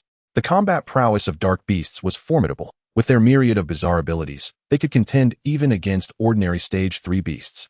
If your second beast were of another type, I might have experienced some trepidation. However, your beast happens to be a dark creature, indicating that you are fated for calamity, Lin Yan declared, as a golden orb of light materialized in midair, hovering before him. Innate ability, enhancement. In the next moment, The orb radiated with an intensity several times greater, expanding significantly in size. A light-type spirit beast? This is impossible. You are merely a Stage 2 Beastmaster. How could you possibly possess a second beast? The confident demeanor on Liang Tian's face dissipated, replaced by a look of sheer panic as he beheld the luminous spirit suspended before Lin Yan. He had not anticipated that Lin Yan would possess a second beast, particularly one of the light attribute, a detail absent from the intelligence he had gathered. However, the light spirit would not grant the death-black demon spirit any opportunity. A blinding beam of light emanated from the light spirit. At that moment, the light spirit's level ascended to Stage 2, 6th rank, bolstered by Lin Yan's innate ability. When the death-black demon spirit was enveloped by this golden light, it emitted a wretched howl as though subjected to immense suffering. Despite the fact that the dark beast's level exceeded that of the light spirit by 3 ranks, it was utterly overpowered by the absolute supremacy of light over darkness, rendered incapable of resistance. Particularly since the death-black demon spirit was an incorporeal dark beast, its lack of physical form rendered it immune to typical physical attacks. However, this very attribute made it susceptible to tremendous damage from the light spirit's light-based assaults, compelling it to retreat in disarray. Witnessing this turn of events, Liang Tian's resolve wavered, and he turned to flee. He realized that overcoming Lin Yan had become an insurmountable challenge, primarily due to his unanticipated possession of a light attribute spirit beast. Observing Liang Tian's desperate attempt to escape, Lin Yan flicked his right hand, sending a soul-piercing arrow hurtling through the air. A streak of white light aimed directly at Liang Tian. In an instant, the arrow sped toward Liang Tian's head. However, just as it was about to make contact, a transparent barrier materialized around Liang Tian, intercepting the arrow. A defensive soul technique. Lin Yan exclaimed in astonishment upon witnessing his arrow thwarted. He had not expected Liang Tian to possess yet another formidable technique. One that was not merely a basic defensive soul art, but at least on par with the soul-piercing arrow in terms of rank. Otherwise, it would not have been so easily able to block his attack. Humph, boy, you think you can play with soul techniques? You are still too inexperienced, Liang Tian retorted. Continuing his retreat, he understood that the death-black demon spirit could not withstand the light spirit for much longer. If he did not flee, once the light spirit dispatched the dark beast, his fate would be sealed. Thinking of escaping? It won't be that simple. Lin Yan unleashed 3 more soul-piercing arrows simultaneously, targeting Liang Tian's protective barrier. In an instant, the barrier began to tremble, rippling with energy as it absorbed the impact of the arrows. Chapter 67. The first kill of a Stage 3 Beastmaster. Upon witnessing this, Liang Tian quickened his pace, a fierce glint flashing in his eyes. I refuse to believe your soul power exceeds mine. It was a profound humiliation for Liang Tian, the esteemed leader of the Beastmaster Corps and a Stage 3 Beastmaster, to be pursued and battered by an ungraduated student. If you dare to approach, be prepared to remain here, Lin Yan proclaimed, launching several more soul-piercing arrows into the air. Minutes passed, and Liang Tian found himself hundreds of meters away. Yet Lin Yan relentlessly pursued him, the growing despair within him exacerbated by the dwindling reserves of his soul power. Meanwhile, Lin Yan's arrows continued to rain down upon him without restraint. Damn it! How could this be? Suddenly, Liang Tian let out a heart-wrenching roar. After another wave of Lin Yan's assault, cracks began to appear on his protective barrier, signaling that its defenses had reached their limit. Lin Yan, noticing the fissures, felt a surge of elation. Liang Tian, today marks your demise. With that, Lin Yan hastened the release of his soul-piercing arrows, seizing the moment to strike. In the next instant, the soul barrier shattered before Liang Tian's horrified gaze, leaving him no time to evade the incoming arrow. In a heartbeat, the soul-piercing arrow pierced through Liang Tian's forehead, emerging from the back of his head. Liang Tian's eyes widened in disbelief as he fixated on Lin Yan, his body slowly collapsing backward. Until his final breath, he could not fathom how a mere Stage 2 Beastmaster could possess such profound soul power. Witnessing Liang Tian's fall, Lin Yan finally exhaled in relief. Had Liang Tian not perished, Lin Yan's own soul power would have been completely depleted. It was crucial to note that Lin Yan had been continuously expending his soul power to pursue Liang Tian, while also maintaining the enhanced states of Little Ice and the Light Spirit. After catching his breath, Lin Yan hurried to Liang Tian's lifeless body, retrieving the storage ring from his finger before sprinting toward the location where the Ice Serpent and Fire-Armored Lion were engaged in battle. Upon arrival, he found the Fire-Armored Lion had already succumbed, lying lifeless on the ground, while the death-black demon spirit had vanished, leaving only a dark orb behind. The Light Spirit, however, danced excitedly around the orb, seemingly captivated by the dark beast's core. Lin Yan too noticed this peculiar phenomenon. observing that a light attribute beast would show interest in a core left behind by a dark attribute beast. He approached and picked up the black orb, examining it closely. After observing for a while, Lin Yan could discern no remarkable qualities in the black orb. Yet, the spirit of light remained by his side, exhibiting an eager demeanor. Noticing this, Lin Yan lowered his gaze to the orb and asked the spirit of light, "Do you desire this?" The mute spirit of light fervently nodded in response. Seeing such palpable yearning in the spirit, Lin Yan hesitated momentarily before ultimately tossing the orb to it. "Take it," he said. His hesitation stemmed not from reluctance to part with the orb, but rather from a fear that the spirit of light, a creature of the light element, might encounter complications after consuming the orb imbued with the opposing dark element. In a flash, the spirit of light seized the orb and swallowed it whole, so swiftly that Lin Yan scarcely had time to react before the black orb vanished from sight. Upon witnessing this, Lin Yan hurriedly cradled the spirit of light, confirming repeatedly that it had not suffered any adverse effects before finally exhaling a sigh of relief. It is well known that indiscriminately consuming spirit objects of differing attributes can easily lead to complications for summoned beasts. In severe cases, it could even result in their demise. This was especially pertinent considering that the spirit of light had consumed an item of the dark attribute, which stood in stark contrast to its own nature. However, after consuming the black orb, although the spirit exhibited no negative reactions, its belly visibly swelled. Lin Yan immediately recognized the signs of overindulgence. "You little rascal. Always thinking about eating," he remarked, before placing the spirit of light into his beast space to assist in expediting the digestion of the orb. The spirit of light was merely a first-tier, 6th-level beast, while the orb's original owner was a second-tier, 9th-level dark demon spirit. The fact that the spirit of light had not burst from overconsumption was considered a stroke of fortune, as it was merely an energy entity without a physical form, granting it greater resilience.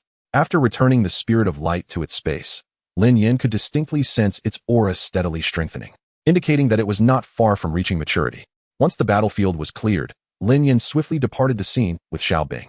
Given the fierce battle that had just transpired, it would not be long before others arrived to investigate, and Lin Yan had no desire for anyone to witness that he had slain Liang Tian. Furthermore, due to the considerable expenditure of his soul power, he hastily retreated back to the city. At home, gazing at the now significantly larger spirit of light, Lin Yan felt immense joy.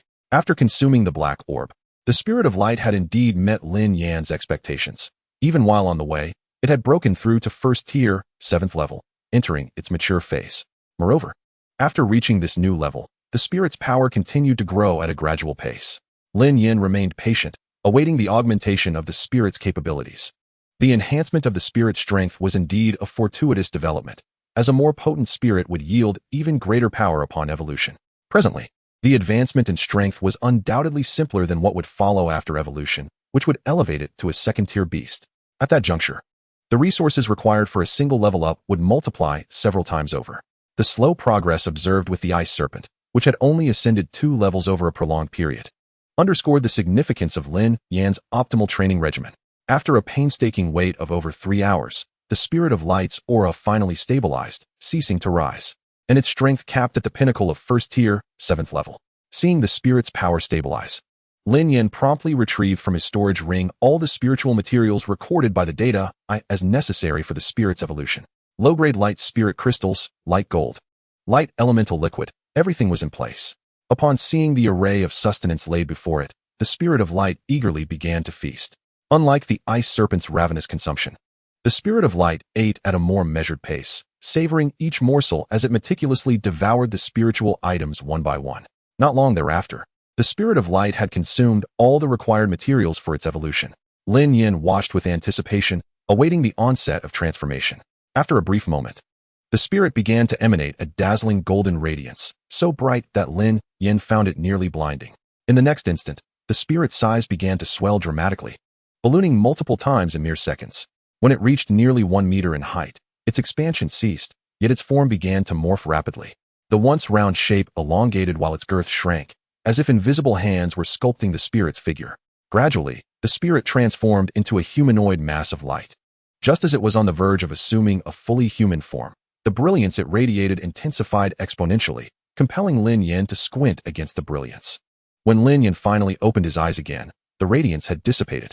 The previous spirit of light was no longer present. Instead, he beheld a girl resembling a 13 or 14-year-old, her essence ethereal, with a pair of semi-transparent wings extending from her back. The aura she exuded was undeniably formidable. A transparent data frame materialized before Lin Yan, revealing race, Light Spirit Envoy attribute. Light, level, 2nd tier, 3rd level stage. Growth phase abilities, Judgment of Light, Light Spirit Sword. Wing/status, healthy, active, excited, evolution path, direction of the Goddess of Light, transforming into the corporeal master of light, with absolute control over light and unparalleled melee capabilities. Next evolutionary race, Light Angel. Required materials for evolution, mid-grade Light Spirit Crystal, Light Energy Stone, intermediate Light Core. Evolution potential, 9th tier. Direction of Photon Spirit Evolution. Transformation into an ultimate light attribute energy entity, with absolute control over light.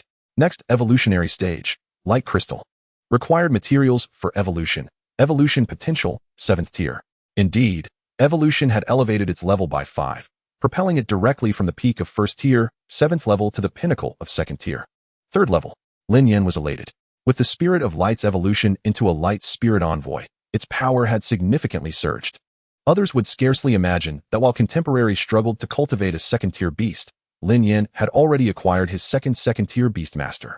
With a joyful gaze fixed upon the newly transformed Light Spirit Envoy, Lin Yan mused, since you have also ascended to the 2nd tier, it seems fitting to bestow upon you a name. As your ultimate evolutionary form is the Goddess of Light, you shall be called Xiao Guang. Yes, Xiao Guang suits you splendidly, he affirmed with a satisfied nod. Furthermore, with Xiao Guang's evolution, Lin Yan's attributes also experienced a boost, increasing by 1 tier in response to Xiao Guang's enhanced strength. He glanced at his attributes through the data I. Physical aptitude, 7. 5 soul power, 22. 0 as Lin Yan's soul power attribute reached the level of a 4th-tier Beastmaster. The benefits of the summoned beast strength elevation on his soul power began to diminish. However, the quantity of soul power derived from the beast's evolution remained unchanged. It was merely that as his soul power attribute increased, the amount of soul power required to raise it by a single point also increased correspondingly. Having accomplished all of this, Lin Yan retrieved an exquisitely crafted spatial storage ring. This was indeed the very ring he had taken from Liang Tian's possession earlier that day. As a 3rd-tier Beastmaster, Liang Tian's wealth had left Lin Yan momentarily astonished.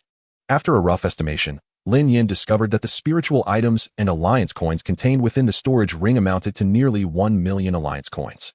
Even more surprising was the discovery of a jade tablet resembling the one that previously housed the soul-breaking arrow. Upon further investigation and confirming that it contained the cultivation method for the soul technique Shield Liang Tian had employed earlier, Lin Yan's heart swelled with joy. He had personally experienced the power of this soul technique. Had it not been for Liang Tian's exhausted soul energy, Lin Yan might have never breached that formidable shield.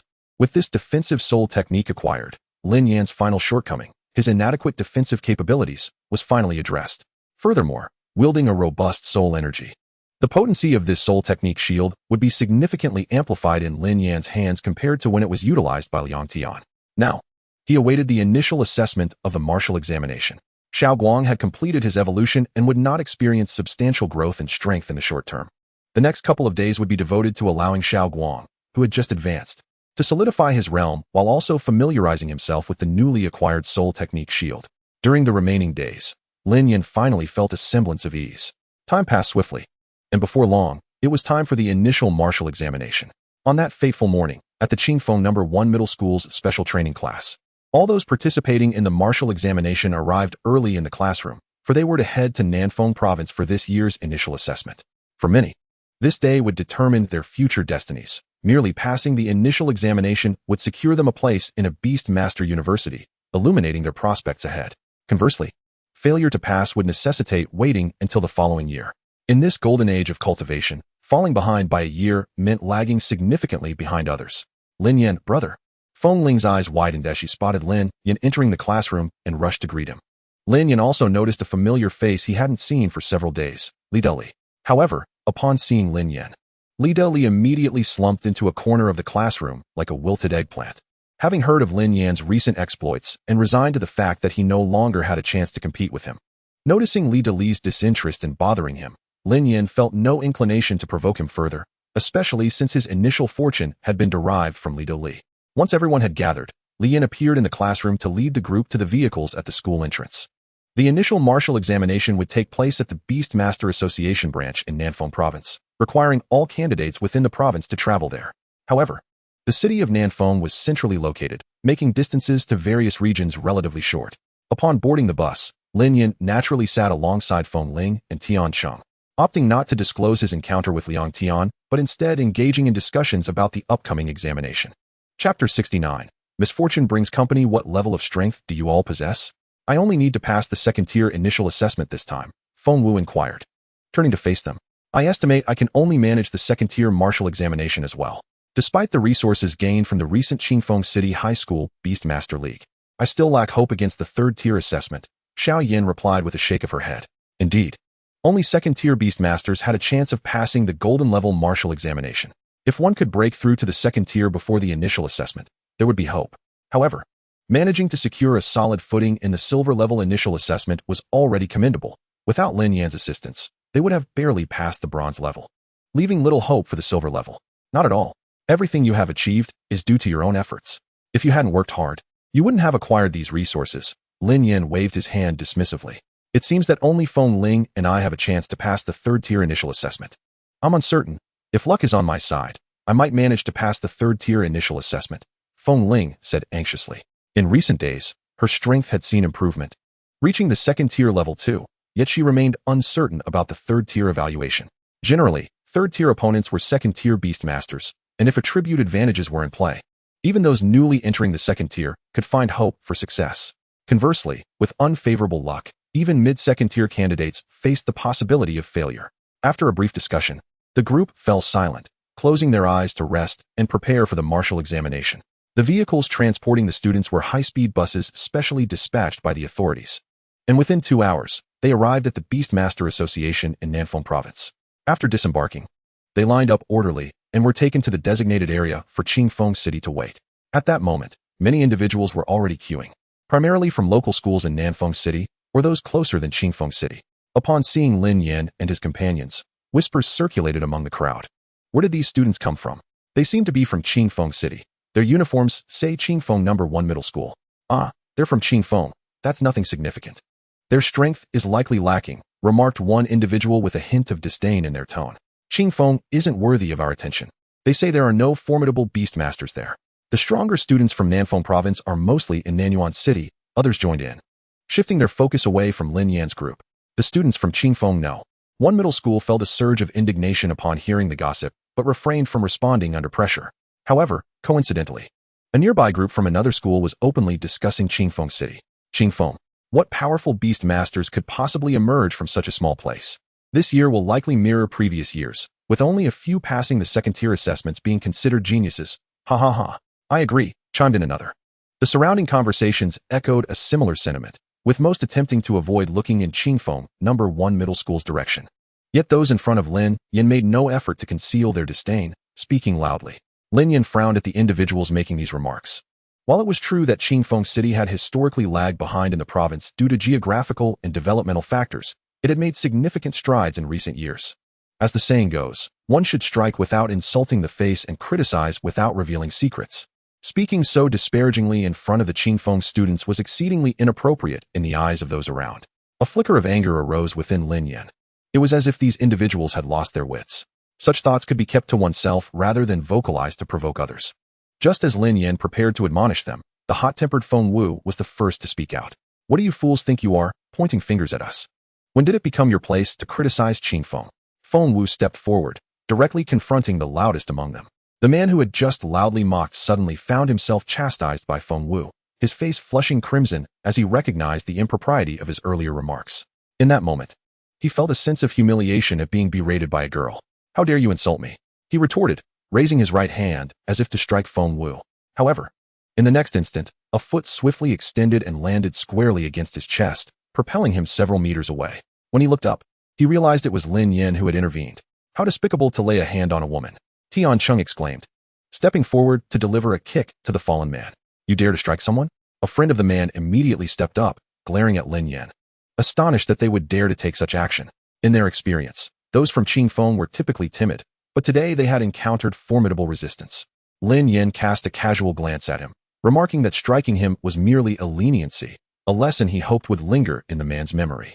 Should you dare to speak so carelessly again, I shall respond with force each time. You. Seeking death. The man's friend was livid.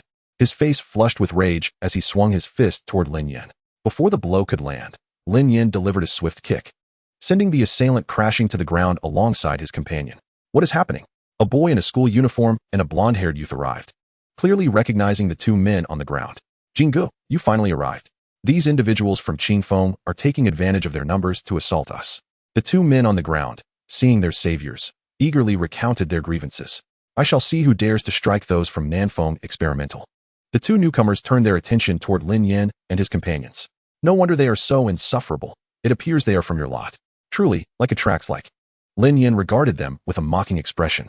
Upon recognizing Lin Yan, the blonde-haired youth and his companion's expression stiffened. They were none other than the captain and Jean and of the Nanfeng Experimental team, whom Lin Yan had recently bested. Manage your subordinates well, or next time, I shall deal with you as well. With that, Lin Yan dismissed them and turned to leave. How dare you speak to my brother like that? You think you can just walk away after striking someone? It won't be that simple. The two who had just been kicked were unwilling to let the matter end so easily. Hearing this, Lin Yan slightly turned, preparing to respond, when a loud slap echoed from behind him. At that moment, Jean wished he could disown the foolish subordinate. Silence. Jean delivered a sharp slap, sending the brash man sprawling to the ground before sweeping away in disdain. The fallen man lay there, clutching his swollen face in disbelief, while the surrounding students from Qingfeng felt a sense of satisfaction at his misfortune. Chapter 70. The Virtual World. After waiting for more than 10 minutes, the group was ushered into the interior of the Beastmaster Association. The expansive space within the association was vast, capable of accommodating thousands without feeling congested. Shortly thereafter, everyone received a simple helmet, and just as curiosity began to stir, two middle-aged men approached the podium. It is a great honor for me to preside over this preliminary martial examination today. Please don the virtual helmets just distributed and channel a strand of your soul power into them. Awaiting the commencement of the examination, the gentle-looking man stated with a smile, while the man beside him remained silent and aloof. Upon hearing the instructions, Lin Yan channeled a thread of his soul power into the copper plate in his hand. As soon as his soul power made contact, he felt an immense force pulling him, causing the world to spin around him. Moments later, Lin Yan regained consciousness, only to find himself in a new environment, where the towering skyscrapers had transformed into an expansive, boundless plain, yet the people around him remained. At that moment, the others were still disoriented, while only the hosts of the examination stood alert. The two men noticed Lin Yan, who was gazing around in wonder, and exchanged astonished glances. They marveled at how quickly he had regained his senses. Typically, new entrants into the copper plate space experienced prolonged dizziness. While they were able to recover swiftly due to their own formidable strength, they were surprised to see a participant manage it so quickly. Who is this young man? And how does he possess such powerful soul energy? The gentle man discreetly communicated to his stoic companion. After a moment of contemplation, the aloof man glanced at Lin Yan's identification number and began to peruse the list in his hand. It is Lin Yan from Qingfeng No. 1, recorded at second tier level 4. After a brief pause, the aloof man lifted his head. This level of strength is commendable. It is no small feat for Qingfeng to produce a student of such caliber, though there remains a gap compared to some from Nanfeng. With that, the two hosts ceased their discussion. Despite Lin Yan's second-tier level 4 status garnering their attention, it was merely a fleeting interest. Around a minute later, the others began to awaken from their stupor. Once everyone was alert, the gentle man continued, "Welcome to the virtual world, where everything is replicated one-to-one based on real-world data. Here, you can unleash your full potential without any danger." Lin Yan assessed his body, confirming it was indeed identical to his physical form in reality. Next, please enter your respective assessment spaces. The virtual system will randomly assign opponents, and upon defeat, your consciousness will automatically return to your physical body. As he spoke, the environment around each participant abruptly shifted. Moments later, Lin Yan found himself alone in a dark, deep valley. The martial examination is about to commence. Please release your beasts. An electronic voice resonated in Lin Yan's ears. He promptly summoned his ice serpent. After a brief interval, a beastly roar echoed from deep within the gorge. The ice serpent responded immediately, launching into action. 3 seconds later, it returned, clutching the carcass of a crocodile. This creature was merely a first-tier level 6, easily dispatched by the ice serpent. Congratulations, candidate, on passing the first-level assessment. The second-level assessment will commence in 10 seconds. Outside, on the large screen, a name suddenly appeared on the list of first-level assessment passers. Look, someone has already passed the first level, and the exam has only just begun. Observant individuals quickly noted this development. What? So soon? It has barely been 5 seconds since the examination started. Why the rush? It's not uncommon for talents from various places to achieve this, one nonchalantly remarked. Meanwhile, several other names began to appear on the list. The crowd felt somewhat reassured. Typically, second-tier Beastmasters could easily annihilate the spirit beasts encountered in the first-level assessment. However, Lin Yan's rapid success drew significant attention. However, achieving such a swift victory over a first-tier beast was already quite commendable. Someone nearby remarked as such. To pass the first-level assessment in such a brief span of time is indicative of a formidable prowess among second-tier beast tamers. Yet, within a mere 10 seconds, the onlookers were astonished to find that the very name they had just seen had reappeared on the list of those who passed the second-level assessment. Surely, the system cannot be malfunctioning. How could anyone possibly clear the second-level assessment so quickly? Who is Lin Yan? I have never heard of him. Could he be a scion of a prominent family or a prodigy from a prestigious institution? This name seems somewhat familiar. Is he perhaps associated with Qingfeng? What? There are such talents in Qingfeng? In the virtual realm, an announcement resounded. Congratulations to the candidate for passing the second-level assessment. The third-level assessment will commence in 10 seconds. Ever since Lin Yan discovered that passing an assessment restored all his energy to its peak condition, he instructed Xiao Bing to enter a state of enhancement, swiftly propelling through the challenges. With a single strike, he annihilated the second-level assessment spirit beast. After a brief pause, the third-level assessment beast materialized before Lin Yan. A vine shrouded in green mist emerged from the precipice. It was indeed a second-tier, third-level plant-type beast. Lin Yan gazed quietly at the beast before him. Plant-type beasts are exceedingly rare. Throughout his tenure as a beast tamer, he had only encountered the life tree of Mu, a botanical spirit beast. Observing the verdant mist emanating from the vine, Lin Yan discerned that it was a poison-type spirit beast. A translucent barrier enveloped Lin Yan, shielding his form. Although the vine's strength was trivial compared to Xiao Bing, Lin Yan remained vigilant against its toxic assaults. A careless encounter with the poisonous mist would spell considerable trouble. Xiao Bing, take care of it. In the next instant, a ferocious ice storm materialized out of thin air, surging towards the vine spirit beast. The vine beast lunged forward, its tendrils reaching for Lin Yan, accompanied by a dense fog. Even in the face of Xiao Bing's third-tier beast pressure, it showed no signs of retreat. Lin Yan also noted that the spirit beasts within this virtual realm seemed devoid of intelligence and emotion, driven solely by their instinct to battle. Chapter 71, Live Broadcast. A stunning display. Despite the vine spirit beast's reckless courage, it could not escape the fate of being obliterated by the icy tempest. As the storm swept through, all the mist froze and was drawn into its vortex. The tendrils of the vine spirit beast stiffened under the extreme cold, ultimately shattering under the storm's relentless tug. Vine spirit beast defeated.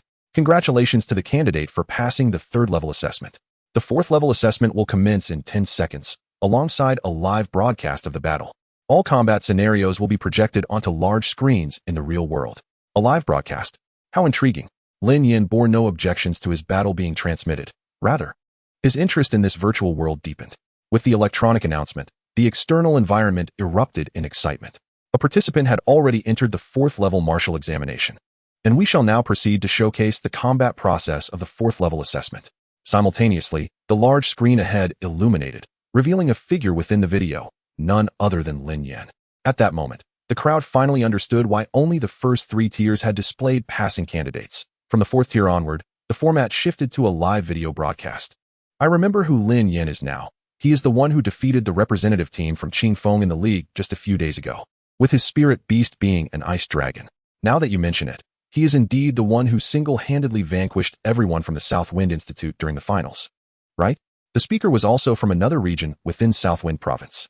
Due to the embarrassment of the incident, Jin Mao and others had suppressed the news upon their return, leaving many in the cities of Southwind Province unaware of it. However, this did not hinder the news from spreading to other provinces within Southwind. Yes, that's him. I heard that a member of the Southwind Institute even resorted to performance-enhancing drugs, yet still couldn't defeat him.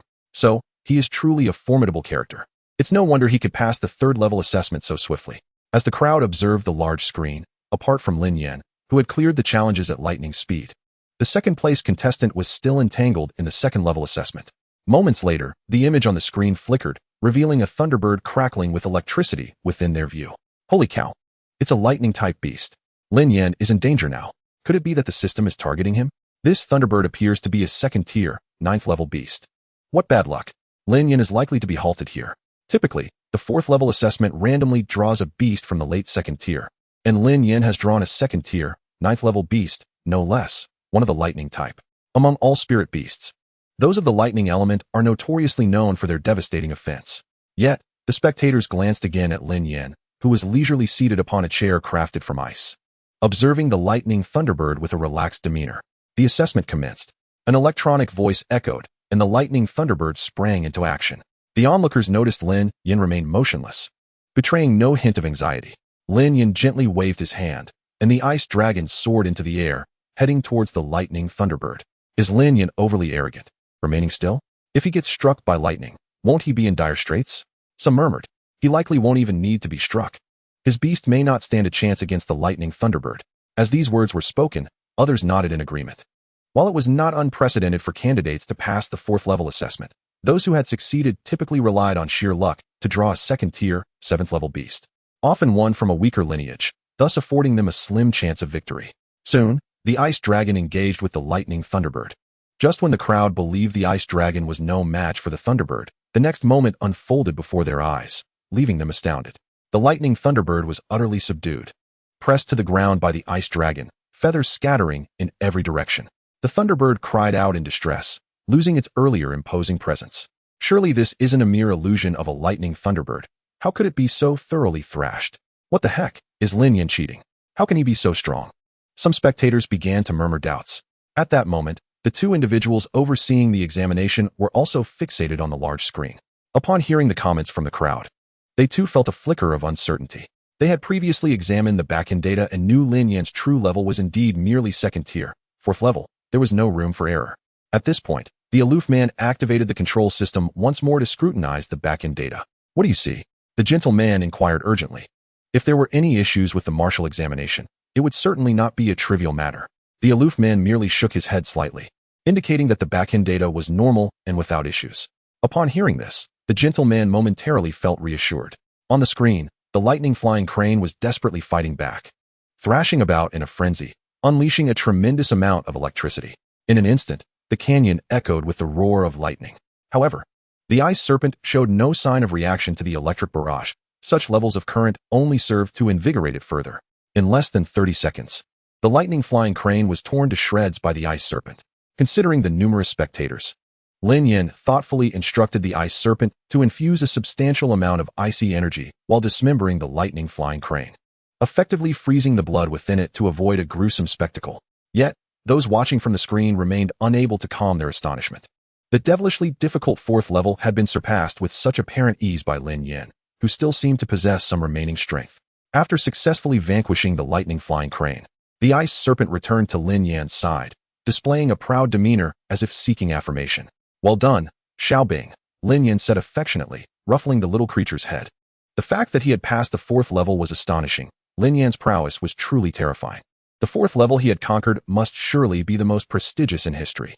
Indeed, I recall that the previous record for passing the 4th level was held by a 2nd tier, 8th level vine monster. The disparity between the battles of the vine monster and the lightning flying crane was as vast as the sky and the earth, not to mention the difference in their tiers. It is perplexing how Lin Yan has cultivated such power at a similar age to ours, far surpassing us in strength. If I were to face the lightning flying crane, I doubt I could withstand even a single round. Be more confident. Remove the word doubt. You certainly wouldn't last, another added. Regardless, the assessment for the 5th level was about to commence. Chapter 72, the peak difficulty, the 5th level. Surely, even Lin Yan could not pass the 5th level. It seemed that no one had managed to do so in all these years. Indeed, it is said that the 5th level was set merely to remind geniuses that there are always those more talented, not for the purpose of being passed. If Lin Yan were to succeed in this 5th level assessment, would he not set the record as the first ever to do so? I find it hard to believe. None of the talents from the capital have managed to pass the 5th level. It would truly be an extraordinary feat for someone from Nanfeng to achieve that. Furthermore, just now, the 4th level assessment featured a 2nd tier, 9th level lightning type spirit beast. The 5th level must surely involve at least a 3rd tier spirit beast. The gap between a 3rd tier and a 2nd tier spirit beast is indeed immense. This is true. One of the onlookers concurred with a nod. However, regardless of the external discussions, Lin Yan maintained his composure, awaiting the commencement of the 5th level assessment. So what if no one had ever passed? So what if it involved a 3rd tier spirit beast? If there exists a 5th level, then it is meant to be conquered. In Lin Yan's dictionary, the word impossible does not exist. observing Lin Yan's confident demeanor on the screen. The two invigilators overseeing the examination felt a flicker of doubt. Do you think Lin Yan might truly be able to pass this 5th level assessment? The gentle invigilator turned to the aloof man beside him. Yet, this time, the aloof man did not outright deny it. Instead, he pondered for a moment before responding slowly. The hope is slim, but his displayed strength has already reached the level of a genuine 3rd-tier beastmaster, the gentle man quickly retorted. Yet, he is not a true 3rd-tier beastmaster. One must remember that this 5th level is set according to the standards of a genuine 3rd-tier beastmaster. Unless, the aloof man paused before continuing. Unless Lin Yan's soul force has achieved a 3rd-tier level, and he has contracted a 2nd spirit beast whose strength also reaches 3rd-tier combat capability. That is a good point.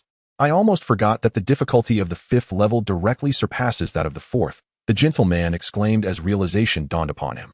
Despite both believing that Lin Yan would not pass this 5th level assessment, they raised their heads attentively to watch the unfolding events on the screen.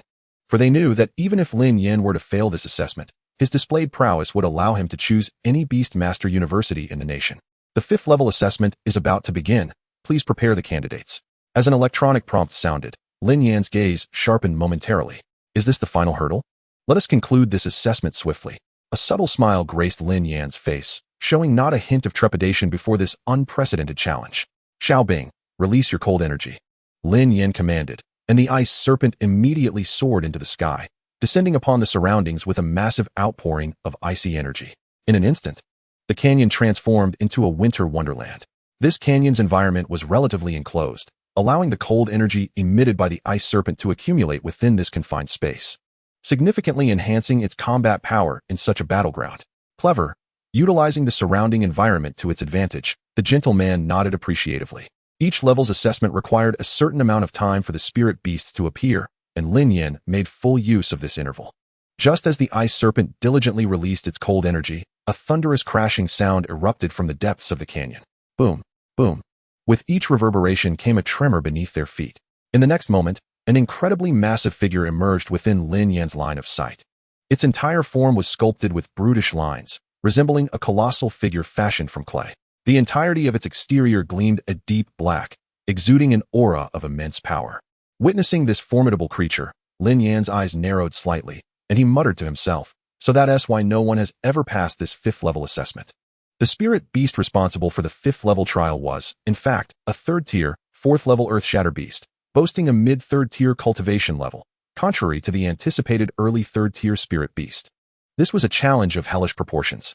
To pass this level, a beastmaster must achieve mid-3rd-tier strength before graduation, or alternatively, cultivate a 2nd spirit beast to the same tier. 2 early 3rd-tier spirit beasts might stand a chance against a mid-3rd-tier one, but accomplishing that was nearly impossible. As the spirit beast appeared on the screen, gasps of disbelief echoed among the spectators. Lin Yan was truly in trouble. Encountering a mid-3rd-tier beast was no small matter. No wonder it was said that the 5th level was never intended for anyone to pass. A mid-3rd-tier spirit beast had been arranged for this trial. Moreover, this was a renowned Earth Shatter beast, notorious for its tough hide and immense strength, putting Lin Yan in a precarious situation. It was rumored that the Earth Shatter beast possessed extraordinary strength, capable of tearing opponents apart with its bare hands. All eyes were glued to the screen, everyone holding their breath, fully engrossed in the unfolding battle. Regardless of the outcome, observing the fight of a powerful adversary was undoubtedly beneficial. The Earth Shatter beast was also known for its ferocious temperament. Upon seeing the ice serpent before it, it charged forward from the far end of the canyon with a fierce determination. Despite its massive size, the Earth Shatter beast was far from clumsy, effortlessly covering hundreds of meters in the blink of an eye. However, in the face of the formidable Rift Spirit Beast, the ice serpent displayed not a trace of trepidation. After all, in its enhanced state, the ice serpent had attained a formidable level of Tier 3, Level 4, and thus bore no disadvantage in terms of rank against the Rift Spirit Beast. Acting on its own volition, the ice serpent eagerly surged forward, leaping into the sky with uncontainable fervor. Yet, before making contact, it initiated an assault. With the advantage of altitude, the ice serpent unleashed a chilling tempest. At this juncture, the ice serpent's ice storm of Tier 3 bore no resemblance to its earlier Tier 2 version. Previously, the ice storm could merely be classified as a wide-area skill. However, the current manifestation of the ice storm boasted a cataclysmic potency. In an instant, the entire canyon was engulfed by the tempest, leaving it barren and desolate. All vegetation was uprooted, swept away by the storm's ferocity, and the ground was cloaked in a thick layer of ice. To the onlookers, the world on the screen transformed into a blinding white void, rendering everything invisible. Despite their efforts to widen their eyes, they could perceive nothing. Chapter 73, The Power of the Light Spirit Envoy. The immense force of the storm wreaked havoc upon the earth, even causing the Rift Spirit Beast to sway under its might. Yet, in the next moment, the Rift Spirit Beast slammed its fists into the ground, causing the earth to crack in a web-like pattern beneath the impact. In that instant, all frost upon the Rift Spirit Beast dissipated. This was the power of the earth. All of the Rift Spirit Beast's abilities fell under Lin Yan's all-seeing data eye. Lin Yan marveled as he observed the Rift Spirit Beast frantically absorbing power from the ground. However, the Ice Serpent's icy might, met with the Rift Spirit Beast's resistance, failed to inflict significant harm. The Rift Spirit Beast exhibited a formidable resistance to the Ice Serpent's ice attribute attacks. Recognizing that its skill failed to inflict substantial damage, the Ice Serpent promptly altered its trajectory from the heights above, diving toward the Rift Spirit Beast below. The massive serpent's horns created a resounding whoosh as they sliced through the air. Faced with the Ice Serpent's sharp advance, the Rift Spirit Beast exhibited no inclination to evade, instead raising its colossal fists high. Upon contact, the two fists began to merge, forming a massive earthen shield. The Ice Serpent's razor-sharp horn struck the Rift Spirit Beast's earth barrier with the force of a meteor, resulting in a thunderous collision. In that moment of impact, Lin Yan felt the world tremble ever so slightly. The outcome of the clash, however, was mutual devastation. The Ice Serpent's horn pierced through the Rift Spirit Beast's earth shield, severing a portion of its head. Yet, the Ice Serpent was not unscathed, as the barbs on the earth shield brutally pierced the scales on its head, leaving it bloodied. At first glance, it appeared the Rift Spirit Beast had sustained the greater injury, having lost half of its head. However, a closer inspection revealed that the Rift Spirit Beast's head was visibly regenerating at an alarming rate. Lin Yan was not taken aback by this, for he was already aware that the Rift Spirit Beast was an elemental creature, and its head was not a critical vulnerability. Such a degree of injury could only be classified as a minor wound for the Rift Spirit Beast. To truly vanquish it, one must shatter its core, the source of all its power. As the lifeblood of its existence, the Rift Spirit Beast undoubtedly guarded it fiercely. Though Lin Yan could discern the location of the Rift Spirit Beast's core, his Ice Serpent, being of comparable strength, faced a daunting task in securing a swift victory. It was no wonder this level was deemed an insurmountable challenge for the unprepared. Most would likely fail to overcome it. Lin Yan regarded the Rift Spirit Beast with admiration, recognizing that defeating it was far more arduous than vanquishing another Tier 3, Level 4 beast. But was he an ordinary individual? Let it be known that he was not. With a slight smile, Lin Yan summoned a radiant light before him. Little light, assist Little Ice in dealing with this grotesque creature. One could not deny the Rift Spirit Beast's unsightly appearance. It was the kind of creature that could frighten a child merely by being seen on the street. Strangely, the Rift Spirit Beast seemed to comprehend Lin Yan's command, charging toward his direction in a frenzied manner. Taken aback by its reaction, Lin Yan noted that this iteration of the Rift Spirit Beast exhibited a degree of intelligence unlike its predecessors, which had relied solely on primal instincts for combat. Nevertheless, no matter how frenzied the Rift Spirit Beast became, it posed no threat to Lin Yan. While the Ice Serpent struggled to slay the Rift Spirit Beast, it was equally incapable of harming the Ice Serpent.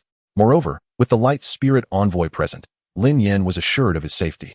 As the Light Spirit Envoy appeared, the entire space glimmered with brilliance, wielding a colossal sword forged from pure light. This was the Light Spirit Envoy's exclusive weapon, the Light Spirit Sword. Grasping the sword, the Light Spirit Envoy soared toward the Rift Spirit Beast. Like a deity descending from the heavens, the Light Spirit Envoy raised the Light Spirit Sword high, delivering a formidable slash toward the Rift Spirit Beast. In that instant, all the power within the Light Spirit Envoy coalesced into the Light Spirit Sword, erupting forth as the blade descended. The Rift Spirit Beast felt the tremendous force of this strike, thrashing wildly in a desperate attempt to evade. However, the Ice Serpent would not grant it such an opportunity. A brilliant azure radiance erupted from the Ice Serpent, enshrouding the Rift Spirit Beast in thick ice crystals that severely hampered its mobility. To ensure the Rift Spirit Beast could not escape, the Ice Serpent even coiled around it.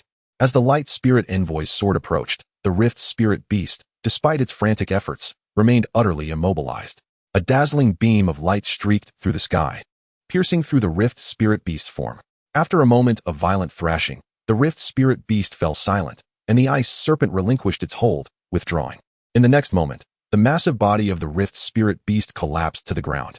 lingering for a brief moment before dissipating into a myriad of luminous particles in the air. Witnessing the combat prowess of the light spirit envoy, Lin Yan couldn't help but marvel in awe. At this moment, the light spirit envoy, having been enhanced by Lin Yan, possessed only Tier 3. Level 3 combat capabilities, yet had effortlessly severed the Rift Spirit Beast's core with a single strike, delivering a fatal blow. Although the assistance of the Ice Serpent and Lin Yan's ability to pinpoint the core's location played a significant role, it nonetheless showcased the formidable prowess of the Light Spirit Envoy. Congratulations, candidate, for passing the 5th level examination. You are awarded a special prize. Please collect it at the designated point shortly. An electronic notification chimed in Lin Yan's ears. A special prize? As Lin Yan found himself enveloped in confusion, a sudden wave of disorientation swept through his mind, yanking him from the virtual realm back into the confines of his own body. Meanwhile, the assembly of spectators before the screen erupted into unparalleled exclamations of astonishment. What? He passed? I haven't seen anything yet, queried one of the candidates. His voice tinged with incredulity.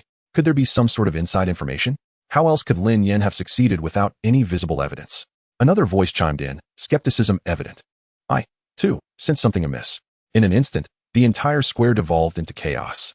Chapter 74. Encountering obstacles. Though the recent battle appeared fierce, the entire engagement transpired in less than 30 seconds. The crowd witnessed only the emergence of the earth-splitting spirit monster, and in the next moment, the world was enveloped in the icy tempest unleashed by the Frost Serpent. Suddenly, visibility was lost, leaving only a blinding whiteness. Then, amidst the snow, a stark golden light erupted, leading many to believe the screen had malfunctioned.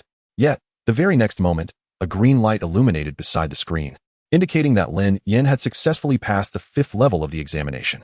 This revelation incited a wave of doubt regarding the validity of this final challenge. Enough of this uproar, silence, commanded 2 middle-aged men responsible for overseeing the examination, swiftly quelling the noise. While others may have been oblivious, these 2 had been monitoring the back-end data throughout, which revealed a stable performance devoid of fluctuations. There are no issues with the system. Should anyone dare to propagate further rumors, we will take stern action.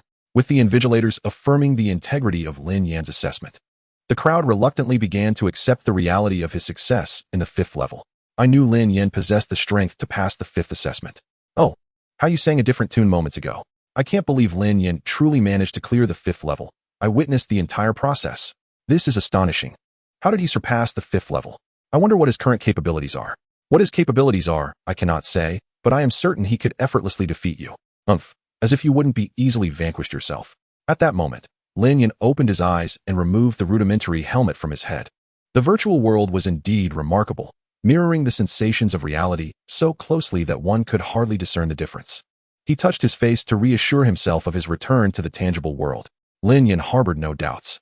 Prolonged immersion in the virtual realm might blur the lines between reality and illusion. Just then, several individuals from Nanfeng province concluded their assessments and removed their helmets as well. It seems Lin Yan, your prowess isn't all that impressive. You finished your assessment in a time similar to mine, remarked a companion of the man Lin Yan had previously defeated. It's likely they prohibited any sudden enhancements during the assessment. Another bystander from the Nanfeng experiment interjected mockingly. Lin Yan, today is your day of reckoning. I suspected your dubious powers harbored some trickery. Now, you won't be able to utilize them during the martial examination. I told you, we from the Nanfeng experiment cannot be outdone. Surely those from Qingfeng sheltered you, said the man previously defeated by Lin Yan. Just then, Jin An's assessment concluded as well. Spying Jin and remove his helmet, the man hastily approached him. Jin Ge, look, this fellow's score is nearly the same as mine. He must have employed some underhanded tactics to beat you last time, he proclaimed, seemingly eager to garner favor. Generally, candidates pass through each level at a relatively uniform pace. Thus, when Lin Yan's name was absent from the list of those who passed the 3rd level, he assumed Lin Yan had only succeeded in the 2nd level. Oh, is that so? Jin turned slightly, instantly locking eyes with Lin Yan, who wore a half-smile. The look sent a shiver down Jin An's spine. Has this fellow grown stronger once more? The flicker of joy that had arisen within him dissipated.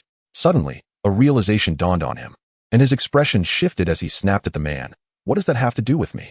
Yet the man, oblivious to the shift in mood, continued to taunt. Without the use of his lowly tricks, Lin Yan is nothing but a waste, inferior even to me. Slap.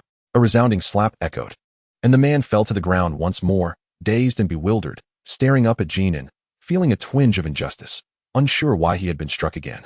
Today had truly been a series of misfortunes for him. This was the third time he had been hit, twice by his own brother, Jinan. He dared not express his anger. Jinan glared down at him, his eyes cold as he uttered a single word, scram.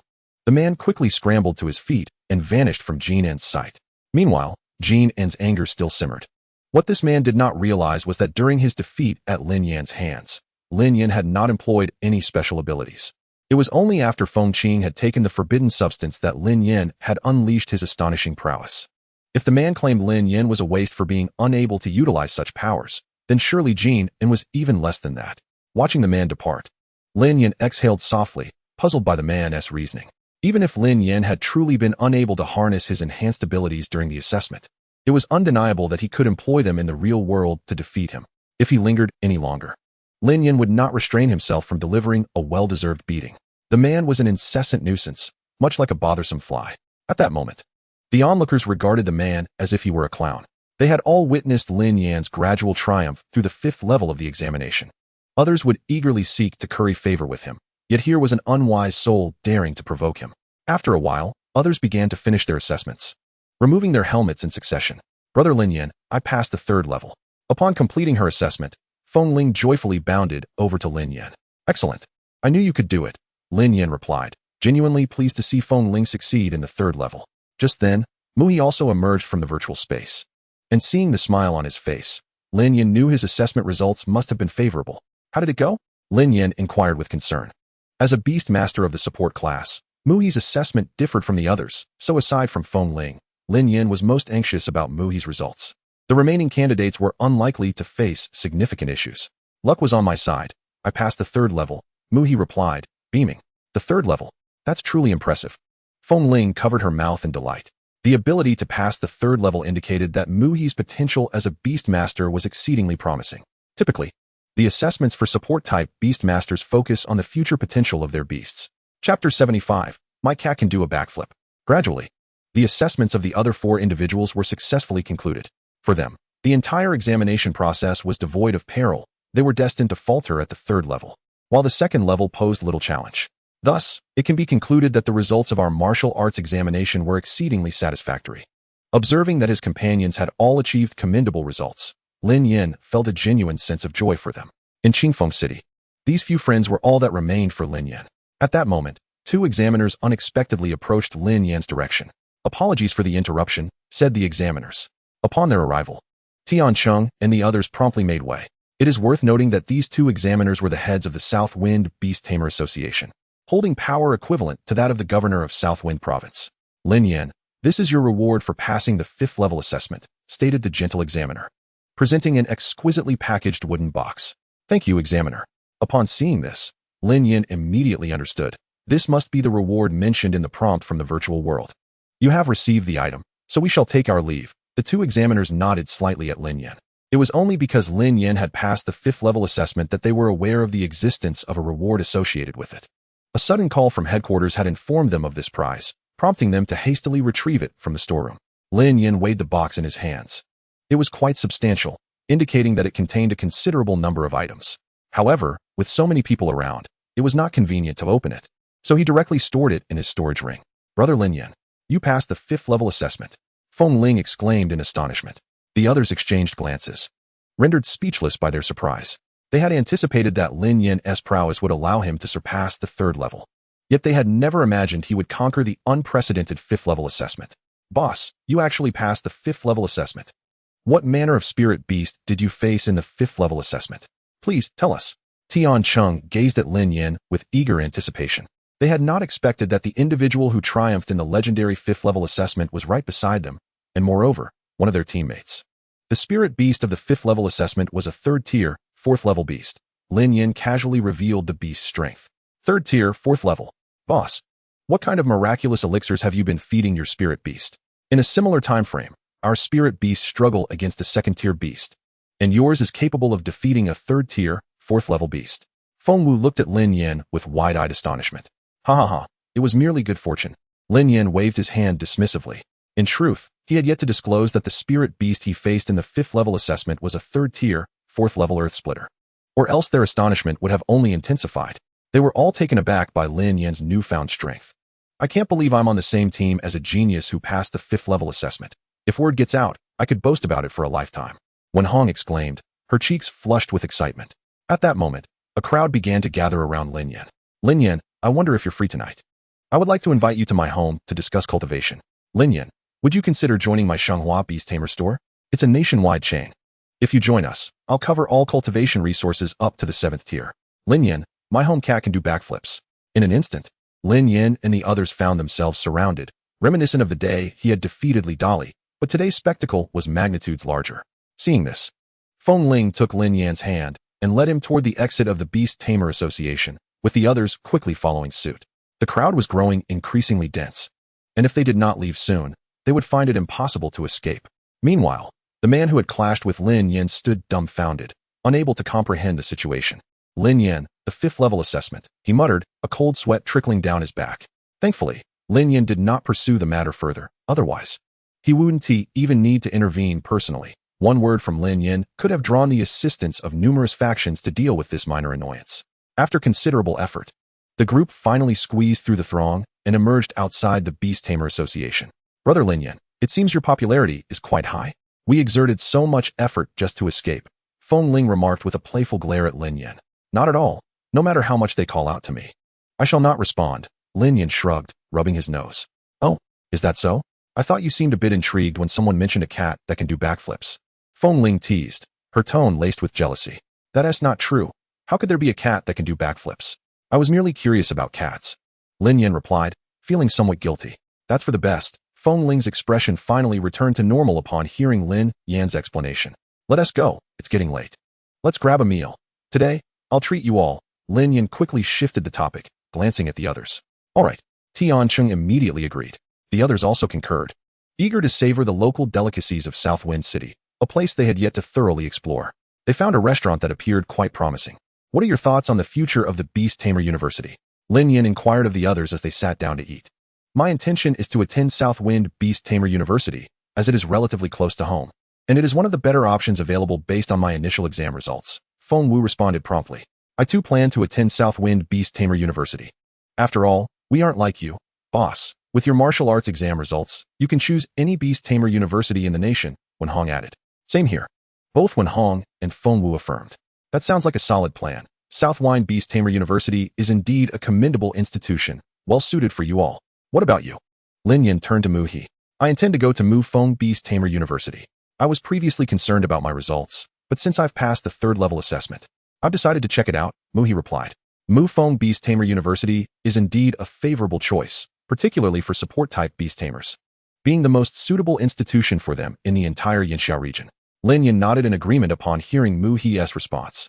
Mu Feng Beast Tamer University is significantly better than Southwind Beast Tamer University, a privilege granted to Mu He due to qualifying for enrollment with a 3rd-level martial arts assessment.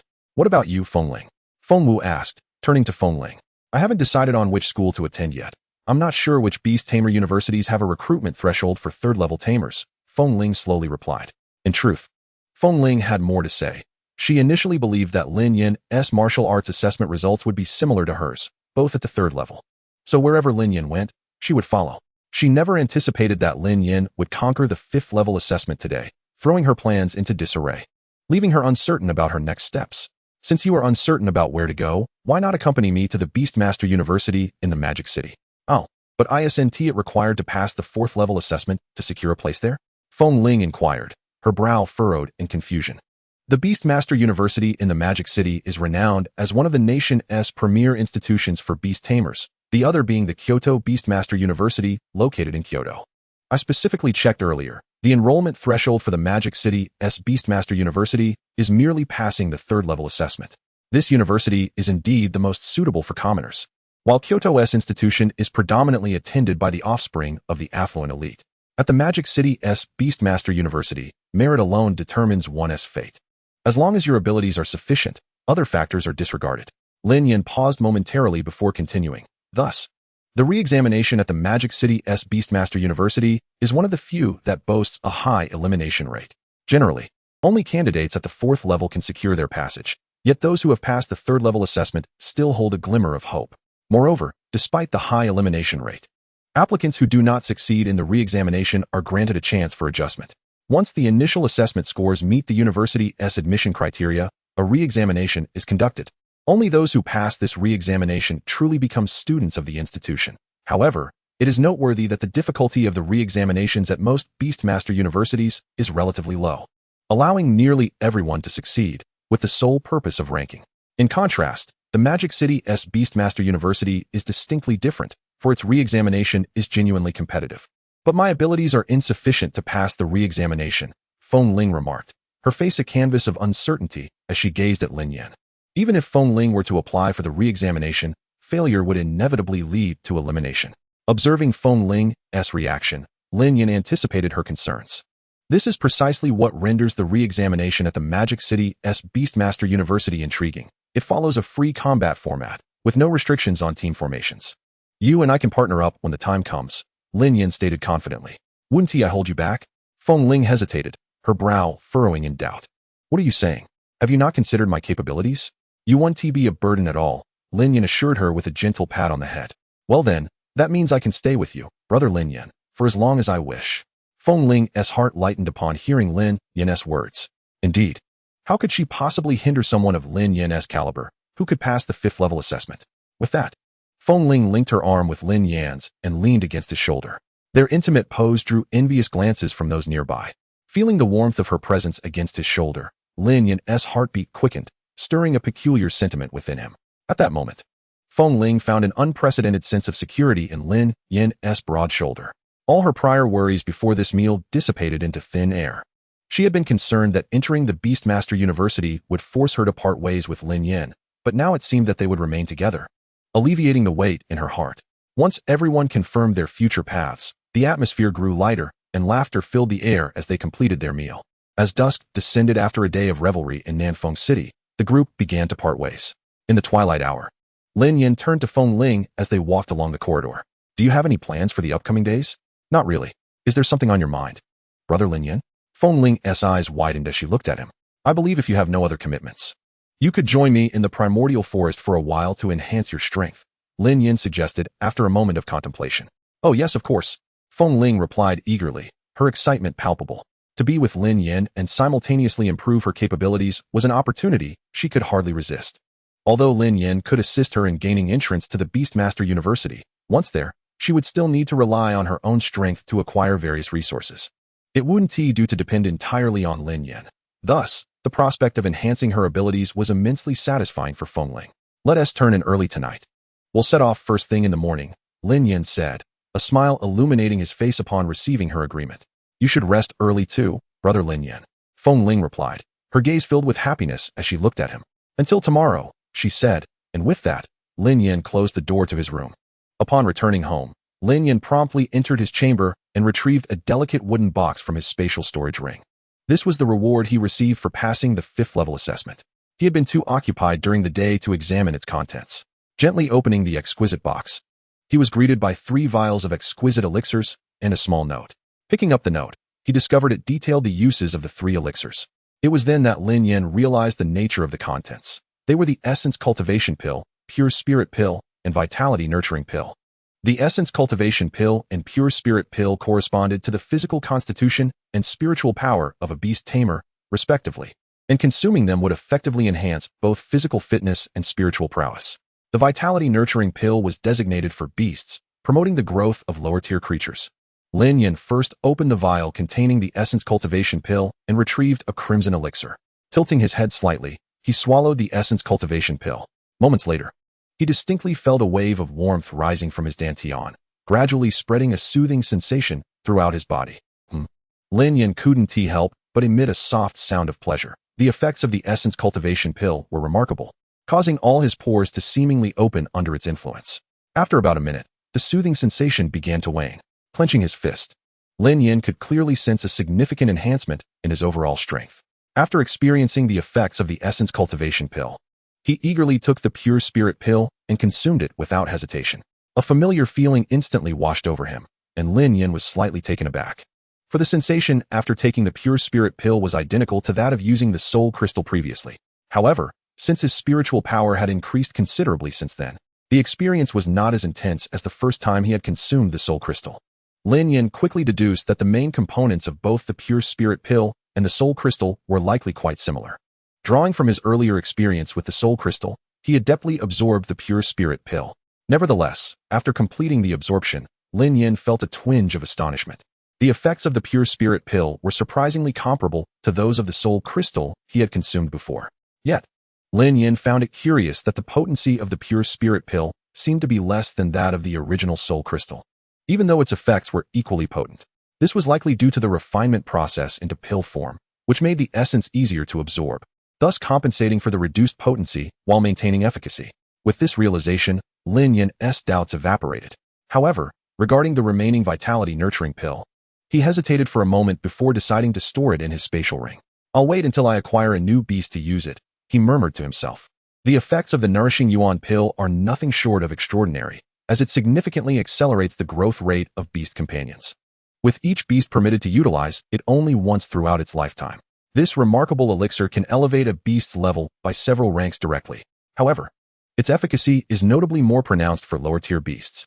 For instance, if a first-tier, level 5 beast consumes the nourishing yuan pill, it could potentially ascend to level 9 in the first tier, a truly astonishing feat. Conversely, if administered to a second-tier beast, the effects diminish considerably, possibly resulting in only a single level increase. While for some, an elevation of 4 levels for a first-tier beast may equate to a single level gain for a second-tier beast, for Lin Yan, the distinction is profound. Lin Yan's beast companions are capable of evolving directly at first tier, and upon evolving from level 9 in the first tier, they would seamlessly transition to level 5 in the second tier, rendering it far more advantageous to apply the pill to newly contracted beasts. Furthermore, Lin Yan had heard whispers of a high-grade version of the nourishing yuan pill, intended for higher-tier beasts. Should it be given to a frost serpent or a light spirit, it would become inapplicable for future high-tier elixirs. Following this enhancement, Lin Yan distinctly sensed that his soul power was on the verge of reaching the 5th-tier threshold. At that juncture, he would naturally unlock the 3rd beast companion slot, making the nourishing yuan pill an even more beneficial asset for his newly acquired beasts. Contemplating this, Lin Yan accessed his data panel. Name, Lin Yan. Gender, male. Age, 17 years. Occupation, beast tamer. Tier, 2nd tier. Soul technique, soul shattering arrow, low tier, 70, 25. Beast companions, 1. Frost serpent, 2nd tier, level 4. 2. Light spirit, 2nd tier, level 3. Soul power, 22. 1. Physique, 7, 7.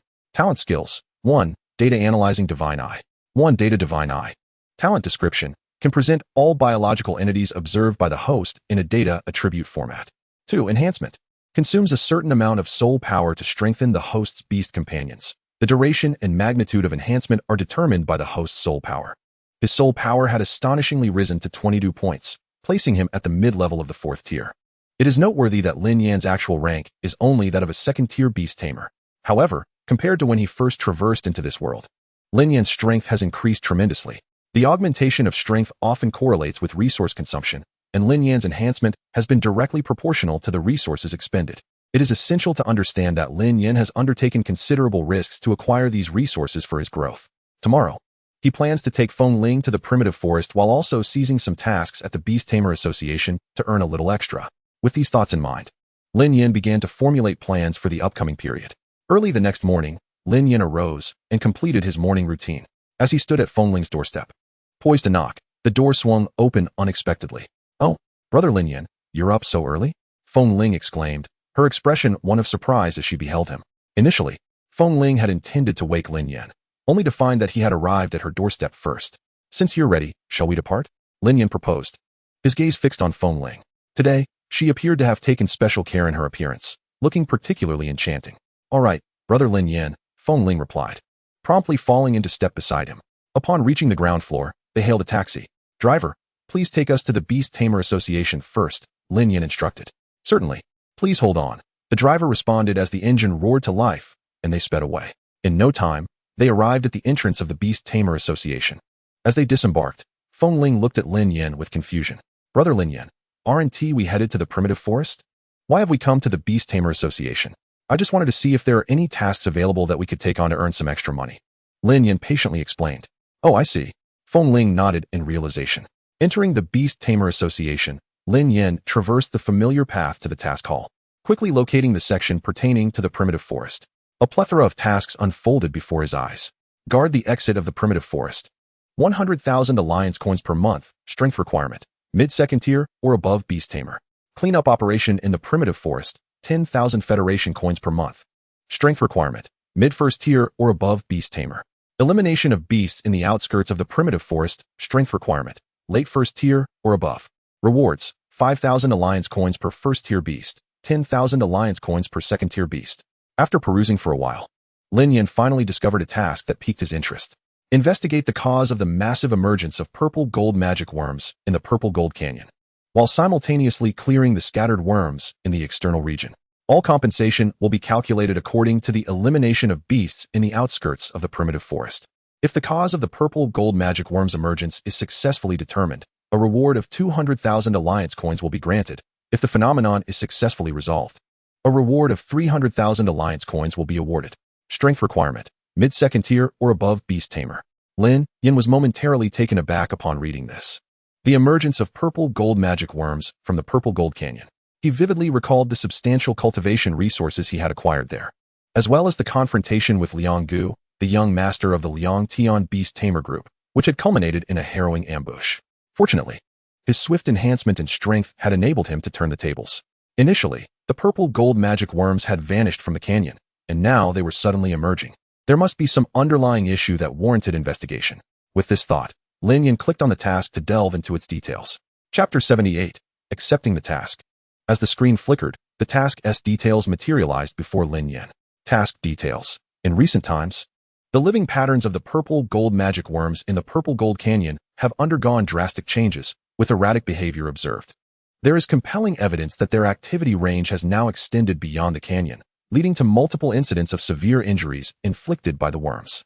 To prevent further escalation of the situation, this task has been issued to investigate the reasons behind the changes in the worms' behavior and to exterminate the worms in the outer region, thereby safeguarding the city's defenses against potential incursions. Important notes. Purple gold magic worms are social spirit beasts, with strength levels ranging from first to second tier. The Purple Gold Canyon serves as their habitat. Please refrain from approaching the exit of the canyon too closely, and focus on clearing isolated worms in the surrounding area. Upon reading the task's notes, Lin Yan grasped the primary intent behind the Beast Tamer Association's issuance of this task, to attract more beast tamers to deplete the purple gold magic worms in the canyon. The association clearly did not intend for ordinary beast tamers to handle the investigation of the worms. Instead, their objective was to facilitate their next plan once ordinary beast tamers had significantly reduced the worm population. However, this task was indeed well suited for both him and Fengling. With his presence, Lin Yan felt confident in his ability to protect himself, and given the current situation, the number of spirit beasts outside the Purple Gold Canyon would likely be substantial, alleviating the need for him to search tirelessly for beasts. Moreover, the task imposed no time or quantity restrictions, meaning that if they proved capable, they could amass a considerable fortune in alliance coins. Fengling, let us sign up for this mission, Lin Yan said, beckoning her over and pointing at the task displayed on the screen. Sure, brother Lin Yan, Fengling replied. But a moment later, her expression turned to one of confusion. But brother Lin Yan, I do not meet the requirements to accept this task. She gestured towards the panel where it clearly stated that only beast masters of mid-level 2 or above could undertake it. Not to worry, we can simply form a small team, Lin Yan reassured her. After a few deft maneuvers on the screen, he successfully established a beast master squad with Fengling. Let us name our team the Lin Yan Squad, she giggled, typing the name onto the screen. Upon accepting the task, Lin Yan and Fengling also acquired a set of specialized equipment from the Beastmaster Association. This device resembled a wristwatch, capable of recording the location of the Beastmasters in real time and gathering data on task completion. After securing the task, Lin Yan led Fengling out of the association's premises, departing the city and arriving at the periphery of the primal forest. To his surprise, he noticed a significantly increased number of guards at the forest's entrance, likely a consequence of the recent upheaval in the Purple Gold Canyon, with many of the guards being hastily reassigned. Once they ventured into the primal forest, Lin Yan immediately summoned his spirit beast. Fengling, your phoenix-tailed Qingluan's bloodline has become considerably richer since last time. It seems poised for evolution, he remarked, observing the bird. Really?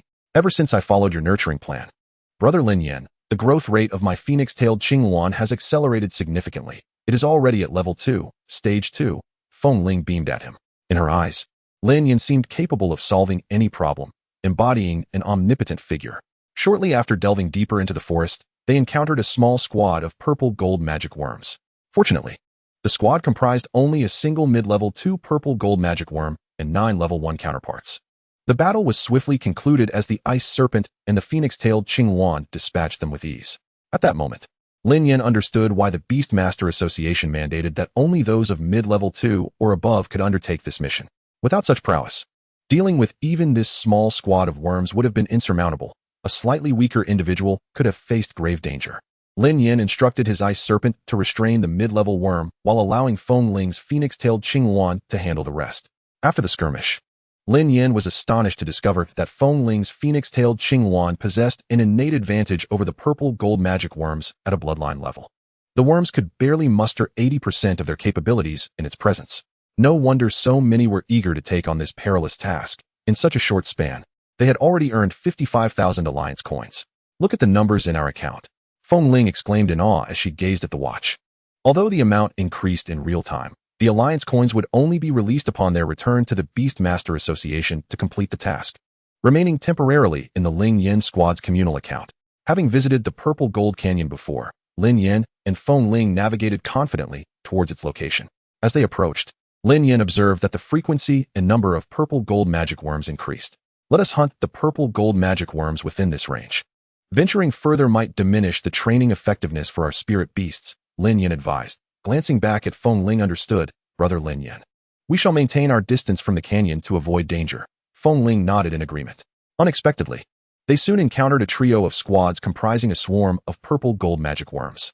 Lin Yan was compelled to utilize his innate ability to resolve the mass of worms. Where are all these purple gold worms coming from? He pondered, a frown creasing his brow. This area is still quite distant from the canyon. Yet we are already facing such a formidable swarm. I can only imagine the numbers closer to the canyon's mouth. It became evident why the Beastmaster Association was taking the situation so seriously. If a swarm of these worms were to surge towards the primal forest's edge, the consequences would be dire. Typically, while purple gold magic worms are social creatures, they lack a true leader and live in a state of disarray. They only unite defensively when protecting their territory, as witnessed previously in the Purple Gold Canyon. After some contemplation, Lin Yan felt reassured. Let the Beastmaster Association worry about the sky falling. His responsibility was to do what he could. For now, he could focus on exterminating as many of these worms as possible, thus mitigating potential threats should a tide of worms emerge. Once they collected the carcasses of the purple gold magic worms, Lin Yan and Feng Ling swiftly relocated.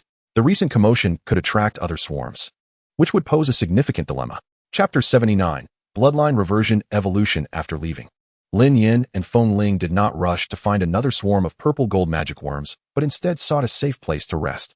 In this spirit beast-rich primal forest, managing the stamina of their beasts was paramount to avoid peril when their energy waned.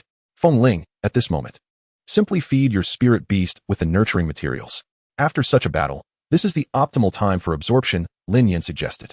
After combat, spirit beasts absorb nurturing materials at the highest efficiency. Feeding them now would enhance both their recovery and growth rates. However, this approach had a drawback. It consumed materials rapidly. What could last a week might be depleted in just 2 days. Do not worry about the alliance coins. Feed them now, and we shall hunt more purple gold magic worms to replenish our supplies. Lin Yan reassured her, noticing her hesitance. All right, Brother Lin Yan, Feng Ling replied, convinced by his reasoning, and resolutely retrieved the nurturing materials for her phoenix-tailed Qinghuan from her storage ring. Lin Yan also produced his own nurturing materials for the Ice Serpent and Light Spirit. At this stage, one could not afford to be frugal. After their time together, Lin Yan had come to understand that saving money was futile. Only through enhancing their strength could they earn more alliance coins. In this era, strength reigned supreme. Once one's power increased, a wealth of alliance coins awaited, while the weak would gain nothing. Indeed, under the nurturing materials' influence, their spirit beasts rapidly regained their stamina. In just over an hour, Lin Yan and Feng Ling's beasts were restored to their peak condition. Once their beasts were revitalized, Lin Yan promptly led Feng Ling to search for new swarms of purple gold magic worms. He discovered that his data possessed many remarkable capabilities. It was not limited to merely revealing the attributes of various spirit beasts. The data could even track the footprints of spirit beasts. Following the trail left by the purple gold magic worms, they would trace their way to the source of the swarm. After a long day, Lin Yan and Feng Ling successfully eradicated 4 swarms of purple gold magic insects, one of which comprised as many as 30 insects. Had it not been for Lin Yan's spirit beast, which, after enhancement, could rival a third-tier spirit beast. Both he and Feng Ling would have had no choice but to flee. That evening, Lin Yan commanded the ice serpent to burrow a deep hole in the ground, providing a resting place for himself and Feng Ling. The ice serpent appeared quite reluctant while digging, as though expressing its displeasure to Lin Yan. I am a serpent, not a worm. Why must I dig? However, upon seeing Lin Yan produce spirit materials, all its grievances dissipated instantly. It even proactively conjured some ice blocks to reinforce the burrow it had dug. In the sweltering summer heat, the addition of ice blocks made the burrow not cold, but rather pleasantly cool. Inside the burrow, Feng Ling began to review the spoils of the day, suddenly exclaiming in astonishment, Brother Lin Yan, we have earned a reward of 350,000 alliance coins today. This was an unimaginable sum for Feng Ling, who could hardly believe that such a bounty could be amassed in just one day. Unbeknownst to her, this remarkable achievement was inseparable from Lin Yan's exceptional ability to locate the purple gold magic insect swarms.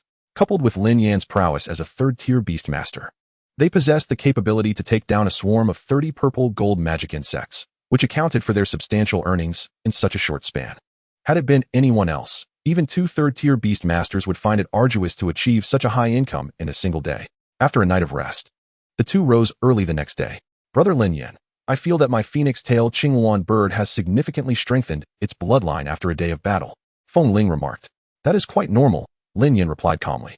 Given the intensity of the battles and the abundance of spirit materials fed to it, any lack of improvement would indeed be unusual.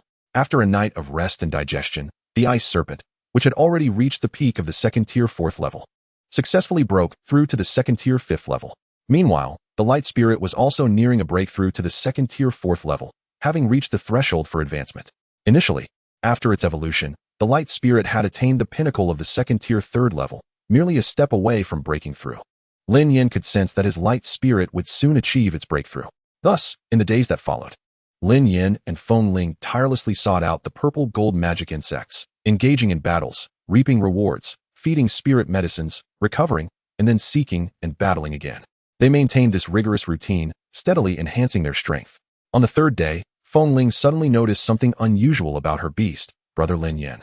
I feel that my phoenix-tail Qinghuan bird seems different. She quickly called out to Lin Yan. Do not fret, let me see what is amiss.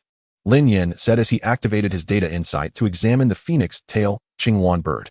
At that moment, the phoenix-tail Qinghuan bird was radiating a tremendous energy, leaving Feng Ling momentarily unsure of how to proceed. It's nothing to worry about, Feng Ling, it's a good sign. Your phoenix-tail Qinghuan bird is on the verge of evolution. You merely need to present the required spirit materials, Lin Yan reassured her.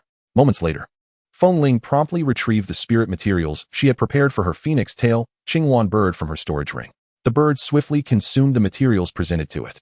Gradually, the energy emanating from the phoenix-tail Qinghuan bird began to stabilize. The evolution of the phoenix-tail Qinghuan bird differed from that of other spirit beasts, as it possessed a certain degree of phoenix bloodline. The changes occurring within it were merely a further purification of its phoenix bloodline. In essence, the phenomenon transpiring within the phoenix-tail Qinghuan bird could be more aptly described as a bloodline reversion. Within a minute, the transformations ceased, and the aura of the phoenix-tail Qinghuan bird surged with newfound strength, significantly surpassing its previous capabilities. It truly evolved, Feng Ling exclaimed, joyfully leaping into the air. For most beastmasters, it could take a lifetime to witness even a single spirit beast evolve, yet Feng Ling had experienced this marvel. The evolution not only enhanced the strength of the spirit beast, but also substantially increased its future potential and combat prowess. It was a comprehensive elevation of attributes. At that moment, the phoenix-tail Qinghuan bird's level soared to the second-tier 6th level, an increase of 4 entire levels. If Feng Ling had nurtured it gradually, it would have taken an indeterminate amount of time to reach its current strength. The bloodline purification evolution of the phoenix-tail Qinghuan bird was second only to the perfect evolution experienced by Lin Yan's spirit beast, which accounted for its direct elevation of 4 levels. Ordinary evolutions do not yield such significant increases. Astonished by her spirit beast's remarkable ascent, Feng Ling could hardly contain her awe. In fact, its outward level had even surpassed Lin Yan's. However, Lin Yan had also made advancements during these 2 days. Shortly after the ice serpent broke through to the second-tier 5th level, the light spirit ascended to the second-tier 4th level, entering the mid-tier of the second tier. As the aura of the phoenix-tail Qinghuan bird gradually stabilized, Feng Ling immediately approached it, caressing the feathers near its wings. Post-evolution, the phoenix-tail Qinghuan bird had grown larger, its back wide enough to accommodate 2 people comfortably. At last, I possess the independent capability to confront an entire swarm of purple gold magic insects, Feng Ling said, joyfully stroking the bird's head while casting a pleased glance at Lin Yan. Let us seek out a swarm of purple gold magic insects and test the strength of your newly evolved phoenix tail Qinghuan bird, Lin Yan suggested, observing Feng Ling's exuberance. All right, brother Lin Yan, she replied eagerly. With that, the two resumed their quest to hunt the purple gold magic insects. Before long, Lin Yan, utilizing his data insight, detected a swarm of purple gold magic insects nearby. It was a medium-sized team, and Feng Ling quickly assessed the scale of the swarm, noting that it consisted of approximately 20 purple gold magic insects. Through their recent hunts, Lin Yan and Feng Ling had categorized the swarms of purple gold magic insects into 3 tiers: small teams comprising 10 insects, medium teams consisting of 20 insects, and large teams made up of 30 insects. Observing the swarm before them, the phoenix-tailed Qinghuan bird could hardly contain its eagerness and charged forward. After its evolution, the phoenix-tailed Qinghuan bird's phoenix bloodline had intensified significantly, and being the king of all birds, it exerted a natural suppression over all insect-type spirit beasts. At that moment, the purple gold magic insects were unable to unleash even 70% of their strength under the phoenix-tailed Qinghuan bird's influence. The second-tier 6th-level phoenix-tailed Qinghuan bird single-handedly subdued a small team of purple gold magic insects, while the ice serpent and the light spirit joined forces to tackle another small team. Without Lin Yan's enhanced innate abilities, a second-tier 6th-level phoenix-tailed Qinghuan bird could match the combined strength of both the ice serpent and the light spirit. After all, the phoenix-tailed Qinghuan, having undergone a significant evolution, serves as a formidable beast of mastery. Consequently, the inherent bloodline advantages of the ice serpent and the light spirit envoy have been effectively neutralized within the phoenix-tailed Qinghuan. Following this enhancement, the prowess of the phoenix-tailed Qinghuan has escalated tremendously, enabling it to effortlessly extinguish the life of a golden-purple demon worm with a single gust of wind blade. It is noteworthy that the defensive capabilities of the golden-purple demon worm are exceptionally formidable, as their shells, fortified by prolonged exposure to purple-gold stones, are remarkably resilient. Witnessing the phoenix-tailed Qinghuan's astonishing might, a faint green luminescence radiated from its form. In the next moment, with a powerful sweep of its wings, a miniature cyclone manifested beneath its outstretched feathers, swiftly lifting 3 or 4 golden-purple demon worms into the air. Observing such ferocity from the phoenix-tailed Qinghuan, the ice serpent and the light spirit envoy, not to be outdone, hastened their own efforts to vanquish the golden-purple demon worms. Each strike from the light spirit envoy left a shocking gash upon the demons, while the ice serpent's claws could pierce through their defenses with ease. The ice serpent unleashed its own blizzard, significantly diminishing the resistance of the golden-purple demon worms. Seizing this opportunity, the light spirit envoy and the ice serpent unleashed a torrent of attacks, leading to the continuous slaughter of the demon worms. Remarkably, within a mere 10 minutes, the combined forces of the phoenix-tailed Qinghuan, ice serpent, and light spirit envoy eradicated all the golden-purple demon worms. Following this evolution, the phoenix-tailed Qinghuan has substantially augmented the combat capabilities of their team. Had they encountered such a medium-sized swarm of golden-purple demon worms prior to this, Lin Yan and his companions would have required nearly half an hour to eliminate them, even without utilizing enhancements. Once the battle concluded, Feng Ling and Lin Yan adeptly collected the corpses of the demon worms. Fortunately, the size of the golden-purple demon worms was not as daunting as that of other spirit beasts. Otherwise, with the multitude they had slain over the past few days, their storage rings would have long been overwhelmed. The results are commendable, Lin Yan remarked, observing Feng Ling's phoenix-tailed Qinghuan. With its formidable power and innate advantage against the golden-purple demon worms, the phoenix-tailed Qinghuan could confidently confront a medium-sized swarm alone. Without your guidance, my phoenix-tailed Qinghuan would not have evolved so swiftly. Feng Ling expressed her gratitude towards Lin Yan. Nonsense. We need not exchange such pleasantries. Lin Yan waved his hand dismissively. However, with the phoenix-tailed Qinghuan's evolution, we can indeed venture deeper into this primordial forest, inching closer to the exit of the Purple Gold Canyon, Lin Yan mused thoughtfully. Over these past few days, despite slaying numerous golden-purple demon worms, their numbers at the periphery have not diminished in the slightest. Rather, they seem to have increased. This is rather abnormal, and I wish to delve deeper to uncover any insights, he continued. As long as you believe it is safe, I wholeheartedly agree. Feng Ling nodded in affirmation. She too had noticed the unsettling increase in the swarm of golden-purple demon worms in their vicinity, which felt decidedly unnatural. Very well. Let us not delay. We should find a place to rest briefly, and once our strength is restored, we shall set forth, Lin Yan declared. Had it not been for the evolution of Feng Ling's phoenix-tailed Qinghuan, Lin Yan would not have proposed such an expedition. Prior to its evolution, the phoenix-tailed Qinghuan had required Lin Yan to allocate part of his energy for its protection in the face of large swarms of golden-purple demon worms. However, now Feng Ling possessed sufficient self-defense capabilities, allowing her to offer Lin Yan some degree of support. With no time wasted, they rested for an hour before Lin Yan led Feng Ling in the direction of the Purple Gold Canyon's exit.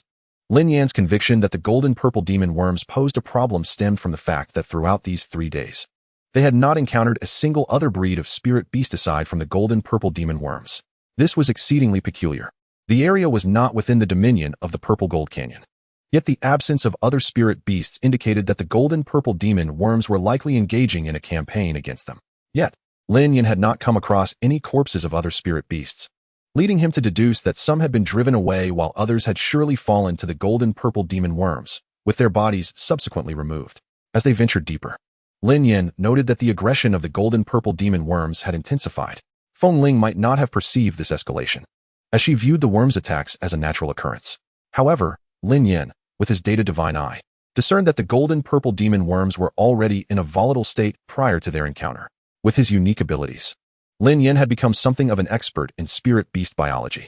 Cautiously advancing toward the exit of the Purple Gold Canyon, Lin Yan and Feng Ling took care not to disturb the swarms of golden-purple demon worms, fearing that a misstep might lead to dire consequences. Yet, as they approached the exit, the sheer number of golden-purple demon worms was staggering. Lin Yan even detected traces of a congregation of worms exceeding the size of large swarms. Nevertheless, leveraging the insights from his data divine eye, he cleverly avoided these clusters.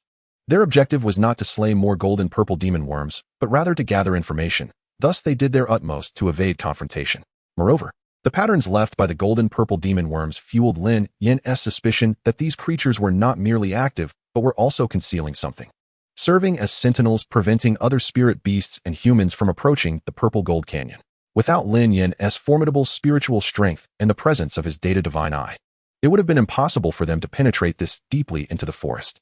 Historically, such depths of the primordial forest would only host a handful of second-tier spirit beasts, not the current density of golden-purple demon worms. Seeing the overwhelming presence of these worms, Lin Yan speculated that the entirety of the golden-purple demon worm population within the canyon had emerged, leaving the canyon itself devoid of any other life. However, all would be revealed upon reaching the mouth of the Purple Gold Canyon. After 2 hours of meticulous maneuvering, Lin Yan and Feng Ling finally reached the outskirts of the canyon. Typically, moving at full speed, Lin Yan would have arrived in just over 10 minutes.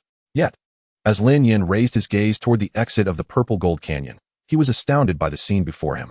Feng Ling was equally taken aback, nearly exclaiming in shock, but Lin Yan swiftly covered her mouth to prevent their exposure. Before them lay a writhing mass of golden-purple demon worms, blocking the entire exit of the canyon. The sight would surely induce panic in anyone afflicted by a fear of crowded spaces. Simultaneously, it appeared that these worms were transporting something. Upon closer inspection, Lin Yan discerned that they were carrying the corpses of various spirit beasts. Realizing that the golden-purple demon worms had been transporting the slain spirit beasts to this location, Lin Yan was struck with clarity. Yet, confusion soon followed, as he recalled that these worms did not consume flesh. Their diet consisted solely of purple gold stones. Nonetheless, he maintained his composure and continued to observe intently. After a minute or two, Lin Yan made a new discovery. Several pale purple golden magic worms had emerged from the depths of the Golden Valley. This revelation left Lin Yan utterly astonished. It is important to note that these pale purple golden magic worms are actually third-tier golden magic worm kings. Typically, a colony would only harbor a single worm king, which never strays far from its lair. The fact that several had appeared simultaneously and had ventured out of the Golden Valley was truly unexpected. To ensure he wasn't mistaken, Lin Yan activated his data divine eye to scan the peculiar golden worms. As he anticipated, each of these creatures was indeed a third-tier golden magic worm king. However, what puzzled him was the fact that they were all at the initial stage of Tier 3, evidently having just recently broken through. Suddenly, Lin Yan was struck by a terrifying possibility. A fourth-tier worm emperor might have been born amongst the golden magic worms of this valley.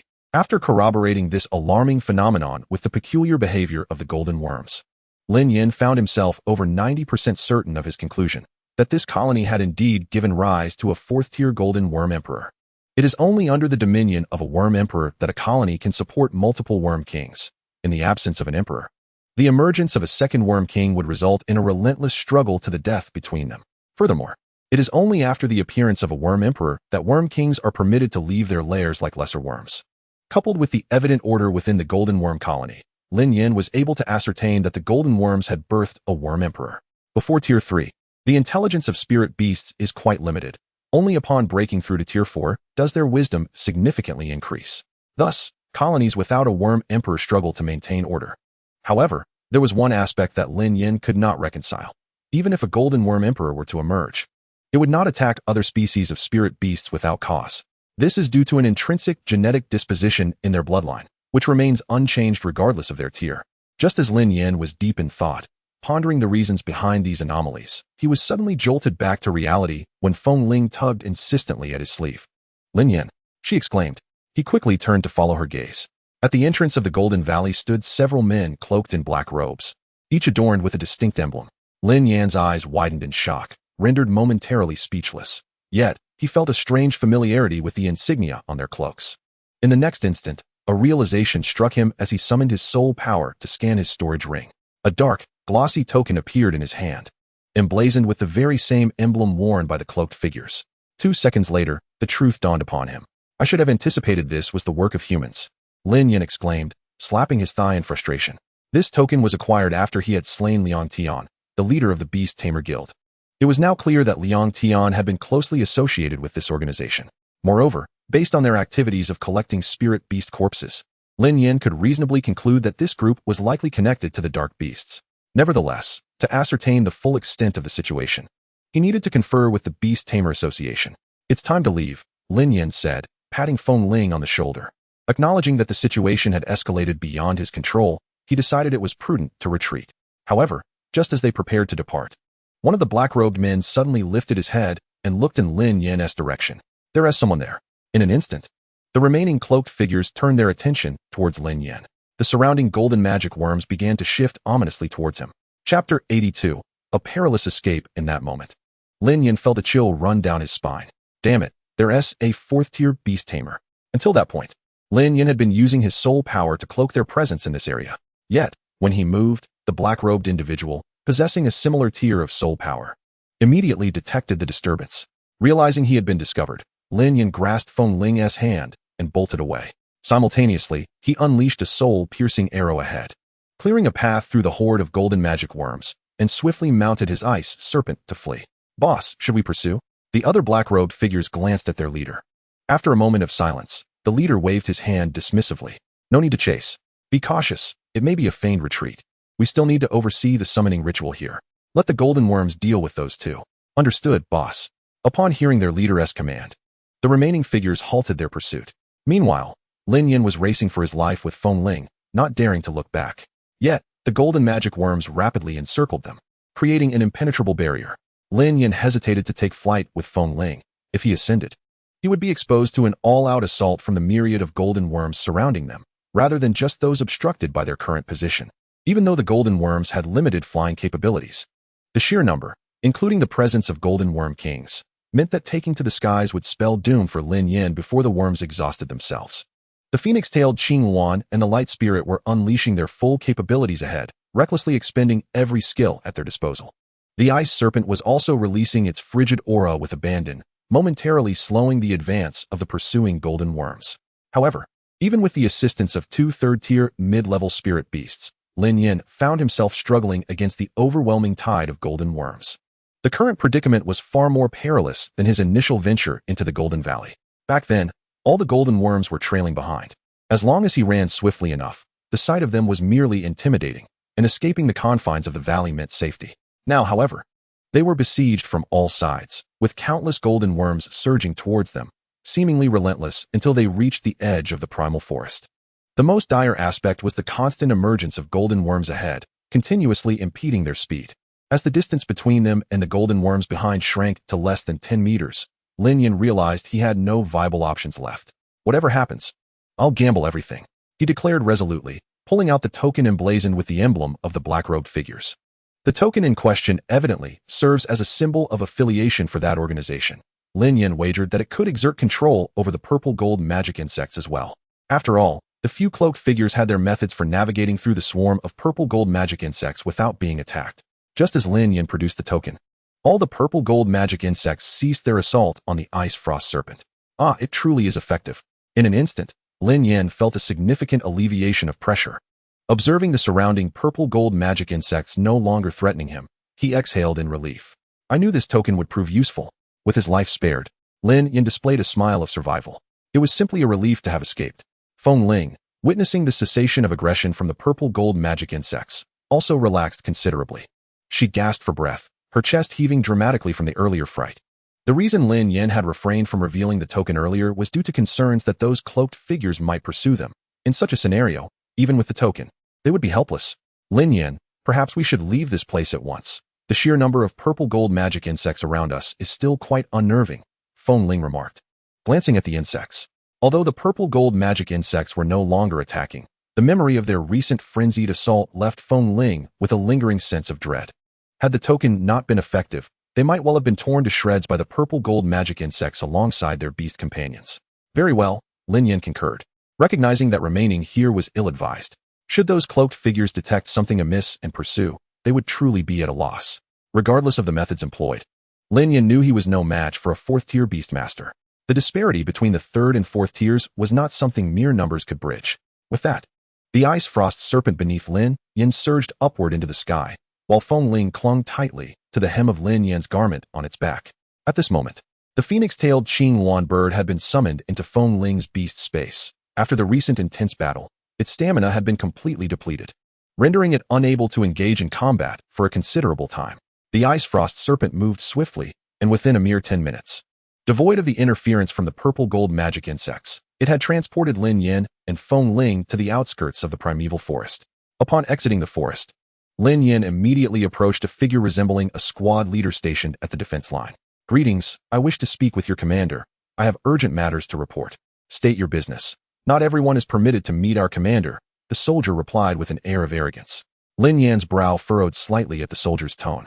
Having risked his life to bring back this information, he was met with disdain. I insist you summon your commanding officer. I have crucial information to convey. Lin Yan's voice grew firmer. I told you, whatever you have can be relayed to me, the soldier said, his impatience growing. Will you go or not? Lin Yan commanded, and at that moment, the ice frost serpent behind him emanated a powerful aura befitting a third-tier beast. The squad leader was momentarily stunned, realizing he had unwittingly encountered a formidable third-tier master. I'll go right away, he exclaimed, turning and sprinting towards the command tent. Initially, he had presumed Lin Yan to be a mere unknown low-tier beast master, but was taken aback to discover he was, in fact, a third-tier master. Chapter 83, The Red Moon Organization. Once the soldier vanished from sight, the ice frost serpent withdrew its imposing presence. However, Lin Yan watched the soldier's retreating figure, a flicker of dissatisfaction crossing his brow. Until now, Lin Yan had held a deep respect for those who safeguarded the city's security. Their presence allowed the citizens to live in peace. Yet, this soldier's behavior altered Lin Yan's perception. Such a disorganized and arrogant unit could hardly withstand the spiritual beasts of the primeval forest. A truly commendable force should embody humility and strength. The soldier had clearly been cowed by authority. He had displayed arrogance upon seeing Lin Yan's youth, yet became obsequious once Lin Yan revealed his third-tier prowess. After a brief moment, the soldier re-emerged from the command tent, dashing towards Lin Yan. Sir, please wait. Our commander will be out shortly. Understood. Within less than a minute, a tall, burly figure clad in military attire appeared outside the tent. However, as the figure drew nearer, Lin Yan felt an overwhelming sense of familiarity. Instructor Wang Hong, Lin Yan exclaimed, astonished to find Wang Hong standing before him.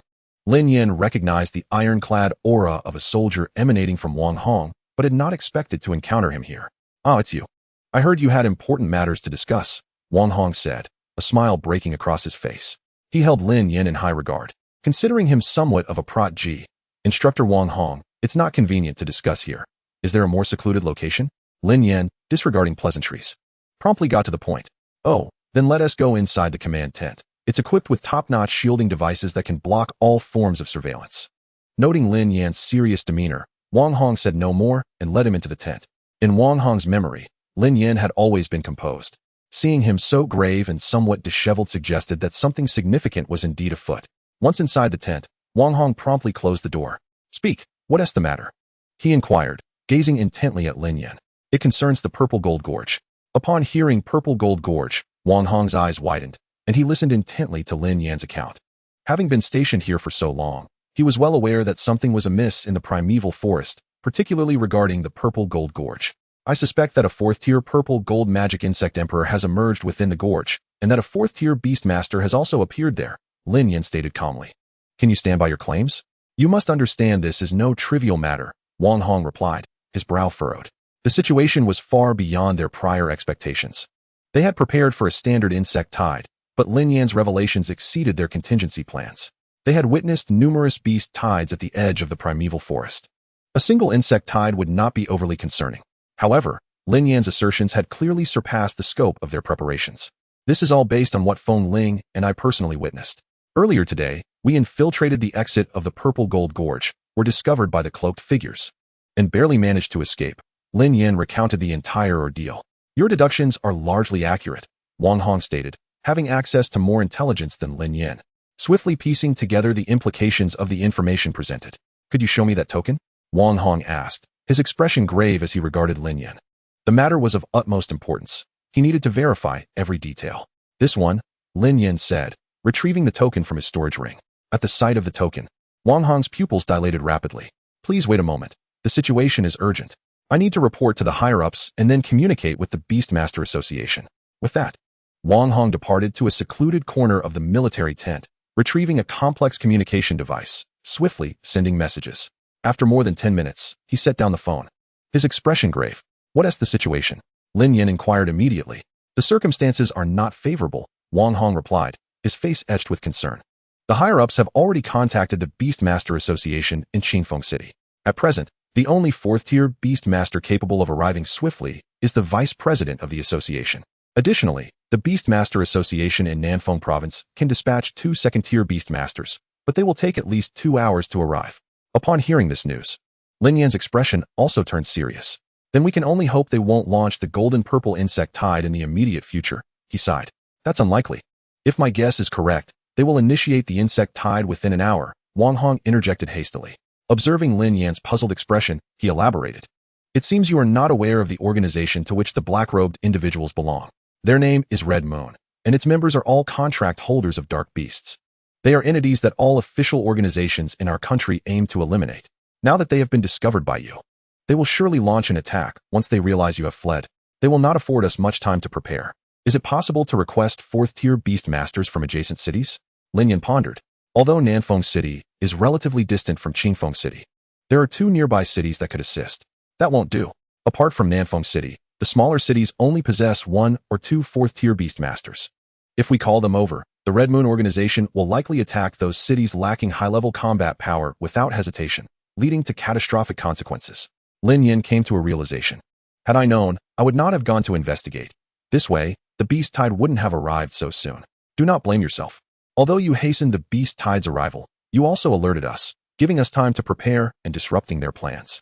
Their delay in attacking suggests that they have not yet completed their strategy, so you have inadvertently thwarted them. That's a relief. Hearing Wang Hong's reassurances, Lin Yan felt a significant weight lift off his conscience. But can the soldiers outside withstand the insect tide? Even if they cannot, they must try. Behind us are the people. If the insect tide wishes to enter the city, it must first tread over my corpse. I understand your concern. To prepare for the impending insect tide, our border defense team has temporarily integrated some beast masters from the association. They are merely here to assist in defense. Not part of our border team. Wang Hong discerned Lin Yan's unease regarding the earlier man's involvement with the border defense team. That individual does not count as a member of our ranks. At best, he is a temporary worker and cannot be compared to our border personnel. Chapter 84, Early Promotion. Ice Spirit Divine Serpent. I see now, I understand. With Wang Hong's explanation, Lin Yan felt much more at ease. He could not bear to accept that the border defense team he respected was akin to that man. Then we must also make some preparations. After speaking, Wang Hong exited the military tent to urgently arrange the external forces, entering a state of heightened combat readiness. Lin Yan found a secluded spot to commence his cultivation. Opening his storage ring, Lin Yan produced a vial of medicinal pills. Indeed, plans cannot keep pace with changes. With that, he fed the exquisite pill from the vial to the Ice Spirit Divine Serpent. Upon consuming the pill, a faint blue glow enveloped the Ice Spirit Divine Serpent. The pill he administered was the Nourishing Essence pill, which he had initially intended for his third beast, but circumstances had forced him to alter his plans. I hope the Ice Spirit Divine Serpent can smoothly reach maturity, he thought. Although Lin Yan had not planned for such an early evolution for the Ice Spirit Divine Serpent, the current precarious situation rendered the nourishing essence pill invaluable. After a mere 10 minutes, the Ice Spirit Divine Serpent's aura surged rapidly, soon reaching the pinnacle of second-tier level 7. Just a bit more. No. Lin Yan felt a surge of anxiety. The Ice Spirit Divine Serpent needed to reach second-tier level 8 before it could evolve again, but it seemed unable to make that final leap. Brother Lin. At that moment, Feng Ling suddenly pushed open the tent, entering with her phoenix-tailed Qinghuan bird, which had been arranged for her by Wang Hong. Feng Ling, what are you doing here? I told you to go back. Lin Yan had asked her to leave upon learning of the imminent danger, yet here she was. Humph. You think you can just abandon me? Feng Ling pouted, clearly displeased with Lin Yan's instruction for her to return alone. This place is somewhat perilous, Lin Yan insisted, feeling helpless as he explained to her. I am already at second-tier level 6, and capable of protecting myself. Will you let me fight alongside you? Feng Ling gazed at Lin Yan with earnestness. All right, fine. Lin Yan relented, seeing Feng Ling's determination. After all, she was no longer a child. She had developed a degree of autonomy and could not be expected to rely solely on his arrangements. Moreover, Feng Ling's strength was indeed considerable. Her presence in the resistance against the insect tide would prove beneficial. Lin Yan had merely been instinctively reluctant to expose her to danger. Upon hearing Lin Yan's consent, Feng Ling joyfully leaped into his embrace. Just as Lin Yan prepared to hold her, the phoenix-tailed Qinghuan bird suddenly emanated a green light. Is this a breakthrough? Lin Yan observed the phoenix-tailed Qinghuan bird in astonishment. He had not anticipated such a critical moment would coincide with its breakthrough. Brother Lin, my phoenix-tailed Qinghuan bird has broken through. Feng Ling cheered, her excitement palpable as she noted the enhanced aura of her companion. However, Lin Yan was not overly surprised by the breakthrough. After all, following the evolution of its bloodline, some residual energy remained unabsorbed within the phoenix-tailed Qinghuan bird. Furthermore, having just survived a life-and-death battle, a post-fight breakthrough was entirely reasonable. Yet amidst the joy, a shadow of worry lingered in Lin Yan's eyes. If only it had been the Ice Spirit Divine Serpent that broke through. In the face of such a perilous situation, only the Ice Spirit Divine Serpent's advancement would assure him of a robust defense against the impending threat. The phoenix-tailed Qinghuan bird's breakthrough, while commendable, was merely a minor boon. Suddenly, Lin Yan noticed that his Ice Spirit Divine Serpent's aura, which had previously plateaued, began to surge once more at the instant the phoenix-tailed Qinghuan bird's bloodline was triggered during its breakthrough. Dragon and Phoenix in harmony. Lin Yan could hardly believe that the bloodline power exhibited by the phoenix-tailed Qinghuan bird during its breakthrough had inadvertently awakened the dragon bloodline within the Ice Spirit Divine Serpent. As the bloodline was stirred, the Ice Spirit Divine Serpent, which had been on the verge of a breakthrough, surged forth, achieving second-tier level 8. Indeed, heaven does not forsake those in dire straits. With the Ice Spirit Divine Serpent's promotion to second-tier level 8, it naturally entered its maturation phase. Little Ice, hurry and eat. Lin Yan promptly extracted all the spiritual materials required for the evolution of the Ice Serpent from his storage ring. Fortunately, he had anticipated the need for these materials in advance and carried them with him. Otherwise, gathering them within a short time frame would have posed a considerable challenge. As he gazed at the abundant array of spiritual materials before him, the Ice Serpent's eyes gleamed with excitement as it indulged in a feast. Once it had consumed all the spiritual materials, its body began to undergo a dramatic transformation. Each evolution represented a metamorphosis, particularly with the flawless evolutionary scheme provided by Lin Yan's data eye. Every completed evolution resulted in the emergence of a new species. Commencing the evolution, the Ice Serpent's transformation initiated at its tail, which, once bare, sprouted blue flame-like fur. Subsequently, the scales on its body began to glisten more brilliantly. As one moved upward, the Ice Serpent's eyes gradually enlarged, and the horns atop its head grew at a visibly accelerated rate, eventually starting to bifurcate. In less than 3 minutes, the Ice Serpent completed all transformations, and its aura significantly intensified. Lin Yan regarded the newly evolved Xiao Bing with satisfaction and then accessed Xiao Bing's data panel. Species, Ice Spirit Divine Serpent. Attribute, Ice. Level, Tier 3, Level 4. Phase, Juvenile Stage. Abilities, Ice Divine Breath, Reflective Ice Shield, Absolute Zero, Ice Dragon in the Sky. Ice Dragon Lock. Status, Healthy Excited. Evolution Route, Divine Dragon Evolution Path, enhancing the dragon bloodline within the beast, comprehensive elevation of all attributes. Next species evolution, Ice Spirit Divine Serpent. Evolution materials, medium-grade Ice Spirit Crystals, Jade Spirit Ice Flowers. Evolution potential, Tier 9. Giant Serpent Evolution Path. Strengthening the beast's close combat abilities. Next evolutionary species, Ice Giant Python. Evolution materials, evolution potential, Tier 7. At this moment, Xiao Bing had undergone a remarkable transformation. Exuding an intimidating aura, the Ice Serpent had evolved into the Ice Spirit Divine Serpent, and the dragon bloodline coursing through Xiao Bing had intensified several-fold. Although its name still contained the term serpent, it had surpassed some mixed blood dragon species in terms of bloodline quality. Meanwhile, the Wind Spirit, covering its small cherry-like mouth, gazed in disbelief at the unfolding events. Additionally, Xiao Bing's skills had increased to 5. It is worth noting that for spiritual beasts possessing attribute skills, an increase in skills directly correlates to enhanced combat prowess. At this stage, skill release comes with a cooldown period. Thus, possessing more skills naturally allows for greater output in a short time frame. Chapter 85. Establishing Authority. Upon witnessing Xiao Bing's successful evolution, Lin Yan exhaled in relief. He had gained an additional Tier 4 combat force, increasing their chances of enduring the impending insect tide. Just then, Lin Yan and the Wind Spirit suddenly heard commotion emanating from outside. What was happening?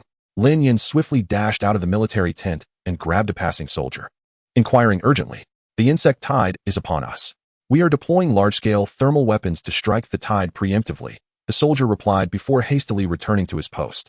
Lin Yan's expression darkened upon hearing this. Damn it, they arrived so swiftly. He had not anticipated that the purple-gold demon insect tide would reach the edge of the primeval forest in less than an hour. Let us head to the front lines and lend assistance. With that, Lin Yan pulled the Wind Spirit forward toward the command center. Upon arriving at the command center, Lin Yan observed Wang Hong issuing a series of commands. "Lin Yan, you've arrived just in time. A significant number of beast tamers are here. I hope you will lead them in the upcoming battle." Wang Hong immediately seized Lin Yan upon his arrival. "Absolutely, leave it to me." Upon Lin Yan's agreement, Wang Hong guided him toward a group of individuals accompanied by various spiritual beasts. Some of these beast tamers were sent as reinforcements by the Beast Tamer Association, while others were adventurers who had just received our urgent order to retreat from the primeval forest. As they walked, Wang Hong briefed Lin Yan on the current situation. "Everyone, gather around. This is Lin Yan, your leader for the upcoming operation. All must heed his commands, and any disobedience will result in immediate execution." Wang Hong addressed the group of beast tamers sternly. As soon as Wang Hong issued this command, a stir rippled through the crowd. It was evident. Lin Yan appeared exceedingly youthful, and many were reluctant to accept a mere boy as their leader. After all, they were about to enter a battlefield where a single misstep could result in genuine peril. However, after Wang Hong's stern gaze swept across the group, their dissenting thoughts were momentarily quelled. They understood that Wang Hong would not entertain arguments, and any opposition could lead to severe consequences. Once the crowd quieted, Wang Hong patted Lin Yan on the shoulder and turned to leave. "It's up to you now." "Not a problem." After Wang Hong departed, Lin Yan addressed the group below. "Is there anyone among you who harbors dissent toward me?" "I do," a middle-aged man in his 30s boldly declared. "Next time, respond with report when answering." Lin Yan's expression was grave. He understood that to command this group effectively, he could not afford to be overly familiar. Otherwise, it could lead to disaster on the battlefield. "State your reason." "Report. It is because you are too young, Commander." "Oh, and what is your name?" Lin Yan regarded the man with a playful curiosity, finding him rather earnest in his straightforwardness. "Report. My name is Li Gang." "Li Gang, step forward." Lin Yan called out sternly to the assembly. A middle-aged man promptly stepped forward. "If you can defeat me, I will allow you to take command." "Are you serious?" The man expressed doubt, realizing that Lin Yan appeared to be merely 17 or 18 years old, yet was challenging him to a contest of strength. Despite his lackluster talent, he had achieved mid-tier 2 cultivation by his 30s. "Just release your beast." In the next moment, a massive bear materialized in front of the man. Mid-tier 2 Earth Bear. Upon witnessing the man's prowess, the crowd began to murmur. "A mid-tier 2 Earth Bear? That strength isn't weak. It seems this young man is about to be humiliated. He might just be trying to show off, not realizing he is biting off more than he can chew." The Earth Bear was renowned for its defensive capabilities. Without mid-tier 2 strength, it was challenging to subdue. "Humph, I doubt this kid even possesses mid-tier strength. I wonder why Wang Hong appointed such a brash youth to manage us." However, the subsequent events left them utterly stunned. A colossal ice serpent emerged from behind Lin Yan, leaping forward to tackle the Earth Bear to the ground. In quick succession, it seized the Earth Bear with a single paw, leaving the middle-aged man in disbelief at the scene unfolding before him. Under the formidable pressure of the Ice Spirit Divine Serpent, the heart of the Earth Bear was devoid of any semblance of resistance, akin to a docile chick held in its grasp. "Have you surrendered?" At that moment, Lin Yan turned his gaze towards the middle-aged man opposite him. I have surrendered," The man nodded incessantly, as if pounding garlic. He sensed that the colossal ice serpent could effortlessly rend his earth bear to shreds with a mere flick of its wrist. Noticing the man's capitulation, Lin Yan slowly pivoted to face the crowd below. What about you? Have you surrendered? His tone was chilling, resonating in their ears like the arrival of an avenging deity. We have surrendered. We have surrendered. The crowd hastily nodded in agreement. In an instant, it resembled a scene of chicks pecking at grain. It was no jest. Who would dare defy a third-tier beastmaster? Had they not witnessed the earth bear being effortlessly lifted and toyed with? The most formidable beastmaster among them was merely a second-tier level 9. Who would dare oppose a third-tier beastmaster, especially one so youthful? Seeing that everyone had submitted, Lin Yan finally commanded the ice spirit divine serpent to gently release the earth bear. At this point, the earth bear, having been thoroughly intimidated, lay limp on the ground, resembling a defeated creature. The middle-aged man swiftly approached to retrieve it into his beastmaster space. Upon his return to the ranks, the beastmasters instantly became far more subdued than before. No one dared to stir or whisper as they had previously. Observing the obedient demeanor of the crowd, Lin Yan nodded in satisfaction. He understood that mere commands were ineffective with these beastmasters. Only absolute strength could compel their submission, proving to be the most efficient and swift method. You will divide into 6 small teams and act independently, Lin Yan instructed after surveying the beastmasters below, evenly distributing them into 6 teams. Unlike military forces, each beastmaster possessed distinct attributes and combat styles. Allowing them to operate in a singular formation could lead to chaos before they even confronted the enemy. For instance, if ice element beasts and fire element beasts were to clash in proximity, they would undoubtedly interfere with one another. Thus, segmenting them into several groups would maximize their combat effectiveness. Chapter 86, Evolution, Ice Spirit Divine Serpent. Once everything was arranged, Lin Yan led them to the side, ready for battle. How long until the golden-purple insect swarm reaches the front line? Lin Yan inquired of Wang Hong. After glancing at a radar-like device, Wang Hong responded, approximately 10 minutes. At that moment, Lin Yan suddenly noticed an elderly gentleman with graying hair standing beside Wang Hong, appearing quite sprightly. This was none other than the president of the Beastmaster Association of Qingfeng City, President Hu Wenhua. Wang Hong also introduced him to Lin Yan. I have met President Hu. Lin Yan politely nodded. No need for formalities. At this moment, we are all fighting for the city, and there are no distinctions in seniority. You are the top scorer of this martial examination, Lin Yan. I have heard that you were the one to detect this insect tide in advance. You have undoubtedly saved many lives. Once this incident passes, the Beastmaster Association will surely reward you. There is no need for rewards. I would be content if we can safely navigate through this insect tide. I grew up in this city, and this is my duty, Lin Yan replied, a hint of worry lingering in his eyes. There are not many young individuals with such high awareness in this era. President Hu nodded approvingly upon hearing Lin Yan's words. While other so-called geniuses basked in the protection of their families, this true genius, Lin Yan, was contributing to the city's safety at the front line, a rarity indeed. With President Hu's arrival, Lin Yan felt a slight sense of relief. As long as they could hold out for an hour, they would be safe once the 2 fourth-tier beastmasters from the South Wind Province Association arrived. However, until then, they could only rely on themselves. After a brief discussion with Wang Hong regarding defense arrangements, Lin Yan promptly led his team of beastmasters to the front lines. The distant firearms had been exhausted. Now, the battle rested in the hands of the beastmasters and frontline soldiers.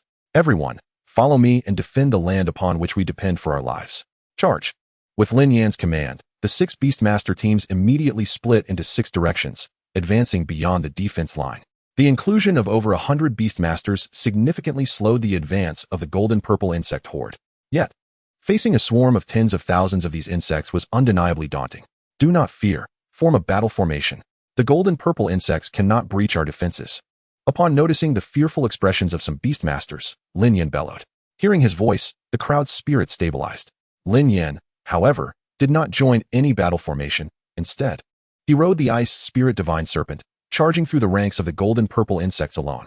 His strength far surpassed that of others. Joining a formation would hinder coordination. And with the impending arrival of the 4th-tier beastmasters, he needed to retain the freedom to lead his ice spirit divine serpent into battle. Nevertheless, the 3rd tier, level 4 ice spirit divine serpent alone was as formidable as an entire beastmaster squad. Thus he faced minimal pressure in solo combat. With a single breath, the ice spirit divine serpent froze the swarm of golden-purple insects beneath it into statues of ice. In an instant, the temperature within a radius of nearly 100 meters plummeted drastically, causing many weaker golden-purple insects to perish as icy corpses. Absolute zero. This was a domain skill acquired by the Ice Spirit Divine Serpent after its evolution from Little Ice. Within the realm of Absolute Zero, the concentration of ice elements surged several times. In such conditions, the combat prowess of the Ice Spirit Divine Serpent would see a significant enhancement. Meanwhile, any adversaries caught within the Absolute Zero domain would be subjected to its overwhelming suppression. Perched upon the back of the Ice Spirit Divine Serpent, Lin Yan was not idle. He set his sights on the several third-tier golden-purple insect kings. After a brief observation, Lin Yan noted that swarms containing a golden-purple insect king exhibited enhanced combat capabilities. Upon realizing that one of the golden-purple insect kings posed a threat to a squad of beastmasters, Lin Yan immediately directed the Ice Spirit Divine Serpent towards the location of that particular insect king. There were a total of 3 golden-purple insect kings present on the battlefield. One was being held at bay by Wang Hong, a fellow third-tier beastmaster, while another was being fiercely constrained by the squad led by Feng Ling. Although they would not be able to eliminate this golden-purple insect king in the short term, it posed no immediate danger. Lin Yan rushed towards the last remaining golden-purple insect king. Sensing the impending crisis, the golden-purple insect king frantically retreated, seeking refuge among its swarm, while the other golden-purple insects valiantly surged forth to shield their king, displaying a reckless willingness to die for the glory of their esteemed leader. Humph, think you can escape? Not so easily. Lin Yan flicked his right hand, unleashing 3 soul-piercing arrows in rapid succession. Boom, boom, boom. The golden-purple insects surrounding the golden-purple insect king were instantly obliterated by the soul-piercing arrows. Meanwhile, an arrow of soul-piercing might pierce through the swarm of insects, striking the body of the golden-purple demon worm king directly. The immense impact of the arrow severely wounded the king. Seizing this opportunity, the Ice Spirit Divine Serpent swooped in and captured the golden-purple demon worm king effortlessly. The third-tier, first-level golden-purple demon worm king stood no chance against the formidable claws of the Ice Spirit Divine Serpent. The golden-purple worm clan, notorious for their lack of combat prowess, relied solely on their overwhelming numbers and the toughness of their exoskeletons. Yet, before the unparalleled Ice Spirit Divine Serpent, the proudly fortified golden armor of the Worm King was ruthlessly pierced by the serpent's sharp claws. Following its second evolution, the Ice Spirit Divine Serpent's combat capability had been further augmented. Now, even when facing late-stage spirit beasts of the third tier, it could hold its own. With the defeat of several golden-purple demon worm kings, the overall combat strength of the golden-purple worm tide diminished significantly. The golden-purple worm kings served as the vital communication link between the golden-purple worm emperor and the tide of insects. With this link severed, the swarm inevitably lost its control. In this scenario, the defensive line of the Guardian army could easily manage the onslaught of the insect tide, and the threat posed by the undisciplined swarm diminished drastically. At this juncture, should the golden-purple worm emperor wish to continue directing the tide, it would inevitably expose its position. The fourth-tier beastmaster, Hu Wenhua, had refrained from making a move, biding his time for the emergence of the golden-purple worm emperor. Once the emperor was slain, the entire golden-purple worm tide would collapse without a fight, bereft of the worm tide's assistance. Even if the Red Moon had a fourth-tier beastmaster present, breaching the vast defensive line would remain an impossibility. Chapter 87. S-Rank Individual, Lin Yan. Within the depths of the primordial forest, several cloaked figures concealed themselves beneath a colossal ancient tree. Boss, what should we do? Should we send out the golden-purple worm emperor? A formidable third-tier beastmaster has suddenly appeared on the front lines, and one of the second-tier beastmasters in that squad has a significant advantage over the golden-purple worm king. Otherwise, it won't be so easy to eliminate it. Damn it. It's all that third-tier beastmaster's fault. I thought the golden-purple worm swarm would be sufficient to deal with him, but unexpectedly, he managed to escape with one of our tokens. I've investigated. This token is linked to an individual named Liang Tian, a subordinate of ours, who has been out of contact for quite some time. It seems he was secretly killed by this third-tier beastmaster. Useless fool. Not only did you fail to accomplish anything, but you've also disrupted my plans. If he weren't already dead, I would have made sure he understood the consequences of his incompetence. Upon hearing the man's words, the surrounding cloaked figures trembled involuntarily, clearly having witnessed the leader's brutal methods. Find out the identity of this third-tier beastmaster. A young beastmaster like him cannot be a nobody. He dares to oppose us in the Red Moon, and he must pay the price. At the leader's command, one of the figures immediately produced a communicator and began to search the intelligence system. 3 minutes later, the black-cloaked individual responsible for the inquiry suddenly screamed, "Boss, we've caught a big fish this time." This third-tier beastmaster is named Lin Yan, the top scorer of the National Martial Arts Examination, having passed the preliminary test of the 5th level. As he continued, the black-cloaked figure took a deep breath. his voice trembling as he added, important rank, S rank. What? Repeat that, what rank? The leader of the cloaked figures inquired incredulously upon hearing the last statement. S rank. As the information seeker spoke, he turned his screen to face the leader. Upon seeing the S displayed on the screen, the black-cloaked leader momentarily lost his footing. It was said that Lin Yan was the first individual to pass the 5th level assessment since the establishment of the martial arts examination system. Our objectives have changed. We no longer care whether the insect tide successfully breaches Qingfeng City. Today's sole task is to eliminate Lin Yan. The black-cloaked leader exclaimed, his voice quivering with excitement. Never did they anticipate encountering an S-rank individual in this small locale of Qingfeng, especially one so seemingly weak. Their plan to manipulate the golden-purple worm tide into the urban area of Qingfeng was merely a B-rank operation within the Red Moon's internal organization. Yet, the assassination of Lin Yan was deemed an S-rank mission. Taking a deep breath to regain composure, the black-cloaked leader swiftly turned to the nearest figure and commanded, "You. Go to the golden-purple canyon and bring forth the blood-slaughter beast." But boss, the blood-slaughter beast needs another week to hatch, at most. It will have the strength of a late-stage 4th tier. There are no buts. Time is of the essence. If we can eliminate Lin Yan today, the rewards from above will allow us to manufacture 100 more blood-slaughter beasts. Understood, boss. Acknowledging the leader's words, the figure turned and headed towards the golden-purple canyon. On the defensive line, as time progressed, more beast masters from within the city began to receive alerts about the impending threat and rushed to assist at the front. With the increasing number of reinforcements, the situation began to stabilize. Lin Yan even spotted Lin Yan among the arriving beast masters. Lin Yan had surprisingly reached the late stage of the 3rd tier, and his 2 3rd-tier beasts wreaked havoc among the golden-purple demon worms like relentless meat grinders. Without the guidance of the golden-purple worm emperor, the swarm became disorganized, showing signs of retreat under the collective efforts of the defenders. However, amidst the improving situation, Lin Yan could not allow himself to feel at ease. A persistent sense of impending danger lingered in his mind. Where had the golden-purple worm emperor vanished to? And what of the Red Moon's operatives? The absence of a 4th-tier beast master left Lin Yan feeling uneasy about the unfolding events.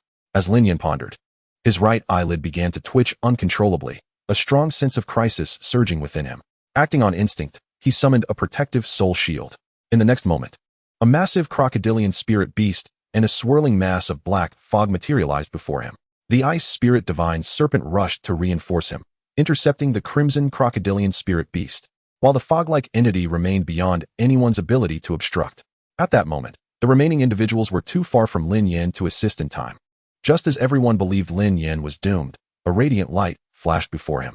A semi-ethereal figure emanating golden light wielded a magnificent golden sword, cleaving towards the black, fog-like spirit beast. As the golden sword approached, the fog-like entity began to show signs of melting under the illumination of the golden radiance. In an instant, the smile on the face of the newly emerged black-cloaked leader vanished completely. Damn it! How could there be a light attribute spirit beast, especially one of elemental nature? And what of that ice serpent that blocked the blood-slaughter beast? The black-cloaked leader roared in furious disbelief. In the next moment, he charged towards Lin Yan, accompanied by another 3rd-tier spirit beast and 3 of his subordinates, all 3rd-tier beast masters. Instantly, 4 3rd-tier spirit beasts and 3 2nd-tier spirit beasts converged upon Lin Yan's location. As Hu Wenhua prepared to rescue Lin Yanji, the leader in the black robe let out a sinister laugh, and the emperor of the purple gold magic worm suddenly emerged from his sleeve. The moment the emperor appeared, the army of purple gold magic worms on the ground began to rally for a counterattack. Hu Wenhua was compelled to abandon his course towards Lin Yanji and instead redirected himself, accompanied by his 4th-tier beast, towards the location of the purple gold magic worm emperor. Nevertheless, he dispatched another 3rd-tier spirit beast to assist Lin Yanji. Meanwhile, Lin Yanji was embroiled in a fierce battle, pitted against the late-stage 4th-tier blood butcher beast and the mid-stage 4th-tier ice spirit divine flood dragon. Were it not for the bloodline strength of the ice spirit divine flood dragon, sustaining the conflict would have proven challenging. On the other front, a 4th-tier black mist spirit beast confronted a mid-stage 3rd-tier light spirit envoy.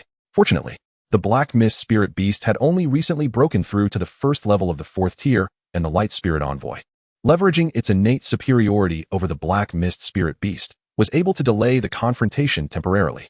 Lin Yan also arrived with 2 direct 3rd-tier spirit beasts for support, while the last 3rd-tier beast was intercepted by the tardy Wang Hong. In Chapter 88, the Soul Technique demonstrates its might. The remaining 4 2nd-tier spirit beasts continued their advance towards Lin Yanji. Kill them. The black-robed leader, now blinded by rage, recklessly ordered the remaining 4 second-tier spirit beasts to charge towards Lin Yan in a suicidal manner. Witnessing this scene, everyone around was taken aback. Although Beastmasters are formidable, their strength primarily lies in their beasts, rendering the Beastmasters themselves relatively vulnerable. While soul techniques can enhance their self-preservation abilities to a certain extent, Lin Yan, as a third-tier Beastmaster, faced significant peril against such a multitude of spirit beasts. Others on the battlefield rushed to provide aid, for Lin Yan could not afford to falter. If he encountered danger, the hard-won balance of power would be shattered. However, among the 2 second-tier spirit beasts were 2 ghostly beasts of the dark variety. Known for their incredible speed, shadows darted through the air, evading multiple intercepts, and surged directly towards Lin Yan. Just as everyone believed Lin Yan was in jeopardy, the 2 shadows were halted 10 meters away from him. Lin Yan stood unmoving, his demeanor calm and collected. Subsequently, 7 or 8 light arrows shot forth rapidly from in front of Lin Yan. Whoosh! The 2 ghostly spirit beasts charging towards him were instantly pierced by the soul-piercing arrows, leaving them lifeless in their wake. After Xiao Bing evolved into a third-tier spirit beast, Lin Yan's soul power surged once more, now reaching the pinnacle of the 4th tier. Just a step away from the 5th tier. Once the light spirit broke through to the 3rd tier, it would naturally ascend to the 5th tier. With such formidable soul power, the soul techniques Lin Yan unleashed could wreak devastating havoc upon 3rd-tier spirit beasts. Following the assault of his soul-piercing arrows, the 2 ghostly spirit beasts dissipated into wisps of smoke. Impossible! The black-robed leader gaped in disbelief at the vanishing spirit beasts. It is well known that ghostly dark spirit beasts possess extraordinary vitality. Akin to the black mist spirit beast, these amorphous creatures boast remarkable physical defense and recovery capabilities. The fact that Lin Yan had effortlessly annihilated these 2 ghostly spirit beasts was beyond their comprehension. To slay a black mist spirit beast, aside from using light-based spirit beasts, one must strike directly at the energy core within, akin to the heart of the earth-rending spirit beast from before. Unbeknownst to them, Lin Yan, utilizing his data-seeing eyes, could easily discern the weaknesses of these spirit beasts. Despite the black-robed leader's incredulity, events unfolded precisely as they did. Now, with his formidable soul power, Lin Yan could contend with a 3rd-tier spirit beast without considerable difficulty. At this moment, the black-robed leader had exhausted all his available power, yet still posed no threat to Lin Yan. How could this be? According to the information, Lin Yan was merely a 3rd-tier beastmaster. How could he suddenly match the late-stage 4th-tier blood butcher beast? The stark contradiction between Lin Yan's displayed power and the information enraged the black-robed leader, leaving him utterly helpless. Adding to his fury, his 4th-tier black mist spirit beast was entangled with Lin Yan's light-type spirit beast, and even then, the black mist spirit beast was merely holding its own against Lin Yan's 3rd-tier beast. This light-type spirit beast was undoubtedly no ordinary creature. Typical light spirit beasts lacked such overwhelming suppressive power over dark magic beasts. Meanwhile, Lin Yan was not idle. He collected the black orbs left behind by the 2 second-tier black mist spirit beasts and hurled them towards the light spirit envoy. The light spirit envoy cleaved through the black mist spirit beast before catching the 2 dark orbs thrown by Lin Yan, promptly swallowing them. Upon consuming the 2 orbs, the light spirit envoy's prior exhaustion was swiftly alleviated by more than half, and its aura gradually intensified with the digestion of the black orbs. While the light spirit envoy exhibited combat prowess akin to the 3rd tier, it fundamentally remained a 2nd-tier spirit beast, thus benefiting greatly from the 2 second-tier orbs. Observing the significant enhancement the dark orbs provided to the light spirit envoy, Lin Yan's gaze shifted to the remaining black-robed figures on the battlefield.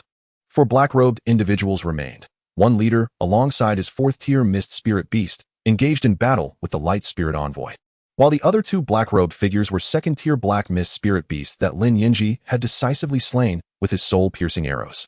The last black-robed figure was locked in combat with Wang Hong, who, at mid-3rd tier, found himself struggling against the early 3rd-tier black mist spirit beast. The formidable defense and peculiar abilities of the black mist spirit beast rendered Wang Hong's advantageous position somewhat precarious. Even if Wang Hong's spirit beast managed to tear the black mist beast apart, it would swiftly regenerate moments later. Moreover, the dark power emanating from the dark magic beast differed slightly from the inherent dark attribute beasts of this world, which explained the immense pressure it faced from light-type spirit beasts. Yet, this also granted the dark magic beasts a significant advantage against ordinary spirit beasts. As the battle progressed, Wang Hong was astonished to discover that his spirit beast had begun to succumb to the encroaching dark power, necessitating a portion of its strength to fend off the insidious force. However, this dark power clung to him like a leech, proving impossible to eradicate. forcing him into a position of passive resistance. At that moment, Lin Yan arrived on the scene, unleashing a soul-piercing arrow aimed directly at the third-tier Black Mist Spirit Beast. Ha ha ha, your soul technique as a third-tier Beastmaster may suffice against a second-tier Spirit Beast. But to challenge my third-tier Black Mist Spirit Beast? That's akin to courting death. The black-robed figure was instantly invigorated upon seeing Lin Yan approach, his eyes turning a shade of crimson. It was common knowledge that Lin Yan was an S-rank key figure. If he could eliminate Lin Yan, his rise to prominence would be imminent. Crucially, Lin Yan currently remains in an exceedingly vulnerable state. This moment presents the most opportune chance to strike at him. With a mere flick of his control, the dark power of the shadowy beast surged towards Lin Yan's position. Aware of the malevolent force, Lin Yan treaded cautiously. For should he be tainted by its essence, he would suffer unimaginable agony. Witnessing this, Wang Hong swiftly called out to warn Lin Yan. Having just encountered the terrifying nature of this dark power,